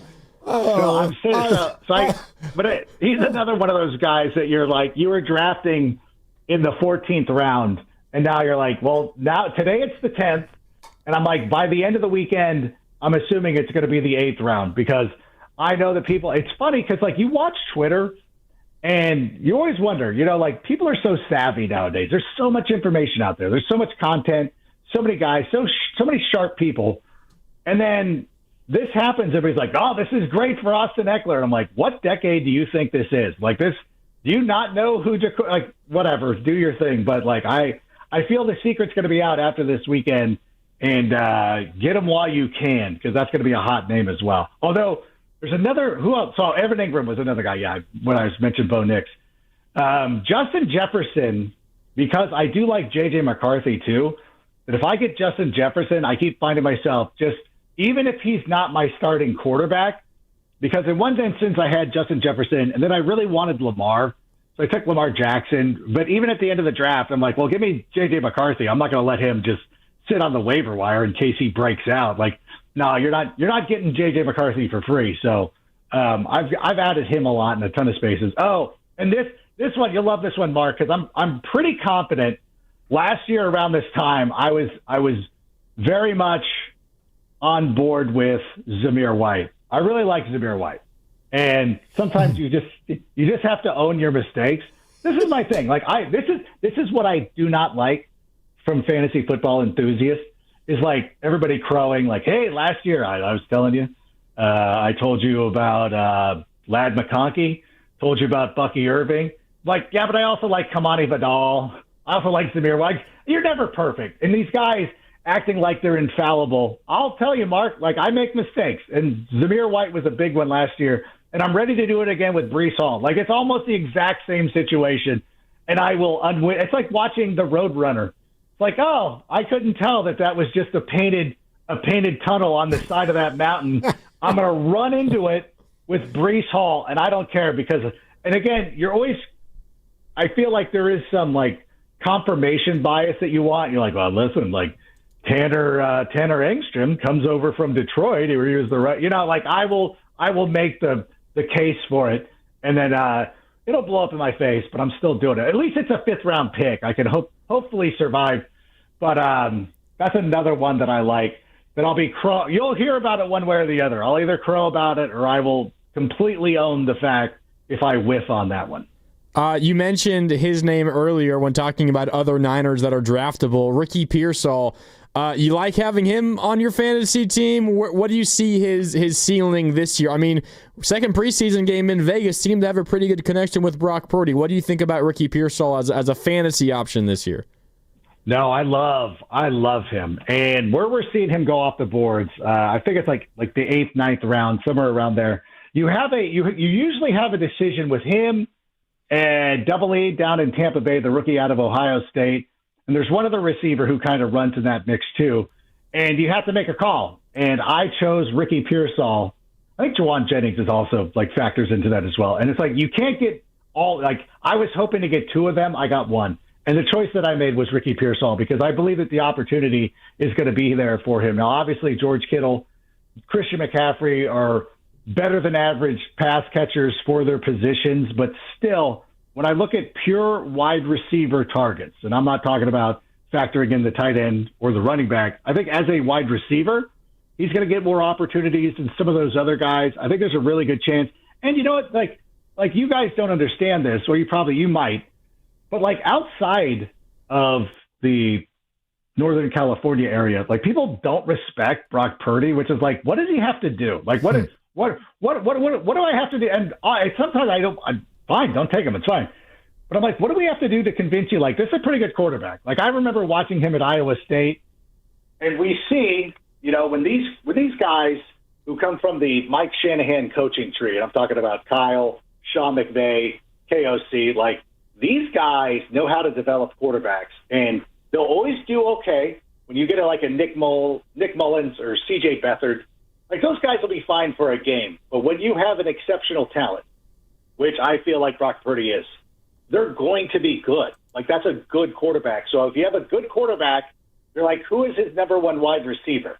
I believe it's going to be Ricky Pearsall. I am very comfortable going out there and drafting.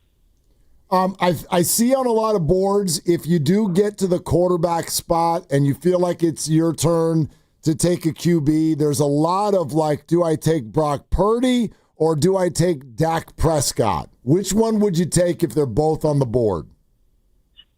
I think a lot of it will depend on the receiver that I end up with. I think that means a lot to me because I've gotten a couple of places where I have CeeDee Lamb and I would go with Dak Prescott. I've got a couple of places where I have either George Kittle. I always seem to have a lot of George Kittle or Ricky Pearsall, and then I'll go with Brock Purdy. I think Brock Purdy is one of those quarterbacks again that if you miss out on what I would consider one of the elite fantasy options, Brock Purdy I'm very comfortable with if I roll into the season with him. So I'm not even sweating that one at all. If it's in a vacuum, I like it. You're not going to like this. No, I like Brock Purdy. No, but Dak is really good. I think that. Well, here's my thing. Here's what I'll defend this. It's fine. I'm not saying who's a better quarterback in general, who's going to win more playoff games, nothing like that. But when you look at the situation with the Dallas Cowboys, and that defense is not going to be as good without Micah Parsons. They've got CeeDee Lamb. They've got George Pickens. They do not have a running game. We're still trying to figure out who's going to be the top running back for that team. Is it Jadon Blue? Is it Javonte Williams? We don't know. Dak Prescott presents a pretty interesting possibility. So for a fantasy purpose, I would take Dak Prescott in a vacuum. Adam, I wanted to ask you about young running backs, and I want to take Ashton Jeanty out of the picture because he just seems to be on a different stratosphere when it comes to the other guys. So you can't answer Ashton Jeanty. Who's your favorite rookie running back from the rest? Is it Omarion Hampton, Quinshon Judkins, R.J. Harvey, Caleb Johnson? Who do you like from that group other than Ashton Jeanty? And Travion Henderson, who I talked about a moment ago, is absolutely the number one guy. I think Omarion Hampton, because of the situation that he's in Los Angeles, just makes the most sense. But it really comes down to typically having to choose between him and Henderson, and I will take Henderson 100 times out of 100, even though I shouldn't. Jim Harbaugh's shown us time and time again he knows what he's doing with his running back position. So those three guys are great. And then I do like R.J. Harvey as well. I think a lot of people are trying to wish cast him to be the Alvin Kamara of this offense, which is, I don't know if that's 100% accurate, but still, I'll play along and say, okay, that makes some sense to me. But at the same time, one of the guys that I like, I've not mentioned the Bear at all during this thing, so allow me the opportunity to say that at the very end of your draft, I think Kyle Monangai ends up being the number 2 running back, and one of the reasons I really like him is because the Bears have had injuries at the running back position. However, they have not been adding veteran running backs. They've not been going out there and getting a Jamal Williams or anybody like that, which leads me to believe that, number one, they're very confident in DeAndre Swift. And number 2, they feel like Kyle Monangai could be the dude, because I don't think they like Roschon Johnson as much, but I think Kyle Monangai ends up being their guy. I'm really glad you said that, just so that I now know how to say Monangai. I think people have been avoiding him because they don't know what to say. They don't know how to say that. Yeah, I was on the Insiders the other day, and both Ian Rappaport and Tom Pelissaro were like, "Hey, they said the same thing. Like, we're so glad that you're here to say the names of like Kyle Monangai and Ozzie Trapillo and Kaji Amagame, like that kind of stuff." That's where I can help out. Yeah, except for I saw you sneak in. You're like the Tampa Bay receiver, double E. Like you just totally skipped that effort. Amika Abuka. Thank you. I knew you could do it. Hey, Adam Rank, NFL Network, NFL.com. What's the best way to determine your fantasy league draft order? Hit me up on Cameo. Yeah. And I will do it. I'm going to drop my price at midnight tonight, It's going to go down to like $15. Do I have to pay though? No, I'll do it. Oh, okay. Yeah, I'm like, my God, right? Like, you want $15 from me? I'll send you $15. No. All right. I would never expect that. Okay. A lot of people, I have friends who like it for free, and I'm like, all right, I guess. They're also the ones where I'm like, I'm trying to raise money for practice jerseys for my kids' soccer teams. They're like, okay, here's $20. Dude, you actually, I mean, you're one of two names that would have come up. My son, like 2 weeks ago, he's like, hey, Dad, can you get Scott Hansen to do a draft video? I know. And they use, buddy, you know that they think you're one of the largest celebrities in the whole world, but you're not on their TV during the games. And so he asked me for Hansen, and I'm like, I don't know Scott like that, but I know Adam like that. But I'm also like, but they're on Cameo, and they make money for that. I felt rude asking. First of all, Scott Hansen, well, look it up right now. See how much, I'm telling you, it's over $200. Right. $250. For 3 minutes, and he's not going to care, and he's not going to do anything. $300. If people put, because somebody today was just left so many notes. And the video ended up being 12 minutes long or whatever. And it's like, hey, listen, the reason it's this long is because your guy, Paul, gave me so many notes. So if you're bored, bring it up with him. Okay. So I'm doing this. A lot of people, especially when I drop the price, they're just like, here are the names, go. I'm like, okay, put them in a hat and I'll draw them and do whatever.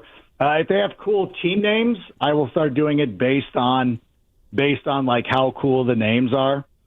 And do it like that. But it all depends. And, you get, repeats. You're like, there's leagues. You're like, oh, I recognize people. Yeah, then we'll take a little bit more time. And then sometimes I'll even, depending on how busy I am, I will actually go through and I'll run through the name. I'll do the draft order in, 2 minutes. And I'll be like, listen, I can go up to 20 minutes, so you can shut this off right now, but I've got some time to kill. I'm going to give you but like this, I'll just go over some fantasy draft tips. And here are some of the questions I'm getting. I was just on Mark Willard's show. They were asking me about these guys and just give them the answers again. And a lot of them, I asked somebody one time, I'm like, he's like, a couple people are like, whatever. But he's like, but we liked it. It's like a personal podcast. I'm like, okay, so be it. So it hurts me though. It hurts me that you would rather spend $300 on some dude you don't know. How many times has Scott Hansen been on this show? Once. Way less than you. Way less than. It's a blowout. Have you ever done theme music? No. No, that's Scott Hansen's theme music. No. Give him his music. Give him his music. You're the best, buddy. Mark, how can I be the best when you're the best? Thank you so much. Adam Rank, ladies and gentlemen. Thanks, Adam. NFL Network, NFL.com. Check him out on Cameo. He's cheaper than Scott Hansen. Definitely more affordable. That's awesome. Yeah, Scott Hansen's Cameo price, $299 plus. Oh, my gosh. Average video length. Average video length, 3 minutes, 48 seconds. So basically what? $100 $100 a minute. Last completed video today at $258. You're damn right. Yeah. All right, we're brought to you by Fremont Bank. Here for you, here for good. All right, we got a bunch of stuff coming up next. I think we need to express some embarrassment about the Giants. We also have a Trey Lance-related question. We've got Fred Warner mic'd up, and maybe most importantly of all, we will be announcing the winner of the fantasy draft in the private room at Splash at Thrive City on Tuesday night. Oh, heck yeah. Yeah, that's right, Cheryl. So that's all coming up next. Grandy's in for Dibs on Willard and Dibs. Ladies and gentlemen, it is the 2025 Red and Gold Summit, and it is happening on Thursday, September 4th, live from King's Fish House at Westfield Valley Fair in Santa Clara. Me and Dibs will be live from 2 to 4, and then the summit from 4 to 6. So Steiny and Goo and Shasky and Spadoni are all going to be there, and we invite you to come over for the hang. Are we really doing this? Losing weight shouldn't be a struggle, and with Jumpstart MD, it doesn't have to be. Your first month is just $99 when you join Jumpstart MD's medically supervised weight loss program today. Licensed clinicians create personalized plans, including GLP-1 medications. No insurance? No problem. Jumpstart MD has options to meet your individual needs. With 13 Bay Area locations and online visits, expert support is always within reach. Call 855-JUMPSTART or visit jumpstartmd.com to start transforming your health today. This is Larry Flick, owner of the Floor Store. Labor Day is the last sale of the summer, but this one is our biggest sale of the year. Now through September 2nd, get up to 50% off store-wide on carpet, hardwood, laminate, waterproof flooring, and much more. Plus 2 years interest-free financing, and we pay your sales tax. The Floor Store's Labor Day sale. Don't let the sun set on this one. Go to floorstores.com to find the nearest of our 10 showrooms, from Santa Rosa to San Jose. The Floor Store, your Bay Area flooring authority. Change is always happening. It's part of life. And when it comes to music, change is all around us. Songs are rewritten. Classics are remixed. Bands and artists come and go. Even our taste in music changes. Here at Xfinity, we know there's still good in keeping some things the same. That's why we want to do our part with a 5-year price guarantee on our internet. It means no matter what changes, you get 5 years of the most reliable Wi-Fi with our best equipment included for a price that stays exactly the same. Surprised? Life is full of them. One internet price, 5 years, guaranteed. Learn more at xfinity.com/deals. Restrictions apply. New residential customers only. Taxes and fees extra and subject to change. Most reliable Wi-Fi based on Open Signal Awards USA. Fixed Broadband Experience Report, August 2024. Well, we did it, y'all. We finally got the McDonald's snack wrap back on the menu. We broke the internet with our pleas, and now this iconic snack has returned for just $2.99. No, you're not imagining this. I'll repeat, the snack wrap is back at McDonald's for $2.99. Enjoy the taste of victory while you sink your teeth in the crispy chicken wrapped in a soft tortilla, because you deserve it. We fought. McDonald's listened. Now, it's our move. Ba-da-ba-ba-ba. Prices and participation may vary. Cannot be combined with any other offer or combo meal. Lawton Skilled Nursing and Rehabilitation Center, under the medical direction of UCSF-affiliated physician Dr. Darby Clayson and Administrator Dan Daly, would like to congratulate Lynn Hamakawa as 2024's Caring for a Lifetime recipient. Lawton, located in San Francisco's Sunset District, is a 5-star facility and is also a U.S. News and World Report, as well as a Newsweek's top-rated nursing facility. If you or a loved one are in need of physical or occupational therapy, don't hesitate to call Dan Daly at 415-566-1200. At Star One, we make saving simple because everything we do is in your best interest. That's why we provide super simple products with the best rates possible, like our savings account, which we have increased to pay an outstanding return at 3.35% annual percentage yield. That's way above the market average. Apply today at starone.org. Star One Credit Union. In your best interest. Federally insured by NCUA. Rate current as of August 1st, 2025 and is subject to change. $50 minimum deposit to open account and earn APY. Come into Friedman's Appliance in Pleasant Hill and see an amazing selection of Sub-Zero, Wolf, and Cove appliances live and on display in one of the largest living kitchens in the country. And save with full suite savings event. With qualifying purchase, get 3 additional years of protection or qualify for a $1,000 rebate. For the largest selection of Sub-Zero, Wolf, and Cove appliances, visit the Living Kitchen at Friedman's Appliance in Pleasant Hill or at friedmansappliance.com. This is the story of the one. As a lineman, he does whatever it takes to keep the power on in his community. And he wants a partner like Grainger who does the same. Grainger offers the professional-grade products he needs, from voltage detectors to harnesses to hard hats, plus fast, dependable delivery, so he can rise to every challenge. Call 1-800-GRAINGER, click Grainger.com, or just stop by. Grainger, for the ones who get it done. Hey, listen to this.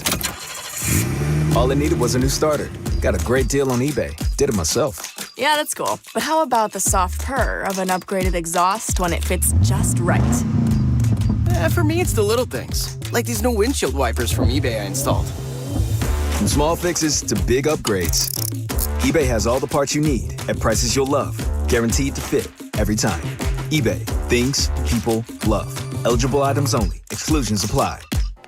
Good morning, Doctor. Doctor? Hi, Doctor. Doctor? Dr. Jackson's practice is growing. What do you mean we're still short-staffed? He needs a good patient doctor. How do we not have enough doctors to doctor all these patients? And he doesn't have the patience to sift through hundreds of resumes. I need Indeed. Indeed you do. When you sponsor a job on Indeed, it's easier for talented candidates to find it, which makes it easier for you to hire them. Visit Indeed.com/credit and get $75 towards your first sponsored job. Terms and conditions apply. This Labor Day weekend, we're celebrating Bob's Discount Furniture's 200th store milestone with the entire Bob's family across the country. For more than 30 years, we've believed everyone deserves the home they love. That's why we brought our everyday low prices on furniture, mattresses, and more to over 200 locations from coast to coast and counting. Not to mention free treats for the whole family in our cafes. Celebrate Bob's Discount Furniture's 200 store milestone this Labor Day weekend. Oh, my Bob!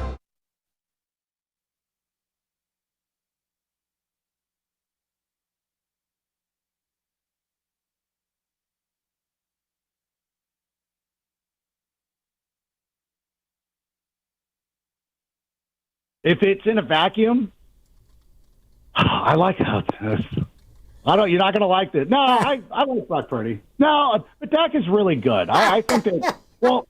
Now, back to Willard and Dibs on 95.7 The Game. Oh, heck yeah. Yeah, I'll take Dak.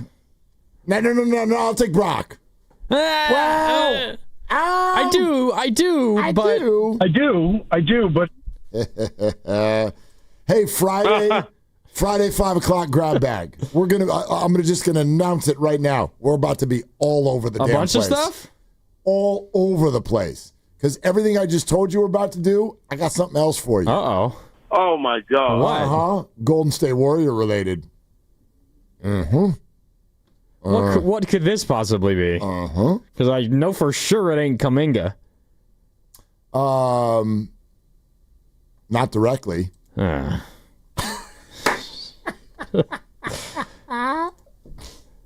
was a funny noise. Jonathan Kuminga. Are you going to annoy me like you annoy Steiny with your tease, and you're going to push that for later in the 5 o'clock hour? Or are you going to? I don't know. We're going to be. You're going to end my suffering now. I don't know what we're going to do. There's only one thing I know, and it's that I'm about to announce who we're all going to meet next Tuesday night. I do want to hear this. Inside Chase Center. The person that I'm not inside Chase Center. Across from Chase Center at Thrive City. Splash at Thrive City. The person that I'm very jealous of. Yeah. You're going to have your draft there with up to 14 guests, private room, food, dedicated server, Wi-Fi Willie and Dibby, all next Tuesday. We cannot wait to meet you. Congratulations to Jody from San Jose. Hey! Jody in San Jose, we're going to see you there. And Jody, by the way, Jody's a dude. Oh, so you can say he. We are going to see him there. Congrats, Jody. Jody, we can't wait. And then I also just want to send a personal thank you to each and every one of you who texted in and tried all week long to get there. This is really, really cool. Thank you to Splash at Thrive City for their part in putting this together. We're excited. It was great to see that you're excited. And Jody from San Jose, you're the big winner, and we're going to see you there. And just remember the rule. Set aside a lot of the food for me. That I worked that into the deal. There's no getting around it. The nachos are mine. Okay? I'm looking at the Splash at Thrive City menu right now. It's strong. And let me just tell you, Jody, I am real mad it's you and not me. You could see if you could like poison Dibs. And then you'll be there. I love the nachos. The chicken sandwich is good too. So the burger is fantastic. The smash burger is good. The smash burger is really good. That's the first thing I ate there. They make pizza too. Pizzas are good. They got sushi if you're into the sushi. Have they made any menu changes recently? Or like, because I actually, it's off season. I haven't. They got street style tacos. I don't think I've had the tacos. If you're into salad, you got Cobb salad. What the hell did you just say to me? Salad? You'll go to There's a classic Caesar and eat salad. We're not having salad at the fantasy draft. Okay. The mac and cheese is good. The mac and cheese is very good. Yeah. Mac and cheese is fantastic. Yeah. Woo! Yeah! You got to poison Dibby. I really do. I need to get to Splash. Don't you be poisoning me. I'll fight right through that sucker. Anyway, all right, Jody in San Jose. We're going to Congrats, Jody. We'll see you there. Congrats, man. Congrats. Thank you. Thank you, each and every one of you, for listening each day this week and texting in and all of that. That's awesome. So anyway, look. Here's one thing that we'll just throw out there to everybody because it'd be fun. Friday, 5 o'clock, we like to just kind of let's mess around and have a good time. 888-957-9570. Trey Lance is in town, so don't pick that one. He's going to start tomorrow. Of course he is. He has started all of their preseason games. Has Herbert not played a snap? He might have in their third. Remember, the Chargers got 4 games. Oh, that's right. Because they were in the Hall of Fame game. Yeah. Herbert, did he? I actually don't know. I don't know. I know that Trey started the first 2. Justin might have gotten a little bit of time there in the third one. And now here we're at the 4th one. Yes, Herbert's played in the preseason. Started. Okay, so Trey, yeah, 2 for 5 passing, Herbert. There you go. Yeah, all right. Thanks, Justin. Go sit down. So, yeah, Trey is going to start again, and it's at Levi's, and so all the feels and everything. Don't pick Trey, and I'm not even trying to, but Grandy was thinking about this, and it's a fun question. When you think of this question, what comes to mind first? Yeah. What's the biggest mistake your favorite team has ever made? Ever? I mean, why not? Oh. What's the biggest mistake? And it's not Trey. That's not the answer because A, that's cheating, and B, they wiggled their way out of it and found a different quarterback. And so it didn't hurt them that bad. Okay, I think obviously a lot of people will go to like the high-profile draft misses. Like that's where I think a lot of people go. Draft, it can be trade, it can be free agent. I want to try to think in like realistic terms and like so. For example, if we were to use or someone were to say James Wiseman, picking James Wiseman because that would be one of them. Like they should have picked Tyrese Halliburton instead of James Wiseman. Well, then the Warriors were picking 2nd overall, and as far as everyone in the know knows, Halliburton was never going to go that high in the draft. So saying they should have drafted Halliburton over Wiseman, I feel like, is living in fantasy land and not real.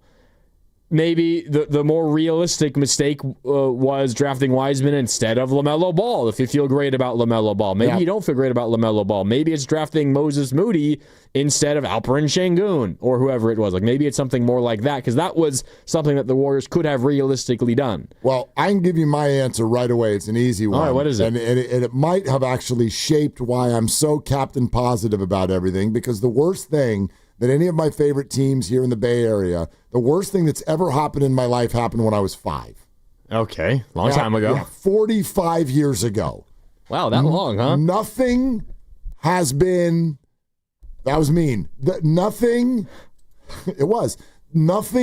in those 45 years has been worse than this. So what year is this? 1980. Okay. 1980. So, you can go Trey Lance and Wiseman and Barry Zito and Mark Melanson and Aaron Rowan. Mark Melanson. Right? The Wiseman. God, what are some other things that pop to mind? Solomon. Whatever.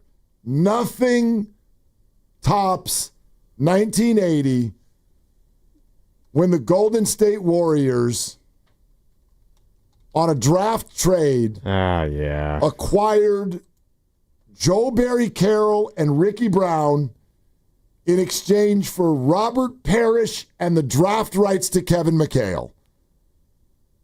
You can't beat that. Yeah, that's pretty bad. You will never beat that.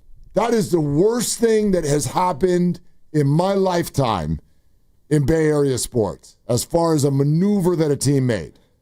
That is hysterical. 2 Hall of Famers. Not 1, 2 Hall of Famers. Yeah, and Joe Barry Carroll was the number 1 overall pick. So you had your pick of the litter in that 1980 draft. Later to be nicknamed Joe Barely Cares. Hey, he made an all-star game, I think, once. Great. Or maybe twice, I don't know. Yeah, great. That's the worst. That's the worst thing that any of my teams have ever done. What's really sad is there's a number of those kinds of stories from Warriors draft nights over the year. There's a lot of them. Oh, for sure, Todd There's Fuller. a lot of them. Keep them coming. All over the place, almost every single year without fail. I appreciate the Boxer and Gerson Work Injury Attorneys text line just mentioned hiring Jim Tom Sula. That's a good one. That's not a bad idea. Following up Tom Sula with Chip Kelly, too. Hell of a 1-2 punch. Pretty terrible. Pretty bad. And then they followed that up with Shanahan. They figured things out after those two terrible decisions. Pretty good. Yeah.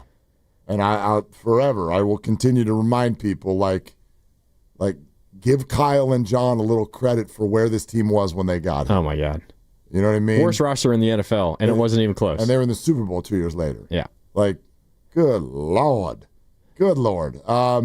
You're listening to 95.7 The Game, KGMZ FM and HD1 San Francisco and Odyssey Sports Station in the home of the Golden State Warriors and Valkyries. Always live on the free Odyssey app, coming to you live from the Laughing Monk Studios. So, what's the worst thing that any of your teams have done, the worst decision they made in your lifetime? We'll take your calls right now, 888-957-9570. While you think about that, let it percolate a little bit. The Warriors thing to which I was referring, I mean, the fresh rumor that is as stale as hard bread.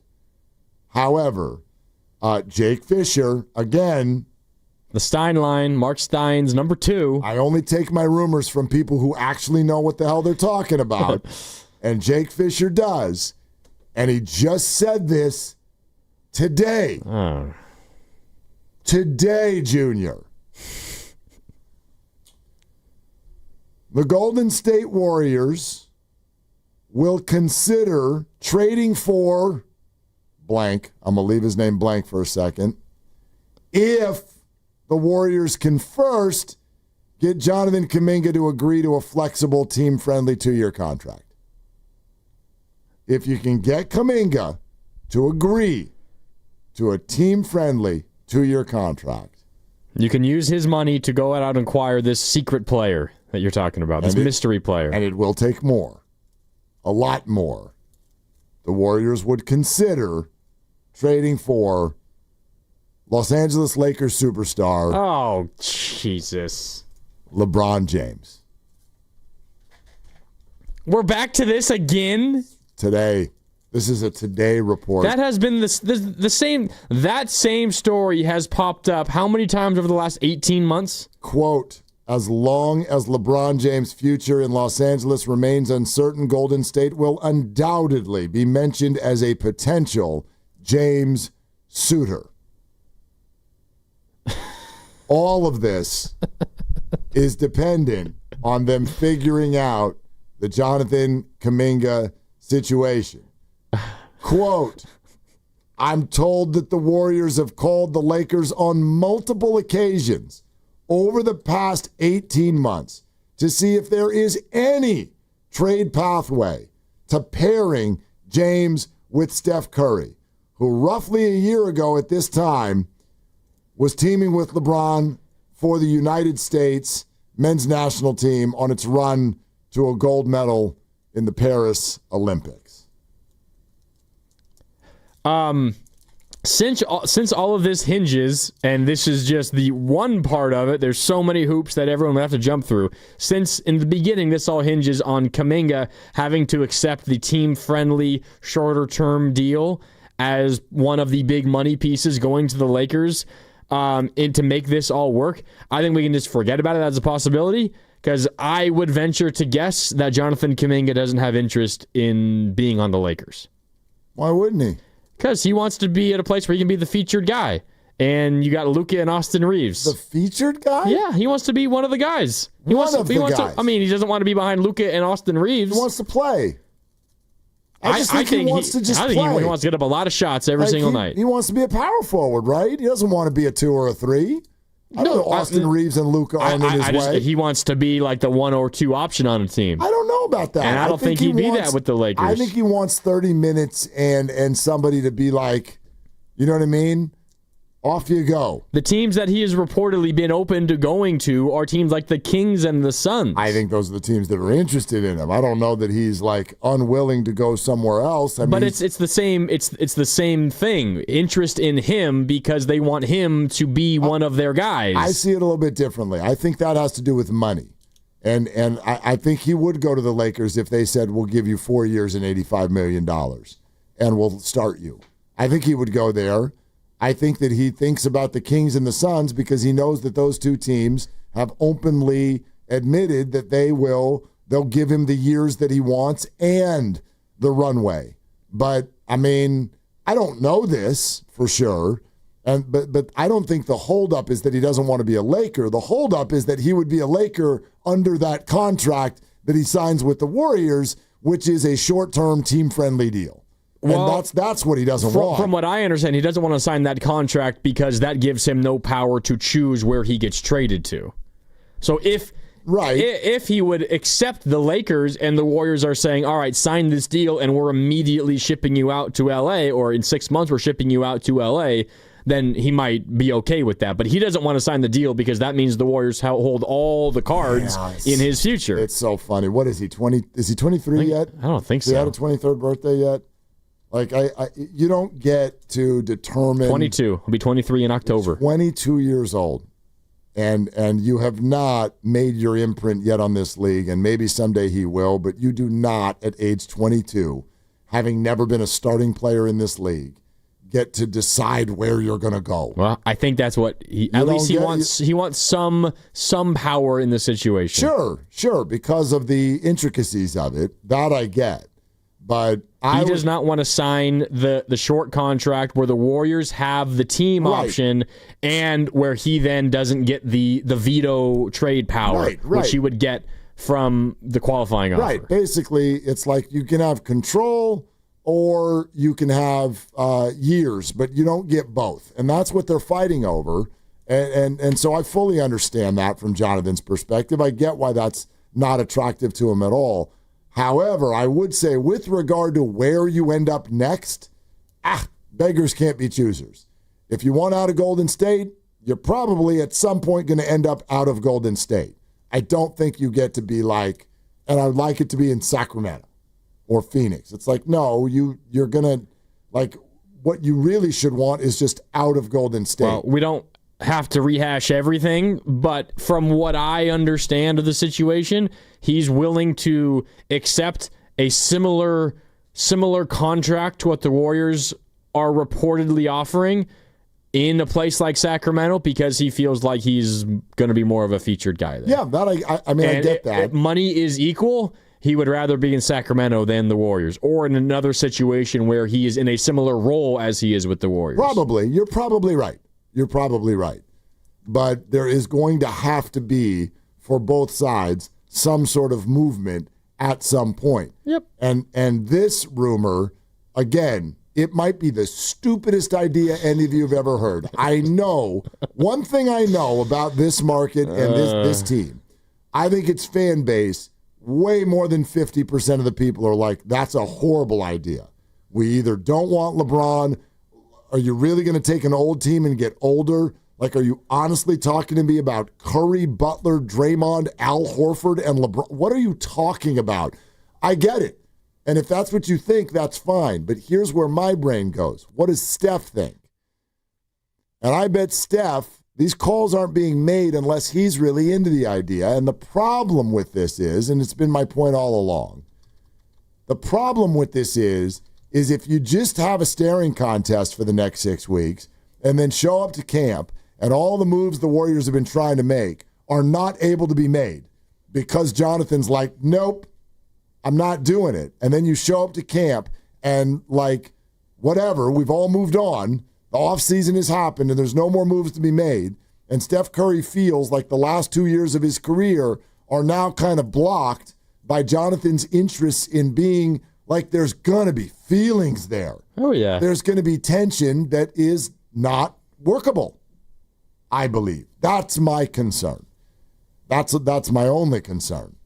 It's not even about trade or not trade. It's just like I do not want the Warriors season to be tainted by a tense locker room upon arrival.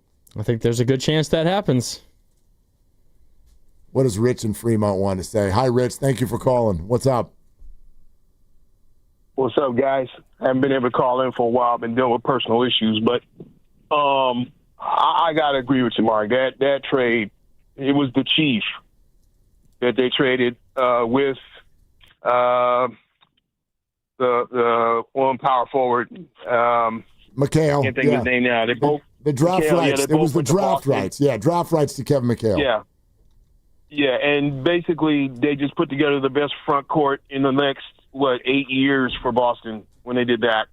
And, it's crazy because when we finally won a title in 2015, the other people in the league was looking around going, well, I don't understand why Warriors fans so ecstatic about it. It's like, I don't know. We waited 45 years to finally win a title. That's almost half a man's life, okay? And so, yeah, we are ecstatic about it, and we should be. But, yeah, you're right. I agree. That is probably the biggest, worst trade in the Bay Area history. No question about it. And then as far as the whole LeBron James and Kuminga, dude, really? Are you serious? I'm just. What we gonna do? We're gonna bring in a old, broken down LeBron James, who's only going to give us so many minutes. Oh, wait a minute, Mr. Load Management. We're gonna bring him here. Really? I mean, dude, no. That's the report. I am not on board with that. No, absolutely not. We keep Kuminga. We look. We should utilize Kuminga. He's been here 4 seasons. He knows the system. He just wants to play.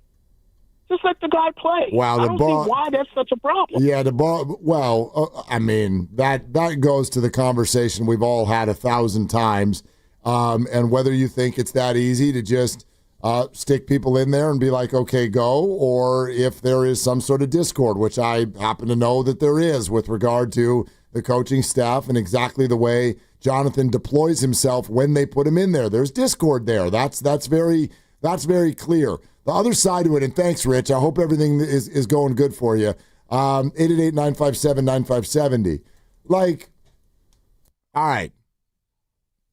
Let's go down fantasy land for a second. Oh, God. No. Here's the way I want to ask the question. Because, yeah, load management, everybody's 40 years old. It's just a stupid idea. It's dumb. But they clearly have not been able to move on from it. I mean, they apparently call the Lakers every month just checking in. And by the way, don't know, like, if LeBron's on the team, then Jimmy Butler's not, right? I don't know how they would possibly make that money work. If LeBron and Steph and whatever else it is that you're going to do around them, if they were both on the team and everything went as well as it could, okay, health-wise, okay, does that team beat the Thunder and the Rockets?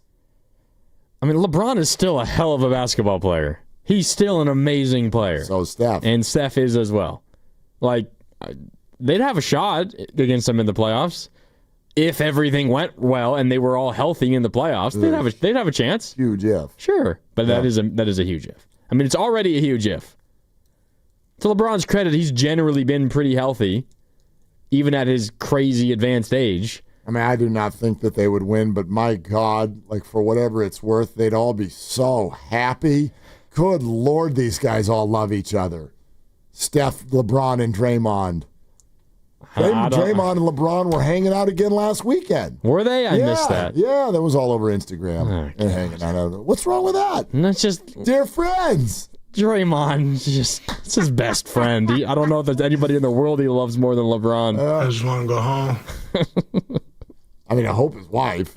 Well, other than family. I'm tired. I'm tired of this, Draymond. Fresh report. Mike Dunleavy, stop calling the Lakers, please. It's not going to happen. Fresh report. It's not going to happen. It might. I don't know that it's not going to happen. It's not going to happen. It might. I mean, I'm over this conversation. I don't want to. Another call made by Joe Lacob, Mike Dunleavy, and company to the Lakers, gauging interest in a LeBron James trade. Somebody has to at least unpack this for me. Why is Joe Lacob so obsessed with LeBron James, but also reportedly telling Jonathan Kuminga he wants him on the team for years to come? What is it? What is it? If there were one person that I could get to come on this show and do a public, let's talk about this right now. In all of this city, in all of the sports, it would be Joe Lacob. Absolutely. What do you actually want? What do you want? What do you want? What do you want? What do you want? You're in charge. Do you want Jonathan for years to come, or do you want him to accept a team-friendly deal and send him to the Lakers for Bron? What do you want? Yeah, that was Ryan Gosling in The Notebook, right? What do you want? I think so. Yeah, that's what I was going for. Yeah. What do you want? There it is. It's not that simple. What do you want? What do you want? And his answer might be the same. It's not that simple. It's not that simple. I want multiple things. I want it all. Not that funny, buddy.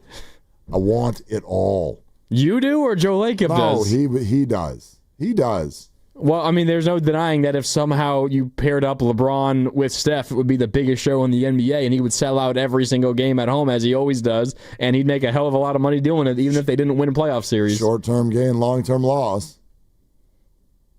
No doubt, right? Yeah. I mean, you're completely starting from scratch in 2 years. From scratch. I mean, we can be honest. Kuminga's probably not here regardless in a couple of years. I agree. I don't think they're sitting here right now in some sort of great position 2 years from now. But in theory, you would have an opportunity to start ramping up for that. I'm not really in favor of it. Still try to win, absolutely. But this would really be putting all the chips into the middle of the table for 2 more seasons. I mean, that would be it. There's one thing for certain. I would not be able to take my eyes off of him. I just don't know if people would emotionally receive it well. You know what I mean? Steph would be kind of overshadowed at times. I mean, if he came here for the last 2 years of his career, do you know what Steph's final year would be? LeBron's final year, and that victory tour around the association. And we know LeBron, he's going to milk that. No doubt. So Steph's out there trying to wave to the Hawks fans, and LeBron's in the background throwing chalk in the air. I don't know if people are, they get over it, but I just don't even think calling. I don't even think it's worth the brain power to think about it. But they're still calling. Why are they still calling? Something has to have them still calling. Both their desires and whatever it is the Lakers are saying on the other end makes them keep calling. And what happened this summer with LeBron and the Lakers, probably just adding a little more fuel to the fire. LeBron clearly is as upset with the Lakers as he's ever been. He would like to be elsewhere. And by the way, where do you think? I don't know if I buy that he'd like to be elsewhere. Well, he's certainly open to it, and there's damn well only 2 places that you could even consider. Cleveland? No. Here in Dallas. You want to go back to Cleveland? I mean, I don't know, maybe. Does that work? I don't think they're in position to do that. I don't think that they, he wants his guy. He wants Kyrie or Steph, or Donovan Mitchell's not that guy. Darius Garland is not that guy. He wants to be with his buddies. He wants to be with other old people so that they can... Well, the Warriors got that one. They got that box checked. Check into the retirement home at Chase Center, LeBron. I am just the messenger. I'm just the messenger. The report is there. Jake Fisher. I kind of want to strangle the messenger. No. I have his email address if you'd like to send him an email. You just told me you're the messenger. Oh. I thought you meant Jake Fisher. No, I meant you. Well, he'd probably say the same thing. I'm just the messenger. LeBron and the Warriors are the ones who talk to each other all the time. All right. Let's go to Mike in Pleasanton. Hi, Mike. Thank you for calling. How are you two doing? We're doing well. Grandy was doing better 12 minutes ago. I am so tired about conjecturing regarding Kuminga. I want to go back to and agree with you to some extent on the worst trade, which I immediately thought. I mean, I'm 75 years old, so I remember, of course, that horrible trade it was 1980. That sounded a little bit late for me. But, no, it was 1980. Yeah, what a horrible trade. Interesting factoid about that, though, because in the end, what really happened was, because Red Auerbach, later on in his life, acknowledged what some people suspected, that he didn't want Joe Barry Carroll anyway. He wanted McHale. He was going to use that first-round draft pick to take McHale. So we traded Robert Parrish for nothing. We could have had Carroll as a second pick because we had the second pick. How about that one? Is it as bad as thinking that we traded McHale too? I mean, it's like it got you just made it worse, Mike. It was the worst trade ever, and that factoid actually makes it even worse than that. I think you're right. It really makes it sort of pathetic. The background, and if you grew up around here, you know, Al Attles, of course, was a hero because of the 74-75 amazing victory. So Al Attles was placed in a position to do all sorts of things that he really was not very good at. He had, well, that one in particular, of course, the nightmare trade. But also, if you recall, we had a guy named Gus Williams, who was a fantastic basketball player. Al Attles didn't like him because he thought he was a quote, a gunner. So he engineered a trade for somebody nobody's ever going to remember to the Seattle Supersonics, who then won a championship because of Gus Williams, who was a lot more than just a gunner. So there was that one. But also, in some ways, the most painful, it occurred after the 1980 fiasco. The most painful was they had Bernard King. Do you remember this? Of course. Well, I mean, I remember the names. Let's put it that way. Mike, I was a little kid when this was all going down. Yeah, you said you were 5 years old. Yeah. Bernard King was one of the greatest players in basketball. You look it up and find out. Larry Bird at one point said Bernard King should have been the MVP instead of him in a season after we got rid of Bernard King. We got Bernard King from, I believe it was from the Utah Jazz, because Bernard apparently was dating, and I don't know how these things go over on the radio, but he was dating a white woman, and he, of course, is a black man. And that was a disaster, of course, in Utah. So we got him for some lug who was nothing, and nobody ever remembered him after that. But Al, for some reason, thought, nah, Bernard King, no. So we just let him go for nothing.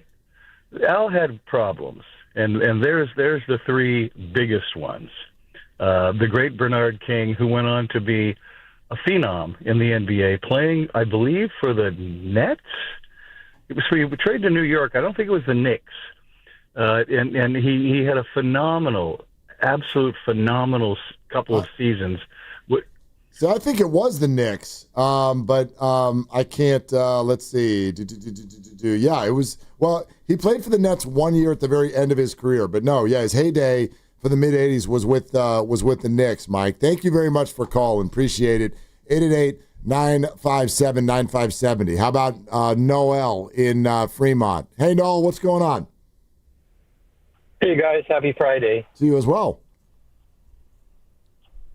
Wanted to make a commentary on LeBron James joining the Warriors. I think if we don't have any regular season and we just jump into the playoffs with the other teams, I think we have a chance, of course. Because just not far removed from the Olympics last year, LeBron and Steph and KD, of course, they were still the main players on that team. And LeBron was still pretty good.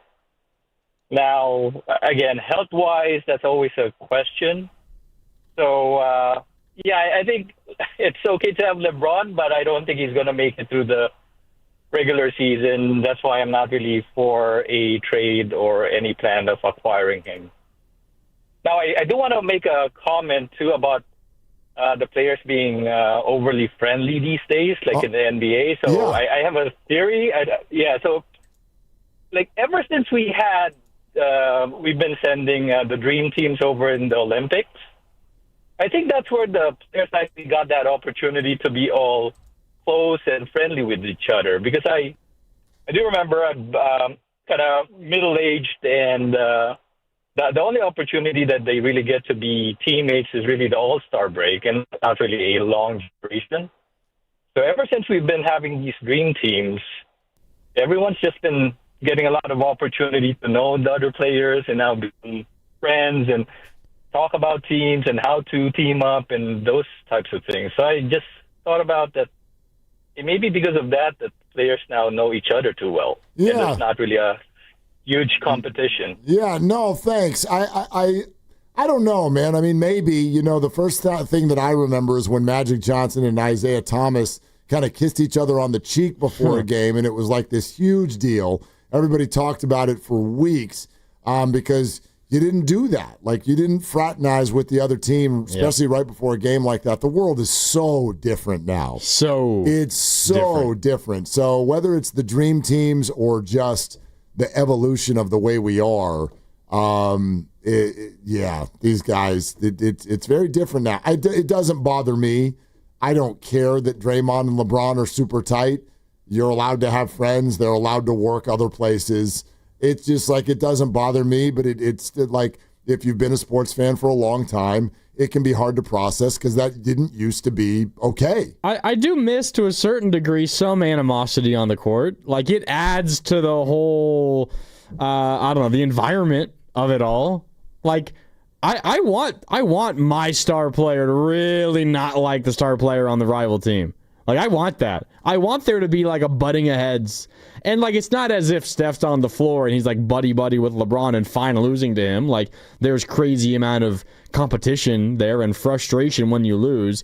But I don't know, when you actually have guys that don't like each other, like, it adds an extra added layer to it. Better. And from a neutral or not neutral, but from an observer standpoint on the outside just watching, it adds an extra oomph. I can't wait for Rockets Warriors this year. Oh yeah, they don't like each other. Because, Draymond clapped back at Şengün on social media this week. Yeah, so Şengün said the Warriors cried a lot that they weren't getting foul calls, even though that we were getting called for a lot of fouls, and they were fouling us, by the way.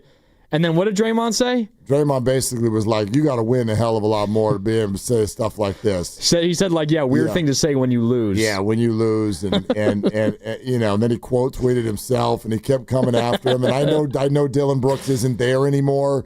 Like, he went in the Kevin Durant trade. But obviously Durant and Draymond have a huge history. So if that matchup were to happen again, I think it would be next level. So I get your point, no doubt.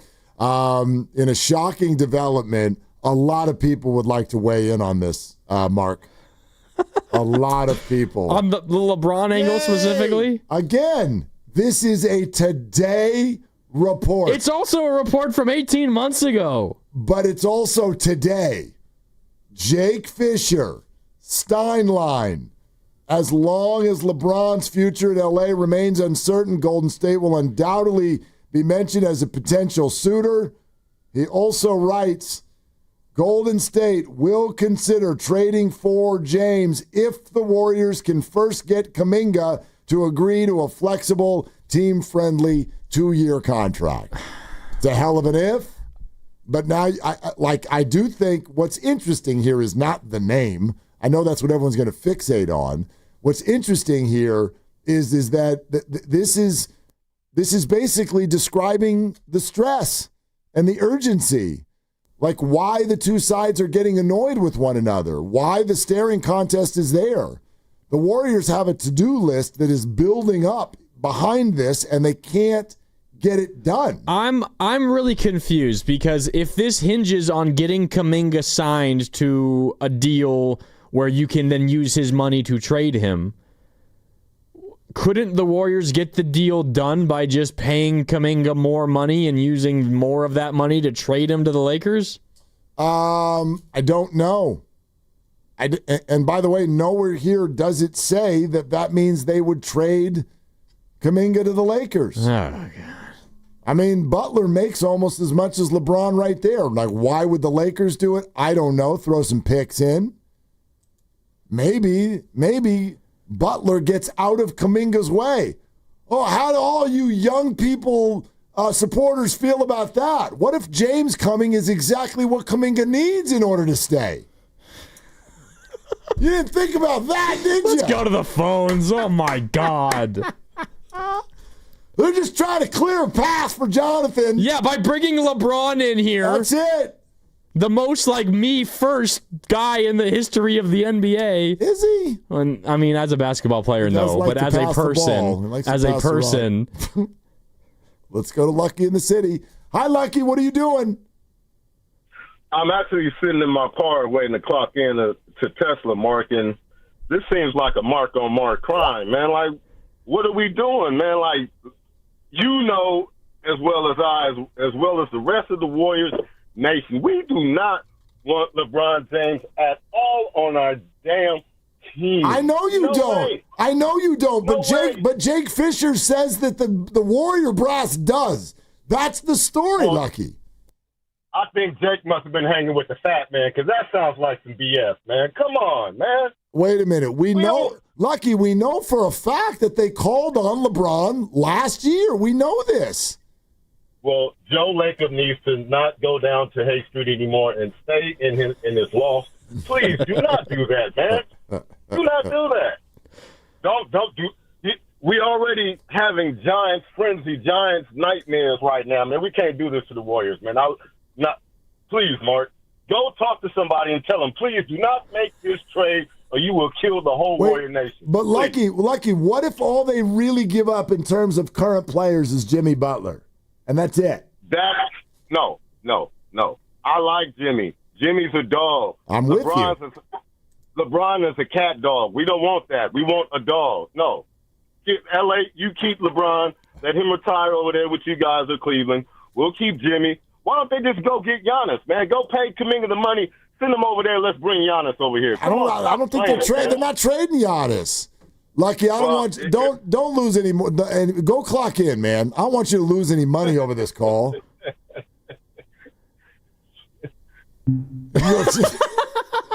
Exactly. By the way, salary for the 2025-2026 season, yes. LeBron $52.6 million, Jimmy $54.1 million. Right. They need to send the Warriors more. And the Warriors have to send every pick that they possibly can. Probably. I mean, I will say this, and I hope everyone can hear the devil's advocacy that's happening in my voice throughout this hour. Yeah, it's really annoying. Well, I mean, again, I'm just passing along what's going on. You're just the messenger. And I'm trying to get people to think maybe like the Warriors are.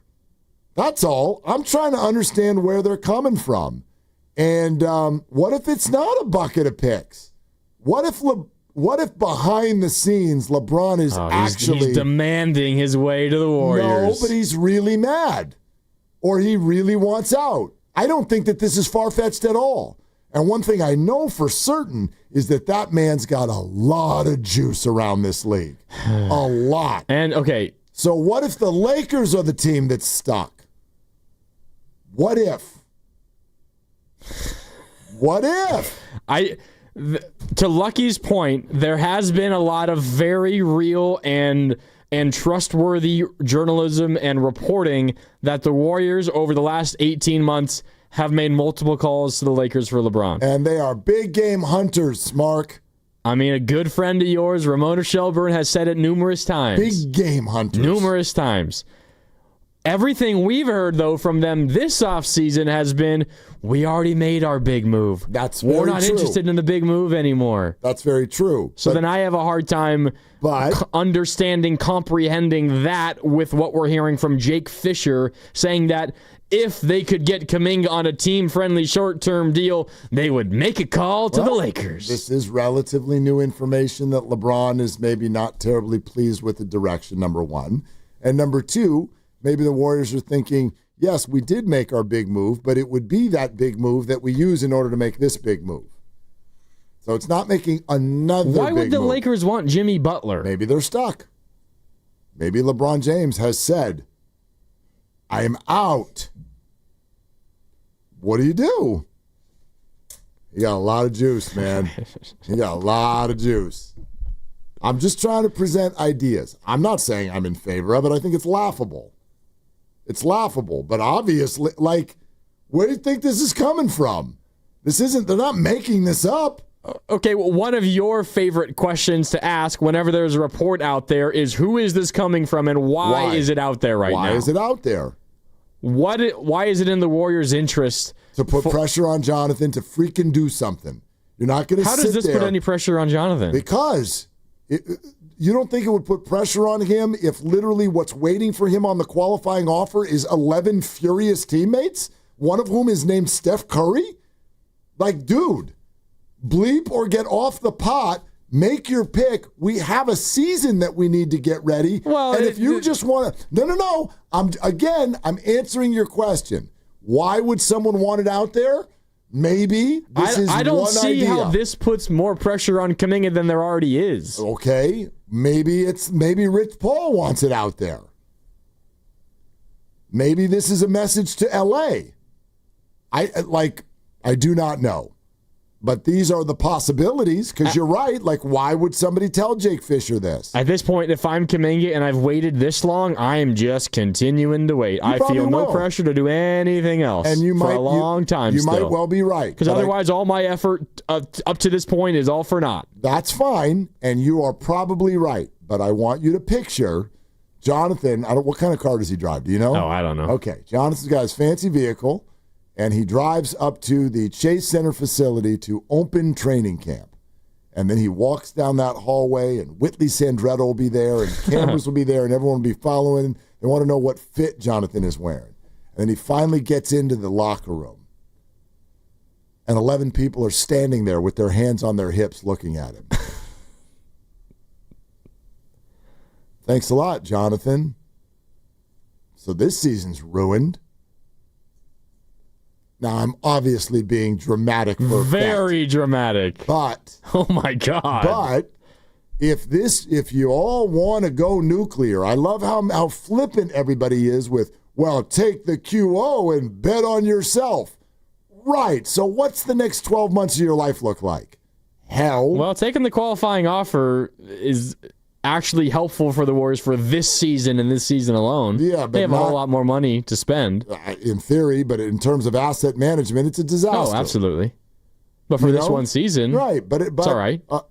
Well, again, if you remove the emotions of the room, which is that everybody would hate everybody, I would argue that that's pressure. Like, we can't act like that's just okay for anyone, Jonathan included. Like, that's not a good situation. No one wants to sign up for that. Yeah, but as guilty Kuminga would be in that situation, the Warriors share a big brunt of the guilt on that, too. I'm not even talking about blame. I'm just talking about what's the scenario. How's your life? How we all doing together? We show up for camp. We got no other good players. Everyone's mad at each other. There's tension all over the place. This from the room that once punched a teammate because there was tension in the room. That's what I worry about. That's what shapes my opinions. There's never, despite what everyone thinks about what I have to say about this is not sides. This is, how do we get out of this foxhole? And right now, nobody has offered a good solution. All everyone does is kind of play the mano a mano, like, I tell you what I would do. Great. How do Warriors be okay this year? How do we do that? I don't think trading Jonathan that's not how this should have ended. Well, but we're here. If the other option is, as you described, bring him back in and everyone in the locker room hates him, then clearly just trading him for whatever the best offer is the right decision. Yeah, but we got stubborn people, man. All of it, though. Everybody we're talking about is wildly stubborn, starting with Joe. He's at the front of the line. Yeah. I think he would openly admit that. Right? Yeah, you really can't not be stubborn in that position. This is a guy who Bob Myers left the team, and he did a press conference. He's like, I can't believe this freaking guy left me. This is the greatest thing on earth. Why would anyone ever leave this? You know? How about Mike in Concord? Hi, Mike. Thank you for calling. Hey, guys. How you guys doing? Happy Friday. What's up? Wanted to weigh in on this LeBron situation. Honestly, my take is this, guys. We got to get real here, all right? First, we have to think about what the Warriors want to do. Steph's got 2 years. We have a 2-year window, all right? LeBron James is a top 10 player in the association right now, right? So bringing LeBron, the timetables match. He's a fantastic player. Now, I want to say this. I'm not a LeBron fan to begin with, so let me just say that. But bringing him in matches the timetable. It gives us a win-now window for Steph Curry, right? Jimmy Butler, sure. If they want to switch him out, salaries match are two different kind of players. As the other caller mentioned, Jimmy Butler is a dog. Maybe Lakers want to go that route.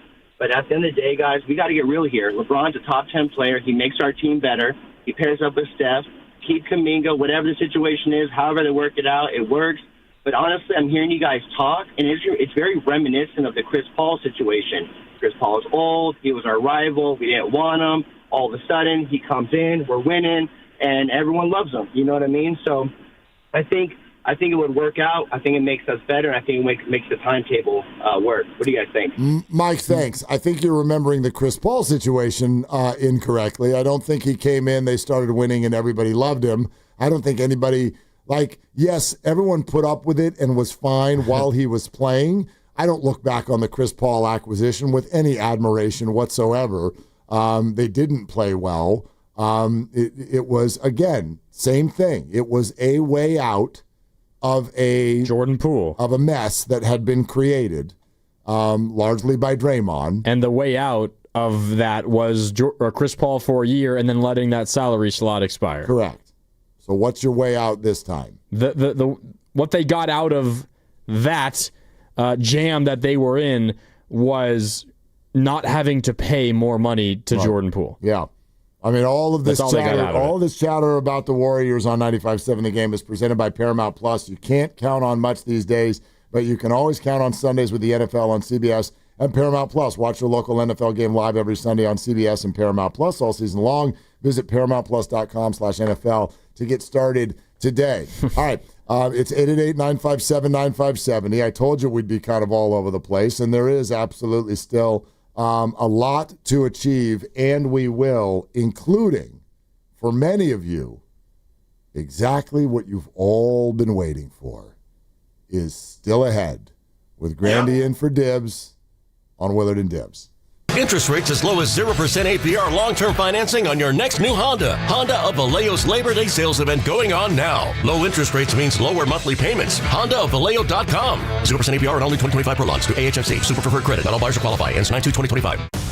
Ladies and gentlemen, it is the 2025 Red and Gold Summit, and it is happening on Thursday, September 4th, live from King's Fish House at Westfield Valley Fair in Santa Clara. Me and Dibs will be live from 2 to 4, and then the summit from 4 to 6. So Steiny and Goo and Shasky and Spadoni are all going to be there, and we invite you to come over for the hang. Are we really doing this?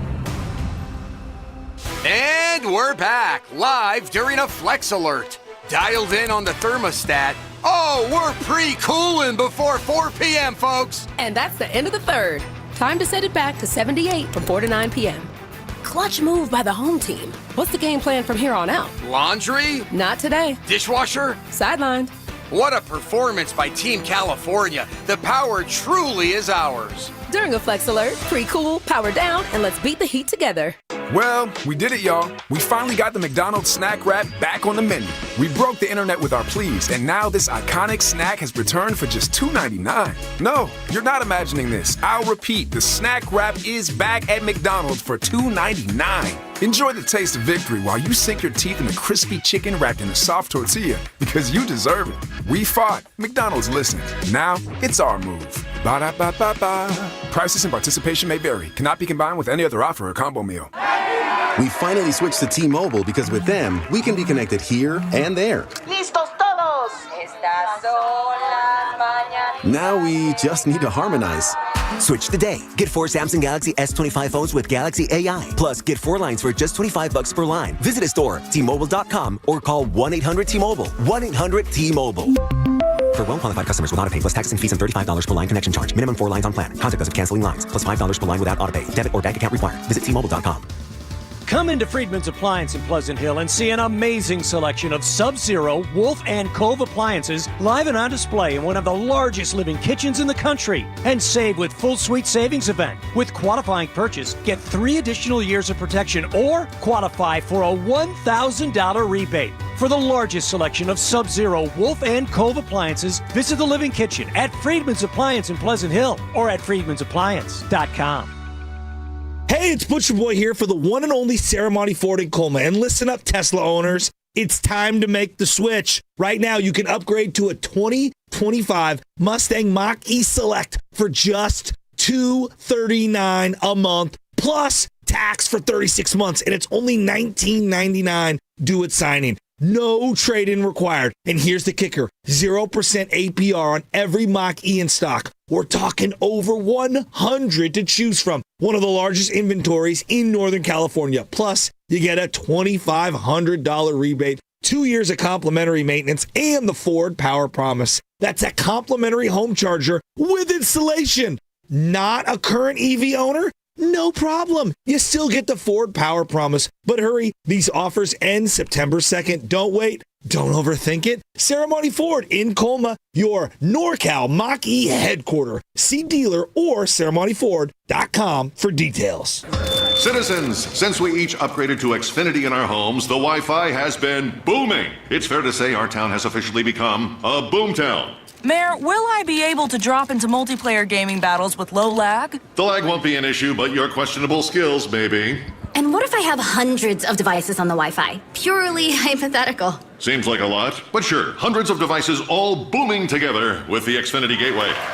Yes, friends and neighbors, with Xfinity, the Wi-Fi is booming. The Wi-Fi isn't the only thing that's booming. Now get the most reliable Wi-Fi and our best-in-class equipment for one consistent price for 5 years guaranteed. All in. Plus, get unlimited data included and no annual contract. All with the 5-year price guarantee from Xfinity. Visit Xfinity.com, call 1-800-XFINITY, or visit a store today. Restrictions apply. Not available in all areas. New residential customers only. Select plans only. Xfinity Gateway with X5 Complete required for unlimited data except in certain areas. Most reliable Wi-Fi based on Open Signal Awards USA. Fixed Broadband Experience Report, August 2024. Actual speeds vary. Moms and dads, do you wish you could know where your kids' shoes are at all times? Now you can with Skechers' newest Apple AirTag compatible sneakers, Find My Skechers. There's a clever hidden AirTag compartment under the shoe's insole. It's sleek, secure, and your child can't feel or see it. Then you can check where your kids' shoes are on the Find My app. Plus, they're available for boys and girls. Get Find My Skechers at Skechers.com, a Skechers store near you, or wherever kids' shoes are sold. Apple AirTags sold separately. Back to school is on the brain. That means new notebooks, pencils, new everything. And while the kids are getting ready to get book smart, it's time for you to save smart with Straight Talk Wireless. Switch now and get a free Moto G 2025 with 5G when you activate select plans. Now that's a smart call. Get Straight Talk covered by Verizon's 5G network. Available at straighttalk.com and Walmart. Offer valid through 10/19/25. Taxes and fees apply. Purchase of gold unlimited plan or higher required for offer. Must activate the plan in-store at Walmart. Cannot be combined with other offers. Oh, no. Ah, that's the sound of someone who's misplaced my debit card. Their debit card. Where'd I leave that thing? Not at the gas pump, or the checkout counter, or the roof of your car. Now, if he has the Chase mobile app, he can use Card Lock. Wait, I could just lock my card. Yep, just a few tippy taps on his phone, and that sound, that's peace of mind from Chase. Chase mobile app is available for select mobile devices. Message and data rates may apply. JP Morgan Chase Bank N.A., member FDIC.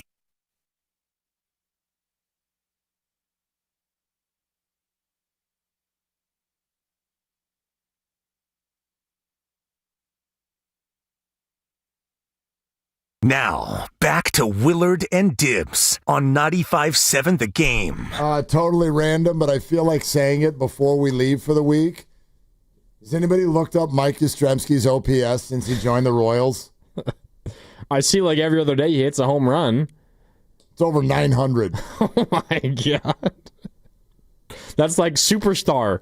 It's an extra base hit every 6 at-bats. It's pretty good. Since joining the Kansas City Royals. Mike Yastrzemski. Wow! By the way, do you know what you have to do to have an OPS over 900 when your batting average is 222? All of your hits are extra base hits. You have basically. You have to do damage. You have to hit ball far. Right, so how many hits and how many extra base hits does he have? He's got 9 extra base hits. How many non-extra base hits? He has 12 total hits. Yeah. 4 doubles, 5 home runs, 3 singles. And 3 singles. In 54 at-bats. Batting average 222, on base 333, OPS 907 because he's slugging 574. Huh. Yeah, he's crushing it. He's got a WAR that's over 1 in 18 games. His WAR with the Giants in about 100 games was 1.9. And it's 1.1 like after joining the Royals like 3 weeks ago. This is stupid. Yeah, it's kind of weird. That's good for Mike. Mike's an awesome guy. Oh, he is. Mike's an awesome guy. So can't catch. I will not ever root against Mike Yastrzemski. Nobody's ever on base anymore in baseball. I want to add that as well. He has 5 home runs and 8 runs driven in. Nobody is ever on base anymore. We just... You're either strike out or hit a home run. Seriously. That's about it. Good Lord. All right. 888-957-9570. We told you the 5 o'clock hour would be all over the place. It's all over the place. Got some fantasy football. We got LeBron joining the Warriors. It's actually mostly just been LeBron joining the Warriors. I know. We had a little Yaz update in there. It's mainly been uncomfortable laughter from Mark Grandy. That's all it is. This really shook your trees. I don't have any interest in this. Well, but the Warriors were an awesome basketball team once they acquired Jimmy Butler, and everyone is just so eager to go change the whole thing up. I don't get it. This is an article on NBC Bay Area right now. Oh my God. The first line is the Warriors still appear interested in LeBron James. This is live up to the minute action right now. But they're just waiting for this Kuminga guy, to... I need to speak directly to JK here for a second. Jonathan, and this is also the Warriors, but Jonathan, please put an end to this madness so I don't have to put up with LeBron to the Warriors' craziness anymore. Well, no, remember, if Jonathan puts an end to his stalemate, that's what opens the door to this. No, we will learn that it's not going to happen at that point. But when there's still the possibility of it, we're going to continue to get this madness. The report. So, Kuminga, let's put an end to this so that we can all put an end to LeBron to the Warriors. The Warriors are reportedly waiting on Jonathan to sign a flexible, team-friendly 2-year contract, and as soon as he's willing to do that, it is on like Donkey Kong. LeBron James. I know you don't believe this, and you're just saying this to get under my skin even more, and you're doing a great job of it. I'm just reading. I know you don't believe a word of what you're reading. I don't believe or not believe it. It's not for me to believe. I'm passing along a report from somebody who is very dialed in NBA circles. Got it. Thank you for passing that along. Let's go to David in Rohnert Park. Hi, David. Thank you for calling. Hey, how you guys doing? What's up? I kind of wanted to give you the skinny. I was 21 when that Mikhail Parrish thing happened. Oh yeah, and I think I know exactly what happened. Okay. In that draft, Boston had the first choice. Utah had the second choice. Yes. And the Warriors had the third. They had number 3. That's correct. Yeah. So as you guys already said, Boston wanted Mikhail. And they were better talent evaluators than the Warriors, and they knew Parrish had potential.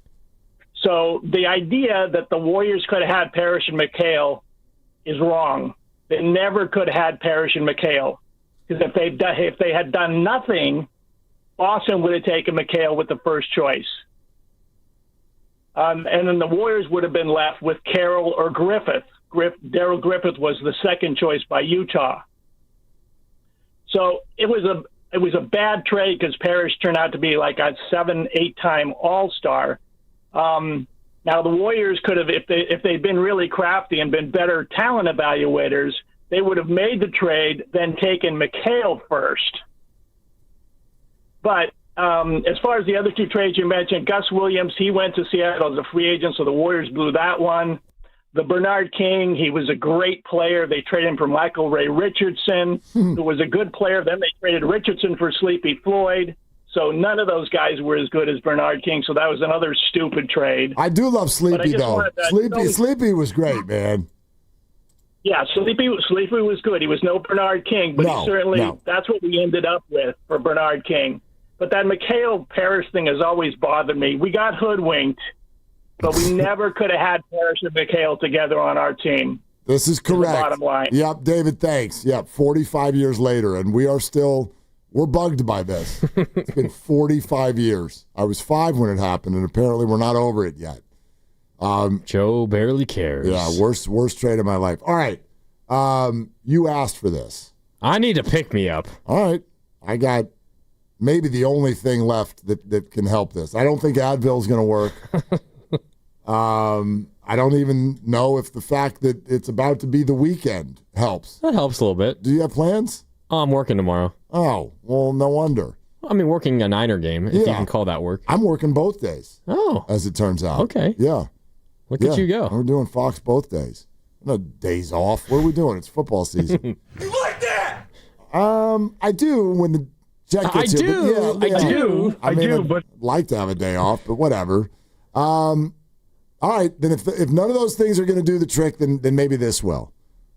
Let's go to Kurt in Hayward Hills. Yeah. Hey, Kurt, what are you doing? Willard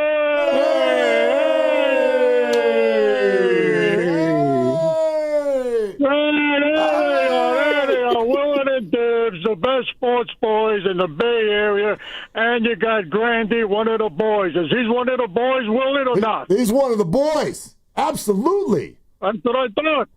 He's absolutely one of the boys. Grandy's one of the boys, Grandy. Yeah, Kurt, thank you. Wait, let me tell you something. What's this story about LeBron trying to come to the Warriors? What, are you kidding me? I mean, come on. How could they bring LeBron over here? I mean, we already got 3 great veterans. We don't need another veteran. You tell him, and Kurt. Besides, if you looked at LeBron last year and watched him, he was tired a lot. They had to put him on a bench. He's getting old. He's not going to be a gun-ho player on the Warriors. Joe Lacob, he signed Kuminga, and he's going to keep Kuminga. Well, he's going to stay on the Warriors. Joe likes to empower his people, Kurt, and Joe is not the general manager of the Warriors. But he's the owner, and he's the boss, and he signed Kuminga, and he likes Kuminga, and that's why Kuminga's not gone anywhere yet. But, Kurt, Kuminga's got to agree. It's not just Joe Lacob signing Kuminga. He got to offer something Kuminga wants. He hasn't done it yet. Well, I know that. Kuminga's a young player, 22. He wants the ball in his hands.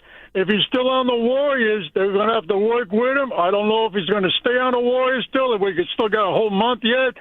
But we'll see what happens. But Joe Lacob likes him, and I think Kuminga is an electrifying superstar future player. Okay. They got to give him the ball, and he's got to listen. Okay. But, I mean, Kurt, you do know... What about the 49ers? What about him? Do you got... Here, quick take on the Niners. What do you got? I got him winning 11 games this year for sure, and Brock Purdy is an elite player, and we're going to beat the Rams and win that division. And the defense is back with my man, Robert Saleh. Yay! All right, so, Kurt, you're at the corner bar tonight. It's Friday night, and somebody walks up to you and says, I think you trade Kuminga, and I think the Niners are missing the playoffs. What do you say to that guy?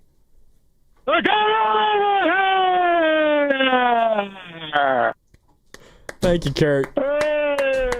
And the weekend has arrived. Hey!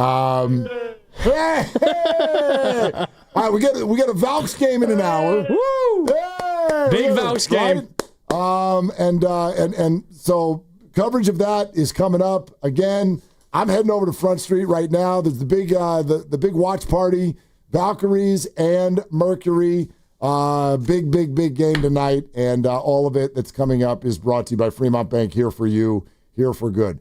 Great stuff. A lot of fun yesterday and today. Yeah, and I'm looking forward to next Tuesday when you poison Dibs. I'm looking forward to that too. That'll be great. So I can right? enjoy some nachos at Splash at Thrive City. We are going, brother. But anyway, thanks for all the interaction. Everybody have a great weekend. For Grandy, for Steven, for Ken, I'm Mark. Shoot your shot. It's all you got. Ladies and gentlemen, the weekend.